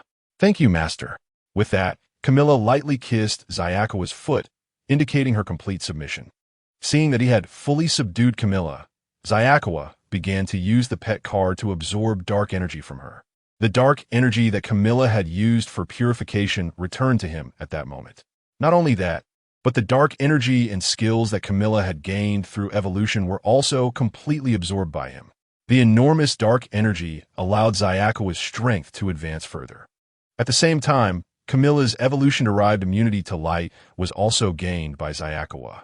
With the enhancement of light immunity, the energy that his transformation skill could convert had reached a new level. It could be said that if Xiaowa were to return to the Gaia world now and face the shining Gaia again, his transformation skill would be able to immunize against all the light emitted by the opponent. Feeling the enhancement of his transformation skill, Xiaowa was extremely pleased. With this, he wouldn't have to fear the tactics of overwhelming numbers when invading the land of light. As Camilla once again deeply realized that her body was entirely under Xiaowa's control, her loyalty value increased again. All right, let's go. Saying this, Xiaowa opened a golden teleportation portal in front of him. With Camilla's matter resolved, he was now heading to the land of light. As for why he needed to bring Camilla along, it was naturally because of her strength. With her light immunity skill and that powerful strength, she could effectively help Xiaowa fend off the weaker Ultraman on the periphery. This way, Xiaowa would be more assured in seizing the plasma spark core. In critical moments, he could even command Camilla to sacrifice herself to buy him time to escape. Okay, although Camilla still didn't understand where they were going next, she chose to obey. Camilla followed Xiaowa's footsteps and stepped into the golden portal. When the two appeared again, they found themselves inside a prison. Xiaowa's gaze turned forward, where he saw an alien resembling a deep-sea creature wielding a stick, unleashing energy against a wall.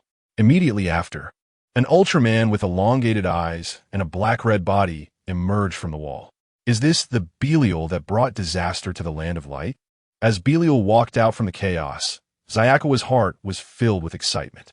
A powerful evil Ultraman like Belial required no energy conversion to devour. Fantastic. He couldn't wait to consume him. In the next moment, Xiaowa flickered through space and appeared behind the Zarabian. Accompanied by a tragic scream, the Zarabian's body was pierced by Xiaowa's scythe. Flipping the Zarabian's body aside, the gigantic fighting device fell into Xiaowa's hands. With the acquisition of the gigantic fighting device, a powerful force surged into Xiaowa's body, multiplying his strength tenfold. Feeling the surge of power, Xiaowa finally understood why Belial could invade the land of light. The gigantic fighting device, such a divine artifact, could actually enhance the user's strength so much. Now, Xiaowa felt that he could contend against the mysterious 4 Ultra. Hey, you insect monster, give me back the fighting device. Belial, who had emerged from the seal, reached out his hand towards Xiaowa. Do you think I'm a fool like that, Zarabian? Such a good thing would I give to you? Natsukawa's gaze fell on the already dead Zarabian.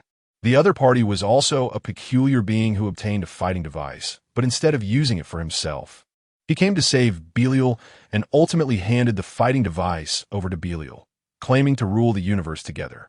What a naively terrifying monster. Natsukawa would never engage in the foolish behavior of the Zarabian. Then let him die. Saying this, Belial charged forward with his claws drawn, and Natsukawa scoffed at the approaching Belial. In the next moment, he picked up the fighting device and aimed it at Belial. Dark Hellfire. The dark fireball, possessed by Hellfire, shot directly toward Belial after receiving an enhancement from the fighting device. Boom! Accompanied by a painful scream, The power of the dark fireball slammed Belial's body against the wall. Natsukawa looked at the disheveled Belial ahead of him, his greedy gaze lighting up. After a brief probe, he felt that without the fighting device, Belial was like a toothless tiger. Since that was the case, before invading the Land of Light and seizing the plasma core, he would start with an appetizer. Bastard! Belial, struggling, got back on his feet and launched another attack at Natsukawa. However, these attacks were futile in front of Natsukawa, who held the fighting device.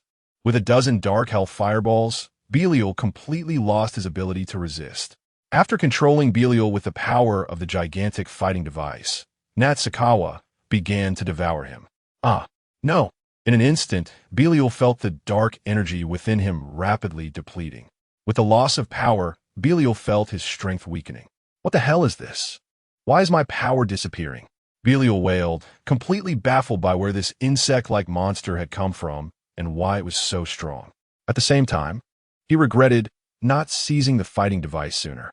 Meanwhile, Camilla, watching Natsukawa absorb Belial's energy, felt relieved that she had surrendered quickly.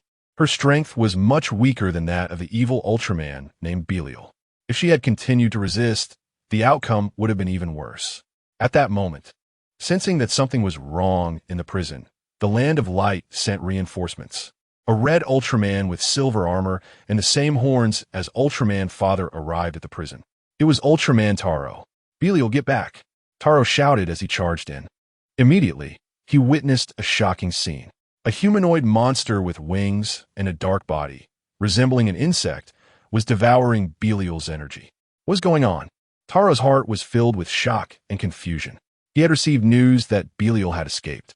He rushed here without delay, knowing that this was the Belial who had brought disaster to the Land of Light. The battle from 10,000 years ago was still fresh in his mind.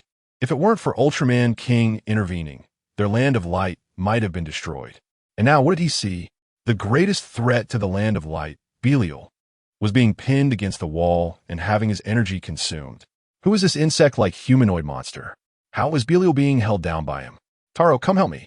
Belial, who was being drained of energy, saw Taro and immediately shouted as if he had found a savior. Natsukawa, upon seeing this, could hardly contain himself. Belial was actually asking Taro for help. What a hell of a joke. Camilla, block them. Let me devour Belial properly. After giving this command, Camilla immediately transformed into her monster form and charged at Taro with her massive body. As the final boss of the Diga world, Camilla was incredibly powerful. She was not a match for Taro, who shone like Diga. Soon, under Camilla's firepower suppression, Taro and the Ultraman he brought were expelled from the prison. Meanwhile, Natsukawa intensified the energy absorption. Under the powerful energy absorption, the dark energy within Belial continuously dissipated, until finally, all of Belial's dark energy was completely devoured by Natsukawa. The original Dark Belial directly regressed into his Ultraman form, significantly weaker than before. Jetton! Natsukawa let out a furious roar, and the dark power within him spread out into the universe. Not far from here, the Land of Light also felt that powerful dark energy. What a strong dark energy. What is going on? Zafi looked towards the direction of the cosmic prison, puzzled. I got the news that Belial has escaped. Feeling this aura, Belial's power has become even stronger. Ace walked out from the plasma spark tower. What? Belial escaped? Quickly organize forces for defense. Zafi said anxiously. Belial has always had his eyes on the plasma spark core of the Land of Light. Now that he has become even stronger, he will definitely invade the Land of Light again. Don't worry. Ultraman Father has already gone to organize defenses, and Taro has also taken people to stop Belial. According to the plan, Taro will bring Belial here. At that time, we will all attack together and eliminate the recently unsealed Belial. Ace comforted. Despite Ace's reassurance, Zafi's worries did not lessen. He looked towards the cosmic prison. Such a massive dark energy. It seems Belial's power has increased compared to tens of thousands of years ago. Can they really handle such a powerful opponent? Meanwhile, in the cosmic prison, Belial, whom everyone in the Land of Light was concerned about, was kicked to the ground like a dead dog. Natsukawa kicked the now ordinary Ultraman form Belial in front of Taro and slowly walked out. Belial? This. Taro, who was originally fighting Camilla, looked at Belial lying in front of him with a shocked expression. How could Belial now have no trace of dark energy and have completely returned to the ordinary Ultraman state? What is going on? Chapter 51. The Powerful Hyouka Charge. The first generation of Ultraman. Zafy led the charge against Hyouka. The surrounding first-generation brothers acted first, leaping into the air with shimmering light in their hands, a spinning light wheel appearing in their grasp. This was a notorious forbidden technique in the universe, the 8-segment light wheel. The first generation swung the light wheel fiercely towards Hyouka. Meanwhile, Seven and Zafy also unleashed their signature techniques. Concentrated Light Beam. M87 Beam. A light wheel and 2 powerful beams were launched towards Hyouka from 3 different directions. These 3 attacks had claimed countless monsters across the universe. However, facing such powerful beams, Hyouka remained remarkably calm. Bang! The first generation, wielding the 8-segment light wheel, was the first to arrive in front of Hyouka. Plapava 2D, Hypayidon. The spinning blade, glinting with a fierce cold light, slashed towards Hyouka. Just as it was about to hit, a red barrier appeared in front of Hyouka, blocking the incoming M78 and concentrated light beams as well. The first generation exerted all his strength, trying to push the 8-segment light wheel forward. However, it was futile. Now that you've attacked, it's my turn. With that, Hyouka used his transformation skill, instantly absorbing the 3 skills. Here you go. Hell 8-segment light wheel. Dark concentrated light beam. Death M78 beam. The respective skills of the 3 Ultramen were returned to them after being absorbed and amplified by Hyouka. What? The 3 Ultraman's expressions changed as they saw the incoming purple 8-segment light wheel. They wanted to evade, but due to the surrounding assault, there were many Ultramen behind them. The ones who would get hurt were those behind. With no choice, the 3 Ultramen could only force up a barrier to resist. Boom! With 3 explosive sounds, the 3 Ultramen were blasted away simultaneously. Big brother, Seven Zafy. The Ultramen behind cried out in shock. The first generation lay on the ground, looking at the red light flashing on his chest, his eyes filled with shock. He never expected that this monster named Jetton could absorb their skills. Not only that, but it also returned their skills amplified. More importantly, the power of the skills was boosted by dozens of times compared to when he released them. Jetton, where did this monster come from? I've never heard of it before. Meanwhile, Seven and Zafy also felt the amplification of their beams. They were also shocked by such a reflection skill. They had seen skills being launched before, but they had never seen a reflection that could amplify the power of the beams by dozens of times. After the defeat of the first generation and the others, Mebius and Hikari charged towards Hyouka with their light swords. Mebius, Hikari. As the 2 Ultramen approached, Hyouka raised his scythe and swung it down towards them. Held Death Scythe. 2 crescent-shaped blades, burning with purple flames, fell towards the 2 Ultramen. Boom! Accompanied by a powerful explosion, Mebius and Hikari were sent flying, crashing into a glass skyscraper. Mebius. Watching Mebius and Hikari being blasted away, the fastest and strongest Max Ultraman charged up next. Helped the Dark Fireball. A fireball burning with purple flames arrived in front of Max in an instant. Max, who raised a barrier to defend, found his gathered barrier seemed like paper against the fireball infused with hellish fire energy. Boom! Under the powerful energy shockwave, Max was also slammed heavily to the ground.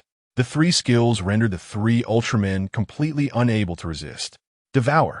The light energy within Hikari, Mebius, and Max, 3 Ultramen with resistance capabilities, was instantly absorbed by Hyouka.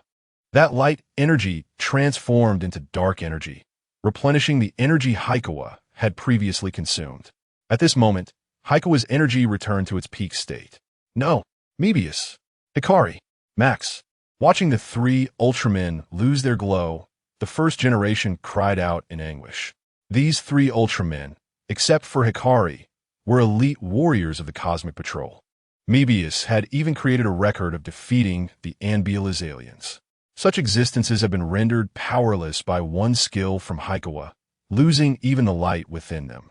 The first generation looked at Hyouka, who was roaring and regaining peak status, feeling increasingly heavy-hearted. Jetton, The first generation had killed Jetton before, but he couldn't understand how a monster that could be killed with an 8-segment light wheel had grown into such a terrifying existence. Not only could it reflect others' light beams, but could also devour others' light to replenish its own energy. For the first time in his long life, the first generation encountered a monster with such an incredible ability. Realizing Kyouka's overwhelming power, the first generation understood that the strength of 3 Ultramen was insufficient to threaten Kyouka. They needed to leverage their numerical advantage. Let's all attack together. Under the first generation's lead, a total of 10 Ultramen charged towards Kyouka. Looking at the Ultramen surrounding him, Kyouka sneered. With his transformation skill, he feared nothing about being overwhelmed. On the other side, Planet King. This was a harsh environment, filled with mountains. At this moment, an Ultraman in a cloak, resembling an old man, was quietly gazing at the sky. As this giant with an old man's appearance looked up, the red light in his eyes flickered continuously. At that moment, a red figure descended beside the old giant and respectfully asked, "My king, what is your command?" This old giant was the leader of the entire Land of Light, a member of the mysterious 4 kings, the King of Ultra. The King of Ultra withdrew his gaze from space and saw Leo beside him. "How's that child Zero doing in training?" Leo, hearing the King of Ultra mention Zero, praised him with admiration. "That child is the most talented Ultraman I have ever seen. His strength is growing rapidly. After this period of training, his temperament has become even more resilient." Hearing Leo's words, the King of Ultra nodded and then looked up at the sky. "If that's the case, you should conduct an assessment for him. If he passes, then release his training armor. We will need this child for the upcoming battle." Upon hearing the King of Ultra's words, Leo realized something and looked in the direction of the Land of Light. "My king, is something happening over there?" The King of Ultra nodded. "Then you should hurry to the Land of Light." Leo said excitedly, "I am old. The Land of Light needs another young guardian, and this battle is just the right time to test my judgment." The King of Ultra shook his head to refuse and continued, "You go prepare for the assessment. I will go find an old friend to borrow something." "Who are you going to find, my king?" Noah. Chapter 52. Obtaining the Plasma Spark Core in the Land of Light, the original Zoffy and 7 launched another attack on Nakagawa. "Huh!" Nakagawa scoffed at 7, who was charging at him with a spear. He didn't even need to fight back against such a level of attack. Bang! 7's spear struck fiercely against Nakagawa's conversion shield. However, no matter how hard 7 tried, the spearhead couldn't advance any further. Reflection. The attack from 7, enhanced by Nakagawa, was returned to him, and the immense impact sent 7 flying back. 7. Zoffy shouted as he charged forward again, but it was all in vain. In front of Nakagawa, who possessed conversion skills, all their attacks merely served to recharge him. Under the reflection skill, the 3 powerful Ultramen fell victim to their own signature beams of light. Meanwhile, Chimera, wielding a fighting device, was systematically eliminating ordinary Ultramen. "Hang in there, everyone. The Space Guard will surely come to our rescue." A red-clad Ultraman shouted to encourage his fallen comrades. However, at that moment, a tremendous roar echoed across the battlefield. The vibrations from the descending object caused the ground to tremble. All the Ultramen immediately looked toward the source of the roar. Was it the original Ultraman who had defeated the monster? With such hope, their gazes turned to the battlefield. Yet in the center, they saw the original 3 Ultramen lying weakly. Their chest timers had dimmed. All their light energy had been consumed by Nakagawa. Is it the original Ultraman lying on the ground? The red-clad warrior, who was inflating his chest, looked at the 3 fallen Ultramen and exclaimed in shock. The 3 Ultramen lying on the ground were incredibly powerful beings in his eyes. Not only him, but many Ultramen in the Land of Light idolized the members of the Space Guard, believing them to be invincible. Yet now, the sight of the 3 Ultramen in such a pitiful state dealt a heavy blow to their morale. What kind of monster is that Jetton? How is it so powerful? Boom! The next moment, Chimera, wielding the fighting device, blasted away the previously encouraging red-clad Ultraman. Seeing the original Ultramen defeated and the morale of their team plummet, the remaining Ultramen could not organize an effective counterattack and quickly fell into a slaughter at Chimera's hands. After Chimera successfully completed the task of eliminating the Ultraman, Nakagawa turned to walk toward the Plasma Spark Tower. At this moment, at the entrance of the Plasma Spark Tower, Eddie, Jack, and Ace were guarding the entrance. Hearing the continuous screams of Ultramen outside, Eddie felt a bit worried. The situation outside doesn't sound good. Should we go out to support them? Trust in the original brothers' plan. They will definitely lure Belial here, and then we can wait to ambush him. Jack comforted. That's right. We must have faith in the capabilities of the original Zoffy and Brother Seven. They will surely execute the plan. Ace optimistically said, Listen, the sound from outside are gradually fading. Maybe the original brother and the others have already subdued Belial. Ace added. Eddie and Jack nodded at Ace's words. Indeed, with the strength of the originals, it should not be a problem to lure Belial over. However, at that moment, a dark humanoid monster with a powerful aura of darkness slowly entered the entrance of the Plasma Spark Tower. Who are you? Eddie questioned the humanoid monster as an ominous feeling crept into his heart. Hey, Jetton. Nakagawa introduced himself, scanning between Eddie, Jack, and Ace. He had heard of these three Ultraman's great renown. Hey, Jetton, where's Belial? Jack asked in confusion, not understanding why a monster was here instead of Belial, who was supposed to have broken out. Are you one of Belial's subordinates? Ace speculated, recalling that Belial had summoned 100 monsters during his invasion of the Land of Light. That waste Belial isn't worthy of having me as a subordinate. Right now, he is lying on the ground, just like your original predecessors. Nakagawa laughed. What? Upon hearing Nakagawa's words, Eddie, Jack, and Ace displayed expressions of disbelief. Could it be that the originals had already been defeated? Stop talking big. How could the original brother, who is so strong, possibly be unable to defeat a monster like you? Don't believe him, everyone. Sensing his teammates' shock, Ace immediately stood up to rally them. Hearing Ace's words, Nakagawa scoffed. You'll find out soon enough if it's true. In a flash, Nakagawa appeared right in front of Eddie. Hellfire Scythe. Two blazing strikes rushed towards Eddie. Eddie, Jack, and Ace, both experienced warriors, used their skills the moment Nakagawa teleported. Spatium Beam. Ultraman Head Cutter. Boom. With the sound of an explosion, Eddie's figure was left in a disheveled state on the ground, while Jack and Ace's skills were completely blocked by Nakagawa's conversion barrier. What? Jack and Ace were shocked to see their attacks had not inflicted any damage on Nakagawa. They never expected that their best skills couldn't break through Nakagawa's barrier. But the real shock awaited them. Watch closely. This is how your original predecessors were defeated. Nakagawa used his conversion skill, which had evolved again after the previous battles and devouring. Now, in addition to increasing power, his reflection skill could also increase the number of attacks. The next moment, a multitude of decapitating blades ignited with purple flames rushed towards Eddie. Seeing the incoming blades, Eddie hurriedly raised a barrier to defend, but it was futile. Under the assault of dozens of decapitating blades imbued with hellfire, the barrier Eddie raised crumbled easily. Ga. Accompanied by a tragic scream, Eddie lost all ability to resist against the onslaught of the hellfire blades. Naturally, Nakagawa unceremoniously devoured all the light energy from Eddie.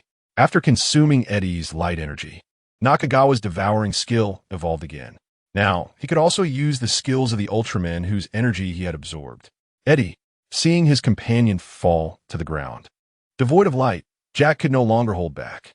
He transformed his Ultraman wristband into a spear and charged at Nakagawa. As Nakagawa faced the incoming Jack, he thought it was perfect timing to test out his newly upgraded devouring skill. Raising his scythe, he swung it fiercely in Jack's direction. Dozens of rotating black light wheels surged towards Jack. Is that the 8-point wheel? Jack was shocked as he looked at the incoming light wheels.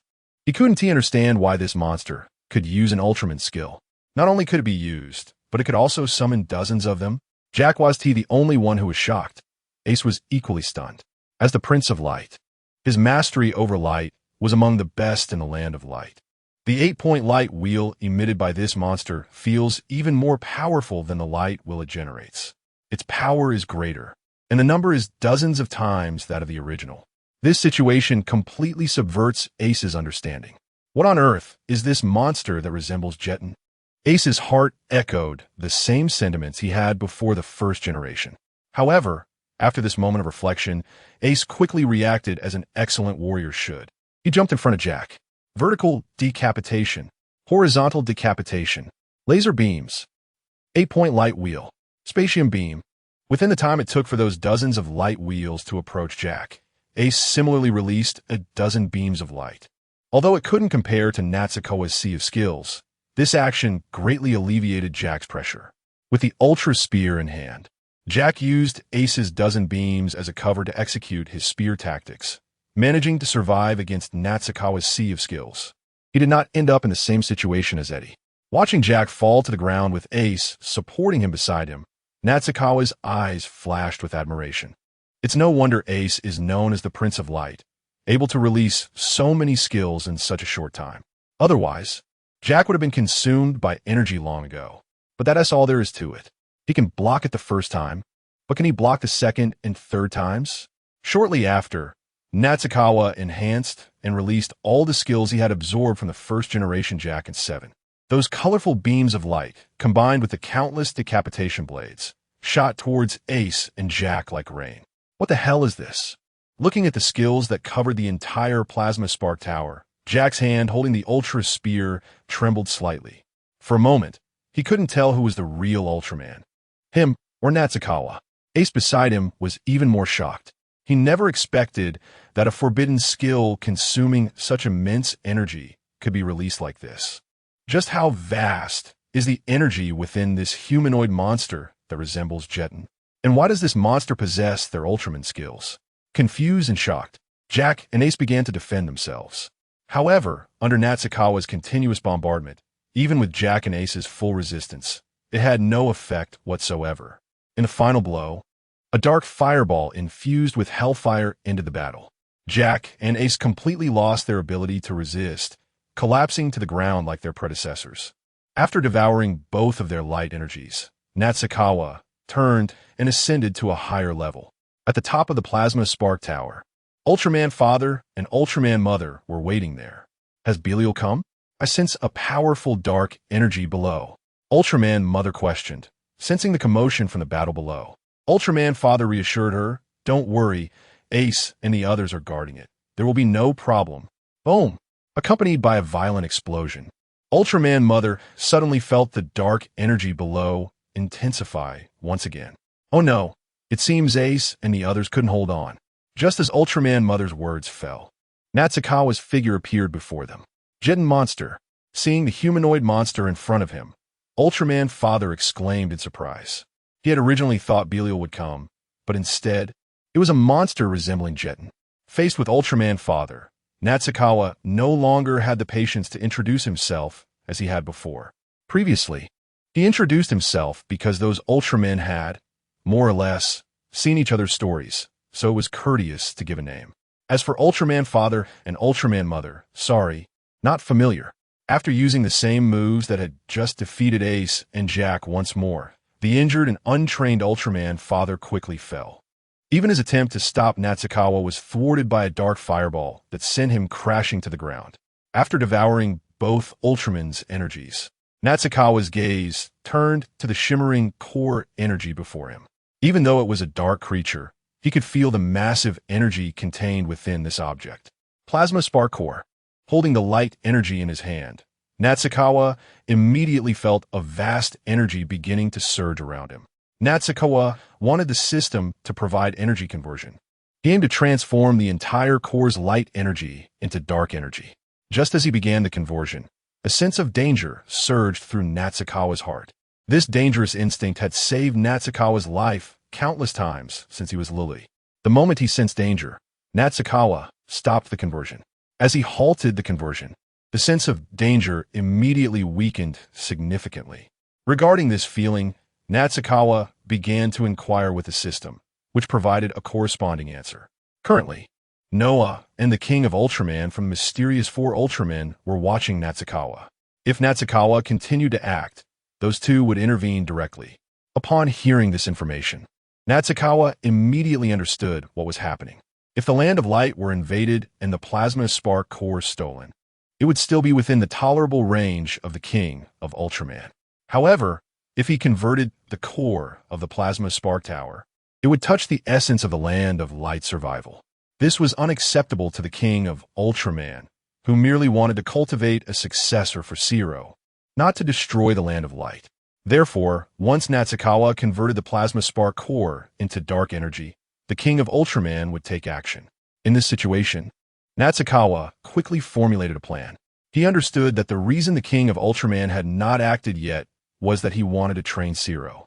So, he decided to take on the role of Belial from the previous storyline, seizing the plasma spark and waiting for Zero to arrive at the monster ranch. The main reason for this was to buy time. The immense dark energy of the plasma spark core was something he would never give up. So, he ordered the system to begin preparations for a Chapter 53, Monster Graveyard Originally. Xia Chuan's plan was to take the plasma spark core and then slowly absorb it. However, the system's prompt made Xia Chuan realize that if he took the plasma spark tower now, he would face a joint attack from Noah and the king of Ultraman. Although Xia Chuan was strong now, he was not strong enough to face both Noah and the king of Ultraman at the same time. So he began to adjust his plan. He instructed the system to prepare energy capable of transforming the plasma spark core and then started to buy time. He would delay as long as possible. When it became absolutely necessary, or when the accumulated sacrificial energy was nearly sufficient, Xia Chuan would directly transform the energy of the plasma spark core in one go. Even if Noah and the king of Ultraman appeared by then, Xia Chuan would have already completed the transformation of the plasma spark energy and successfully enhanced his strength. At that point, whether to fight or escape would depend on how much stronger he had become. After finalizing his plan, Xia Chuan placed the plasma spark behind him and deliberately said loudly, "Once I obtain the plasma spark, I can go to the monster ranch to resurrect monsters. At that time, I will rule the entire universe."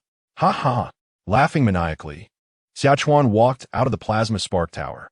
Once he finished speaking and exited the plasma spark tower, the previous sense of crisis completely vanished.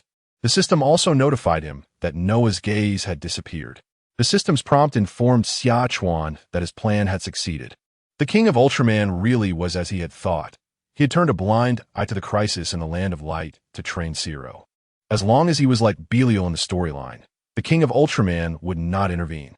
After walking out of the plasma spark tower, Xia Chuan looked up at the sky, as if he could see the king of Ultraman lurking in the shadows, silently watching him. "Just wait, king of Ultraman. I will make you regret this decision for the rest of your life," Xia Chuan silently vowed. At the moment Xia Chuan stepped out of the plasma spark tower, the land of light completely lost its energy source due to the absence of the plasma spark core. Coldness surged into the land of light from the universe. Instantly, the once vibrant land of light was replaced by snow and wind. The previous land of light had turned into a land of ice. Master Jetton. Camilla's figure appeared beside Xia Chuan, bowing her head in respect. This invasion of the land of light allowed Camilla to truly witness Xia Chuan's strength. The Ultraman Xia Chuan had defeated, such as Zoffy, the first generation, and Seven, were all beings she could not contend with at all. Yet Xia Chuan dealt with them as if it were a game, effortlessly. This display of strength made Camilla even more respectful. The small thoughts hidden in her heart had completely disappeared. The weak should submit to the strong. This was the education Camilla had received since childhood. Now, she had completely submitted. Noticing the change in Camilla's attitude, Xia Chuan smiled.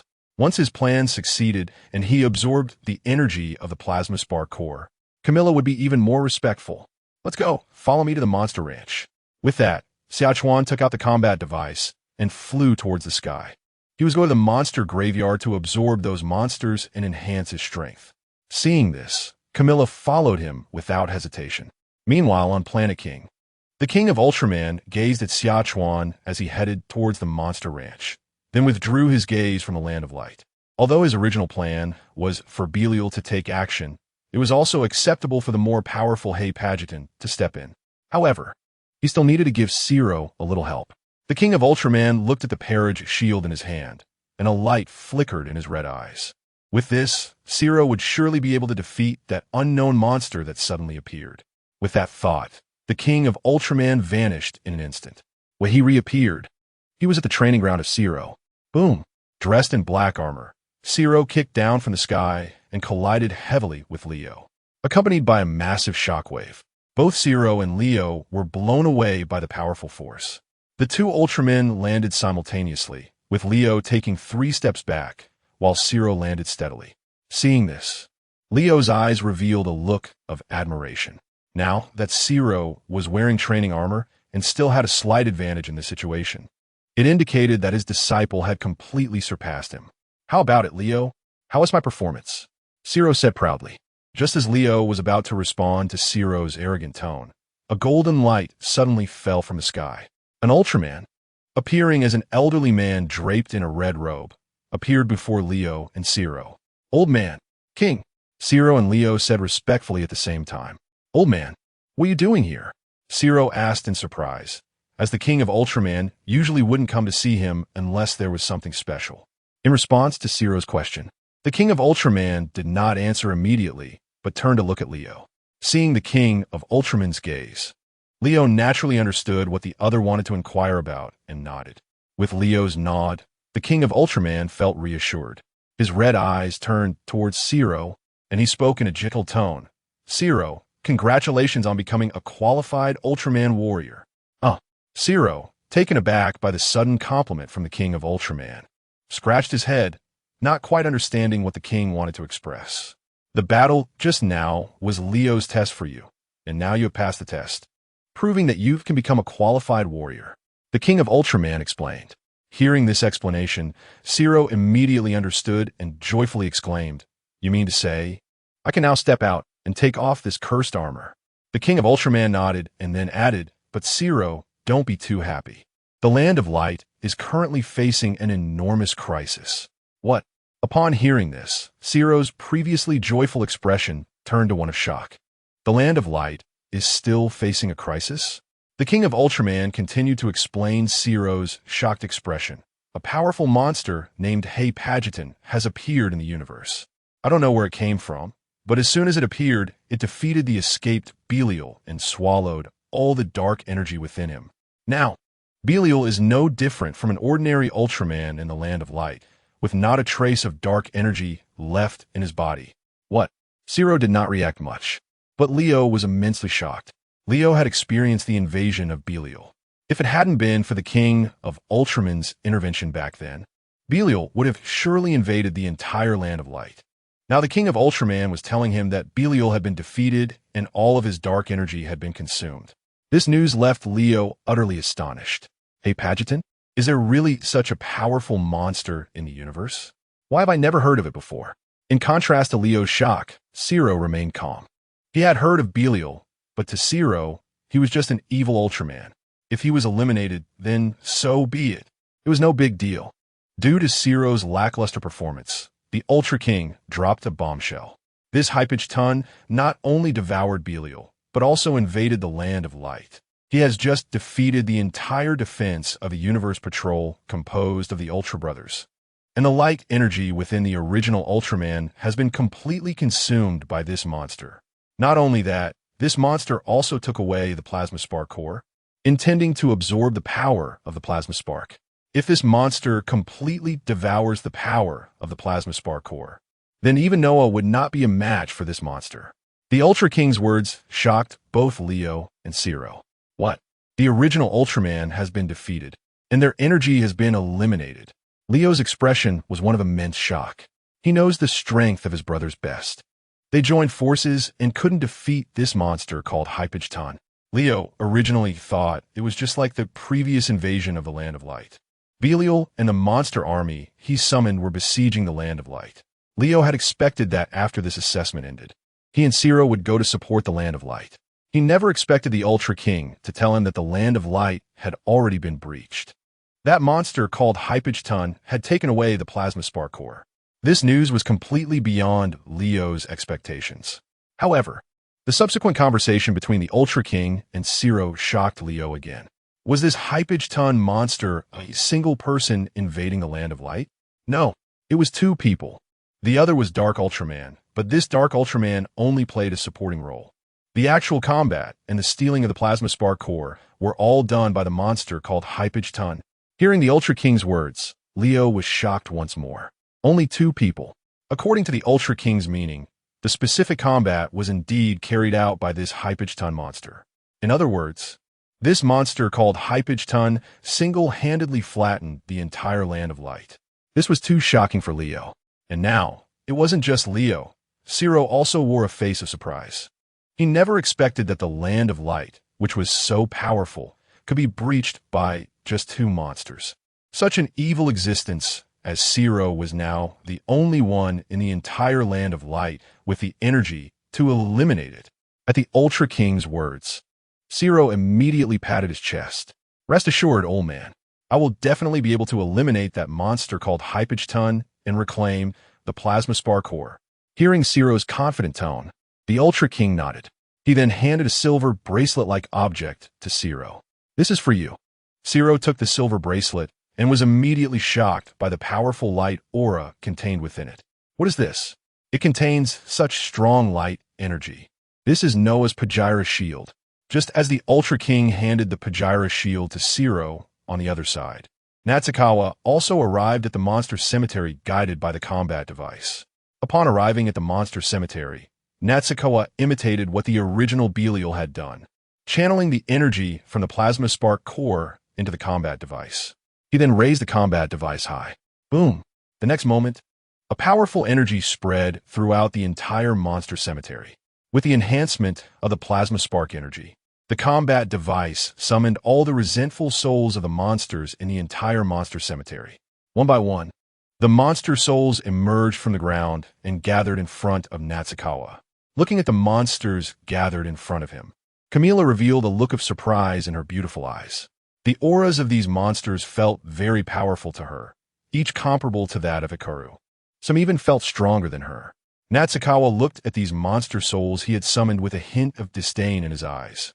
Although the monster cemetery is called a cemetery, the strength isn't very impressive. After searching the entire cemetery, there were barely any that matched Camila, so he could only pick the lesser ones. But with only about 20 of them, there was no other choice. Having some is better than having none. Now he needed to use every possible method to increase his strength, so that he could delay enough time when he encounters Zero later. The Ultra King and Noah are both paying attention now. Natsukawa was certain that after seeing his strength, the Ultra King would definitely give Zero a boost. Therefore, to delay the consumption of the entire Plasma Core's power, he needed to continue enhancing his own strength. And Natsukawa's method was these revived monsters. These monsters could be revived through the Plasma Spark energy and continuous cycles. Based on this characteristic, Natsukawa could revive these monsters, then absorb them, and then revive them again to enhance his own energy. After all, what he was consuming was just the energy of the Plasma Spark. This normal consumption, he believed, would not provoke the observing Ultra King. Revive. With Natsukawa's command, the monsters that had gathered in front of him began to revive one by one. In an instant, the entire monster cemetery was filled with the roars of monsters. Faced with these monsters of similar strength and large numbers, Camila instinctively moved closer to Natsukawa. After all, each member of this monster army could have been a king of monsters in the Ultra-Ancient era. Do not resist. Natsukawa issued his command and began his actions. Then Camila witnessed a shocking scene. The recently revived monsters were killed by Natsukawa again, and their energy was absorbed. After finishing off those monsters, Natsukawa used the power of the Plasma Spark Core to revive the dead monsters once more. This cycle continued. Watching this peculiar scene, Camila showed a look of surprise. She never expected it could be played this way. With each back and forth, the energy within Natsukawa was continuously expanding. Chapter 54. Corrupted Leaf Template. After this repeated absorption of energy, the dark power within Xia reached a new peak once again. This time, he was just a hair's breadth away from the mysterious realm of the Four Aces. It could be said that he could touch this realm with just a fingertip. As Xia energy reached this level, the system's prompt sounded. Congratulations, host, you have reached the peak of the legendary monster. Rewards are now available. One mysterious lottery ticket. Accompanied by the system's prompt, a white lottery ticket with ancient patterns appeared in Xia hand. A mysterious lottery ticket? Xia examined the ticket in his hand. Although it was called mysterious, the only difference from an ordinary lottery ticket was the additional ancient patterns. What could this lottery ticket yield? With this thought, Xia checked the system's introduction about the ticket in his mind. This mysterious lottery ticket, as the name suggests, is a lottery ticket of mysterious level that can draw items of limitless potential related to monsters. Limitless potential monster items. The first thing that popped into Xia mind was the template of his own Hippogyton. This template is one of the highest existences in the entire monster universe. The skills of devouring and transformation within it have brought Xia to where he is now. Therefore, he wasn't very interested in other monster items. After all, could any other monster item be stronger than his Hippogyton? Since it was obtained without any effort, he might as well give it a try. It wouldn't hurt. With this thought, Xia chose to start the lottery. The system is using the mysterious lottery ticket. As Xia's voice echoed, a spinning wheel, visible only to him, appeared. This wheel was different from the previous ones. It seemed to be made of wood, giving it a very ancient feel, but it was adorned with extremely mysterious patterns. As the pointer of the wheel spun, the names of monsters slid across it. The pointer spun round and round until it finally stopped on a name. Congratulations, host. You have obtained the monster egg, Corrupted Leaf. Accompanied by the system's prompt, a massive egg, resembling a mountain, appeared in front of Xia. Boom! The vibration caught the attention of Camilla beside him, who looked at the gigantic egg with a puzzled expression. What is this? In contrast to Camilla's confusion, Xia's eyes were full of excitement. He retracted his previous statement. There indeed exists a monster item better than Hippogyton. This is Corrupted Leaf. Based on his memory, this monster can automatically choose to evolve based on the enemy's attacks. It also possesses an extremely powerful regeneration ability, even if it is blown to pieces. It can reconstitute and regenerate its body in a very short time. Due to these characteristics, Corrupted Leaf is also referred to by enthusiasts as the strongest monster. I can't believe I drew this. It's amazing, Xia exclaimed. Next to him, Camilla was even more astonished. Not understanding why Xia was so happy about what looked like an ordinary egg. Sensing Camilla's bewildered gaze, Xia excitedly said to her, "Aren't you curious why I'm so happy?" "Yes, master. Isn't this just an ordinary monster egg? Why are you so happy?" Camilla asked. "Well, you're not wrong. It is indeed a monster egg." Xia stood by the Corrupted Leaf egg, stroking its smooth shell, his voice filled with excitement. However, this monster egg is not the same as an ordinary monster egg. This is a monster egg that can dominate the entire universe. This monster egg? Camilla gazed at the monster egg, her beautiful eyes flashing with doubt, her heart questioning Belial's words. This seemingly ordinary monster egg didn't appear to be anything special. It felt no different from the eggs of Golzin and the others. Why was Xia so certain that this could be a monster capable of dominating the universe? If you don't believe it, you'll witness the terror of this egg soon, Xia confidently said while stroking the Corrupted Leaf egg. The previous panic about Noah and the King of Ultra arriving completely vanished. System, how can I completely absorb Corrupted Leaf's abilities into my body? Xia inquired, as he urgently needed Corrupted Leaf's powers at that moment. In response to Xia's inquiry, the system quickly provided two solutions. The first was to directly use the devouring skill of Hippogyton to absorb Corrupted Leaf. However, due to Hippogyton's monster level being one tier lower than Corrupted Leaf's, or more accurately, because of Corrupted Leaf's trait of becoming stronger the stronger the enemy is, Corrupted Leaf's monster level was higher than all other monsters by one tier. This level difference prevented Hippogyton from completely absorbing Corrupted Leaf's abilities, leading to some omissions. Upon seeing this solution, Xia immediately discarded it. He wanted to inherit Corrupted Leaf's abilities in full. The second method could inherit all of Corrupted Leaf's abilities, but it was more complicated. After all, Xia had drawn a Corrupted Leaf egg, not the Corrupted Leaf monster template.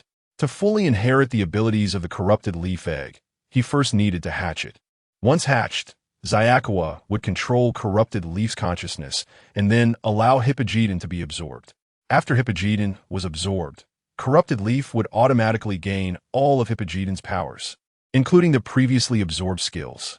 Upon seeing this method, Xia immediately realized that this was the method he wanted. He could retain his current strength while also gaining Corrupted Leaf's powers, a perfect solution. The only downside was that the corrupted leaf egg required a massive amount of dark energy to hatch. In the current situation, obtaining energy from the plasma spark core was simply unrealistic, as it would directly attract the king of Ultra and the others. Xia only feasible option was to use the energy that Jetton had absorbed since the Luluye ruins to hatch the corrupted leaf egg. At this point, Xia felt a bit reluctant. This body had accompanied him for so long, and he had some attachment to it. However, he quickly thought of a solution. After all, corrupted leaf's appearance was not fixed. Once he controlled corrupted leaf to absorb Jetton, he could just use Jetton's appearance. To outsiders, there would be no difference.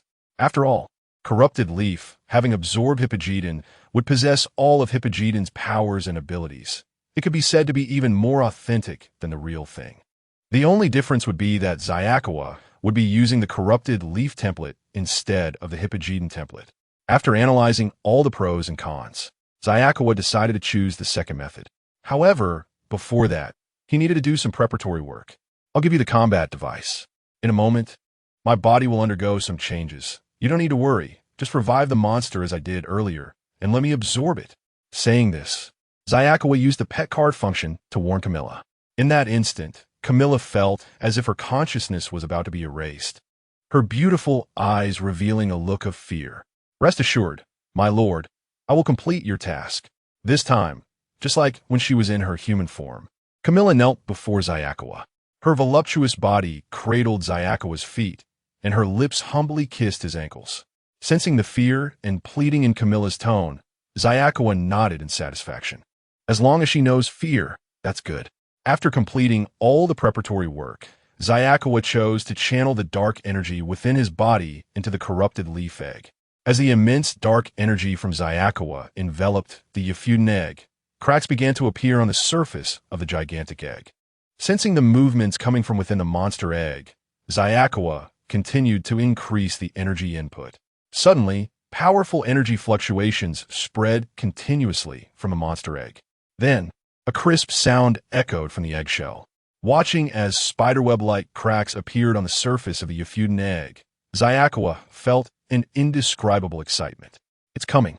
With the continuous input of dark energy, the spiderweb-like cracks began to expand further. Accompanied by a roar emanating from the eggshell, a cloud of black mist floated out. The moment the black mist appeared, a strong aura began to spread around. Camilla, who had just stood up, along with the remaining monsters that had not been devoured, lowered their heads in submission. Suddenly feeling the powerful energy emanating from the Jetton, Xia could no longer hide his excitement. Such immense power before even consuming any monsters. Truly the strongest monster. However, amidst his excitement, Xia felt puzzled by the black mist-like form of the Jetton. It didn't look like what he remembered. It should resemble a viscous liquid monster. The system quickly provided an explanation for Xiao's confusion. Host, don't mind it. The Jetton is in this form because it has just hatched and hasn't come into contact with any substances. Once you fully master the Jetton's body, you will be able to control its transformation. Upon hearing the system's explanation, Xia nodded. So that's it. He was worried that there had been some issue during the hatching process. After confirming that everything was normal, he shifted his consciousness into the Jetton. Since the Jetton itself had no consciousness, it could only act on instinct. Moreover, as Xia was its owner and incubator, there was no obstacle in occupying the Jetton's body. At that moment, Xia transformed from Jetton into Jetton, simultaneously gaining all of Jetton's abilities. Feeling the power within him, Xia sensed a considerable weakness. He understood that this was because the current Jetton was only equivalent to a Gorzen-level monster. It didn't matter. Xia had now acquired the Jetton's powerful regeneration ability and the capability to unconditionally replicate attackers. After confirming that he had completely mastered the Jetton's body, Xia immediately used a small amount of the residual power he had from Jetton to attack himself. Boom! Jetton's body ignited with purple flames and launched an attack at Xia. Watching this scene, Camilla, who was kneeling nearby, displayed a look of confusion. What is happening? However, soon Camilla was shocked by what occurred next. The black mist-like entity began to rapidly transform into the form of Jetton after being attacked. Then, Jetton devoured Jetton. Watching this peculiar scene left Camila dumbfounded. What is going on? Camila thought it was an accident and wanted to help Xia, but didn't know whom to assist. However, Camila soon didn't need to be conflicted. In no time, there was only one Jetton left on the scene. Host monster template has been successfully replaced. Current host monster template, Yifuden. After controlling the Yifuden to complete the absorption of its body, Xia heard the system's notification. Feeling the state of his body, he nodded in satisfaction. Although he was currently weak, he possessed all the skills that Jetton had. Although his entire power had diminished due to the hatching of the Yifuden egg, it didn't matter. The Yifuden version of Jetton would quickly restore Xia's powers. Alright, Camila, command these monsters with a fighting device, and I'll devour them one by one. Looking at the significantly weakened Jetton before her, Camila's eyes revealed a look of surprise. The current Xia felt much weaker than before. The thoughts that had been suppressed, due to Xia's strength, began to surge within Camila at that moment. Camila was just that kind of person. When someone was stronger than her, she would remain loyal. But when they were not strong, she would start to think about betrayal. However, at that moment, the previous pet card incident began to take effect, and Camila recalled that feeling of having her consciousness erased. Remembering that sensation, Camila immediately suppressed those inappropriate thoughts and began executing Xia's orders. Using the fighting device, she commanded the remaining monsters to be offered to Xia for devouring. Camila, ready to use the pet card, saw Xia stop his actions. If Camila dared to act, Xia was prepared to erase her consciousness directly. One could say Camila saved her own life. Under the control of the fighting device, a powerful fighter monster, Red King, emerged from the remaining unconsumed monsters. As Red King walked forward, Xia's body shimmered with black mist and completely devoured Red King's body. At that moment, Xia also gained Red King's appearance and all of Red King's abilities. Since some of the skills were too miscellaneous and not useful, Xia only retained Red King's most valuable combat ability. After absorbing Red King's skills, Xia chose to continue. Soon, the remaining dozen monsters were entirely devoured by Xia. At this moment, if Xia's power were to be classified, he would have just reached the level of a legendary monster. While discussing Xia's current power, Camila asked with confusion, "My lord, your new body doesn't seem very strong. How can you dominate the entire universe?" In Camila's view, the current state of Xia seemed much weaker than the previous Jetton. She couldn't understand why Xia would regress his power. Just as Xia was about to respond, several meteors approached them at high speed from outside the monster universe. Using the observation skill he had just acquired from an unknown monster, Xia immediately recognized the true identities of those meteors. They were Zero and Leo. Chapter 55 Ultimate 00. Now, looking at the two figures approaching in the distance, Xia's eyes were filled with excitement. Just in time. I need to enhance my strength right now. Camila, next, I will show you the potential of my new body. As soon as Xia finished speaking, the figures of Leo and Zero arrived at the monster graveyard. Hi Payeton, D. Zero's angry shout echoed in the monster ranch as he landed. Before coming to the graveyard, he and Leo had visited the Land of Light, where the Ultramen, drained of their energy, shocked them and ignited the anger in their hearts. Hey Pageton, today is your day to die, Leo shouted angrily beside Zero. Hearing the shouts of Zero and Leo, Xia sneered. For someone like him who already possessed the Leaf Corruption template, death was not an option unless all four mysterious beings came together. Want to kill me? Come on. Xia provocatively gestured at Zero and Leo. Seeing Xia's provocation, Leo's anger was completely ignited. With a push of his feet, his red body leapt high, aiming a powerful kick at Xia below. Leo's flying kick. Good timing. Seeing Leo approach, Xia was not the slightest bit flustered, even neglecting to defend himself. According to the information in his mind, Leaf Corruption could revive no matter how severe the injury and could replicate and evolve into new forms based on attacks. This time, he wanted to deeply experience Leo's attack. Leo's feet ignited with blazing flames, delivering a powerful kick to Xia. Boom! With a violent explosion, Leo's red figure pierced through Xayakawa's body. Accompanied by a massive fireball, Xayakawa's body was completely shattered into pieces. Master, watching Xayakawa's body being destroyed, Camilla's beautiful eyes revealed a look of shock. Camilla had personally experienced Xayakawa's power. How could this red Ultraman eliminate Xayakawa with just one strike? How is this possible? Looking at the monster fragments scattered on the ground, Camilla was in disbelief. The same expression appeared on Ciro's face. Then, hearing the explosion, Ciro looked at the monster fragments on the ground with a surprised gaze. It's gone. A monster with such power can't even be defeated by the Ultraman of the Land of Light? Compared to Camilla and Ciro's shock and confusion, Leo's eyes were filled with vigilance. He knew the power of his skills. How could a powerful monster capable of invading the entire Land of Light not withstand even a single flying kick from him? There must be a trick. Leo cautiously assumed a battle stance. In the next moment, the fragments of Xayakawa scattered on the ground began to reassemble. Soon, a perfectly intact Xayakawa appeared before everyone. Looking at his Pageton appearance, Xayakawa nodded in satisfaction. Fortunately, he could control his rebirth appearance. He didn't want to fight with an ugly body. This Pageton form would do. Seeing the restored Xayakawa, Camilla finally realized that her previous actions were excessive. He was a powerful being capable of enslaving her. How could he fall so easily? While Camilla breathed a sigh of relief, Xayakawa, having finished testing his abilities, began his counterattack. Xayakawa's dark body leapt high as he unleashed Leo's signature move against Leo below. Leo's flying kick. Xayakawa's feet ignited with purple flames, charging towards Leo with immense power. Seeing the incoming Leo's flying kick, Leo's face showed a look of shock. Is that my flying kick? Impossible. This Pageton could not possibly have learned my skill. It must be a mimic. With that thought, Leo quickly countered. His red body leaped again, and Leo executed his flying kick once more.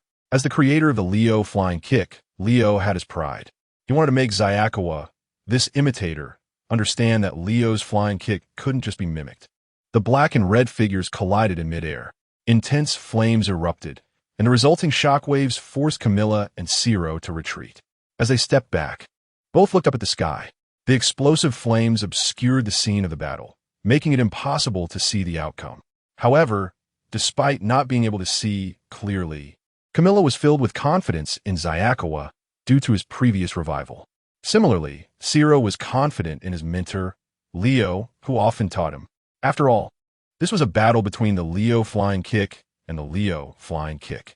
How could the creator, Leo, possibly lose? As the sparks gradually dissipated, the two figures also descended. Xayakawa's dark body stood intact on the ground. On the other hand, Leo's red body lay awkwardly on the ground, the indicator light on his chest flickering continuously. Looking at Xayakawa's figure ahead, Leo couldn't understand. As the creator of the Leo flying kick, how could he be outperformed by counterfeit? The power of the imitation Leo's flying kick actually overwhelmed him. How did Xayakawa do it? Master. Seeing this result, Ciro rushed to help Leo up. Looking at the fallen Leo, Xayakawa's eyes showed a satisfied expression. No wonder he was known as the strongest monster of leaf corruption. The copied skill had the same power as the original user's skill, coupled with the Hellfire of Noah he had obtained earlier.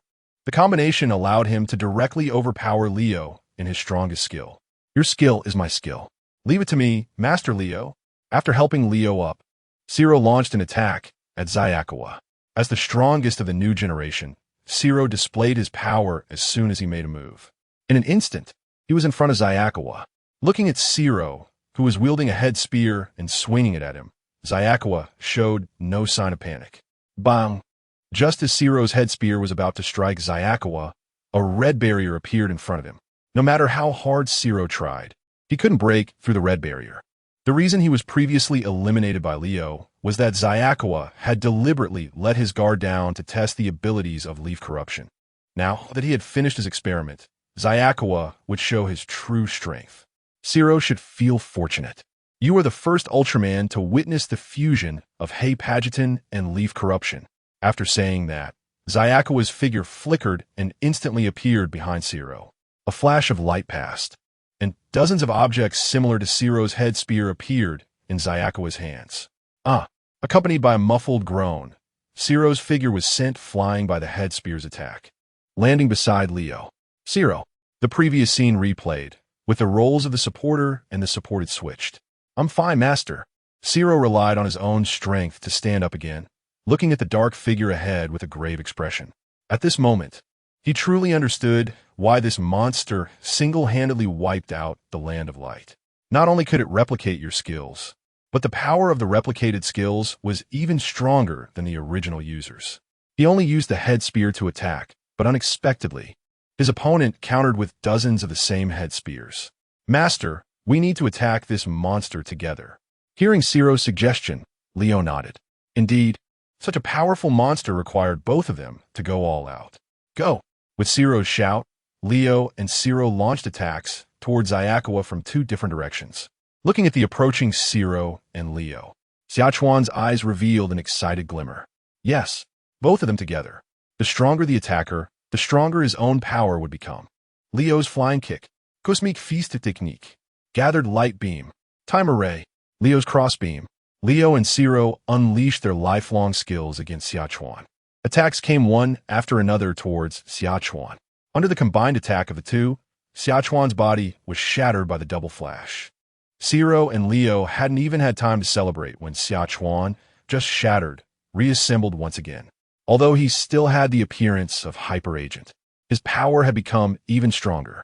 He was slightly weaker than Camilla when he had just merged with Yefu, but after absorbing and replicating the beams from Leo and Zero, Xia Chuan's power had now returned to the original level of Hyper Agent due to the skills imparted by Zero and Leo. What is this monster? Why can we kill him? Yet he can revive and become even stronger. Seeing the resurrected Xia Chuan, Zero completely lost his composure. The two of them had fought hard to eliminate Xia Chuan, but unexpectedly, he revived again and his strength was even greater than before. Why is there such a freakish monster? Leo had the same thought. Over the years, Leo had eliminated numerous monsters, but he had never seen one like Xia Chuan. Not only could he replicate other skills, but his strength also increased after being killed.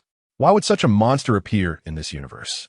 At Zero's complaints, the revitalized Xia Chuan smiled. Only those who fought against him would have the same thoughts as Zero. "Everyone, you've fought enough. Now, it's my turn. Let me show you how to unleash the light." With that, Xia Chuan launched his attack. Double flash, gathered light beam, 8-part light wheel, flame, decapitation blade, held double light beam, held dark fireball. All the skills that Zero and Leo had used to attack Xia Chuan were replicated and used by him. Not only their skills, but also those of the original ace that he had copied before were released together. This is, as the rain of light came towards them, Leo and Zero's faces were filled with shock. Especially Leo. He could recognize that among the hundreds of beams, there were not only the skills that he and Zero had just unleashed, but also some skills from the original ace. Looking at the glimmering light wheel and decapitation blade, his heart was collapsing. These light skills were all forbidden techniques in their Land of Light, extremely difficult to learn. He had wanted to learn them back in the day, but had never succeeded. Now, they were being used by a monster. Once again, Leo's heart was filled with that question. Where did such a freakish monster come from? Boom! Under what could be called a rain of skills, Zero and Leo raised their shields, which were easily shattered like paper.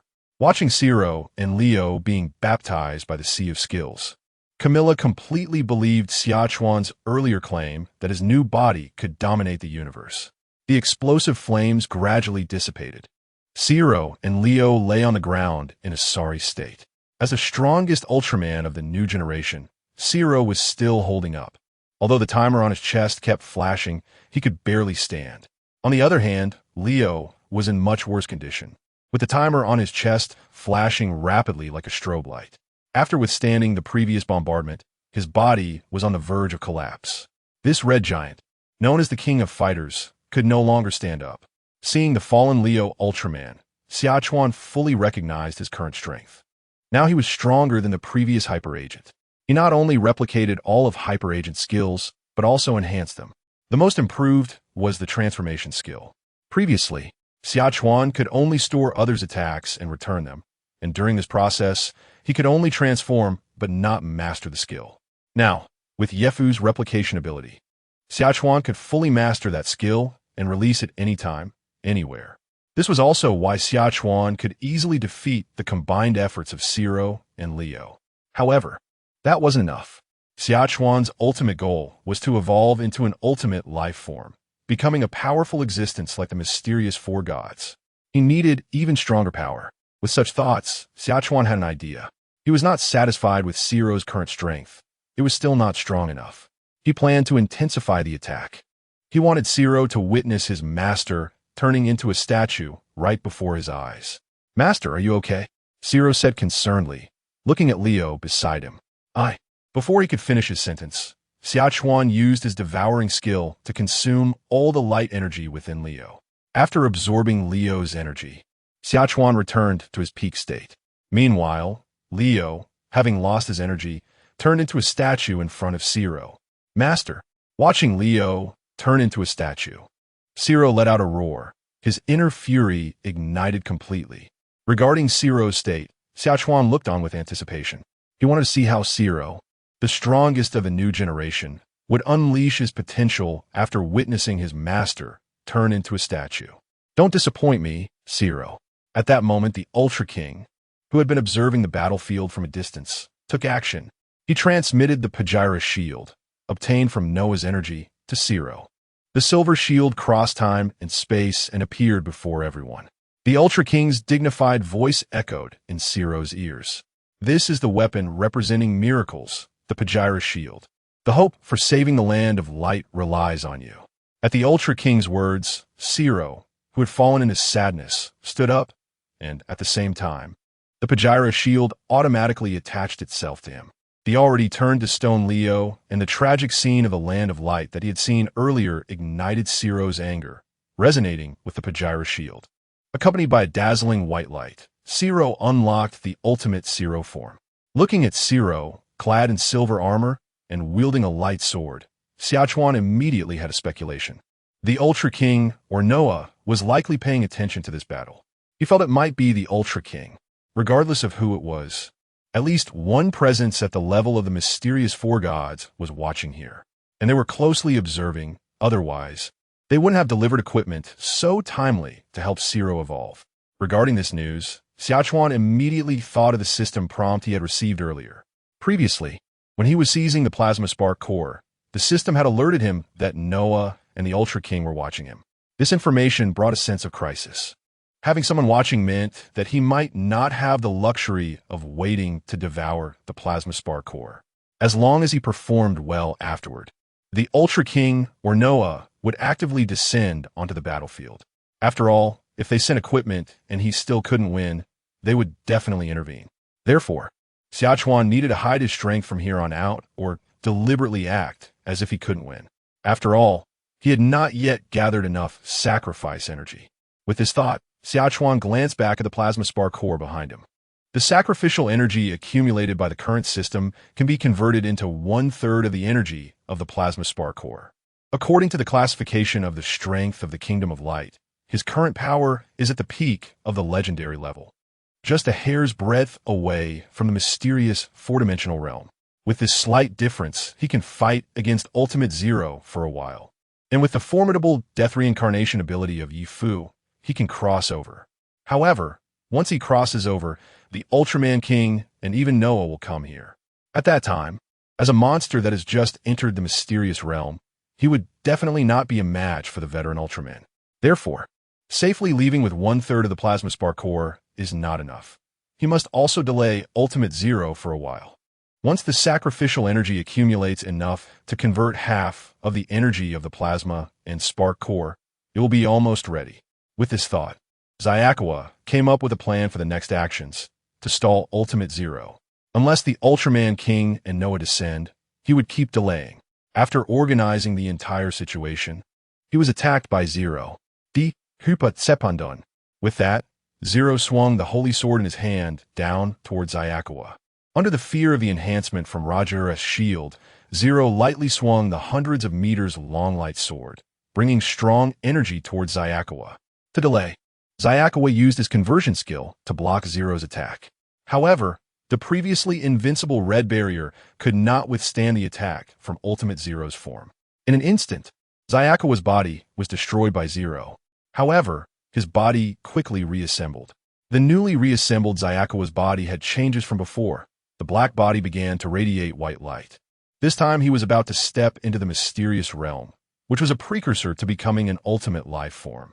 Upon witnessing this scene, the Ultraman King, who had been closely observing the battle, could no longer remain calm. Chapter 56. Reward. The monster named Jetton was growing stronger. King of Ultra recalled the journey of Xia's entering the land of light. The threat posed by Xia's was becoming increasingly apparent. When he first entered the land of light, the monster could still be easily sealed. Now it could actually pose a threat. With this thought, the King of Ultra made up his mind. Next, Zero could not completely eliminate this Jetton. He had to take action himself. A monster with such incredible evolutionary potential could not be left alive. Just as the King of Ultra made his decision, on the battlefield, Zero's attacks on Xia's continued. The holy sword in his hand kept destroying Xia's body. After several rounds of destruction and reassembly, the white light on the surface of Xia's body grew brighter. The strength and power of his body were also continuously increasing. Feeling his reassembled body, Xia let out a triumphant roar towards the sky. Awesome! Truly worthy of a Yegu template. After just a few deaths, his power was on the verge of breaking through to the mysterious level. He was just a little short of becoming an ultimate life form. This required even stronger stimulation. Although he wanted to advance to the ultimate life form, reason made Xia's abandon this idea. Just now, his danger instincts were frantically warning him. A powerful presence was watching him at all times. No need to guess. This powerful presence surely referred to the King of Ultra. As for why he was being watched, it was simple. His strength had already attracted the others' attention. Therefore, the more it came to this point, the more Xia's had to endure. He had to endure until the system accumulated enough sacrifice energy. Only by devouring half of the plasma spark energy could Xia's escape from the King of Ultra's siege. Thinking about facing the King of Ultra once he completed his evolution, Xia's suppressed his inner desire for evolution. As the light sword approached, Xia's chose not to resist again. The light sword once again passed through Xia's body, accompanied by a violent explosion. Just like before, Xia's body exploded and then reassembled. Zero, who had evolved into his ultimate form, looked down at Xia's, who was reassembling again, feeling devastated. What was going on with this monster named Jetton? Why was it so abnormal?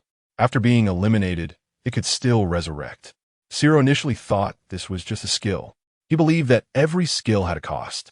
As long as he kept destroying, Xia's energy would eventually run out. At that time, the unable to resurrect Xia would just wait for death. However, after these several eliminations, Zero completely abandoned this idea. He could see that after continuous resurrections, Xia's strength was growing stronger. Previously, his light sword could easily destroy Xia's body. But after these several resurrections, Zero could clearly feel that his light sword was beginning to struggle to cut through Xia's body. He seriously suspected that if he continued this way for several more times, his attacks might not even breach Xia's defenses. He could not continue like this. Thinking this, Zero gathered all his energy onto the Paragyra shield. Feeling the energy gathering, the Paragyra shield transformed into a longbow. Jetton, prepare to die. Gathering all his strength in his hands, Zero pulled the longbow with all his might. Boom! The powerful light energy transformed into a long arrow representing justice in the world, instantly reaching Xia. Looking at the incoming long arrow, Xia immediately chose to dodge. Not out of fear, but because if he were eliminated by such a powerful force, when his body resurrected again, he would surely cross the threshold of the mysterious warrior. At that time, Zero's attacks would no longer be able to harm him. Then he would likely face the King of Ultra directly. This could not happen. The timing was not right. His sacrifice energy had not yet fully accumulated. Meanwhile, in the distance, the King of Ultra, who had been monitoring the battlefield situation, made his move. A massive force instantly imprisoned Xia's body. Although Xia quickly broke free from the restraints, the attack had already arrived within that brief moment. Boom! Accompanied by a huge explosion, Xia body was shattered by Zero's full-force strike. The King of Ultra watched the flames rising in the scene and began to use his Ultramind to probe Xia condition. He acted because he was a bit anxious seeing Xia continuously increasing strength. Such a potential monster could not keep evolving. So when he saw Xia trying to escape, the King of Ultra felt this was Xia sensing a threat and decisively took action. Let me see what kind of damage this monster has sustained. With that thought, the King of Ultra began to probe Xia condition with his mind. What? This probe shocked the King of Ultra. In his sensing, a massive energy was gathering inside Xia body. The King of Ultra was very familiar with this massive energy. It was a sign of advancing to the mysterious level or becoming an ultimate life form. Why? The King of Ultra did not understand. Clearly, after being attacked, Xia strength could complete another evolution. So why did one run before? The King of Ultra was filled with confusion. At the same time, on the battlefield, Xia had completed his reassembly once again. The resurrected Xia strength had once again increased. At this moment, there was a significant change in his appearance compared to before. His dark purple body now had several ancient patterns. At the same time, the patterns on the wings behind him began to turn white, and the yellow feathers transformed into golden ones. His entire aura underwent a tremendous change. An ancient and noble aura emerged from Xia. Watching Xia radiating a powerful aura in the air, Camilla, who was observing from the side, felt a great shock. As Xia pet, she felt this change most acutely. The current Xia not only felt powerful in terms of strength, but also emanated a higher-level aura from the life dimension, making her involuntarily want to submit. Could it be that dark cuisine could reach this level? Previously, Camilla had a misunderstanding about darkness after witnessing Tiga's betrayal. She thought that the power of darkness could not reach a higher level. Now, Xia's emergence told her that the power of darkness could also reach the peak. Looking at Xia in the air, who emanated a strong aura, Camilla, who had been confused before, solidified her resolve. Since Xia had already proven that the path of darkness was feasible, she could now proceed without hesitation. At this moment, Camilla truly regarded Xia as her master. Tiga, wait for me. I will ascend to the highest peak of darkness under my master's guidance. At that time, I will use your death to show you the price of betraying darkness. Camilla's inner psychological change was unknown to Xia. He was now immersed in the enhancement of his own power. Is this the ultimate life form? Feeling the powerful energy within him, Xia let out a triumphant roar. From the weak stage of the Luluye ruins to now, he had waited too long. A sense of accomplishment surged in Xia's heart. Just then, the system's prompt sounded. Congratulations to the host for completing the challenge task, evolving into an ultimate life form. Due to the early completion of the task, rewards are issued in advance. Accompanied by the system's prompt sound, the energy that can transform the entire plasma spark core was instantly accumulated. It can be said that now, Xia can instantly devour all the energy of the plasma spark core. In other words, he is no longer afraid of the King of Ultra. Feeling the enhancement from the system, Xia showed a joyful expression. In the next moment, a golden light cut through the sky, appearing in a monster graveyard. With the arrival of this golden light, a sacred aura spread outwards. This energy is... Feeling that powerful energy, Xia's danger instinct went off the charts, sounding alarms frantically. No need to guess. The presence that could make Xia, who has already evolved into an ultimate life form, feel wary is rare in the entire universe. Therefore, the identity of a newcomer is easy to confirm. The ruler of the land of light, the King of Ultra. Old man. Zero felt the familiar aura around him and was overjoyed. He didn't expect the old man to come. The golden light slowly dissipated. An Ultraman draped in a red wind-like cloak emerged slowly from the golden light.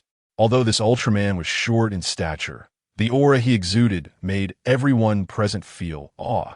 You did well. After encouraging Zero, the King of Ultra turned his gaze to Xia. His red eyes reflected Xia's figure.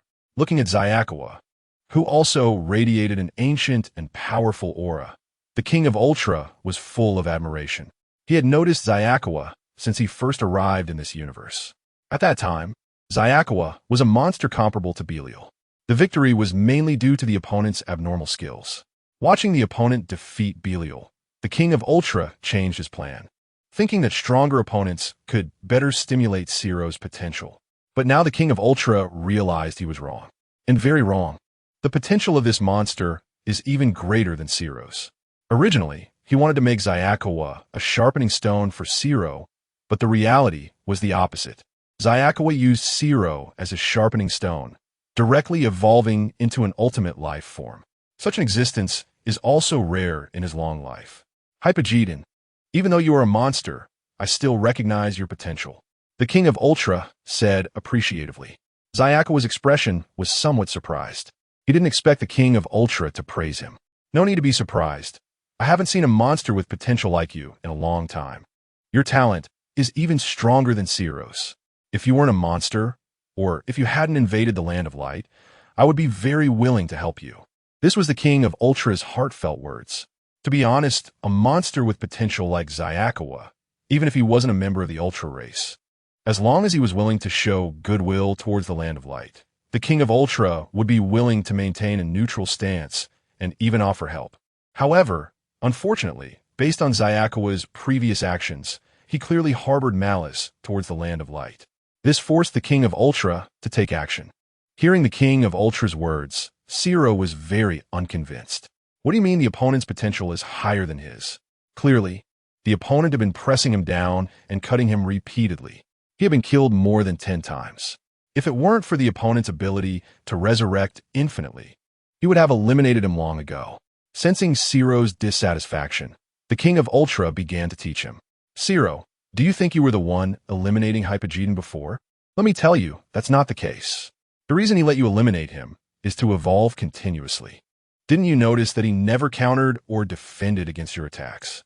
Upon hearing the King of Ultra's words, Zero suddenly remembered that the opponent had never fought back during his attacks. However, based solely on this, Zero still couldn't accept that Xia's talent was higher than his. Could it be that he couldn't withstand my attack? After all, my power is very strong now. Seeing that Zero was still somewhat unconvinced, Xia, who had been listening to the King of Ultra without speaking, suddenly made his move. Dark Hellfire, a black fireball burning with purple flames, carrying immense power, rushed straight at Zero. Boom! In an instant, it reached Zero's face. Feeling the vast energy, Zero immediately conjured up a barrier. However, the dark fireball shattered the barrier that Zero had just formed in an instant. As the dark fireball was about to approach Zero, the King of Ultra intervened. A golden barrier appeared in front of Zero. The power of the dark fireball confronted the golden barrier for a moment. Then the barrier held firm. Feeling the power of the attack that had just been so close, Zero immediately realized that the King of Ultra's earlier words were true. Xia had not defended before, simply because he wanted to evolve through his attacks. In that moment, the pride that had risen in Zero's heart after evolving into the ultimate Zero vanished. Sensing the change in Zero's mindset, the King of Ultra nodded in satisfaction. Knowing one's mistakes and being able to change, that's good. With that thought, the King of Ultra looked at Xia again and said, Jetton, I can give you another chance. If you're willing to express repentance to me now, I can send you back to the cosmic prison for 10,000 years. After 10,000 years, I can personally bring you by my side and transform you. Hearing the King of Ultra's words, Xia sneered disdainfully. Locking me in the cosmic prison for 10,000 years, and then I have to undergo transformation? This is the opportunity you are giving me? Xia understood the King of Ultra's thoughts. He believed that his strength could easily overpower him, right? After all, compared to death, being alive is indeed considered an opportunity for a living being. However, the situation has changed. Now, Xia can devour all the energy of the plasma spark core. With this energy, he is no longer afraid of the King of Ultra. King of Ultra, are you thinking too much? With my strength, why should I submit to your control? Chapter 57. Return. Upon hearing Xia Chuan's words, the eyes of the Ultra King glinted with mockery. The Light Tribe could become the police of the entire universe, representing the justice of the cosmos, relying on their powerful top-tier combat strength. The mysterious three Ultras had another layer of meaning. They were the three strongest beings in the universe. Stubborn and unyielding, the Ultra King sighed and then extended his hand. Next, he would show the opponent what it meant to be the strongest in the universe. A sacred golden radiance spread from the Ultra King's hand. As the light expanded, the darkness of the entire monster universe was dispelled. The souls of the monsters summoned by the combat device were instantly purified amid their tragic cries. Camilla, standing nearby, barely managed to withstand it with the energy of the combat device. Leo, who had previously been drained of energy by Xia Chuan, was resurrected under the glow. However, the monsters at the center of the light attack were directly crushed. Boom! Amid the explosive flames, Xia Chuan's body reassembled.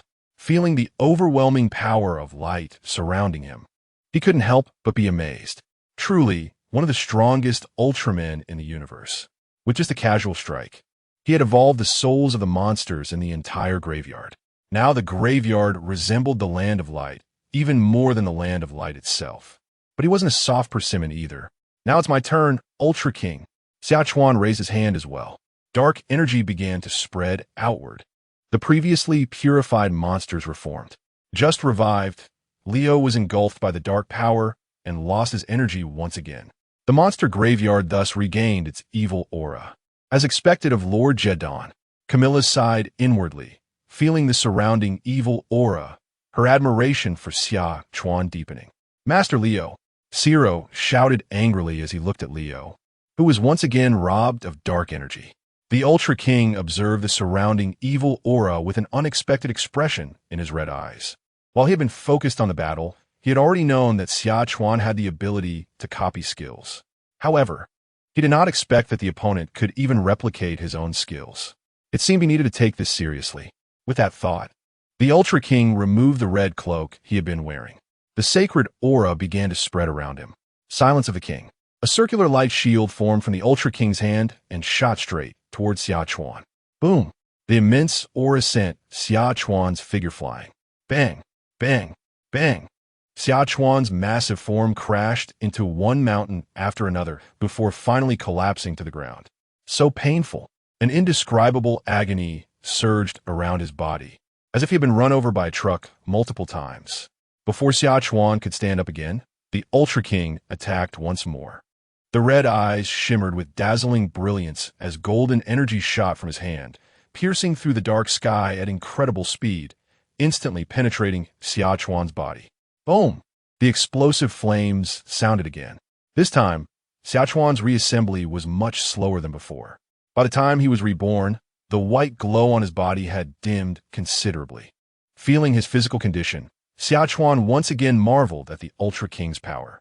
The creature Yi Fu was known as the strongest monster, relying on its copying and regeneration abilities. Even if you blasted Yi Fu apart, the reformed Yi Fu could become stronger due to your attack and counterattack using your skills. As the strongest in the universe, the Ultra King's skills had surpassed Yi Fu's copying ability. Moreover, not only could he not copy, but the Ultra King's attacks contained the energy of light, eroding Xia Chuan's regeneration ability. If this kind of attack continued, Xia Chuan's regeneration skill would be rendered useless. The Ultra King looked down at the weakened Xia Chuan, nodding with satisfaction. This Hypogedon was indeed much stronger than the previous ultimate life form, the Rebelondoxian. But unfortunately for him, he had encountered me. After a moment of reflection, the Ultra King attacked again. He intended to completely eliminate Xia Chuan's regeneration ability. The golden light shot out once more.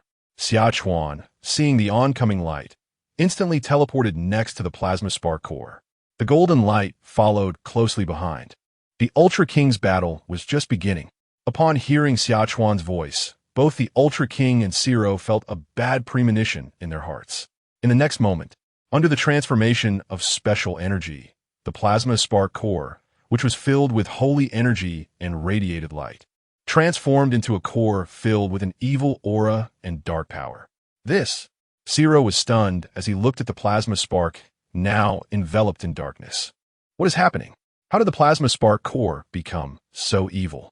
The Ultra King, standing nearby, also showed a shocked expression in his red eyes. How did this monster named Jetton manage to convert such a sacred plasma spark core into dark energy? After the shock, a raging fire ignited within the Ultra King. Previously, he had maintained a calm demeanor, but now, seeing the ion spark core transformed into dark energy, he was thoroughly enraged. Jetton, you are seeking death. Accompanied by the Ultra King's fury, a terrifying pressure spread around the monster graveyard. The monsters that had just been revived were purified to the point of leaving no trace behind, and there was no possibility of resurrection. Even Camilla, protected by the combat device, suffered fatal injuries. The energy light on her chest began to flicker. Under the Ultra King's wrath, Xia Chuan laughed heartily as he directly devoured the dark energy of the plasma spark core into his body. As massive amounts of dark energy were consumed, the white glow on Xia Chuan's surface completely vanished, replaced by a dark radiance. With a roar, the dark aura confronted the power of the Ultra King, which represented light. Now, having absorbed a vast amount of plasma energy, Xia Chuan had the capital to battle the Ultra King. Ultra King, it's my turn to counterattack. The Dark King spoke in silence. The ultimate skill that the Ultra King had used to attack Xia Chuan was now turned around to strike back at him. In an instant, the black light arrived in front of the Ultra King. Boom! The Ultra King's body erupted with sparks, and he staggered backward, accompanied by a cry of pain that echoed through the heavens and earth. Upon hearing the Ultra King's voice, Zero displayed an expression of disbelief. The Ultra King, the ruler of the Land of Light and one of the strongest Ultramen in the universe, had actually been injured. Feeling the familiar aura of the attacking energy, the rage within the Ultra King's red eyes began to blaze. Previously, he had been caught off guard when Xia Chuan unexpectedly ambushed him while he was communicating with Noah about the consumption of the plasma spark core. Fueled by anger, the Ultra King stepped forward again, his entire body radiating golden light, resembling an inviolable deity. He began to seal the surrounding space-time, having already summoned Ultra Noah. Now, he just needed to ensure that Xia Chuan couldn't escape. The Ultra King's furious gaze scrutinized Xia Chuan from top to bottom. He was contemplating how much energy he could reclaim from the core within Xia Chuan when the time came. In the eyes of the King of Ultra, Xia Chuan was already a dead man. After all, no one could escape from him and Noah. Feeling the King of Ultra's furious gaze, Xia Chuan was also deep in thought. To be honest, he had two choices now. The first was to leave directly. The second was to stay here. Leaving was easy to understand. After all, he had already obtained all the rewards from the Land of Light, including the most important energy from the plasma spark core.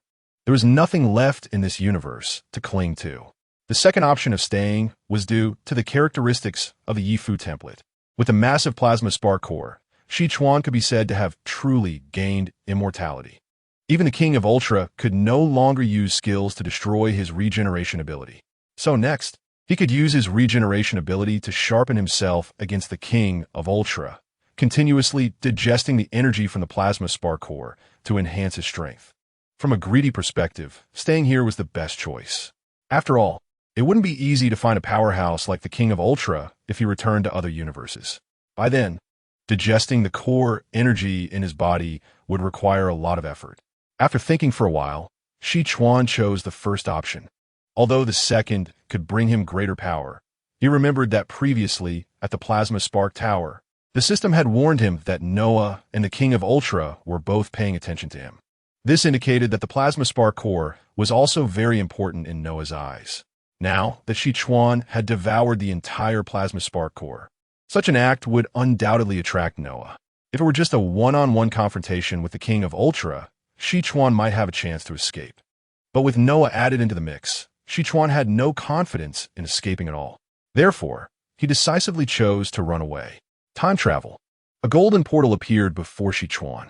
He stored Camilla in his pet card, and then stepped directly into the portal. He was running away. Zero shouted loudly as he watched Xia Chuan leap into the golden portal. Compared to Zero's excitement, the King of Ultra appeared very calm. He had just sealed the time and space around the entire monster graveyard. Xia Chuan could not escape. Sure enough, the next moment, Xia Chuan's figure was bounced back by the golden portal. You can't escape, Jetton. You will undoubtedly die today. With fury, the King of Ultra's authoritative voice echoed throughout the monster graveyard. Xia Chuan had long been prepared for this situation. Before coming here, he had already prepared for Noah's attack 3 times. Now is the time to use it. Noah's Hellfire. 3 streams of powerful golden energy shot out from Xia Chuan. That immense mental energy, carrying a sacred momentum, instantly broke through the King of Ultra's seal. Not good. A look of shock appeared in the King of Ultra's eyes. He couldn't understand why this monster called Jetton could use Noah's skills. Although shocked, the King of Ultra knew that this was not the time to ponder these things. But now that the time-space seal was broken, Xia Chuan was able to escape. He absolutely could not allow this to happen. Don't run. With the King of Ultra's angry roar, the entire monster graveyard was suddenly shrouded in dark clouds, and several bolts of lightning, over 10 meters long, descended from the clouds, heading straight for the portal to stop Xia Chuan from escaping. Meanwhile, Zero also wielded the Holy Sword and charged toward Xia Chuan at incredible speed. The ultimate Zero, armed with the Holy Sword, and the King of Ultra's full-force attack approached Xia Chuan from 2 different directions. Facing the approaching attacks, Xia Chuan scoffed. The space seal had already been broken. He could leave unimpeded. Extending his hands, a massive black vortex immediately formed. The King of Ultra's lightning attack fell into the dark vortex and was instantly absorbed. After absorbing it, Xia Chuan converted the King of Ultra's energy into his own attack and shot it towards Zero. Boom! The lightning instantly sent Zero flying. Without any hesitation, after eliminating all obstacles, Xia Chuan stepped directly into the golden portal. In the moment after Xia Chuan left, a sacred silver figure appeared in the monster graveyard. At the same time, the entire space was instantly sealed. But it was already in vain. Xia Chuan had already left. Watching the device containing the plasma core become empty in the distance, this silver giant, a powerful being at the peak of the universe, revealed an expression of furious anger in his glowing eyes. We must find him. At this moment, the King of Ultra and Noah reached a consensus. Even if they had to search the entire universe, they would find this audacious monster. The 2 exchanged nods and began to jointly investigate his connection to the timeline. Xia Chuan was also prepared for the situation.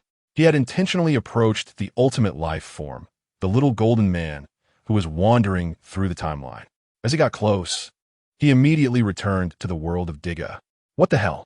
The little golden man looked bewildered at Xia Chuan's sudden appearance. However, the next moment, 2 dangerous auras approached from behind. It was Noah and the King of Ultra.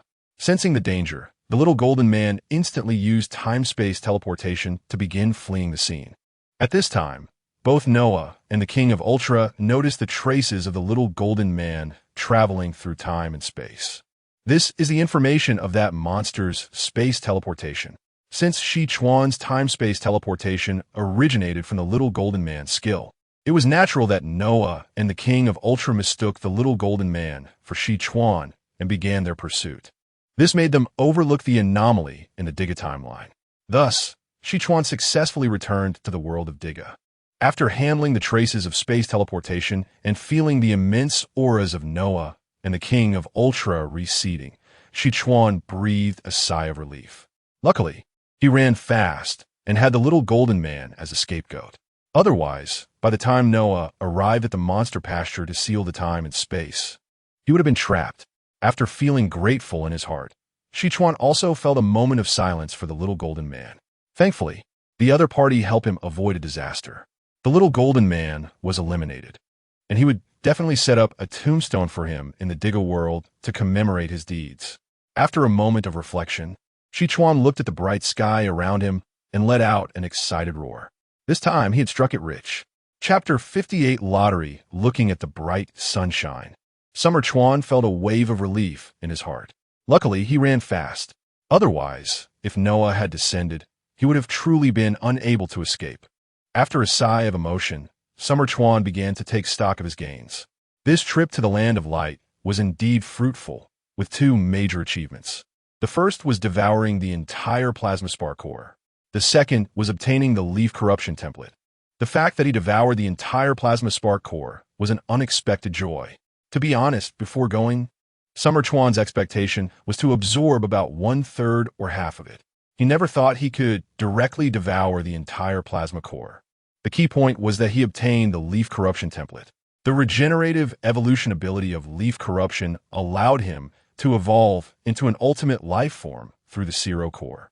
This also led to him completing his mission ahead of time, allowing him to gain the sacrificial energy capable of transforming the entire plasma spark core. Feeling the immense dark energy within him, Summer Chuan's heart raced with excitement.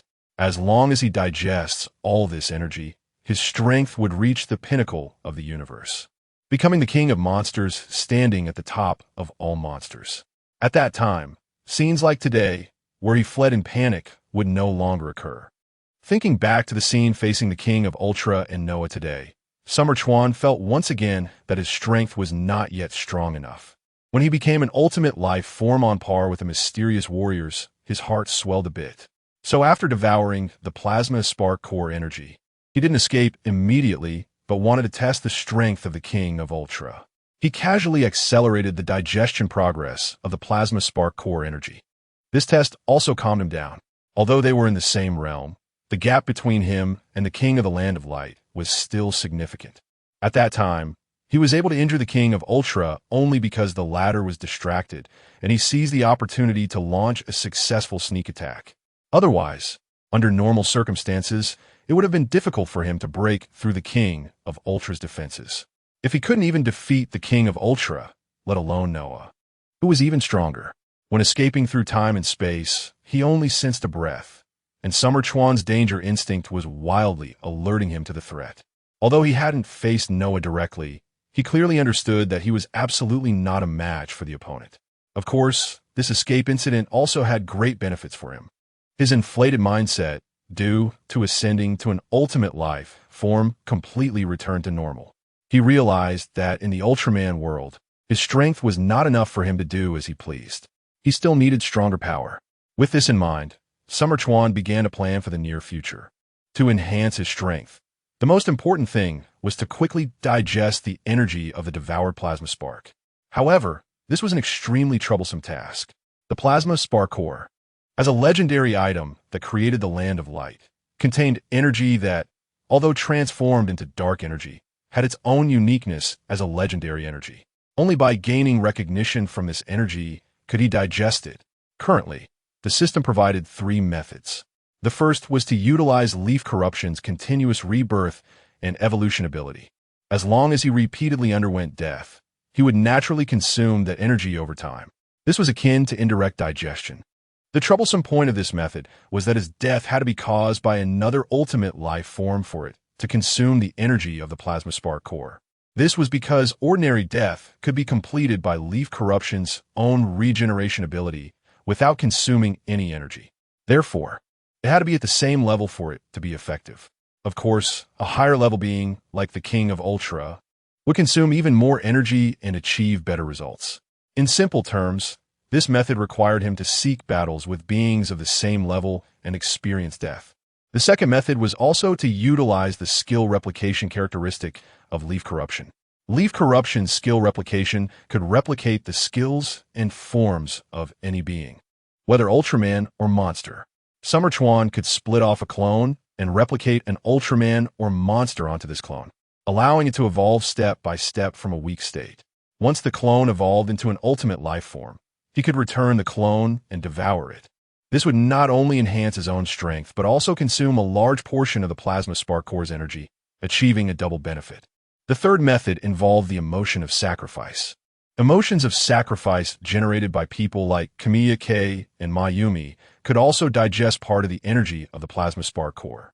The system explained that such pure emotions representing humanity could offset the uniqueness of the plasma spark core. These 3 methods were the ways the system provided for energy consumption. Summer Chuan contemplated and opened the system panel. In the evening, it began to display the progress of consuming the plasma spark core energy. Plasma spark core energy consumption progress. 20. The data provided by the system indicated that the first method could provide about 5 energy consumption at once. The second method, using clones, could provide about 20 energy consumption at once. The current 20 progress of the plasma spark was obtained from devouring Hypogeton. The third method depended on the sacrifice emotions generated by the individuals involved. Thanks to the system's data, Xia Chuan had a specific plan for the future. First, he would create 3 clones to replicate those highly potential monsters, elevating them to the level of ultimate life forms. By devouring them, he would have a 60 digestion quota. Then, with the sacrifice emotions generated by Mayumi and Kyouka, he could provide another 10. This way, combined with the original digestion quota, he would have 90. At that point, he could directly challenge the King of Ultra or Noah. If he were to be defeated by them a couple of times, he could completely digest the energy of the plasma spark core. Once he fully digested the energy of the plasma spark core, he would become the true king of monsters. The humiliation of fleeing today would be returned to Noah and the King of Ultra. After sorting out the plan, Xia Chuan nodded in satisfaction. Very well. Let us proceed with this. As a person with strong initiative, Xia Chuan immediately began to take action. Letting out a roar, Xia Chuan transformed into monster form in the ruins underground. Although he was using the leaf corruption template, he still habitually chose to take on the appearance of Hypogeton. He first split off a white object. This white sphere was the initial form of leaf corruption, a thoughtless and formless entity. Xia Chuan first transferred the aura of Zero, which he had previously devoured, onto the leaf corruption. Upon sensing Zero's aura, the white object began to change. Accompanied by a wave of distortion, a humanoid creature appeared first. As he poured dark energy into this white humanoid object, it began to transform.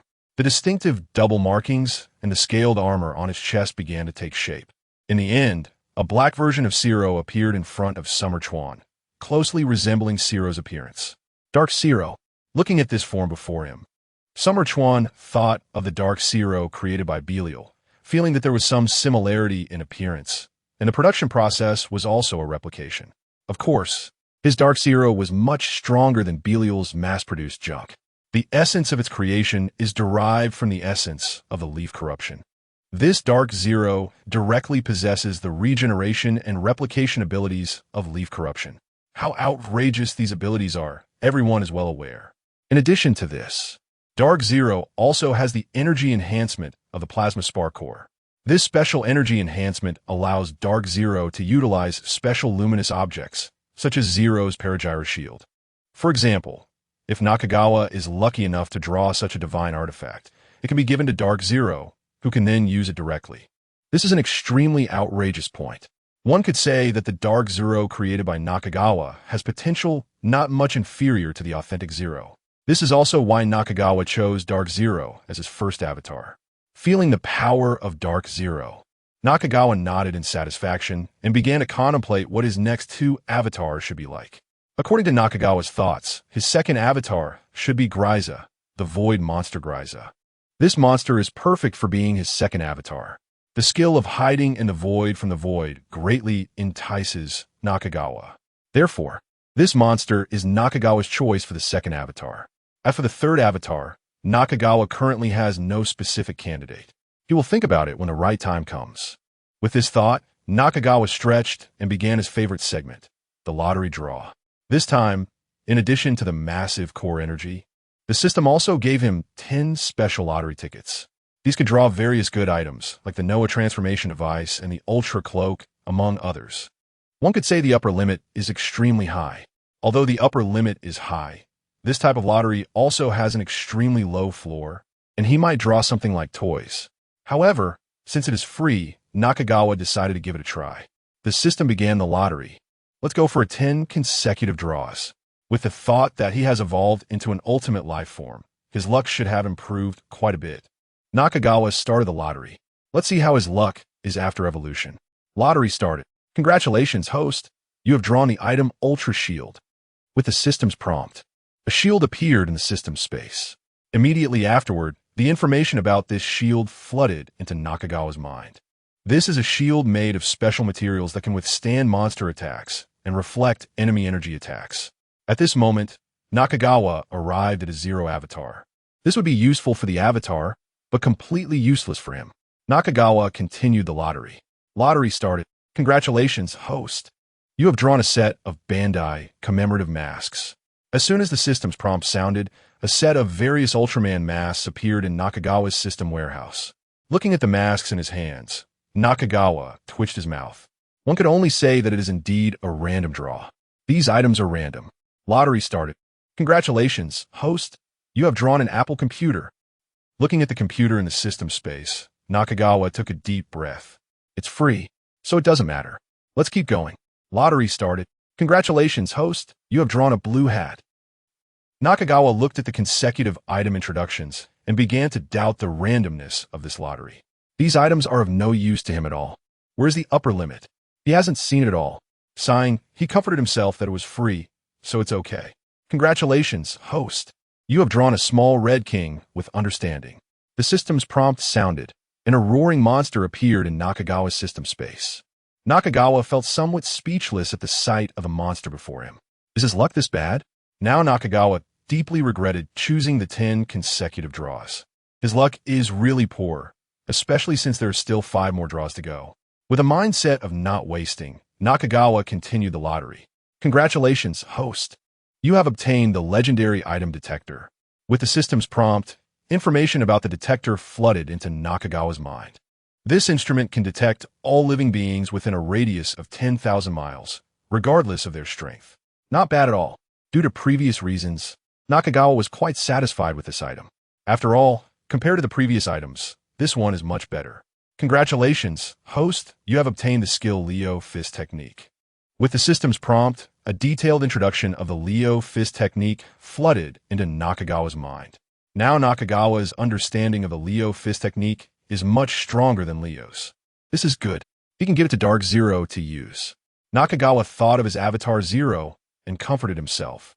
Following that, Nakagawa continued to observe the upcoming lottery draws. He is now happy with anything he can use. Congratulations, host. You have drawn the legendary item Paragyra Shield. Accompanied by the system's prompt, a shield radiating silver light appeared before Nakagawa. Looking at this holy shield, Nakagawa's heart was filled with excitement. He really drew this item. He had only thought about it before. Unexpectedly, he actually managed to draw it. It turns out that all the luck he didn't have before gathered here. Just after creating the Zero avatar, he obtained the legendary item Paragyra Shield. This is amazing. With this item, Nakagawa's heart was extremely excited. This is the Paragyra Shield. His avatar Zero can control this legendary item with the power of the Plasma Spark Core. Even though his Zero avatar is a counterfeit, he also has the Paragyra Shield. Moreover, the skill Zero has, he also has. The skill Zero doesn't have, he also has. Nakagawa is now looking forward to how much his Dark Zero avatar can grow. Thinking of his Zero avatar, he summoned it again. He wants to see what this shield representing mysterious power will look like when used by the counterfeit Zero. Perhaps it can create a Dark Ultimate Zero form. With anticipation, Nakagawa began the experiment. Chapter 59. The sacrifice of the king of Ultra. Natsukawa's consciousness descended upon the Dark Zero's avatar, feeling the power of this new body and nodding in satisfaction. According to the classification of combat power in the Land of Light, the initial strength of the Zero avatar was already at the level of a high-ranking warrior. With a few experiences, it could quickly reach the level of an ultimate life form. After sensing the potential of his new avatar, Natsukawa began trying to control the Paragyra Shield. He extended his hand, using the core energy of the plasma spark within him to start infusing it into the shield in front of him. The silver shield sensed the transformed plasma spark core energy and began to emit light. As the dark energy was infused, the originally silver shield started to turn black, and the holy brilliance began to turn evil. It worked. Watching the changes in the Paragyra Shield, Natsukawa immediately increased the infusion of dark energy. This continuous influx of dark energy completely eradicated the sacred aura of the Paragyra Shield, transforming the silver shield into a black one. At the same time, the system's introduction of the Paragyra Shield also changed. Dark Paragyra Shield. It was a success. With a joyful heart, Natsukawa quickly began to attempt to transform using the Paragyra Shield, accompanied by a burst of dazzling light. The Paragyra Shield transformed into armor and a holy sword that attached to his body. Unlike Zero's silver armor, The armor and holy sword formed from the Dark Gatanjyer shield were both purple. Combined with the Dark Zero's dark-colored body, it exuded a unique coolness. With the successful transformation, the strength of the Dark Zero's avatar increased from a high-ranking warrior to the level of a legendary warrior. Feeling the enhancement of his power and the changes in form, Natsukawa nodded in satisfaction. This form could be considered the Dark Ultimate Zero form, although at present it was still slightly weaker than the Ultimate Zero in terms of power. This was only temporary. With increased combat experience, the Dark Zero avatar would enhance through the regeneration ability of the Leaf Corruption template. Sooner or later, his Dark Ultimate Zero form would surpass the genuine Ultimate Zero. Furthermore, aside from the enhancement in power, the Dark Ultimate Zero form brought an unexpected gain. Plasma Spark Core Energy Transformation Progress 40. Unlocking a form directly increased the transformation progress by 20. This was fantastic. Moreover, Natsukawa could feel that as the progress of the Plasma Spark Core increased, the next form of Dark Ultimate Zero, the Shining Zero, also began to unlock. When Summer came to find Shining Zero for a battle to copy skills, Natsukawa's Zero avatar would also be able to unlock. In light of this situation, he directly modified his plan. Originally, his plan was to elevate Zero's avatar to the level of a mysterious warrior and then enhance other monster avatars. However, based on the current progress of unlocking a form translating to 25, there was no need for the other monster avatars. He could focus solely on enhancing his Zero avatar. After all, unlocking a form was equivalent to elevating a monster avatar to the level of an ultimate life form. Compared to searching for suitable monster avatars across various worlds and experiencing various battles, he preferred to directly seek battles with Zero to copy skills and enhance forms. It was more efficient and faster. At this moment, Natsukawa modified his plan to search through different timelines for battles with Zero in different forms, aiming to enhance his own form. The next world for Natsukawa was also confirmed, the Zeta world. In the Zeta world, there was the void monster Gryza, which he had longed for, and traces of Zero. At that time, Zero had already unlocked almost all forms.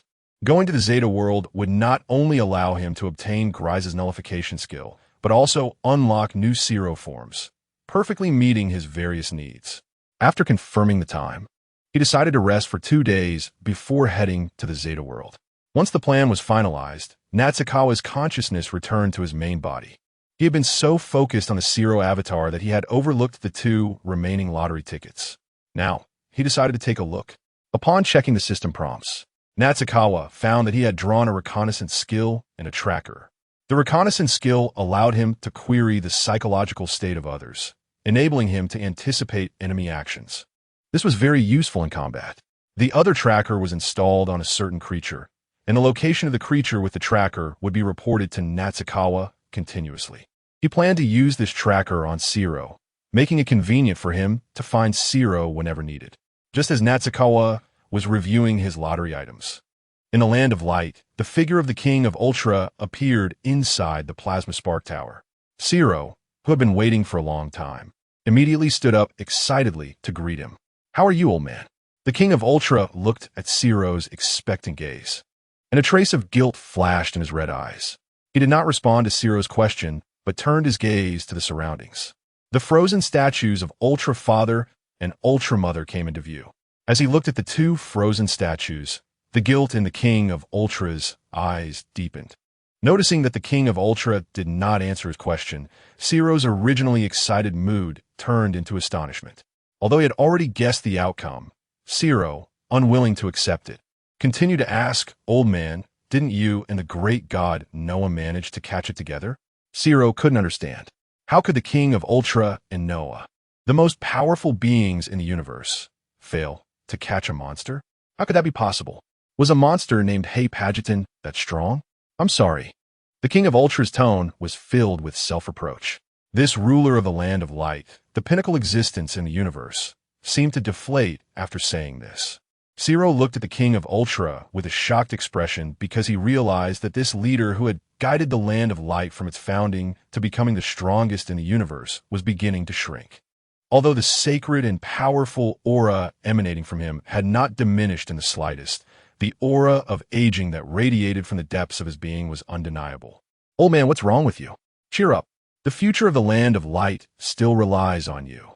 Zero's tone was filled with urgency. The plasma spark of the Land of Light had already been taken. If this ruler of the Land of Light lost his spirit and will to fight, then the future of the Land of Light would truly be lost. Hearing Zero's words, the King of Ultra finally noticed the changes in his body. Feeling the changes within himself, the King of Ultra's red eyes became resolute. Yes, he was aging.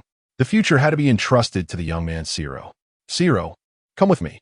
With that, the King of Ultra took Zero's hand and led him to the observation deck of the plasma spark. This building, located at the highest point of the Land of Light, allowed them to view the entire scene of the Land of Light. Through this observation deck, the King of Ultra clearly saw the current situation of the Land of Light.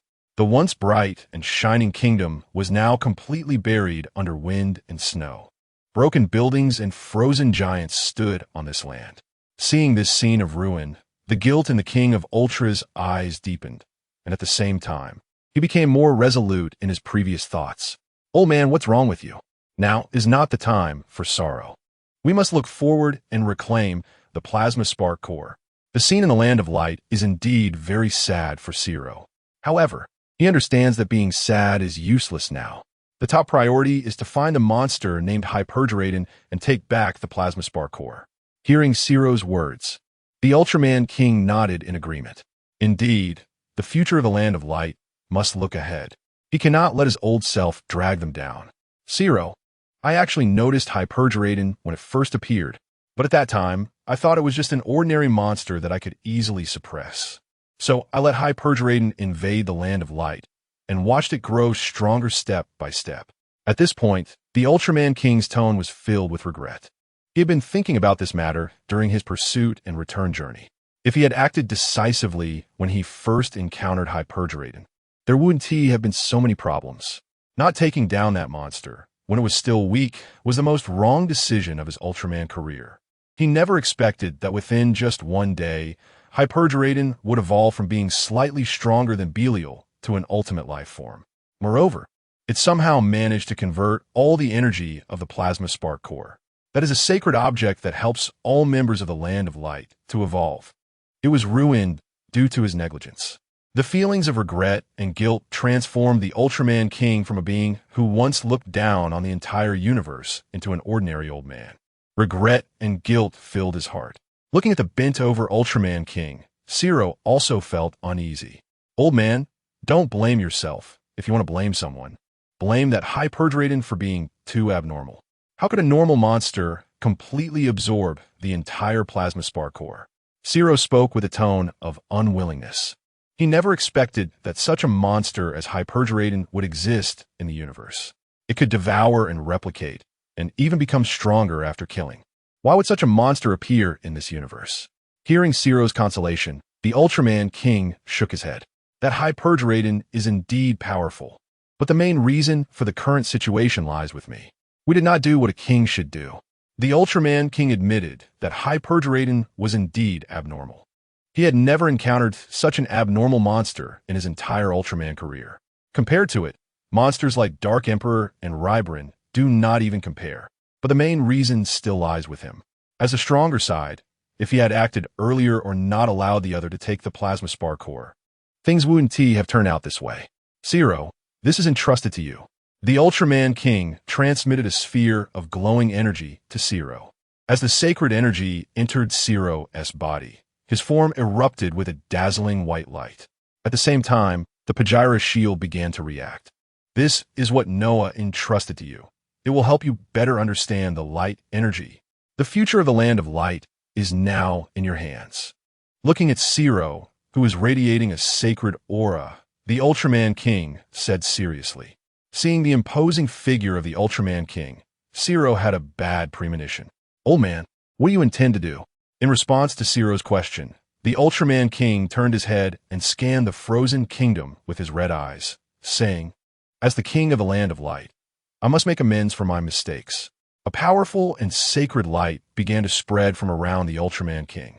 At this moment, the regretful old man disappeared, replaced by one of the strongest beings in the universe. As the light spread, the frozen Ultramen gradually began to unfreeze. The originally broken buildings also started to restore. Even the ruined Land of Light began to regain vitality under the illumination of the light. Corresponding to the revitalizing Land of Light was the gradually weakening aura of the Ultraman King. Old man, is it really necessary to do this? We can find other ways.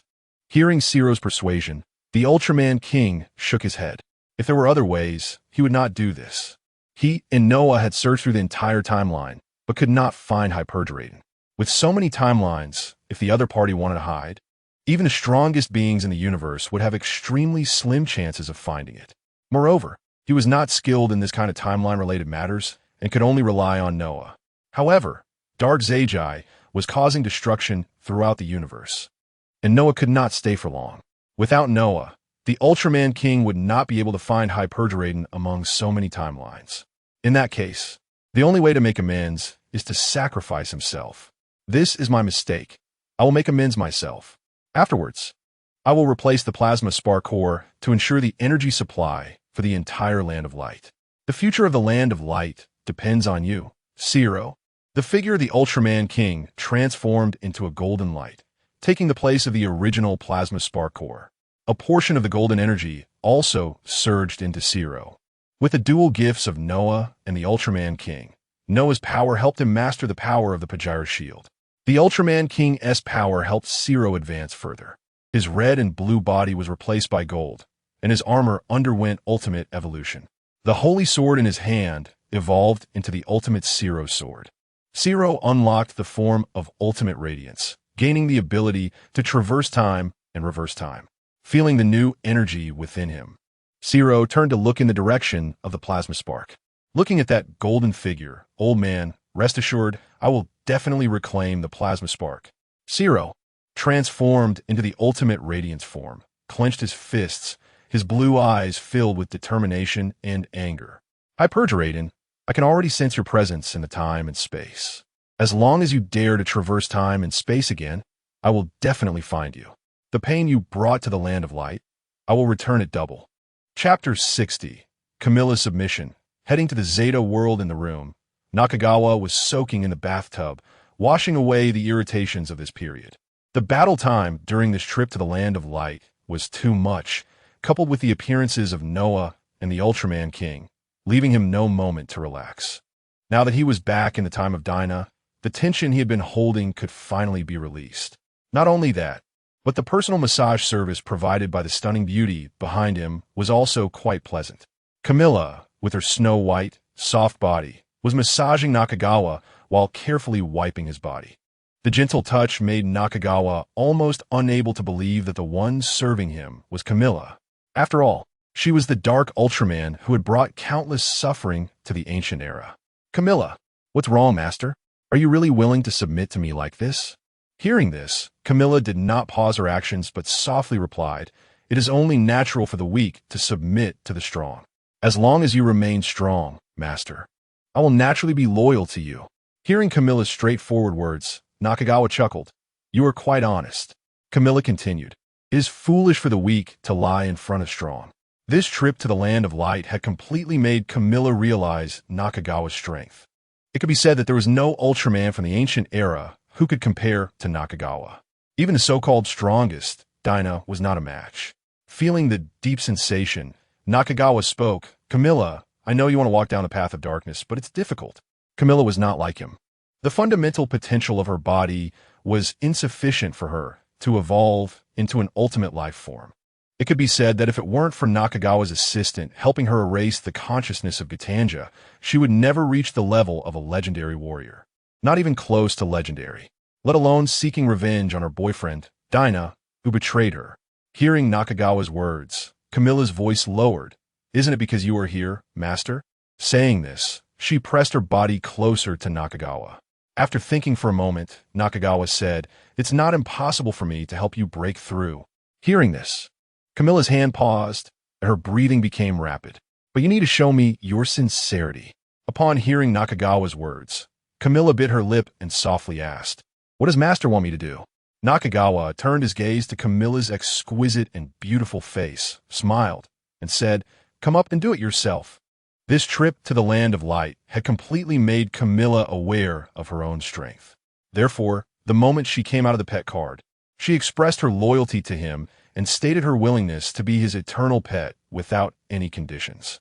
Nakagawa naturally understood Camilla's thoughts. Although she said there were no conditions, she was actually afraid that he wouldn't agree. So she wanted to take a roundabout approach, first becoming his woman and then slowly discussing other matters. A very clever woman, and her face and figure were quite good. This was Nakagawa's judgment of Camilla. Based on this judgment, he decided to help her. After all, her request was very simple. The first was to help her rise and break through to the level of an ultimate life form. This request stemmed from seeing her boyfriend Dinah abandon her and turn to darkness. She wanted to prove to Dinah that the power of darkness could also become stronger. This was not difficult. Camilla's issue was her insufficient potential. The solution had been demonstrated by Belial. A Raybland cell could solve the problem. The second request was to help her take revenge when she encountered Dinah in the future. She wanted Dinah to endure the pain of being sealed for 30 million years and then be personally eliminated by her. This was also not difficult. Once he completely absorbed the energy of the plasma spark core, he could use his time-space teleportation ability to freely traverse any timeline. At that time, he could directly cross over to the time when Dinah was sealed in the ancient era and leave it to Camilla to handle. He could agree to the conditions. But Camilla's positioning could not be as his woman, only as his pet. Originally, with the characteristics of the pet card, Camilla's life was always under his control. However, forced submission did not satisfy Nakagawa's positioning of a pet. He wanted Camilla to completely submit to him both physically and psychologically. Therefore, what he needed to do now was to imprint the idea of obedience in Camilla's mind. In other words, to awaken her inner servitude. Thinking of this, Nakagawa looked at Camilla, who was moving, and raised his leg. Camilla looked up at Nakagawa with a mournful gaze, then without any hesitation, slowly knelt down and lowered her head to kiss. In that moment, a wave of humiliation surged in her heart. Camilla felt as if her inner self was completely torn apart by this man before her.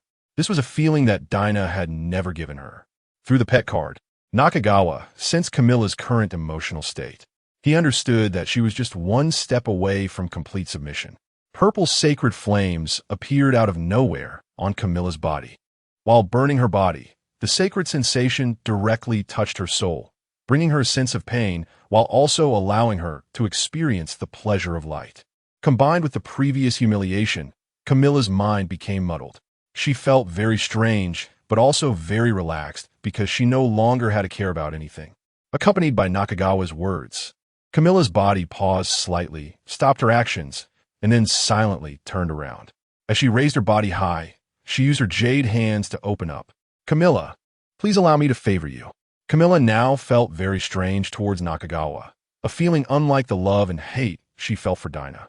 Her relationship with Nakagawa was more like that of an absolute master and a controlled subject. Although this feeling was very strange, it also gave her an immense sense of security. It didn't matter anymore. Just like she said before, it was natural for the weak to submit to the strong. Soon, with this thought, the pleasure overwhelmed all other matters in Camilla's mind. The next morning, Nakagawa woke up during Camilla's morning ritual. Looking at the docile beauty before him, he reached out his hand.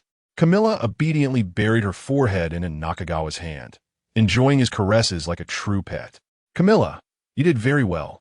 Through the pet card, Nakagawa could now clearly sense Camilla's inner state. She was now qualified to be a pet that belonged to him in every sense.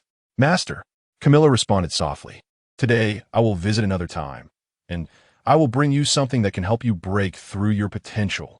Camilla had already given what she needed to give. Naturally, Nakagawa also had to fulfill his promise. He prepared to head to the Zeta world shortly, while devouring the void monster Glyza to obtain the Raybland cell for her. He had a target in mind.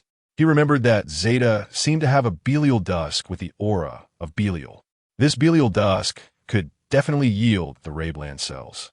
Besides, he had also drawn a forging skill during the lottery, which could transform any item into what he desired. It would be perfect to remove the ropes inside Belial dusk and extract the cells, then create a collar to gift to Camilla. Hearing Zayakawa's words, Camilla felt a surge of emotion inside her. Her soft body leaned against Xayakawa's, beginning the active service from last night. Noon. After exiting the Dark Knight DLC, Xayakawa stepped onto the path to the Zeta world, feeling refreshed. At the same time, far away in the land of light, Zero immediately sensed something. Hypogetoin. Feeling the familiar aura of time and space travel, Zero clenched his fists, his eyes filled with anger. After so many days, he finally sensed the presence of that monster again. Ultimate radiant form, accompanied by a dazzling golden glow enveloping his body. The previous silver transformed into gold. The Pajira shield also began to evolve into the ultimate holy shield and Zero's holy sword.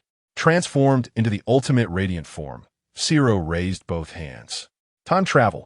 With a powerful force, Zero, now in the ultimate radiant form, rushed toward the time and space where Xayakawa was traveling.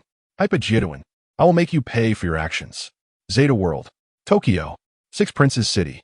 A spiky purple sphere suddenly appeared in the sky. With the appearance of this sphere, the surrounding space began to twist. At the same time, the shape of the sphere started to change randomly. Sometimes it would become a giant sphere 50 meters tall, and other times it would shrink to the size of a fist. When Xayakawa appeared on the street, he happened to encounter the moment when the sphere completely transformed into Glyza. Looking up at the sky, he saw the spiky purple sphere flash with light, and a powerful wave of energy spread outwards. As the energy wave expanded, everyone nearby was impacted. Not only the people, but the buildings hovering in midair were instantly crushed to dust by the light wave. Amidst the ruins, Xayakawa stood at the center of the street. Within a 50-meter radius around him, neither the buildings behind him nor the people beside him were harmed. This peculiar sight was particularly striking amidst the rubble. Who are you? Kyouka looked at the tall man in front of her with curiosity. Her intuition told her that she and the people and buildings within this 50-meter range were safe, all thanks to this mysterious man before her. Hearing Yuka's voice, Xayakawa turned to look. He saw a woman with a very standard appearance, a sweet smile, and a detection device in her hand, staring at him. Kyouka. Glancing at her appearance, Xayakawa's mind instantly recalled her information.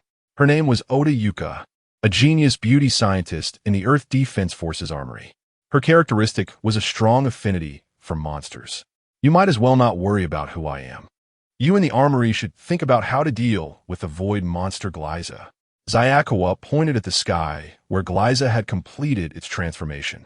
Following Xayakawa's gesture, Kyouka looked up at the sky. At this moment, Glyza had transformed into its second form, shifting from a sphere to a humanoid shape. Accompanying the appearance of the void monster Glyza were sounds resembling wailing cries. Every person who heard Glyza's cries felt a terrifying sensation rise within them. As Glyza transformed, the distant Zeta human form, Haruki, crawled out from the rubble. Without hesitation, he took out the sublimation device to fuse the Ultraman metals of Tiga, Gaia, and Dana, transforming into the Gamma Future form. Watching Haruki transform, Xayakawa's eyes flickered. This was the first time he had seen an Ultraman fuse to transform. What is Glyza? As a scientist in the Earth Defense Force's armory and also a monster expert, Kyouka was very curious about Glyza. Glyza, it is a being born from the void. You eliminated the four-dimensional monster Bruton. Without the four-dimensional monster, the space became abnormal, and this void monster emerged. Xayakawa explained briefly, noting that it was still early. Right now, Glyza was in a void state, and any attack would have no effect on it. So Xayakawa planned to follow the script. He would wait for it to actively absorb a monster and free itself from its void form before he made his move. Hearing Xayakawa's explanation about Glyza, Kyouka glanced at her detection device, her expression revealing realization. So that's why. No wonder this monster's data is all zero. But since this monster is a void entity, how can it still affect others? This is simply unscientific. Kyouka looked at the battlefield, her eyes showing a puzzled expression. The Zeta in Gamma Future form was completely unable to deal with Glyza. In its void state, Glyza was in an invincible condition. It could only attack others, while no one could attack it. Hearing Yuka's words, Xayakawa smiled. In this Ultraman universe, discussing science is the most ridiculous thing. As the battle on the battlefield continued, Jet and Gagura appeared one after another. The two Ultramen fought against a monster together. Even so, facing the void state of Glyza, the three of them had no way to handle it. In desperation, Jed chose to sacrifice himself and merge with Glyza.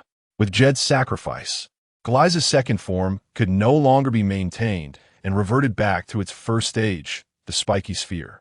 Watching Glyza return to its first form in the sky, Zyakawa, who had been waiting for a long time, stretched his body. It was now his turn to take the stage. What are you going to do? Seeing Zyakawa move, Kyouka, who had been watching him, asked with curiosity about this mysterious man. Me? I'm going to devour the monster. By the way, remember my name? Call me Jetton. As soon as he finished speaking, a dazzling black light enveloped Zyakawa's body. Chapter 61. Devouring Glyza, Zero descends on Tokyo. Golden rays of sunlight filtered through the camp, casting light upon the ruins of the skyscrapers. A black orb of light rose from the ground, and immediately, a massive figure emerged from within it. This figure was immensely large, with a pair of yellow wings extending from its back, creating gusts of wind with each flap, resembling a mythical angel. However, it was clear that this was not an angel, but a powerful humanoid monster. The creature's body radiated a sense of strength, and its skin glowed with a sacred brilliance, accentuating its imposing visage. Its eyes burned like two fiery rubies, exuding a scorching light that seemed to pierce through everything. It was Xia Chuan in the form of Hyper Agent.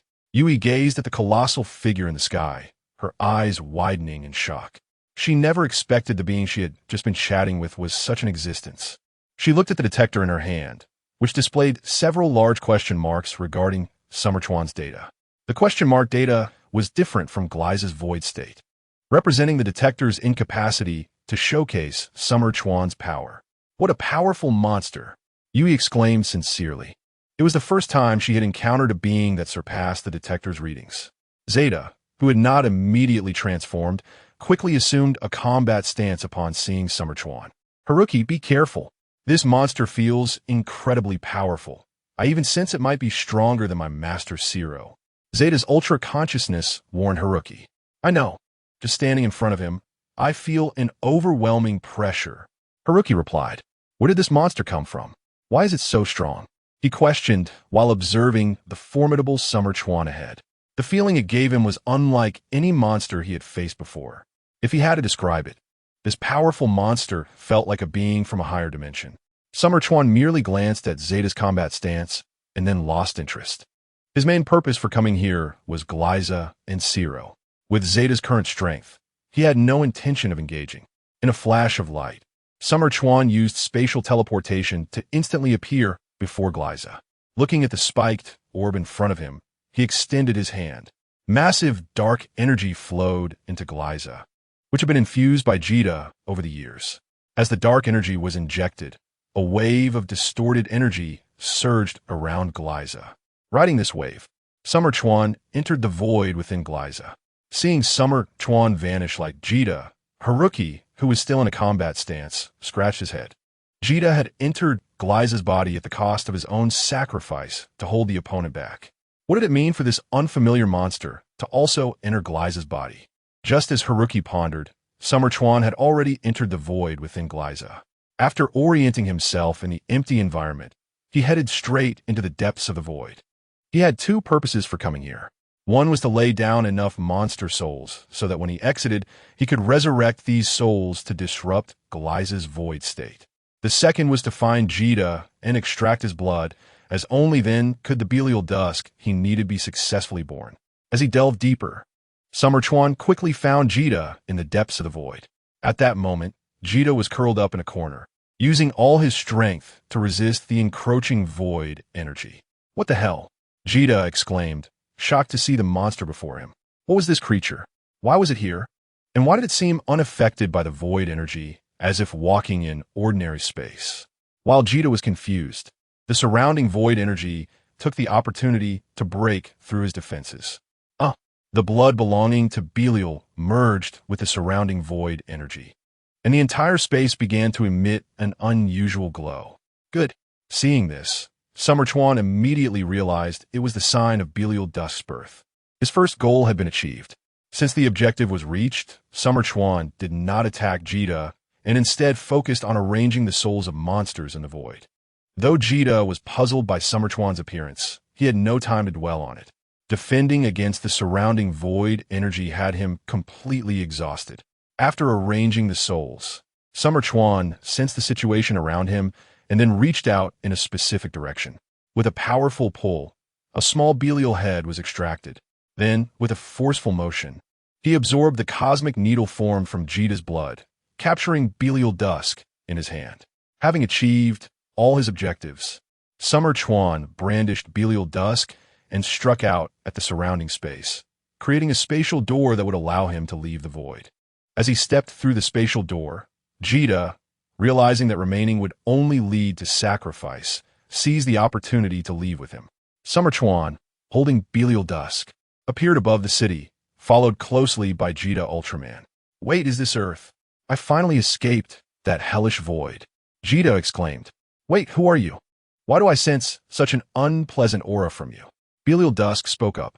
As a product born from the fusion of Belial's genes and void energy, Belial Dusk retained some of Belial's consciousness. Therefore, facing Summer Chuan, who had devoured Belial, it felt quite uncomfortable. But just as it sought to break free, it found that no matter how hard it struggled, it could not escape Summer Chuan's control. "This is truly amazing," Summer Chuan marveled internally, observing Belial Dusk in his hand.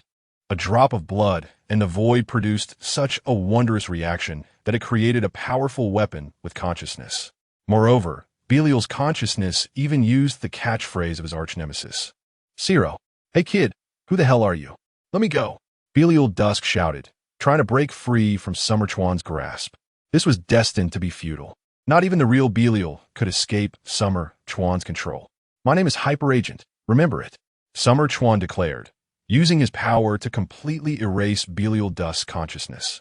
For him, all he needed were the Rebrando genes within Belial Dusk and the item itself. Consciousness was unnecessary. After erasing Belial Dusk's consciousness, its original resistance faded away, and the weapon was entirely under his control. Meanwhile, with Jetton no longer delaying Glyza, the creature resumed its actions. Accompanied by the church bells and eerie laughter, the void monster Glyza transformed into its humanoid second form. Upon transforming, Glyza immediately launched an attack at Summer Chuan. As a being of the void, it sensed a strong sense of crisis from Summer Chuan. This terrifying laughter allowed Glyza to emit a purple glow, its body shrouded in illusions as it instantly teleported in front of Summer Chuan. Purple flashes shot out from the yellow orb atop its head, but just as they were about to strike Summer Chuan, they were blocked by a red barrier. Skill transformation activated. After being absorbed by Summer Chuan, the flash was returned to Glyza, now imbued with hellfire. Void body. In a state of nothingness, Glyza was an existence that could not be chosen. The flame-burning flash pierced through the opponent's body and landed on the ground. Boom! Accompanied by a violent explosion, the entire ground shook. Seeing the light pass through Glyza's body, Zyakawa understood that he needed to deal with Glyza. The only way to do that was to make the opponent exit the state of nothingness. He took out the combat device he read from Belial from the system space. On the other side, Zeta and Jeed looked at the combat device Zyakawa took out with shocked expressions. How could this not belong to his father, Belial, be in the hands of this monster? Could this monster be one of his father's subordinates? Meanwhile, Zeta noticed the curious expression on Jeeta's face and asked, "What's wrong? Jeeta, do you know this monster?" "I don't know, but this monster is holding my father's Belial's weapon. I suspect he is my father's subordinate." Hearing Jeeta's words, Zeta's human form, Haruki, gained an understanding of the unseen Belial. With such a powerful monster as a subordinate, that Belial, the Dark Ultraman, must indeed be formidable. Naturally, Zyakawa was unaware of Jeeta and Zeta's conversation. He was now focused on controlling the combat device. "Revive Monster Soul."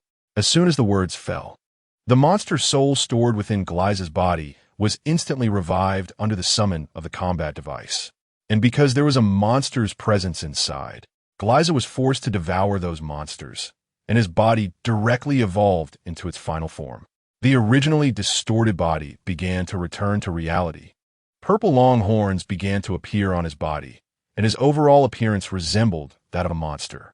In its final form, Glyza's attack power, having absorbed the monster souls left by Zyakawa, was even stronger. After all, the monsters left behind were all at the legendary monster level. However, the void monster Glyza was invincible only in his state of nothingness. Without the state of nothingness as protection, no matter how strong Glyza became, he was still trash in front of Zyakawa. Glyza was done for. Looking at Glyza, who had transformed into his final form in the city, Yuki, holding the detector, made a judgment. Although Glyza showed extremely powerful readings on the detector, the fact that it could display data meant Glyza had exited the state of nothingness. He was no longer in an invulnerable state. An attackable Glyza was just a slightly stronger monster. His data was nothing compared to Zyakawa, who exceeded the detector's limits. Let's go. Seeing Glyza evolve into his final form, Zyakawa launched an attack. Hell Dark Fireball. A dark fireball, burning with purple flames, shot out from Zyakawa's chest. A massive number of fireballs fell towards Glyza like a meteor shower. Glyza's chest emitted a dark, violent energy, absorbing the dark fireballs launched by Zyakawa. After absorbing a few, the violent and holy hellfire began to burn Glyza's soul. Feeling the pain within, Glyza's eerie voice, like a death knell, rang out again. However, this time, the sound Glyza emitted was no longer laughter, but crying. The holy hellfire burned the body of this void monster, accompanied by a continuous, tragic, and eerie sound. Glyza's body was engulfed by the hell-dark fireballs, ultimately being completely purified. Boom! Accompanied by a huge explosion. As Zyakawa eliminated Glyza, he also devoured the opponent's dark energy and abilities. A massive amount of void energy surged into his body. His body was being transformed. Purple light began to radiate from around him. Twisted phantoms emerged from his body. Accompanied by a holy bell sound, Zyakawa let out a roar towards the sky. The purple light and twisted phantoms completely disappeared. This also meant that Zyakawa had fully digested Glyza's skills. His body could now enter a state of nothingness. Not only that, but his plasma spark core's conversion rate also evolved from 40 to 50. Jita, is this monster really your father's subordinate? Zeta's human form, Haruki, questioned as he looked at the eliminated Glyza. He had experienced the power of the void monster Glyza. Just now, he clearly felt that Glyza had undergone an evolution. In such a situation, that monster, radiating a holy aura, was still able to eliminate Glyza in an instant. Such strength was truly terrifying. If this monster was one of Belial's subordinates, then that Dark Ultraman named Belial must be incredibly fearsome. Hearing Haruki's question, Jita was also somewhat uncertain. He had fought against his father before. Even Belial in the most powerful evil form did not give him the same sense of oppression as this monster did. If he wasn't his father's subordinate, how could he possess the combat device? Could this monster be a partner of Belial? Just as Jita and Zeta were puzzled, an angry and resentful voice echoed in the sky. Hypogeton, I finally found you. Hearing that familiar voice, Zeta immediately recognized it. Is that Master Zero? Senior Zero? Hearing this, Jita looked up at the sky. A golden meteor was rapidly descending from the sky towards them. Hearing the voice, Zyakawa also looked up at the sky. As he saw the figure in the golden light, his eyes instantly revealed a vigilant expression. This Zero coming was not the Zero of this timeline. Boom! The golden light landed on the ground, accompanied by a violent tremor. A golden Ultraman, clad in ultimate armor and wielding the Zero holy sword, emerged from the dust. It was Zero in his ultimate radiant form. Looking at Zero in front of him, Zyakawa's vigilance intensified. He saw hatred and anger in the other's eyes. Clearly, this Zero from this timeline would not show him such expressions. Chapter 62. The devouring is complete and ready to act. Xia Chuan looked at the shining Zero in front of him and began to think. It was clear that this Zero was not from this timeline. The Ultraman of this timeline only showed a cautious stance, like Zeta and Jed. Therefore, this Zero, who harbored hatred towards him, could only exist in the timeline of the plasma spark that he had devoured. After confirming the origin of the Zero before him, Xia Chuan immediately began to explore the surrounding timelines. After all, if Noah and the Ultraman King had also come over, it would be troublesome. He placed the legendary item detector he had previously drawn around Zeta's timeline. The detector did not find any traces of Noah and the Ultraman King. After confirming that only Zero had come this time, Xia Chuan felt relieved. It was good that the mysterious 4 Ultraman-level beings did not come. With his leaf corruption form and having just devoured the void body, he was not afraid of Zero at all, even if his Zero was in the ultimate shining form. After confirming that he was not in danger, Xia Chuan began to think about what to do next. In the current situation, how could he maximize his strength? He briefly checked Zero's current strength. The opponent in the shining form was very strong. This also meant that he could use the opponent to enhance the strength of his leaf corruption template. With this in mind, Xia Chuan developed a concrete plan. He would first borrow Zero's attacks to enhance himself. Once his leaf corruption body reached its maximum potential, he would summon the Dark Zero's clone to collect the opponent's bodily information for his clone's evolution. After finalizing his plan, he took the initiative to speak to Zero in front of him. Zero, I didn't expect you to chase me to this timeline. Hypergadon, you've made it hard for me to find you. As he replied, Zero's yellow eyes showed an angry glare. Hearing Zero's furious words, Xia Chuan smiled. Zero, why are you the only one here? What about the Ultraman King and Noah? Why don't I see them? Xia Chuan mentioned the Ultraman King, and Zero's anger intensified. The ultimate armor and ultimate sacred sword on him shone with dazzling golden light, feeling their master's fury. Bastard, I will make you pay in blood. Zero, filled with rage, swung the sacred sword fiercely at Xia Chuan. As he attacked, images of the Ultraman King's sacrifice surfaced in his mind. The golden, shining, sacred sword, driven by his anger, formed a blade of light 1,000 meters long, cutting straight down towards Xia Chuan. Seeing the incoming blade of light, Xia Chuan tried to evade, only to find that all angles of escape were locked. At the same time, his danger sense began to alert him. Feeling this, Xia Chuan was filled with joy. For him, the stronger the ultimate shining Zero was, the greater the enhancement he would receive from the Zero clone later. With this joyful emotion, Xia Chuan actively lowered his defenses. Accompanied by a violent explosion, the golden sacred sword crushed his body. Watching the sparks explode in the sky, Kyouka, holding the detector, showed a puzzled expression. She couldn't understand how someone who could easily eliminate the powerful monster Glyza could be so easily defeated by Zero. This did not align with the data she had previously detected. Meanwhile, Zeta and Jetton, watching from the side, showed shocked expressions. They had just witnessed Xia Chuan eliminate Glyza in its entirety. How could such a powerful monster be so easily destroyed? This was unreasonable. Could it be that this Zero before them was the issue? With this thought, Zeta, who had long suspected Zero's identity, tentatively approached to ask, Master Zero? Hearing Zeta's inquiry, Zero turned to look at Zeta with confusion. Who are you? Upon hearing this response, Zeta immediately realized that this Zero was indeed not the one he knew. At this moment, Xia Chuan, whose body had been blown apart, reconstituted once again. In the flames, the scattered body fragments around him began to coalesce again.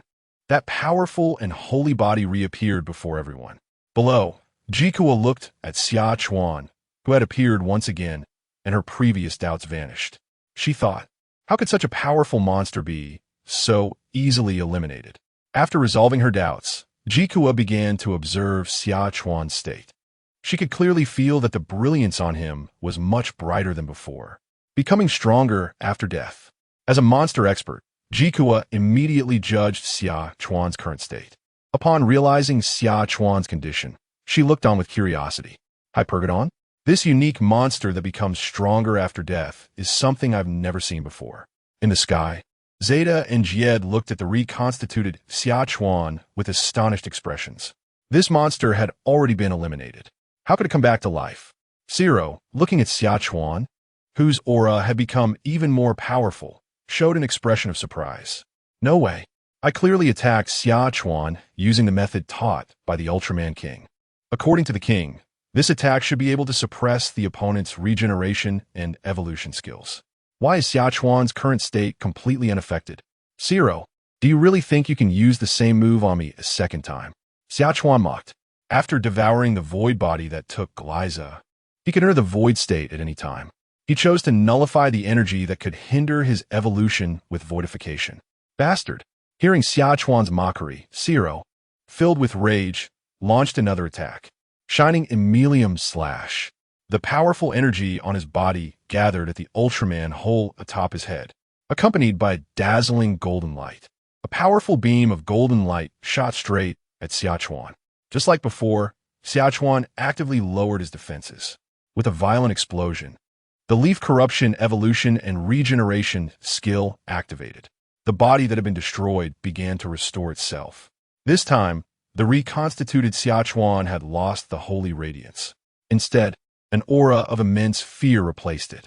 This represented Xia Chuan reaching a new level of transformation for the plasma core energy within him. Plasma Spark Core Transformation Level 55. Feeling the changes in his strength and aura, Xia Chuan was filled with joy. He was one step closer to becoming the strongest Monster King. With this thought, he looked towards Zero in front of him. With his current strength, Zero's attacks could no longer provide him with significant enhancement. It was time to collect information from the opponent's body. In other words, the situation of passively taking hits was over. Next, it was time for Zero to recall the experience of being beaten by him earlier. Jetton, accompanied by a roar, Xia Chuan began to showcase all his strength to this world for the first time. With a strange bell sound, a black mist enveloped the entire sky, blocking the sun. The whole world fell into darkness. What's going on? What happened? People looked at the suddenly darkened sky at a loss. At the same time, the eerie sound of a bell echoed in their ears. Hearing the bell, a sense of fear spread in people's hearts. In Tokyo, Zero in the ultimate shining form shone with dazzling brilliance. In the now dim sky, he appeared so bright. The people of the city saw that dazzling light. The fear in my heart was suddenly dispelled. At this moment, Zero seemed like a guiding light of hope for everyone. Zeta and Jita looked around at the suddenly darkening environment, glancing at each other in confusion, not understanding what was happening. Having fought against Belial, Jita seemed to realize something. He walked up to Zero and asked, "Is this situation caused by that monster?" Although Zero didn't know Jita, he sensed the light energy within him and recognized him as an ally. Feeling that he truly needed the help of this Ultraman, he nodded. "What is this monster? And why did you come to our timeline, Master Zero?" Seeing Zero willing to communicate, Zeta stepped forward to ask the question that had been bothering them. Hearing Zeta call him Master, Zero was somewhat surprised. He didn't understand why this version of himself in this timeline would take on a half-baked disciple. Although surprised, Zero knew it wasn't the time to dwell on that. This monster is called Hepagedon, and I came here because this monster invaded the land of light and stole the plasma spark core. Upon hearing this, Zeta and Jita displayed shocked expressions, especially Zeta, who was aware of the normal history. "Isn't this something Belial did? And according to what I know, Master Zero, you defeated Belial and reclaimed the plasma core, right?" After hearing Zeta's words, Zero was taken aback. So, without Hepagedon, history was like this. "Zero-senpai, what happened? Why has history changed? Is it because of this monster called Hepagedon?" Hearing Jita's question, Zero nodded, his eyes revealing a look of anger. "That's right, this monster called Hepagedon first appeared when Belial was released. He defeated the already darkened Belial and devoured all the dark energy within him. Then he invaded the land of light and stole the plasma spark core. The old man and God, Noah, intervened, but that damned monster escaped. For that, the old man even sacrificed himself to replace the plasma spark core." Upon hearing Zero's account, Zeta and Jita exchanged glances, both feeling each other's shock. The fact that the King of Ultra and God Noah could not capture this Hepagedon monster was astounding. For that, the King of Ultra had sacrificed himself. Such an experience was truly shocking to them. Zeta and Jita had both witnessed the power of the King of Ultra and Noah. To think that such powerful beings together could not capture this Hepagedon monster. At that moment, Jita finally understood why there was a fighting device in Hepagedon's hands. Reflecting on his previous assumptions, Jita felt ridiculous for having thought that such a terrifying monster was merely a subordinate of Belial. So that's it. I was wondering how Zero's power increased so quickly. As Summer's voice echoed in Zero and the others' ears, a crack suddenly tore through the dark sky. From that deep fissure emerged a terrifying existence, accompanied by a suffocating sense of oppression, like a dark current in the deep sea, swallowing everything around. Any being that dared to approach this creature felt fear. Although this being appeared to have a fixed form, as one drew near, they would find that the space around it was distorted. With the arrival of this being, the sky above began to warp, and the outlines of the surrounding ruins became blurred, as if twisted by an invisible force. The dark red light in its eyes resembled an endless black hole. Any being that dared to make eye contact would feel endless fear. This was the manifestation of Summer's void body. Although he now appeared as Jetton, his inner complexity was extreme. The evolution and regeneration of leaf rot, the devouring and fear of Jetton, and the void space of Glyza. These three peculiar abilities combined to form the fearsome being that was Summer. Watching the twisted monster appear in the sky, Zero, Zeta, and Jita all assumed battle stances. Summer ignored Zeta and Jita, focusing instead on Zero in the center. He had listened to their previous conversation and was surprised to learn that the King of Ultra had sacrificed himself to replace the plasma core. This also explained why Zero could transform into Ultimate Zero so quickly. It was strange for an Ultraman with such a strong will to not go berserk after such a setback. However, going berserk wouldn't help. Unless Zero transformed into Saiga, he would be no match for him. Zero, come on. What are you waiting for? Don't you want to avenge the King of Ultra? Don't you want to reclaim the Plasma Spar Core? As he spoke, Summer launched his attack. Jetton! Watching Summer charging towards him, Zero's yellow eyes erupted with furious flames. Accompanied by his rage, the ultimate Zero sword in his hand burst forth with dazzling light, forming a stark contrast with the darkness surrounding Summer. The battle was about to begin. An eerie bell rang out. As Summer's body began to become ethereal, distorted limbs of darkness began to stretch out. Holding the holy sword, Zero swiftly cut through the tentacles while moving in front of Summer. With Zero's furious shout, the light of the sword intensified, and the energy of the Pajala shield was fully activated at that moment. The 1,000-meter-high holy sword was raised high, dispersing the darkness that enveloped the sky. Tokyo briefly regained its light. Judgment's sword of radiance.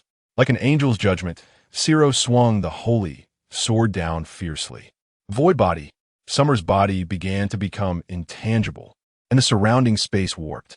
The powerful blade of light in Zero's hand passed directly through his form, striking the ground. Boom! Looking at the crack in the ground and the unharmed Summer, Zero let out a shocked cry. He couldn't understand why his attack on Summer had no effect. Hearing Zero's shocked voice, Summer chuckled.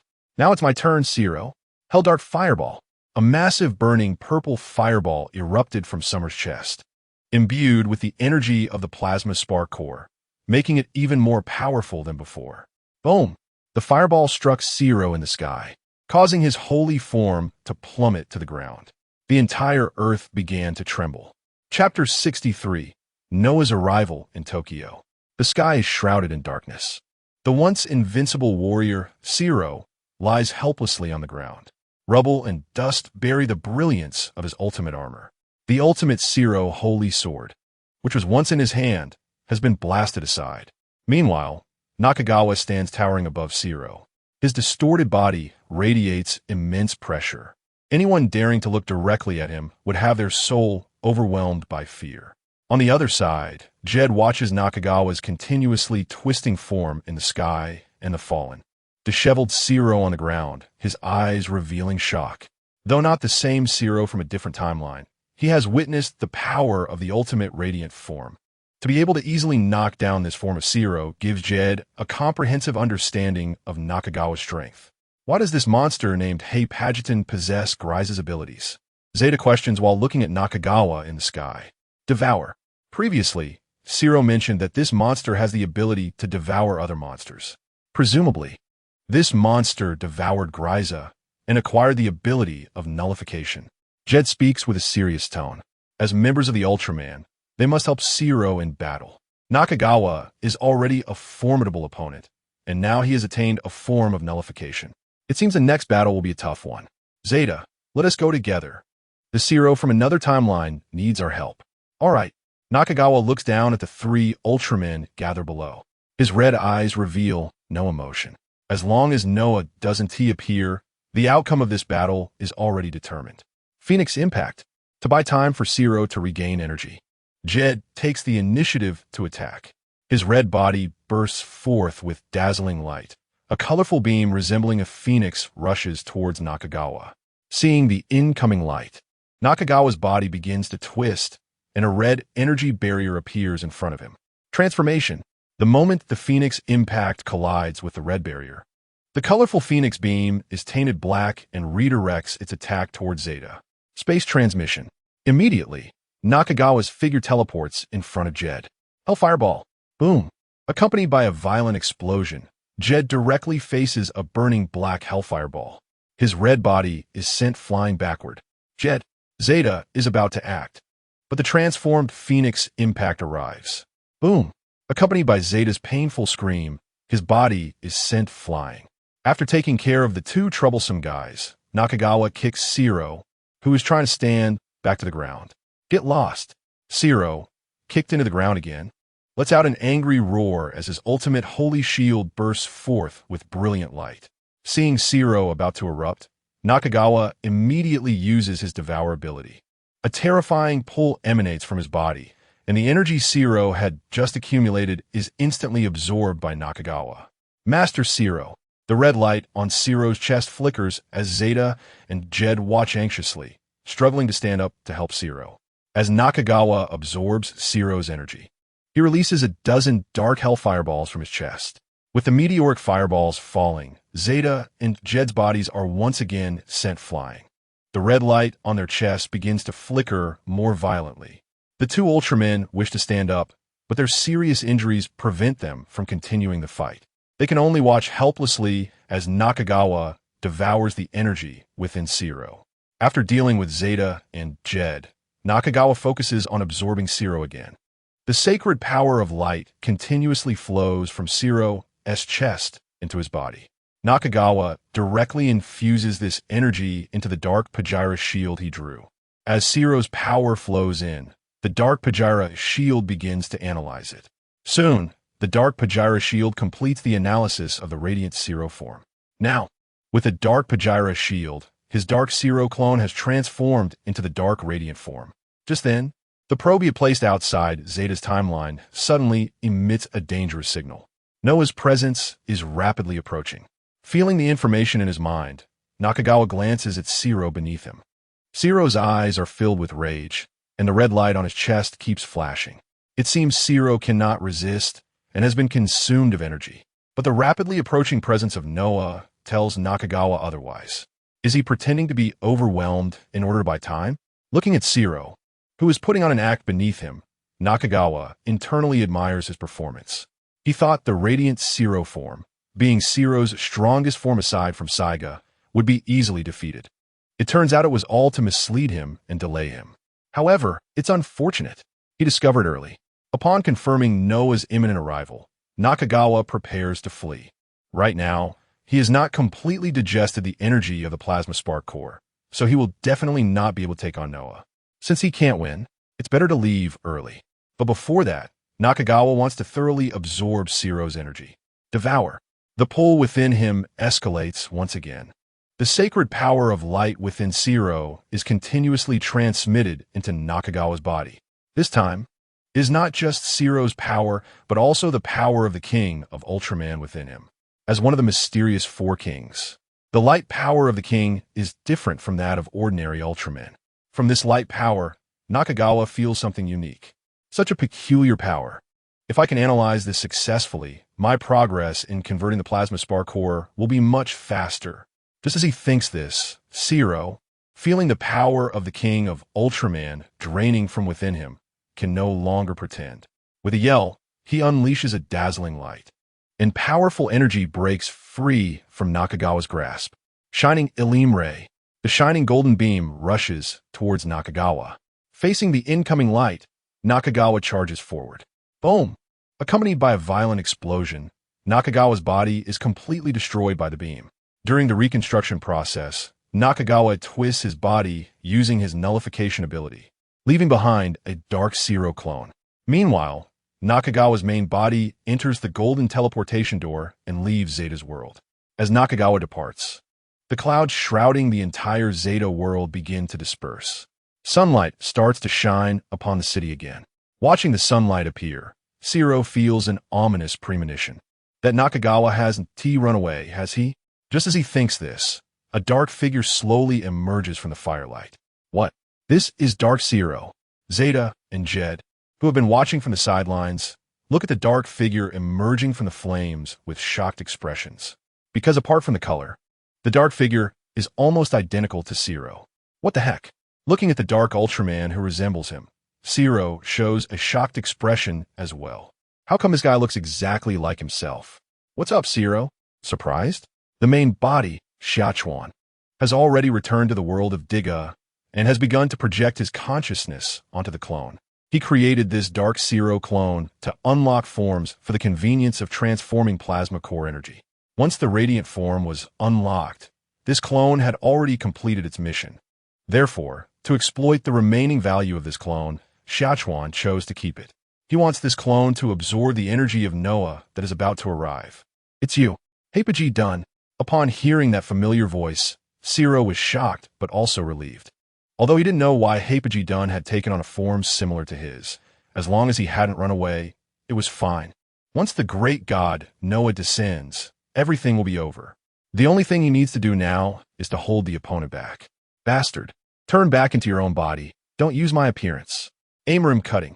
A golden beam shot out from Zero's Ultraman hole. Watching the incoming light attack, Xia Chuan summoned the Dark Pajira shield. The shield, emitting a dark glow, blocked Zero's attack. Pajira shield? Isn't it supposed to be black? What is this? Seeing Xia Chuan take out the Dark Pajira shield, Zero's eyes showed an expression of disbelief. In his perception, the aura of this Pajira shield in front of him was exactly the same as the one on him. It could be said that except for the different attributes, everything else is basically identical. Hearing Zero's astonished voice, Xia Chuan smiled and said, "It's not over yet." After saying that, Xia Chuan fused the Dark Pajira shield with his own body. A wave of black light surged, and several dark golden patterns appeared on Xia Chuan's body. He had now transformed into the dark radiant Zero form. Radiant form? How did you do it? Looking at the transformed Xia Chuan, Zero then realized that the opponent seemed to not just be simulating him in appearance. You don't know much yet. Saying this, Xia Chuan controlled the Dark Zero's body to attack Zero. Dark Zero Focus Beam. A dark beam shot out from Xia Chuan. Facing the attack, Zero also launched the same beam. Watching the battle between the two Zeros from a distance, Jed and Zeta exchanged glances. They didn't understand what was happening. Originally, it was supposed to be a good Ultraman fighting a monster. Why has it turned into a battle between two Zeros? Jed, do you know what is going on? It's possible that Hapagi Dun transformed into Zero after absorbing Zero's power. Just as Jed finished speaking, the Dark Zero controlled by Xia Chuan absorbed Zero's energy again. The Dark Pajiji shield unlocked a new form again. It transformed into Dark Ultimate Armor that attached itself to Xia Chuan. A black Holy Sword also appeared in his hand. Ultimate Holy Shield and Zero Holy Sword. Zero looked at the armor that had appeared on Xia Chuan's body with a look of even greater shock. What is this Hapagi Dun? Not only does it have the same form as him, but the equipment on it is also the same as his. Could it be that after this guy absorbed his energy, he could not only imitate his form, but also mimic his weapons? No matter what, the threat from Xia Chuan weighed heavily on Zero's mind. Feeling that Xia Chuan, who had become stronger after fighting him, Zero was determined to leave Xia Chuan here this time. Such a perverse monster cannot be allowed to continue growing. At that moment, the message from Noah also reached Zero's ears. Hearing the news of the great god Noah, Zero's heart was filled with joy. Great! The great god Noah has finally arrived. Hapagi Dun, today is your day of death. To conceal Noah's arrival, Zero directly used his ability to manipulate time and space, accompanied by a burst of dazzling golden light. The dark clouds that had dissipated due to Xia Chuan's departure once again shrouded the city. Looking at the dark clouds covering the city again, Xia Chuan sensed the surrounding time and space and found that the time-space teleportation had been completely sealed. It was impossible to use time-space jumps to leave. Realizing this, Xia Chuan was a bit surprised.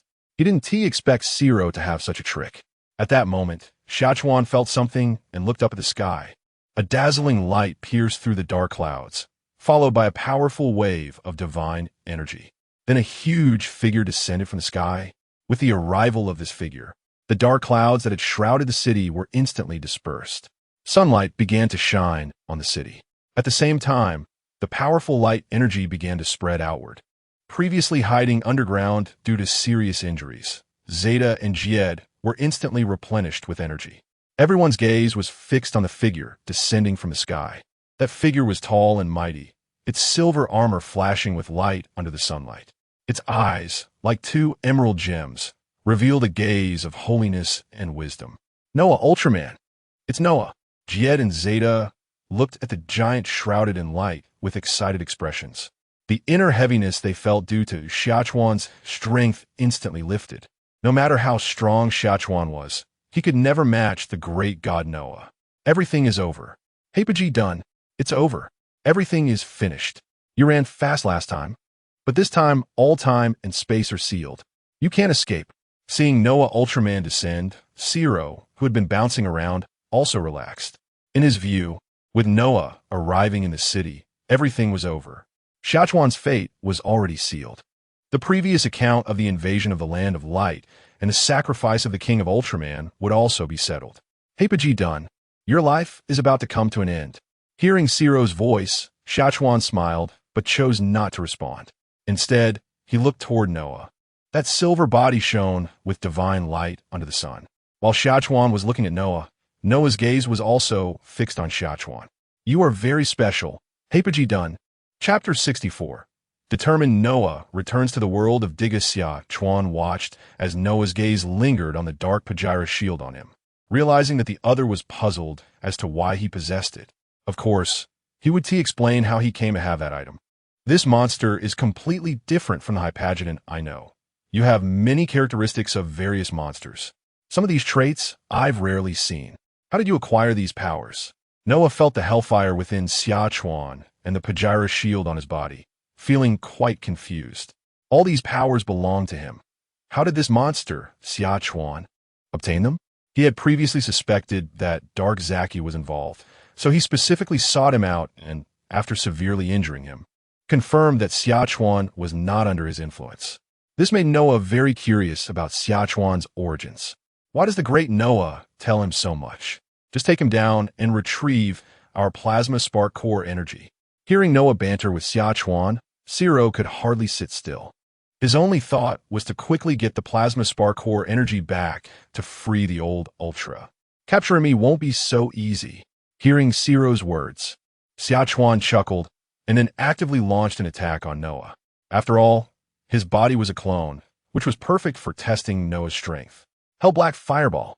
Dark Elim Ray. Hell Fireballs rained down, combined with Dark Light, charging straight at Noah. The hell fireballs that covered the sky obscured the sunlight that had re-emerged.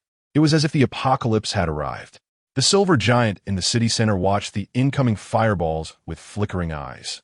Then, silver fists swung, and flames representing a sacred aura shot out from his fists. This was the genuine Noah's hellfire. Under the impact of the sacred flame rays, both the dark rays and the hell fireballs were shattered upon contact with the flaming attack. Once the flames passed, the whole city was once again illuminated by sunlight. The silver giant's armor sparkled in the light, appearing so sacred. No wonder he is the great Noah, so powerful. Seeing Noah's determination in the city center, Zeta and Jed couldn't help but exclaim, their confidence boosted even more. What Hypageddon? No matter how twisted his abilities or how powerful he is, he can't compare to you, the Ultra God Noah. And Zero watched Noah's strength with excitement, then cast a disdainful glance at Xia Chuan. He admitted that this monster called Hypageddon was indeed quite formidable. However, today, in front of the great Noah, those twisted abilities were nothing to speak of. Today was the day for their light kingdom to take revenge. At this moment, Zero and Zeta Jed shared the same mindset. They were filled with confidence, believing that with Noah, Xia Chuan would be unable to escape. I will settle the score for Hypageton's invasion of the Light Kingdom today. Hearing Zero's tone of revenge, Xia Chuan smiled inwardly. Zero wouldn't be laughing for much longer. Ignoring Zero, Xia Chuan's gaze continued to focus on the silver giant before him. According to the classification of cosmic levels, he and Noah actually belonged to the same tier. It was just a difference in naming, one called a mysterious warrior, the other called an ultimate life form. Today, he wanted to see just how big the gap between them was. Noah, come on. Let me witness the power of the Ultra God. Saying this, Xia Chuan raised the Dark Zero holy sword in his hand and brought down a black lightsaber thousands of meters high. At the same time, he utilized the spatial power of the brilliant Zero form, allowing his attack to reach Noah in an instant. As he saw the dark lightsaber so close, there was no emotional fluctuation in Noah's shining eyes. He merely raised his hand, and a sacred silver barrier appeared before him. No matter how much energy Xia Chuan infused, the dark holy sword in his hand could not shatter the barrier before him. While blocking the attack with one hand, Noah clenched his other hand, flames igniting in his grasp. Noah, Hellfire.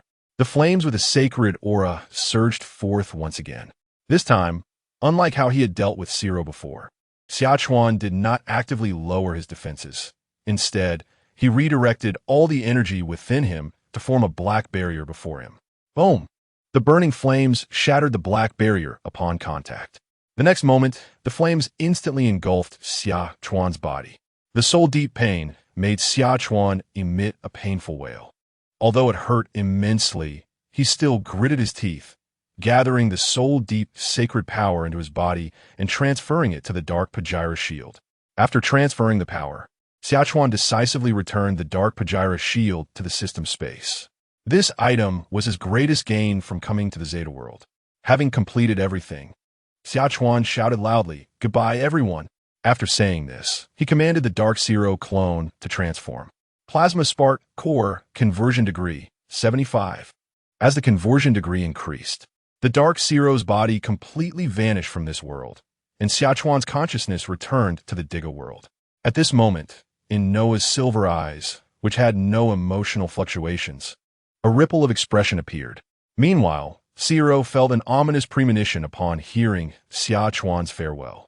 He began to probe the entire city of Tokyo with his ultra telepathy. However, no matter how he searched, he could not find any trace of Xia Chuan. Great Noah, where is the head monster Hypageton? Though he already sensed something, Zero still held a last hope and asked Noah. He ran away.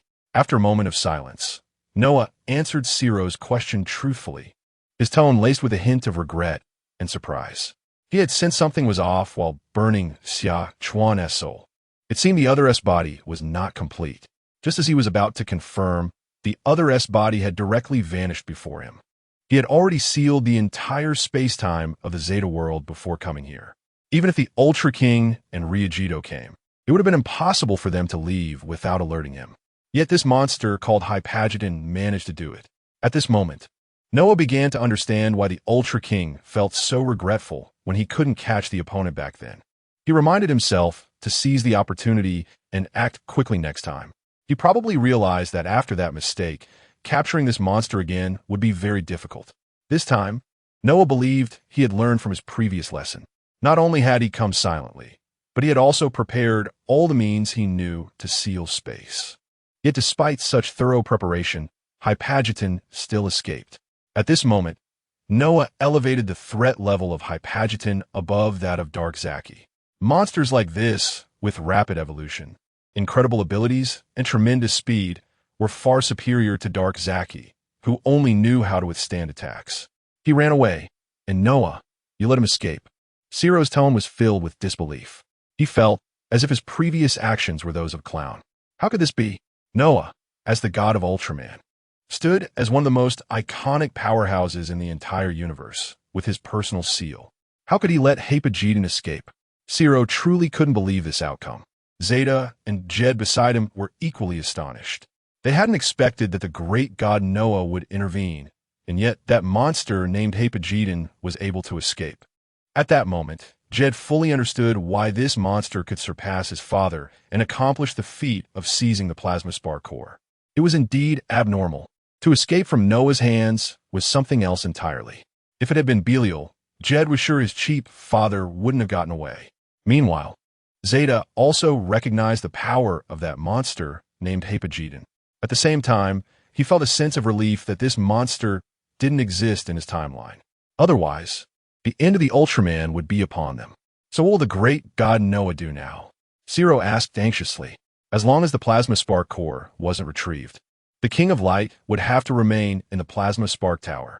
This was a perpetual disgrace for their land of light. After a series of self-reflections, Noah spoke. Zero, don't worry. With me here, I promise I will retrieve the plasma spark core. Noah seriously made his guarantee. Whether it was during the previous incident in the Land of Light or this one, he hadn't placed the highest importance on Nakagawa yet. Just like this time, he had been battling Dark Zaki before coming here, which caused a slight delay. Noah knew that this brief moment allowed that monster to create an opportunity to escape. From now on, Noah wouldn't give Nakagawa such an opportunity again. But that would have to wait. Zero was now extremely anxious. He wished he could search the entire timeline to uncover Nakagawa's whereabouts. Zero, don't worry. I already know where Hypogeddon will appear next. What? Really? Hearing Noah's words, Zero's tone was filled with joy. If this Hypogeddon wanted to evolve into a being comparable to me, he would definitely seek to absorb the power of another Hypogeddon from a different timeline. When Noah burned the opponent's soul earlier, he sensed the opponent's immense power. At the same time, he also saw what the opponent lacked. Noah's gaze turned towards the distance. That place was the timeline of Ultraman legend. The Hypogeddon there had not yet fully developed. He believed that once that Hypogeddon matured, it would surely come. Is that so? Then great god Noah, quickly tell me the location. Let's go find that monster together. Zero said excitedly. It's not the right time yet. Noah shook his head. Zero, you still have time. I will point you to the location. You need to find Ultraman Gayos and Ultraman Dyna. You must gain their recognition and obtain the energy within them. As long as you can gain their acknowledgement, you can become a being comparable to me. Hearing Noah's words, Zero's eyes sparkled with excitement. If what Noah said was true, then when he encountered Nakagawa again, he wouldn't feel powerless like today. After giving Zero the location of Gayos and Dyna's timelines, Noah looked again towards the timeline that nurtured Hypogeddon. To prevent another incident like today's from happening in that timeline, he planned to invite his old friend Ryujido as well. At that time, with 3 mysterious Ultramen, he didn't believe Nakagawa would have the ability to escape. This time, he would absolutely not make a mistake. With that thought, Noah's voice flew into the sky and disappeared before everyone. As they departed, tales of the terrifying monster and the silver giant savior began to spread throughout Zeta's world.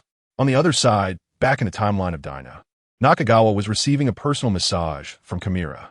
Earlier, Noah's flames had indeed inflicted pain on his soul. He needed to soothe himself. Do it yourself, he commanded while patting Chimera's head. Chimera obediently nodded and finally mounted Nakagawa's body. While feeling the pleasure, Nakagawa began to contemplate his next actions. After the incident with Zeta, Nakagawa had decided not to successfully convert the plasma spark core energy. He absolutely would not leave the Dyna world. As for how to enhance his power during that time, it was quite simple. Those monsters on Earth, though weak, could be gathered together with the sacrificial emotions provided by Kyouka and Mayumi. Achieving a 25 progress should not be a problem. Moreover, he had also obtained the most important gain from the Zeta world, Noah's core energy. This core energy could interact with the Godlight stick. To be honest, ever since returning from the Land of Light, he had almost forgotten he had this item. However, after seizing Noah's power this time, it reminded him that he needed this thing. He needed power. A lot of power. This time he had detected Noah's trace early on, which allowed him to act in advance. Otherwise, had he been even a moment late, he would have had no chance to fight back against Noah. He needed tremendous power. The energy provided by the Godlight stick, combined with the fully converted plasma core energy, could allow him to grow strong enough to challenge the mysterious 4 gods alone. Gently gripping it, the dark Godlight stick appeared in Nakagawa's hand. Chimera, who was moving, looked at the dark Godlight stick with a surprised expression. She hadn't expected Nakagawa to possess this item as well. However, despite her surprise, Chimera still understood the gravity of the situation and did not stop her movements. Meanwhile, Nakagawa scanned the godlite stick. After acquiring Noah's core energy, he no longer needed to engage in the complex behaviors he had during the Dyna era. He now only needed to convert Noah's core energy into dark energy and input it. However, this conversion required other things. Masaki Kigo. Chapter 65. Devouring Karanbu. The plot about the opponent surfaced in his mind. This was a talent who had transformed into an Ultraman using a human body. The opponent's research might inspire him on how to convert Noah's energy. With this in mind, Nakagawa confirmed a future goal for himself, to expand Masaki Kigo's experiment on Ultraman. Converting just one dino was nothing. If he was going to convert, he should convert Noah's power. After establishing a long-term goal, Nakagawa began to think about his short-term objectives. According to the plot, Masaki Kigo should still be conducting research, so there was no rush to find him. He had other matters to attend to. Scenes from when Zero had sealed the entire space-time in his mind flashed before him. In terms of using space-time powers, he was inferior to Zero. He needed to enhance his energy in this area, providing an understanding of space-time powers that could not only protect his safety and enhance his strength, but also better analyze Noah's power. Currently, there were several monsters in Dyna's world with that capability. For example, the dimensional monster Karanbu. In the original plot, this monster appeared every Halloween night, disguised as an old lady. The opponent's strength was not particularly strong, but as a dimensional monster, it possessed the ability to manipulate distorted space-time. This was exactly what Nakagawa needed. Not just this dimensional monster. He recalled others like the silver dragon Hilbegun and that peculiar merchant monster with a pillar staff. Especially the merchant monster. Nakagawa remembered that in the plot, it seemed to have an item that could traverse space-time. He was very interested in this item. After sweeping through his mind for monsters that could provide space-time power, he included these several in his devouring list. What time was it in Dyna's world now? According to human sayings, tonight seemed to be Halloween Eve. Camilla answered with a slight tremor in her voice. Hearing this time, Nakagawa nodded. That was perfect. Tonight, he could devour his first dimensional monster. Checking the time, he realized it was still a while until evening. Sensing Nakagawa's movements, Camilla immediately understood her master's intentions. Master, during this time you were away, I specifically studied a bit. Please appreciate it. After saying this, Camilla stood up and licked the sugar-coated hawthorn like a little dog, as if trying to please her master. Feeling Camilla's actions, Nakagawa marveled at her acceptance and learning ability. In the previous times, whether it was Kugekei or Shinyumi, they were all human bodies. Although they had evolved due to Nakagawa's essence, they were still flesh and blood, with very limited abilities. Camilla was different. As a legendary dark warrior, she matched Nakagawa in terms of both physical strength and speed. So that afternoon, Nakagawa realized a woman's waist could twist out illusions. That night, under Camilla's enchanting gaze, Nakagawa left the room. Reflecting on previous experiences, he had an idea. During this time, due to matters in other worlds, he had not been able to attend to things in Dyna's world. Both Kugekei and Shinyumi had come to him several times, but he had been too busy to respond. Now he finally had some free time. It was a good opportunity to enjoy himself, and, by the way, earn some sacrifice energy. Before crossing over, he had always had a dream of flying together with someone. Unfortunately, he had never had the chance. Now that Camilla had completely submitted to him, like a true pet, she would comply with whatever conditions Nakagawa set. One condition had already been found. As for the other, based on Kugekei's previous attitude, it should not be difficult to get her to agree. If worse came to worst, he could be more proactive during this time. After all, he needed to find the silver dragon Hilbegun to devour energy and would pass through several cities. Under the threat of human righteousness, he believed Kugekei would yield. As for Shinyumi, she had said that to thank him for helping her brother Nishikawa regain his legs, she was willing to agree to one condition. He had already thought of this condition. This would do. With everything planned out, Nakagawa made a spatial jump to the Tokyo area. Tokyo, as the first Asian country to westernize, Sakura country is deeply influenced by Western culture. Therefore, Halloween is an extremely grand festival here.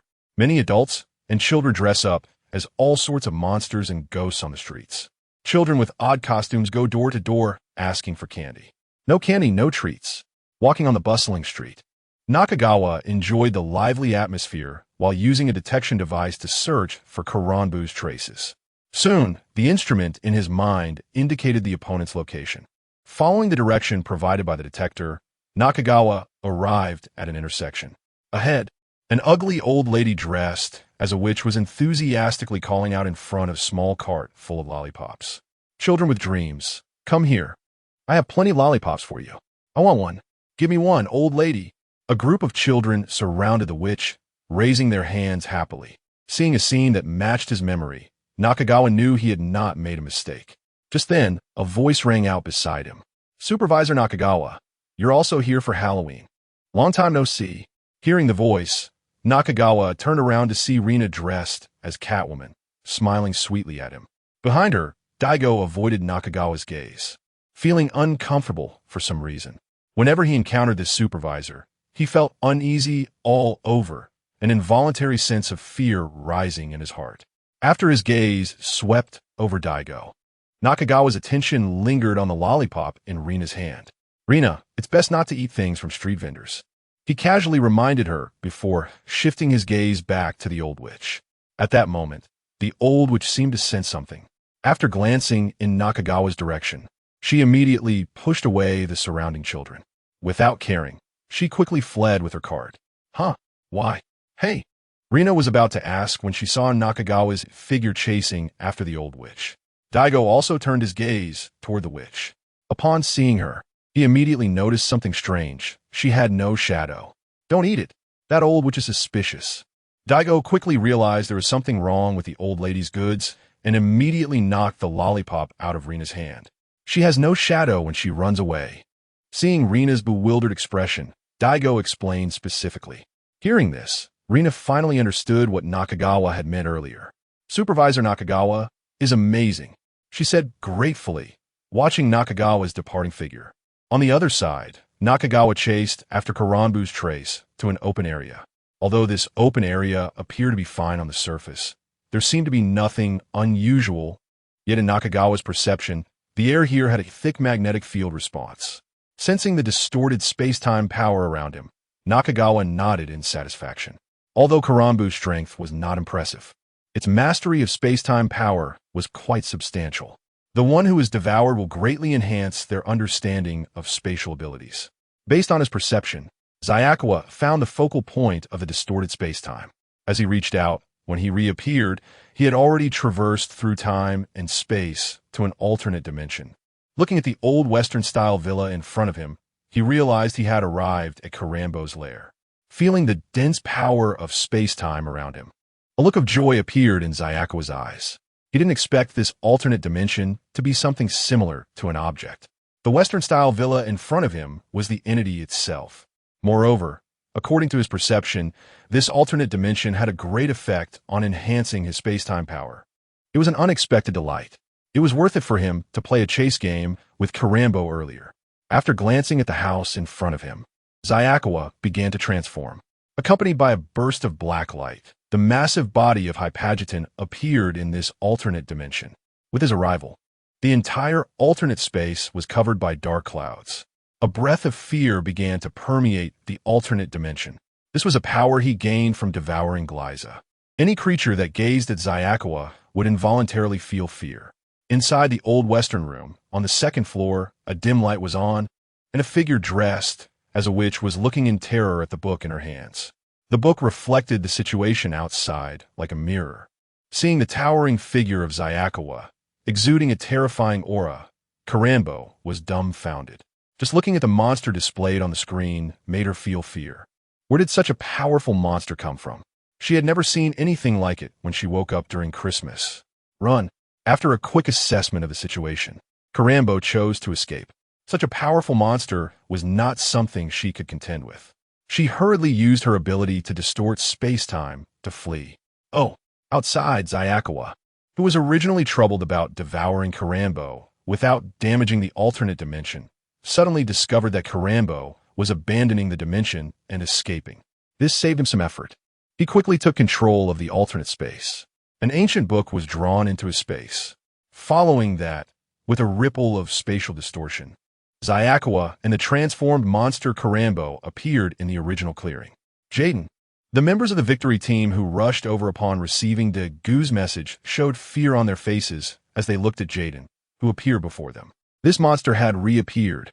The newly recovered Xincheng looked at the massive Xia with fear, gripping his technological gun tightly. The victory team was well aware of this monster's power. Dagu, standing nearby, also showed a fearful expression. As Tiga, he understood Jetton's terror better than anyone present. He hadn't seen a monster for a while and thought it had left this world. He didn't expect it to show up again.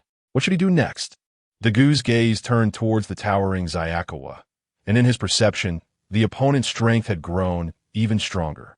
Even though he had made progress during this time, he was still not enough in front of Xia. Xia did not care about the victory team. His only target now was Karambo. Karambo, transformed into a monster, originally intended to use her ability to distort space to escape, but was surprised to find that the surrounding space was completely sealed.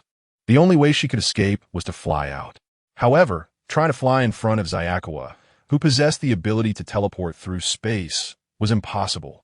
In a flash, Xiao's figure teleported in front of Karambo. The yellow scythe in his hand struck fiercely into the crystalline part of Karambo's face, accompanied by a tragic scream. The blue crystal on Karambo's face, which flickered with light, was instantly pierced. This was where she stored her space-time power and the key to her ability to manipulate it. The blue spatial power within Karambo began to spread outwards from the crystal. At that moment, Xiao's devouring skill formed a vortex of black mist that appeared out of thin air, with a powerful absorbing force. The spatial power within Karambo continuously surged into Xiao's body through the shattered opening. Under the terrifying attraction, the crystal that was once shining no longer flickered. All of Karambo's accumulated space-time power over the past few hundred years was absorbed by Xiaowa. After absorbing the space-time power, the rotating black mist vortex actively approached Karambo. Karambo desperately tried to struggle, but it was futile. Amidst her tragic screams, Karambo's massive body was completely engulfed by the black mist. Additionally, Xiaowa's devouring ability also absorbed her ability to distort space-time. Feeling the new skills he had acquired, Xiaowa was extremely delighted. This time, he not only obtained Karambo's skills, but also devoured the space-time power she had stored for hundreds of years, along with an alternate dimension space item. The harvest was truly bountiful. The process of Xiaowa devouring Karambo was witnessed by the members of the victory team throughout. Dagu looked at the giant creature in midair, and his fear deepened. If he transformed into Tiga to face Jetton, would the outcome be any better than that monster? His strength was simply too weak. After reflecting on his gains, Xiaowa finally had time to turn his gaze towards the victory team. His eyes lingered on Dagu for a moment before shaking his head. With Dagu's current strength, devouring him would be a waste of time. Not wanting to waste time, Xiaowa prepared to leave. At that moment, under Xiaowa's gaze, the aura of fear began to seep into the hearts of the victory team members. Feeling the fear inside him, Xincheng grit his teeth and aimed his handgun at Xiaowa. Yidon, D. Xincheng shouted as he fired the bullet in his hand. Looking at the oncoming bullet, Xiaowa sneered inwardly. He turned and vanished into the air. The energy bullet, during its flight, encountered a wave of distortion. By the time it reappeared, it had already landed in front of the victory team members. With the enhancement of spatial power, the energy bullet had the explosive power of a bomb. Boom! A huge explosion sounded. Although the victory team members managed to evade in time, they still suffered injuries. Among them, Xincheng, who fired the bullet, was severely injured. His leg, which had just healed, was once again severely damaged, and he lay on the ground, emitting painful cries. Chapter 66. Kyouka K. For the future of humanity, Natsukawa returned to his underwater lair. Compared to the Luluye ruins, it felt like home. After returning to the depths of the ocean, he began to digest the energy he had absorbed from Killam. Along with the digestion of the temporal and spatial energy within him, his body underwent changes.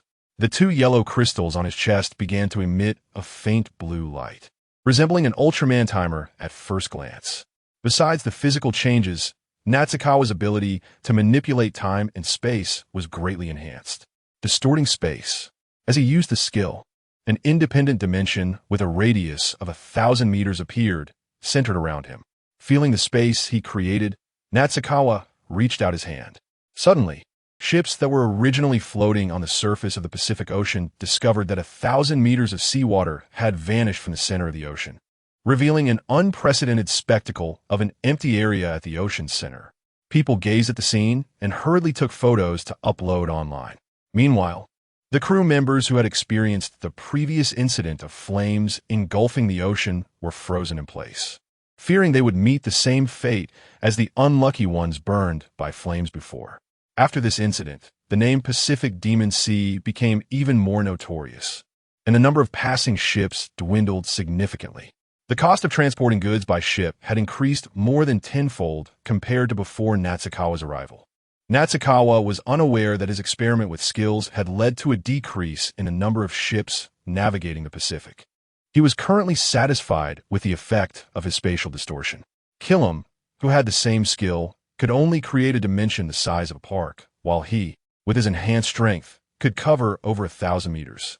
Moreover, besides the skill of distorting space, he also acquired a clone skill, temporal and spatial clone.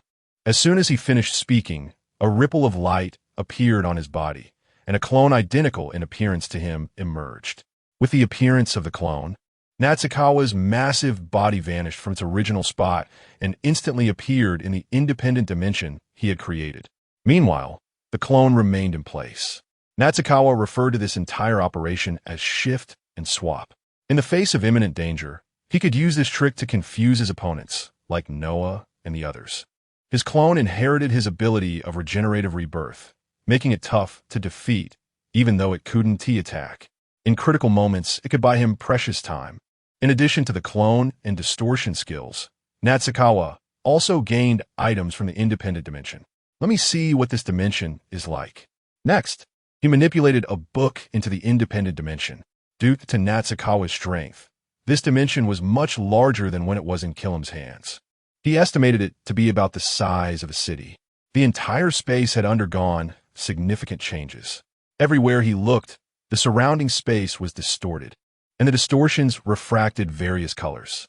This world appeared to exude an eerie array of colors. Apart from the physical appearance, Natsukawa made a surprising discovery. This space could connect to Earth. Behind those distorted colors were projections of various cities. Through these projections, Natsukawa could reach any corner of Earth at will. This was interesting, as he sensed the effects of this space. He keenly realized that this item had great significance for his survival. Based on his speculation, Natsukawa concluded that he could seal off the external time and space, and then discovered with joy that this item had already connected to this world. Therefore, regardless of the external time and space blockade, he could leave. After obtaining this experimental result, Natsukawa's heart was filled with joy. With this item, the threat of Noah and the others' time and space blockade was greatly reduced. As long as he connected this item to the time and space of the world before they arrived, he could ignore the time and space blockade and return to the world of Tiga through time and space traversal. Who would have thought that there were good things in Tiga? Natsukawa exclaimed. Due to his increase in strength, he had somewhat looked down upon the Tiga world. However, today's gains from defeating Killam made him realize that there were still many unique items within the Tiga world that could enhance his strength if used properly. With that in mind, Natsukawa decided to find Masaki Kigo afterward. According to the plot, the other party had unique insights into the study of statues. If not for his lack of composure, he might have actually transformed into Ultraman. However, his lack of composure was just right for Natsukawa. A righteous person probably wouldn't help him study Ultraman anyway. Thinking this, a dazzling white light appeared in Natsukawa's hand. This was the power of Noah that he had absorbed earlier.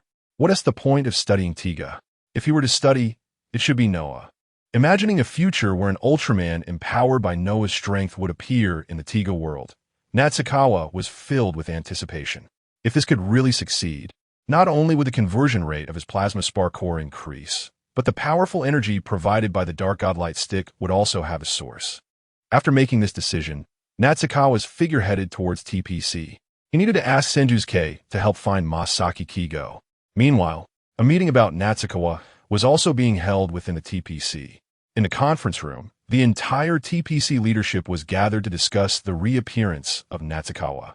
Captain Kyuma, is it true that the victory team suffered heavy casualties this time? Zai looked at the report and inquired. That's right, this time everyone except me and Izumi was injured. Kyuma replied, feeling resentment towards Shinjo. If it weren't for the other party launching an attack without permission when Natsukawa left, nothing would have happened. However, Shinjo's impulsive action resulted in 5 members of the 7-person team being injured, and except for Daigo, everyone was still lying in the hospital. The instigator, Shinjo, had also suffered severe leg injuries. According to the doctor, unless a miracle similar to the last time occurred, there was no chance for Shinjo's leg to recover. While Kyuma wanted to curse upon hearing this news, he still had to maintain Shinjo's actions on the surface. After all, he couldn't say that because of Shinjo's physical sacrifice, Natsukawa promised not to destroy the city and slaughter civilians without reason. Hearing Kyuma's response, Zai frowned. He initially thought that Natsukawa's long absence meant he had left Earth, but this sudden appearance shattered that illusion. At the same time, it made him tense again after having slightly relaxed previously. Furthermore, based on this incident, he discovered that the monster named Jetton was even stronger than before. What a disgrace. The victory team, our TPC's most elite unit, has not even managed to inflict any damage on the monster before being completely wiped out. With such strength, how can we protect humanity in front of Jetton? Yoshioka complained, fanning himself. Since the emergence of the Jetton monster, the victory team had found no way to deal with it. In response to Yoshioka's accusations, Kyuma shot back without hesitation. If Commander Yoshioka can solve the Jetton problem within TPC, my team and I will immediately follow his command. Kyuma was well aware that even Daigo, the champion of Tiga, could only run away when facing Jetton. Moreover, according to Yuri's words, with Jetton's current strength, it possessed numerous ancient giants and found no opponents. It was only natural that they, TPC, could not handle such a formidable existence. Yoshioka waved his fan, wanting to say something, but after thinking for a while, he couldn't say anything at all. After all, what Kyouka said was the truth. They at TPC really couldn't find anyone capable of dealing with Jetton. This monster was just too powerful. During the following meeting, many advisors began analyzing the situation based on the battle footage provided by the victory team. After analyzing, the only conclusion they could come to was that Jetton's strength had become even more formidable. Although they had successfully developed the max power system during this time, the gap in strength between them and Jetton was only getting wider. Those advisors who had already sided with Nakagawa were understandably calm about this conclusion. However, the high-ranking officials who had not allied with him were very anxious. They began to actively promote the seed plan proposed by Sawai during the meeting. Hearing the discussions about how to leave Earth, Kyouka once again recognized the vulnerable position of TPC or humanity in front of Jetton. If they wanted to save humanity, it still depended on her. With this thought, Kyouka, whose body was already heating up due to her overwhelming desire for Nakagawa, approached Sawai. She made a request to leave to this elderly man who was deeply worried about the future of humanity. Sawai waved his hand, signaling her to leave. He also knew that she had no interest in discussing how to escape from Earth. After receiving Sawai's permission, Kyouka hurried to Nakagawa's office. Just as she was about to knock on the door, it swung open first. Mayumi's sweet and pure face appeared before her. Kyouka keenly noticed that there were tears in the corners of her eyes. What happened? Just as I was about to ask, Mayumi lowered her head and quickly left the scene. With a feeling of confusion, Kei walked into Nakagawa's office. What did Lord Jetton do to Mayumi? How did I see her run out crying? Hearing the sound, Natsukawa looked up and saw Kyouka walking in from the door. Oh, his brother Nienjo was injured, and he asked me if I could arrange for the best hospital. I said of course I can, and then she was so moved that she ran out crying. Natsukawa made up an excuse. The reason why Mayumi was crying was entirely because of him. He was very angry about the incident where Nishijo attacked him, so he made a demand. If he wanted to treat Nishijo's leg, in addition to accepting the dual transformation, he also needed to agree to the conditions he hadn't agreed to before. Mayumi thought that kind of thing was humiliating and didn't want to agree. Natsukawa's attitude was not as good as the last time. He straightforwardly told her that if she didn't accept, then she should wait for a miracle. This conversation also led to Mayumi leaving in tears. Lord Jetton, aren't you angry about Nishijo's attack on you? Xia Chuan sneered and then asked back. Would humans get angry because of an ant attack? Moreover, the bullets shot by the new city will be returned 100-fold to Mayumi. What's wrong? What are you doing here? If it's to plead for the new city, then there's no need. I won't make things difficult for him over such a trivial matter. After saying that, Nakagawa silently added in his heart that it would only make things difficult for his sister. Hearing Nakagawa's question, Ikezuake's eyes showed a mix of guilt and anticipation. With a complex mood, Ikezuake turned around and closed the office door. Watching the other person's actions, Nakagawa understood something in his heart. The bright moonlight spilled onto the office floor through the window. Step, accompanied by the sound of high heels clicking on the floor, Kamiya K, dressed in the victory team uniform, slowly walked up to Natsukawa and then sat down on him. A soft sensation spread from her body to Natsukawa's mind. At the same time, a unique fragrance wafted into his nose. This was the floral scent he had mentioned liking during a casual chat after an event. He didn't expect Kamiya K to remember it, and even specially create a perfume. Captain Kamiya, what are you trying to do? Although clearly aware of what the other party wanted to do, Nakagawa still deliberately asked. At the same time, while speaking, his hand slowly brushed over the dangerous area. Feeling the sensations on her body, Kyouka K, who had been suppressed for several days, immediately reacted. Master, hearing the pleading voice from the other side, Nakagawa not only did not stop, but also licked the other person's earlobe. Being suddenly attacked in her sensitive spot, Kyouka K's voice began to tremble, and her vision started to blur. From now on, call me Master. Do you understand? Hearing the words from Natsukawa, a sense of humiliation surged in the mind of Kamiya K. But soon, the pleasure in her body dissipated those feelings, making her indulge in it. Feeling the truest emotions within her, her body became even softer as she leaned closer to Natsukawa. After finding an excuse to convince herself, Kamiya K softly called out with a trembling figure, Master. Xia Chuan lowered his head and saw that the originally dignified and aloof face of Ijima K was now as red as blood. The high and mighty queen aura she once had completely vanished. Seeing the situation, Xia Chuan wasted no time and took action. In response to Xia Chuan's movements, Ijima K showed no resistance at all. Her gaze was hazy, immersed in a sea of pleasure. After all, she was doing this to save all of humanity. Since the goal was so great, what was the harm in sacrificing a little? Moreover, she was so happy. Under the enchanting hands of Natsukawa, the once suppressed body of Kyouka was completely released. Her delicate body began to move involuntarily. That place was already drenched. Just at that moment, Natsukawa suddenly stopped, placed her hand in front of Kyouka, and asked with a smile, Is this still the Kyouka I know? Looking at the scene before her, a wave of immense shame surged within Kei Imanaka.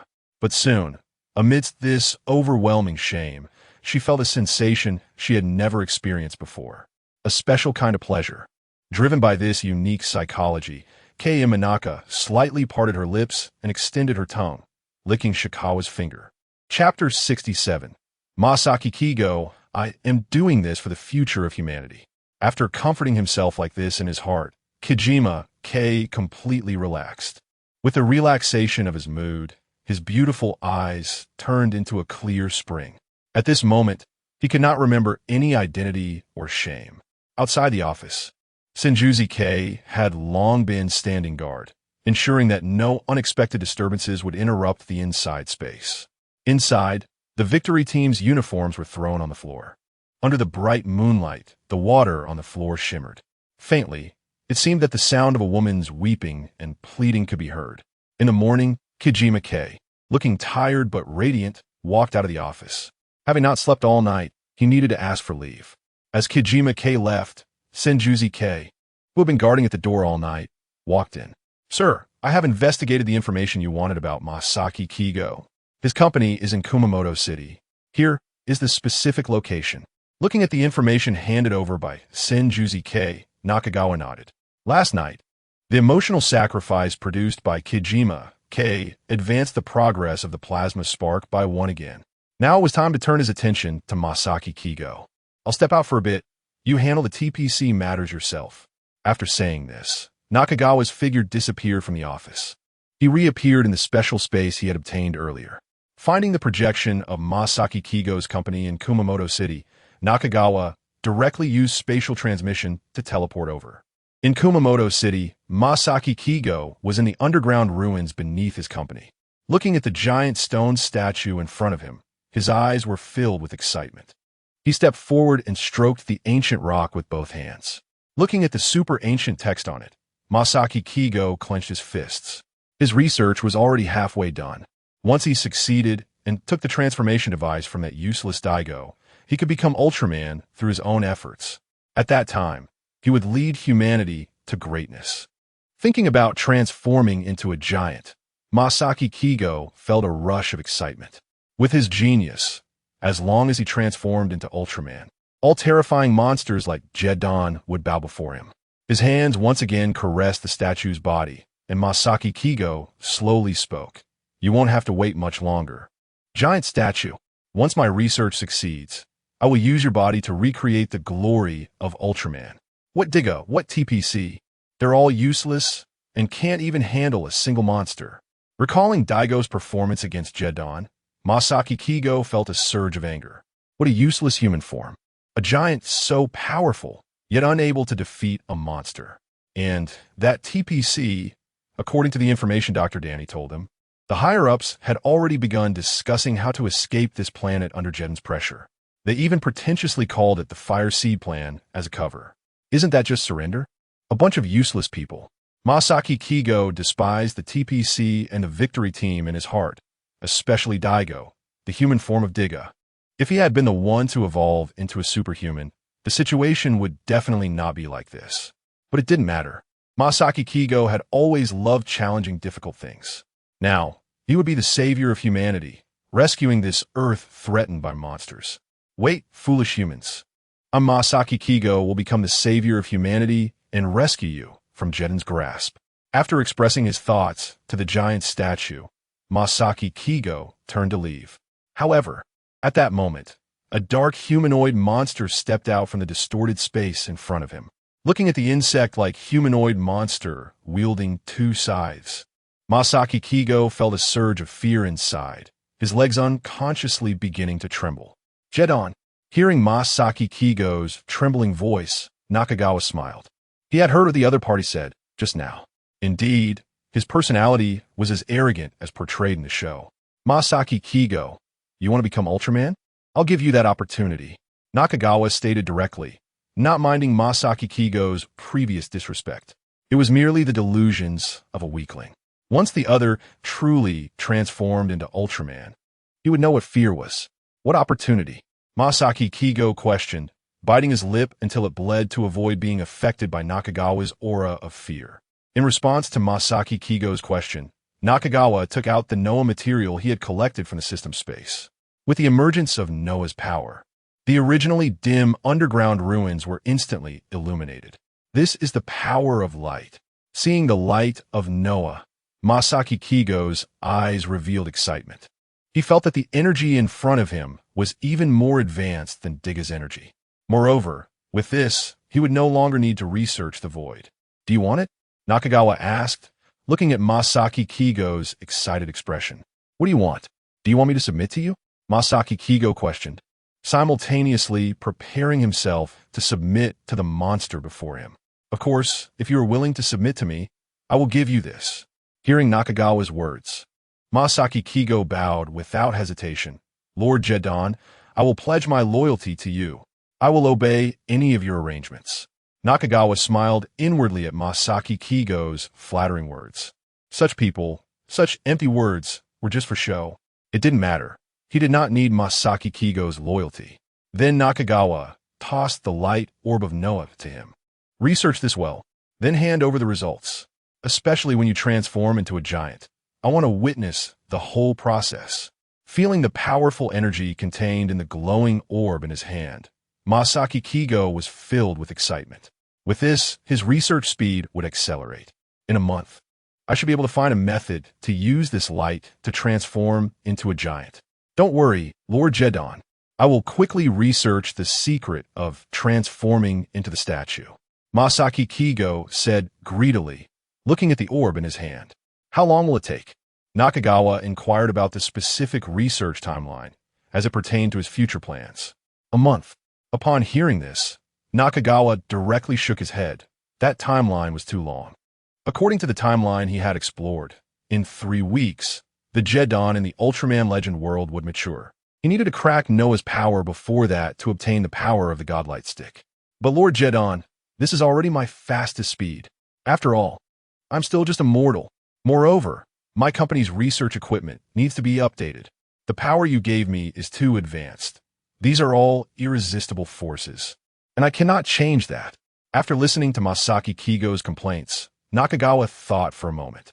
Then he tapped the scythe in his hand in the air, and a wave of black energy surged into Masaki Kigo's body. Masaki Kigo felt his physical abilities continuously enhancing.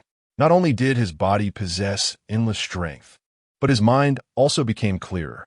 It was as if he had achieved the evolution he had always dreamed of. This energy will ensure that your body does not need to sleep or rest in the coming time, but only for 2 weeks. If you do not achieve research results within 2 weeks, this energy will directly destroy your body. Xia Chuan did this for Masaki Kigo. After all, his energy is not so easy to obtain. If the research is not successful, Masaki Kigo will die. Now, under the pressure of death, Masaki Kigo's progress will definitely advance by leaps and bounds. What?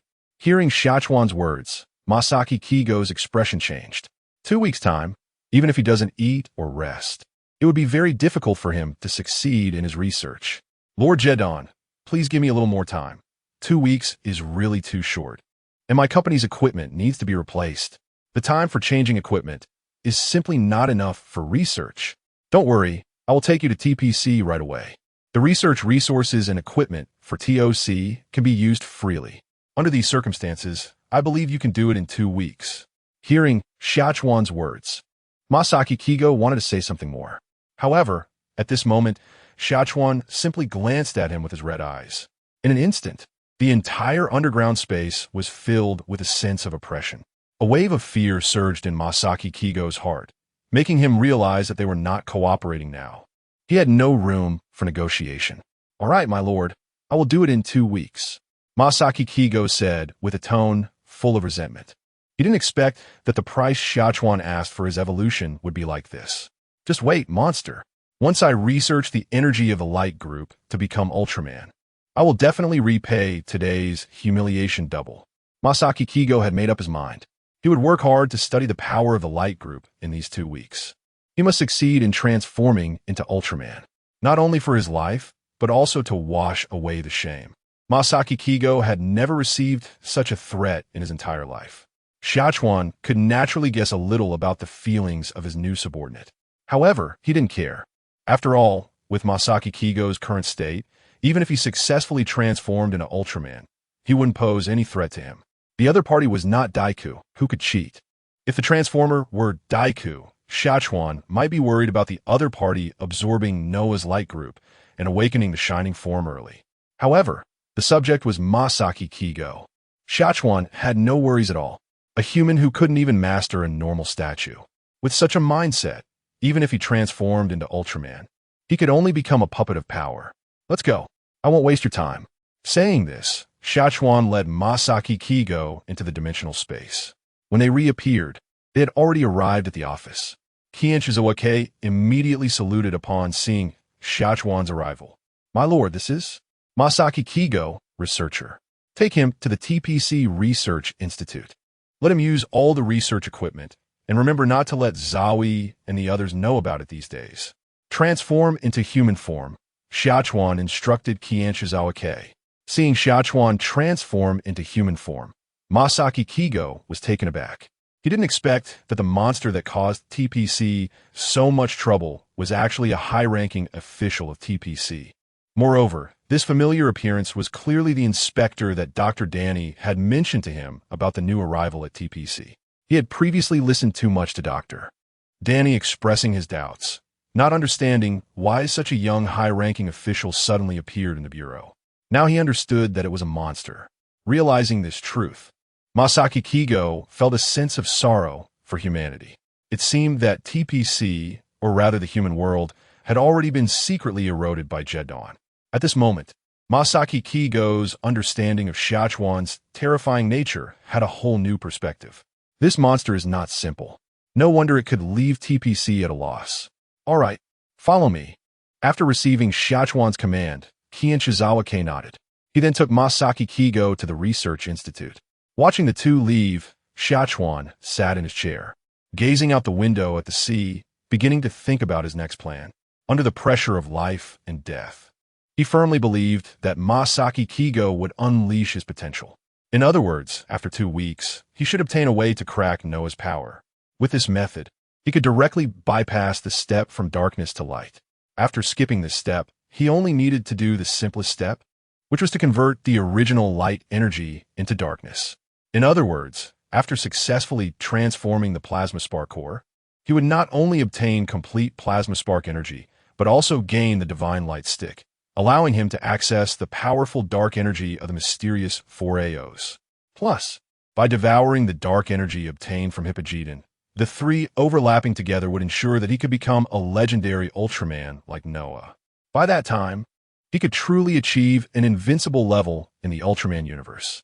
The goal he had set during the Luluye ruins could finally be realized.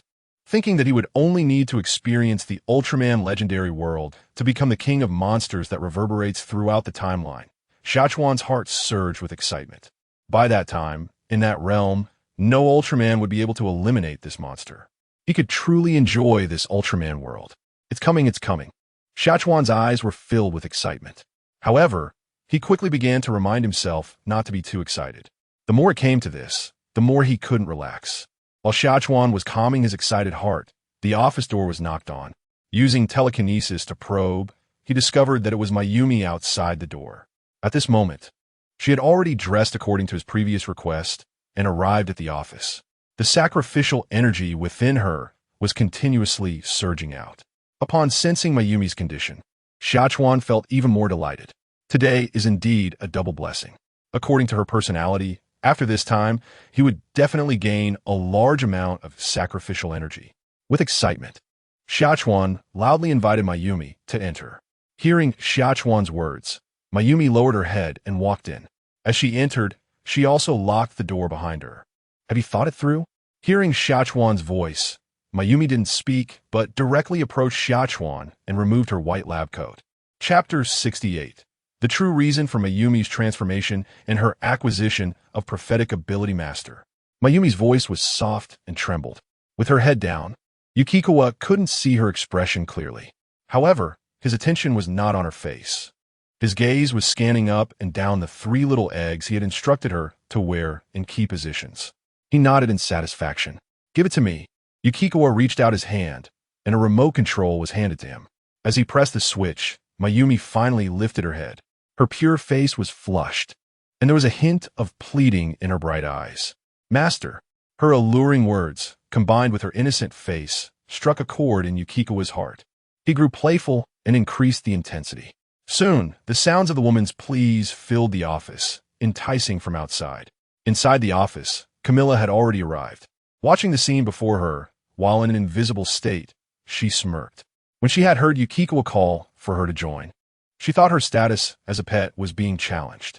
But now, she realized her worries were unfounded. This one human, no matter how pretty her face was, could not threaten her position. At that moment, they heard Mayumi's pleading words, Master, how about I use my hand like last time? Upon hearing this, Camilla stepped out from the shadows. She wanted to show this newcomer how a pet should behave. Seeing Camilla suddenly appear, Mayumi's movements paused. She didn't understand how this person had gotten in. What's surprising? Didn't I tell you about today's scene? Hearing Yukikawa's slightly impatient tone, Camilla immediately approached him. While loosening her clothes, she crawled in front of Yukikawa and said in a seductive tone, Master, don't be angry. Let me show my sister how it's done. As soon as she finished speaking, Camilla began to lick a candied hawthorn stick enticingly. Watching from the side, Mayumi felt as if she were seeing a little dog trying to please its owner. This was Camilla's strategy to bind herself to Yukikawa. Observing his character traits during this time, she noted that this powerful monster treated those who submitted to him very well. As long as she played the role of a pet, he would satisfy her needs. As for feelings of shame, Camilla had them. But this sense of shame also brought her extreme pleasure. Yukikawa looked at the beauty before him, smiling in satisfaction, while also glancing at the observing Mayumi. To reduce her resistance, he decided to demonstrate first. After all, doing the same thing is much easier with someone accompanying you. Then, Yukikawa mounted and began to gallop. Mayumi, still in shock, returned to her senses upon hearing the sound. She soon met Camilla's flushed face and dreamy eyes. Seeing her state, Mayumi's already sensitive body began to writhe due to the props. Noticing Mayumi's condition, Camilla excitedly smiled and pounced on her writhing form. "What are you doing?" Mayumi was caught off guard and fell onto the sofa, with Camilla burying her face in her depths. At this moment, Mayumi looked confused, her expression dazed. Meanwhile, Camilla, buried inside, also wore a blank expression. Watching this tempting scene, Yukikawa excitedly began the activity. Mayumi had only kissed her boyfriend before. She had never experienced anything like this. Now, under Camilla's lead, she felt completely transformed. Especially when the unfamiliar woman embraced her, welcoming Yukikawa, all her previous thoughts of returning to the past were utterly shattered. She knew she could never go back.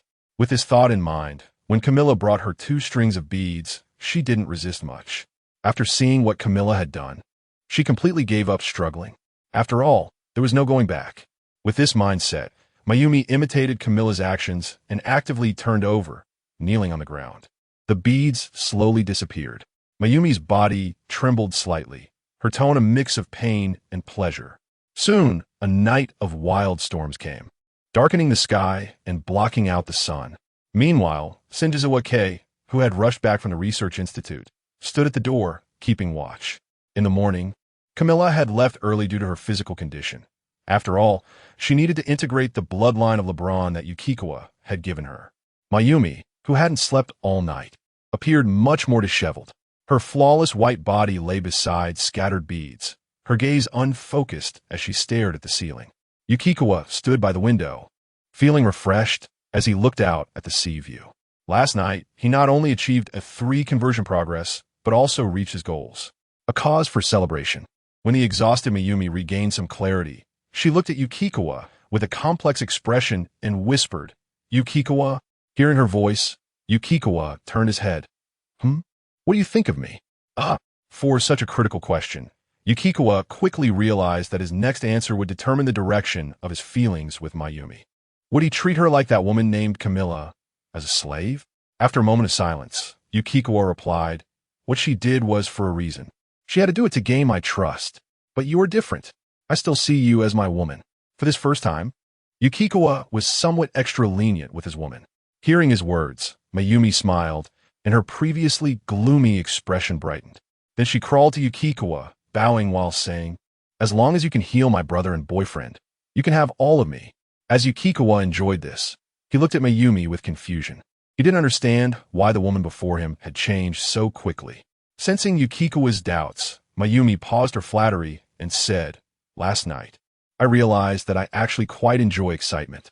Since you can bring me joy and heal my brother and boyfriend, then let's do it." Just as Mayumi had thought in her mind yesterday, since that's the case, then let's do it. After all, Yukikawa didn't give her a feeling she disliked, so she might as well enjoy it happily. A high-ranking TPC victory team inspector, handsome, and incredibly strong in that aspect, she felt she wasn't losing out at all. As for that woman, for someone with traditional views like her, it wasn't unacceptable. Besides, she had truly enjoyed herself yesterday. After thoroughly submitting, Mayumi got dressed again, and Yukikawa, in a good mood, went to a coffee shop based on the information provided by Shinjizawa Kei. "Hello, boss. 2 cups of coffee, please." After ordering 2 cups of coffee, Yukikawa sipped his drink while waiting for the time to pass. After a while, a man in a vest and glasses pushed the door open and walked up to Yukikawa. "What do you want? Why did you capture my girlfriend? What have you done to her?" Looking at the agitated Tokino Makio before him, Yukikawa frowned. Is Shinjizawa Kei this rough in her methods? He thought extending his hand. Accompanied by a twist, he, along with Tokino Makio and the table, entered an alternate dimension. Looking at the distorted space, Tokino Makifumi immediately realized that something was off with the problem at hand. The man in front of him didn't seem like an ordinary robber. "Don't worry, by the time you got here, your girlfriend is already back safe and sound." During his speech, Nakagawa revealed his true monstrous form. The oppressive dark purple body combined with emotionless red eyes filled Tokino Makifumi with fear at that very moment. Jetton, seeing the terrifying monster that matched the reports perfectly, Tokino Makifumi's hands began to tremble. Nakagawa's transformation had already reached its peak before reverting back to human form. At this moment, Tokino Makifumi remembered something and, looking at Nakagawa's face, let out a surprised shout. "Isn't that the TPC inspector? He is actually Jetton." In that moment, Tokino Makifumi had the same thought as Masaki Kigo. The monster in front of him was truly terrifying. No wonder it could cause such trouble for the TPC. Seeing the look in Tokino Makifumi's eyes, Nakagawa understood that he could reveal his intentions. "All right, I believe you know my identity. I'll keep it brief. I'm here mainly for your prophetic ability." Hearing Nakagawa mention his prophetic ability, Tokino Makifumi's expression changed. He couldn't understand how this monster knew he had that power. "All right, stop being shocked. Let's get started." After saying that, Nakagawa used his skill to begin absorbing the energy within Tokino Makifumi. Tokino Makifumi felt a powerful suction coming from Nakagawa. Then, the prophetic ability that had accompanied him since childhood was completely taken away at that moment. As Nakagawa gained the prophetic ability, a scene appeared in his mind. It was a vision from 2 weeks later. By that time, Masaki Kigo had completed his research on Noah's power 3 days earlier than Nakagawa had predicted. Using those 3 days, Tokino Makifumi found Daigo and Sawai through Dr. Danny. He was able to preliminarily identify Mayumi and Ikezawa through their investigation. After keeping the suspicious people in the dark, the TPC set a trap for him. At the moment he observed Masaki Kigo transform into Ultraman, the TPC's armed forces and Daigo in his transformed state appeared. Masaki Kigo briefly transformed into Nexus. However, he then became obsessed with his powerful abilities and turned into Dark Faust. In the face of the assembled TPC forces, Daigo and Dark Faust, Nakagawa naturally swept through them. However, despite defeating them, his identity was exposed, leaving him in an extremely passive situation. He was forced to grasp the TPC. Suddenly waking up from the prophetic vision in his mind, Nakagawa felt some surprise. Damn it, what is Ikezawa doing? How could he make Masaki Kigo do such a thing? Shouldn't he have instructed him to keep an eye on Masaki Kigo? At that moment, a hint about the prophetic ability appeared in his mind. Prophetic ability can briefly predict the future, providing one worst-case scenario and one best-case scenario. Upon viewing the system prompt, Nakagawa realized that the worst-case scenario he had just seen was indeed the worst. So, he used the prophetic ability again. This time, the result was indeed much better than the last. Masaki Kigo's actions were discovered on the spot. Ikezawa directly pressed him down in front of himself. After receiving this news, he immediately acted, using dark power to infect him. Under the influence of the dark power, he deepened the other person's desire for destruction. Driven by the desire for destruction, he then bestowed upon him even stronger abilities. Just like that, Masaki Kigo directly transformed into Dark Faust and began to wreak havoc in the city. When Daigo arrived, Masaki Kigo was on the verge of defeat. Nakagawa purified him with light energy, while simultaneously strengthening his spirit of sacrifice towards humanity. Driven by the spirit of sacrifice, Masaki Kigo transformed the dark power back into pure light energy and gave all this light energy to Daigo. As a result, Daigo evolved into the shining form of Diga. Then, Nakagawa absorbed the energy of Daigo's shining Diga, which directly increased his conversion progress by 20. His conversion progress was almost full. Indeed, it was the best outcome. Nakagawa nodded in satisfaction. It was truly beneficial to acquire this skill. This directly gave him a 20 conversion rate. Holding on to this thought, Nakagawa was about to end the state of the prophetic ability when he suddenly discovered, under the detection of the prophetic ability, that his future was filled with extreme darkness. It was an extremely bad situation. Out of curiosity, he used the skill to check it out. However, Nakagawa found that his skill intensity was insufficient to detect that particularly bad future. Upon receiving this result, Nakagawa immediately became alert. Although he couldn't detect the specific situation, he had a premonition. If he were to actually experience that incredibly bad future, even if he miraculously escaped, all the abilities he had gained during this time would be wiped clean. He would have to start all over again. Realizing this, Nakagawa understood that he had to see clearly that incredibly bad future. With the system's prompt, he used 10 of his plasma spark core conversion progress to enhance the prophetic ability. As the prophetic ability evolved, Nakagawa finally saw the dark future clearly. It was the universe of Ultraman legend. He saw himself, having just devoured Jetton, standing before 3 powerful Ultramen in a dim city. Their names were Ryujito, Noah, and Saiga. Good heavens! The 4 mysterious Ultramen were all here except for the absent king of Ultraman. Seeing this lineup, Nakagawa understood why this was such a bad future for him. Chapter 69. Journey to the world of Tiga. 3 mysterious Ultra beings appeared all at once. No wonder it was the worst outcome. Blocked by these 3, even with the Yifu template, he would still struggle. According to the future he glimpsed, in order to deal with Yifu after death, Noah specifically created a cage to trap himself forever. Watching the image of himself trapped in the cage, Xia felt fortunate to have gained the prophecy skill. Otherwise, according to his original plan, after devouring Masaki Kigo and transforming into Ultraman, he would have gone to the Ultraman Legend universe to devour Hayabusa, only to be caught by the long-awaited mysterious 3 Ultra beings and imprisoned in the cage. It seems I need to prepare. Knowing the future, Xia naturally would not let such a thing happen. First, he clarified that the current Ultraman Legend world was extremely dangerous. He absolutely could not go there until his strength reached the level of the mysterious 4 Ultra beings. Since he couldn't go, he naturally had to think of other ways to enhance his strength. This time, through the prophecy.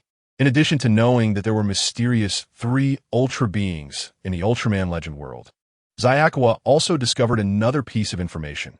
Noah was currently helping Zero evolve into Saiga and had no time to monitor this timeline.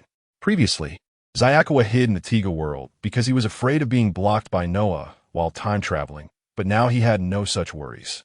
Xia could go to other timelines to increase his energy. Thinking of this, he once again activated his prophecy skill. This time he used 5 of the plasma spark core conversion rate and began searching for the most powerful timeline to enhance his strength. Soon, he saw in a prophecy a world where a giant similar to Tiga was fighting in a city.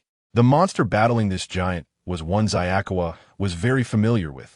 Golza, the world of Tiga, so it turned out to be this world.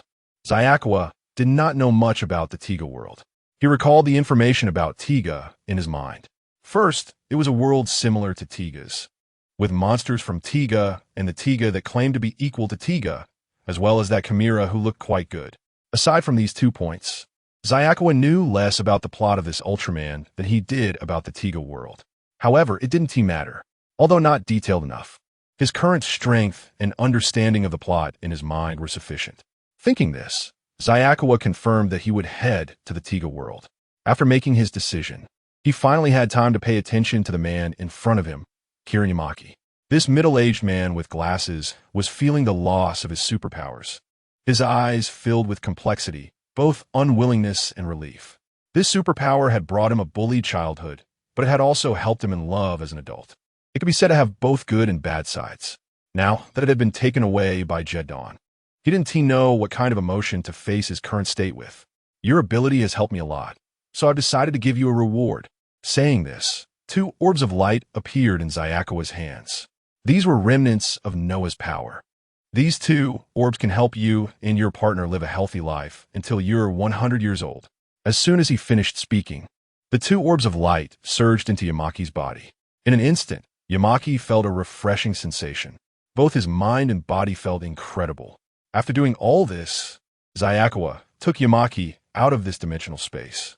The 2 returned to the CAF, under the cover of the illusion. No one in the CAF was aware of what had happened during this time. After taking a sip of coffee, Xia stood up to leave. Wait! At that moment, Yamaki tried to stop Xia. He wanted to ask how the two orbs in his body would ensure that his future partner could live safely until 100 years old. However, Xia had already known what the other party wanted to ask through his prophecy. Without looking back, he said, "Your partner will naturally live healthily as long as they stay by your side." After leaving the CAF, Xia turned back to take a look at Yamaki inside. In the prophecy image he saw, the other party and his beloved partner lived happily and healthily until they were 100 years old, with many descendants and a happy family. Seeing that happy image in the prophecy, Xia made a firm resolution. His future would also be happy, not imprisoned in a cage like the worst prophecy. With this determination, Xia returned to TPC. According to the prophecy he had received earlier, he arranged for Chimera to closely monitor Masaki Kigo and instructed her not to let him come into contact with any unrelated personnel during these 11 days, except for researchers. Those researchers who did come into contact will be closely monitored by Shinjizawa Megumi. After eliminating the risk of Masaki Kigo leaking his identity, Xia activated his teleportation skill. He was going to the Tiga world. Of course, all of this was not without return. He still had to come back after 11 days. After all, he couldn't miss the opportunity to devour the shining Tiga. After confirming that he hadn't overlooked anything, Xia stepped into the golden teleportation portal. World of Tiga. Mas? Xia figure descended into the Tiga world. Looking around at the desolate environment, his eyes sparkled. Is this Mars? Previously, even when traveling to other worlds, most of them were on Earth. Now suddenly arriving on Mars felt somewhat unfamiliar. After adapting for a while, he began to scan the entire city with his telekinesis. Soon he sensed a powerful dark force. Let's go take a look. Accompanied by a flicker of space, Xia figure disappeared from the spot. When he reappeared, he found himself above a girl dressed in black leather. Looking down at the girl's delicate features and full of energy aura, he immediately recognized her as Chimera in her human form. What she said next confirmed his judgment. "Tiga, do you think this is the end? I will completely destroy this world," Chimera coldly said, looking at the statue of Tiga below the city. "Come out, Galba." With Chimera's voice, the roar of a monster came from afar. Then, a large, fierce-looking monster broke through the base's protective shield and invaded Mars Base No. 1. This monster was a combination of the ultra-ancient monster Golza and Melba. Watching the monster rampaging ahead, a hint of nostalgia flashed in Xiakua's eyes. The first monster he devoured when he first emerged from the Luluye ruins was Melba. His wings evolved because of that. Upon seeing that familiar element, he felt a surge of emotions. At this moment, underground, the human body sword Wu was also aided by the Light Kingdom and obtained the Victory Light Stick. Transforming into Tiga, watching Galba destroy the city ahead, Chimera felt an indescribable pleasure in her heart. But soon she sensed something was off. Her gaze began to rise, and she was surprised to find that a tall young man had appeared above her without her noticing. Moreover, according to her investigation, the dark energy within him was extremely powerful. Even her battle instincts were constantly warning her not to confront him, or she would die a horrible death. This feeling is something even the peak moment of Dark Tiga never gave her. She felt the fear within her heart. A look of surprise appeared on Carmilla's beautiful face. Who exactly is this man in front of her? He is even more powerful than Tiga. At this moment, his attention was no longer on Carmilla. Looking at the transformed Tiga, Nakagawa decided to test Tiga first. After all, as an intruder, he should greet this new world. Jetton, accompanied by a deep roar. The entire sky was shrouded in dark clouds. The aura of fear emanated from Nakagawa and quickly spread around him, accompanied by a thick black mist. Nakagawa transformed into Jetton and emerged from the black mist. His dark purple body, combined with the yellow wings spread behind him, looked like a demon from hell descending upon the world. The sudden appearance of the monster attracted everyone's attention. Feeling the powerful dark energy within Nakagawa, Carmilla felt her heart racing with fear. Her body trembled unconsciously. Where did this person come from? Why is he so strong in his monster form? Why have I never seen anything like this in the ancient times? Carmilla's face was filled with astonishment. The man she had just encountered transformed into something so terrifying. When he was in his previous form, her fear was not as intense. But now, Facing the complete form of the monster, she felt scared just looking at him. She instinctively wanted to submit to him. Tiga felt the same way. Due to his physique, he was particularly sensitive to the aura of darkness. He also sensed the terror of the monster in front of him. It felt like a higher life form. The powerful dark energy was overwhelming. Just by sensing it, fear began to rise within him. Both Carmilla and Tiga felt this way. The monster Galba was even more overwhelmed. He had already started digging into the ground, preparing to escape. Seeing the familiar escape posture, Nakagawa became interested. The first time he appeared in the Tiga world, he devoured Melba. Today, as he first appeared in Tiga's world, he would devour this monster that combined the characteristics of Golza and Melba to announce his arrival. Space jump. A flicker of his figure. By the time he appeared again, Nakagawa's massive body was already in front of Galba. Hell Dark Fireball, accompanied by the gathering of energy. Flames began to surge within Nakagawa. The flames concentrated at his chest, forming a terrifying fireball burning with sacred flames in midair. The moment this terrifying fireball appeared, all living beings within 1,000 meters felt the scorching temperature, as if they were surrounded by a sea of fire. Carmilla and Tiga, feeling the intense fireball, were both shaken to their core. They sensed the divine radiance emanating from it. The combination of this sacred flame with the dark energy was, to them, an impossible combination. After all, how could light and darkness coexist? Yet, the hellish dark fireball in front of them radiated an incredibly powerful aura. Boom! The next moment, the fireball was launched. Boom! Accompanied by a violent explosion, the hell fireball instantly pierced through Galba's body. A massive hole appeared in his huge form. At that moment, a thick black mist appeared in front of Nakagawa, accompanied by a terrifying attraction. Galba's body was instantly devoured by Nakagawa. After consuming Galba's dark energy, Nakagawa nodded in satisfaction. This dark energy made the monsters in Tiga's world much richer. Feeling the immense power of the hell dark fireball, Tiga's sense of unease grew heavier. This monster is so powerful. He would probably have to engage in a tough battle next. Meanwhile, Carmilla looked at her summoned Galba, being defeated in an instant. Filled with immense anger, she wanted to act, but Nakagawa's powerful aura made her hesitate.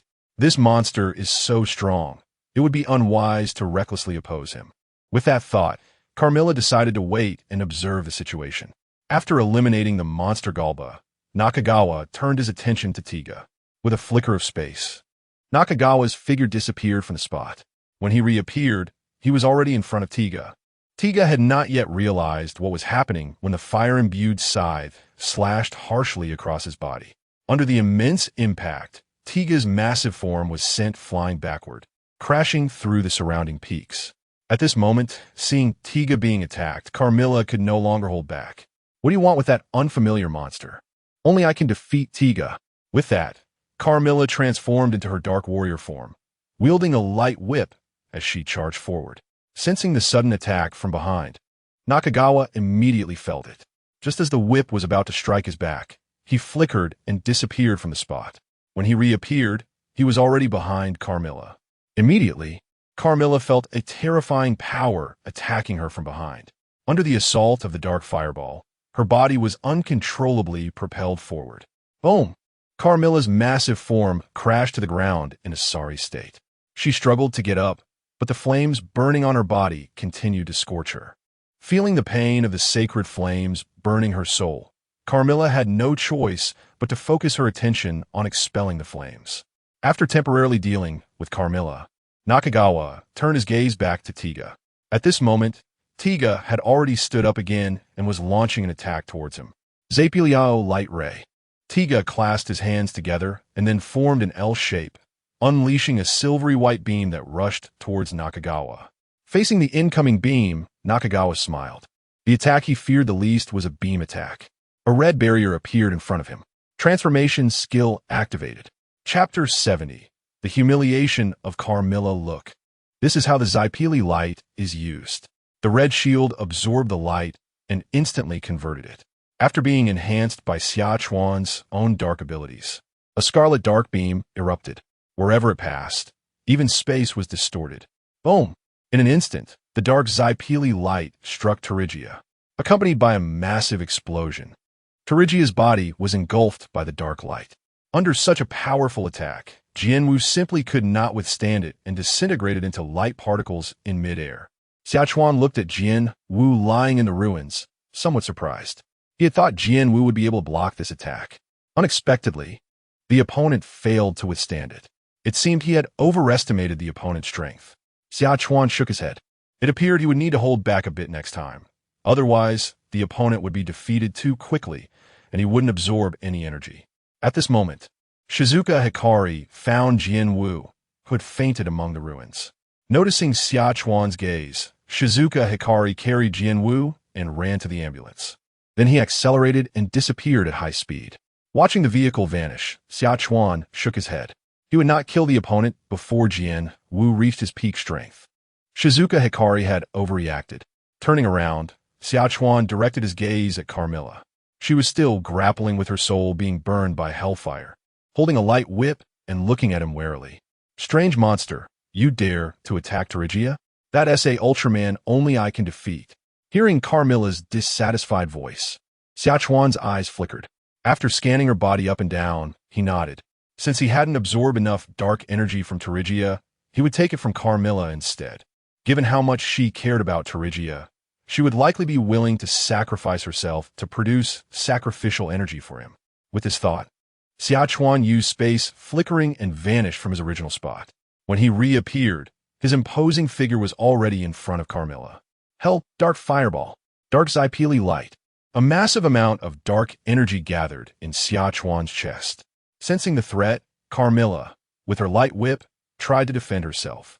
However, the rain-like fireballs combined with the scarlet dark light instantly destroyed her defenses. The fireballs and the bloody light engulfed Carmilla's body. Under the impact of such powerful force, the heavily injured Carmilla could no longer maintain her giant form and transformed into light particles, dissipating in mid-air, landing in her human form among the ruins. In this state, Xia Chuan's figure flickered and disappeared from the spot. When he reappeared, he had also transformed into human form and stood before Carmilla. Who are you? Why is there such a strong monster in this world? Carmilla, lying on the ground and clutching her chest, looked incredulously at the man before her. The monster that had transformed was simply too powerful. Even at her peak with Terigia 30 million years ago, she could not compare to him. I'm not a strange monster. I'm Jetton. Of course, you can also call me by my human name, Xia Chuan. I'm from another world, so it's normal that you don't recognize me. Xia Chuan explained his name while also mentioning his origins. From another world? You came for the eternal core. Dream on. I won't let you get the eternal core. Hearing that Xia Chuan was from another world, Carmilla clearly misunderstood something. Watching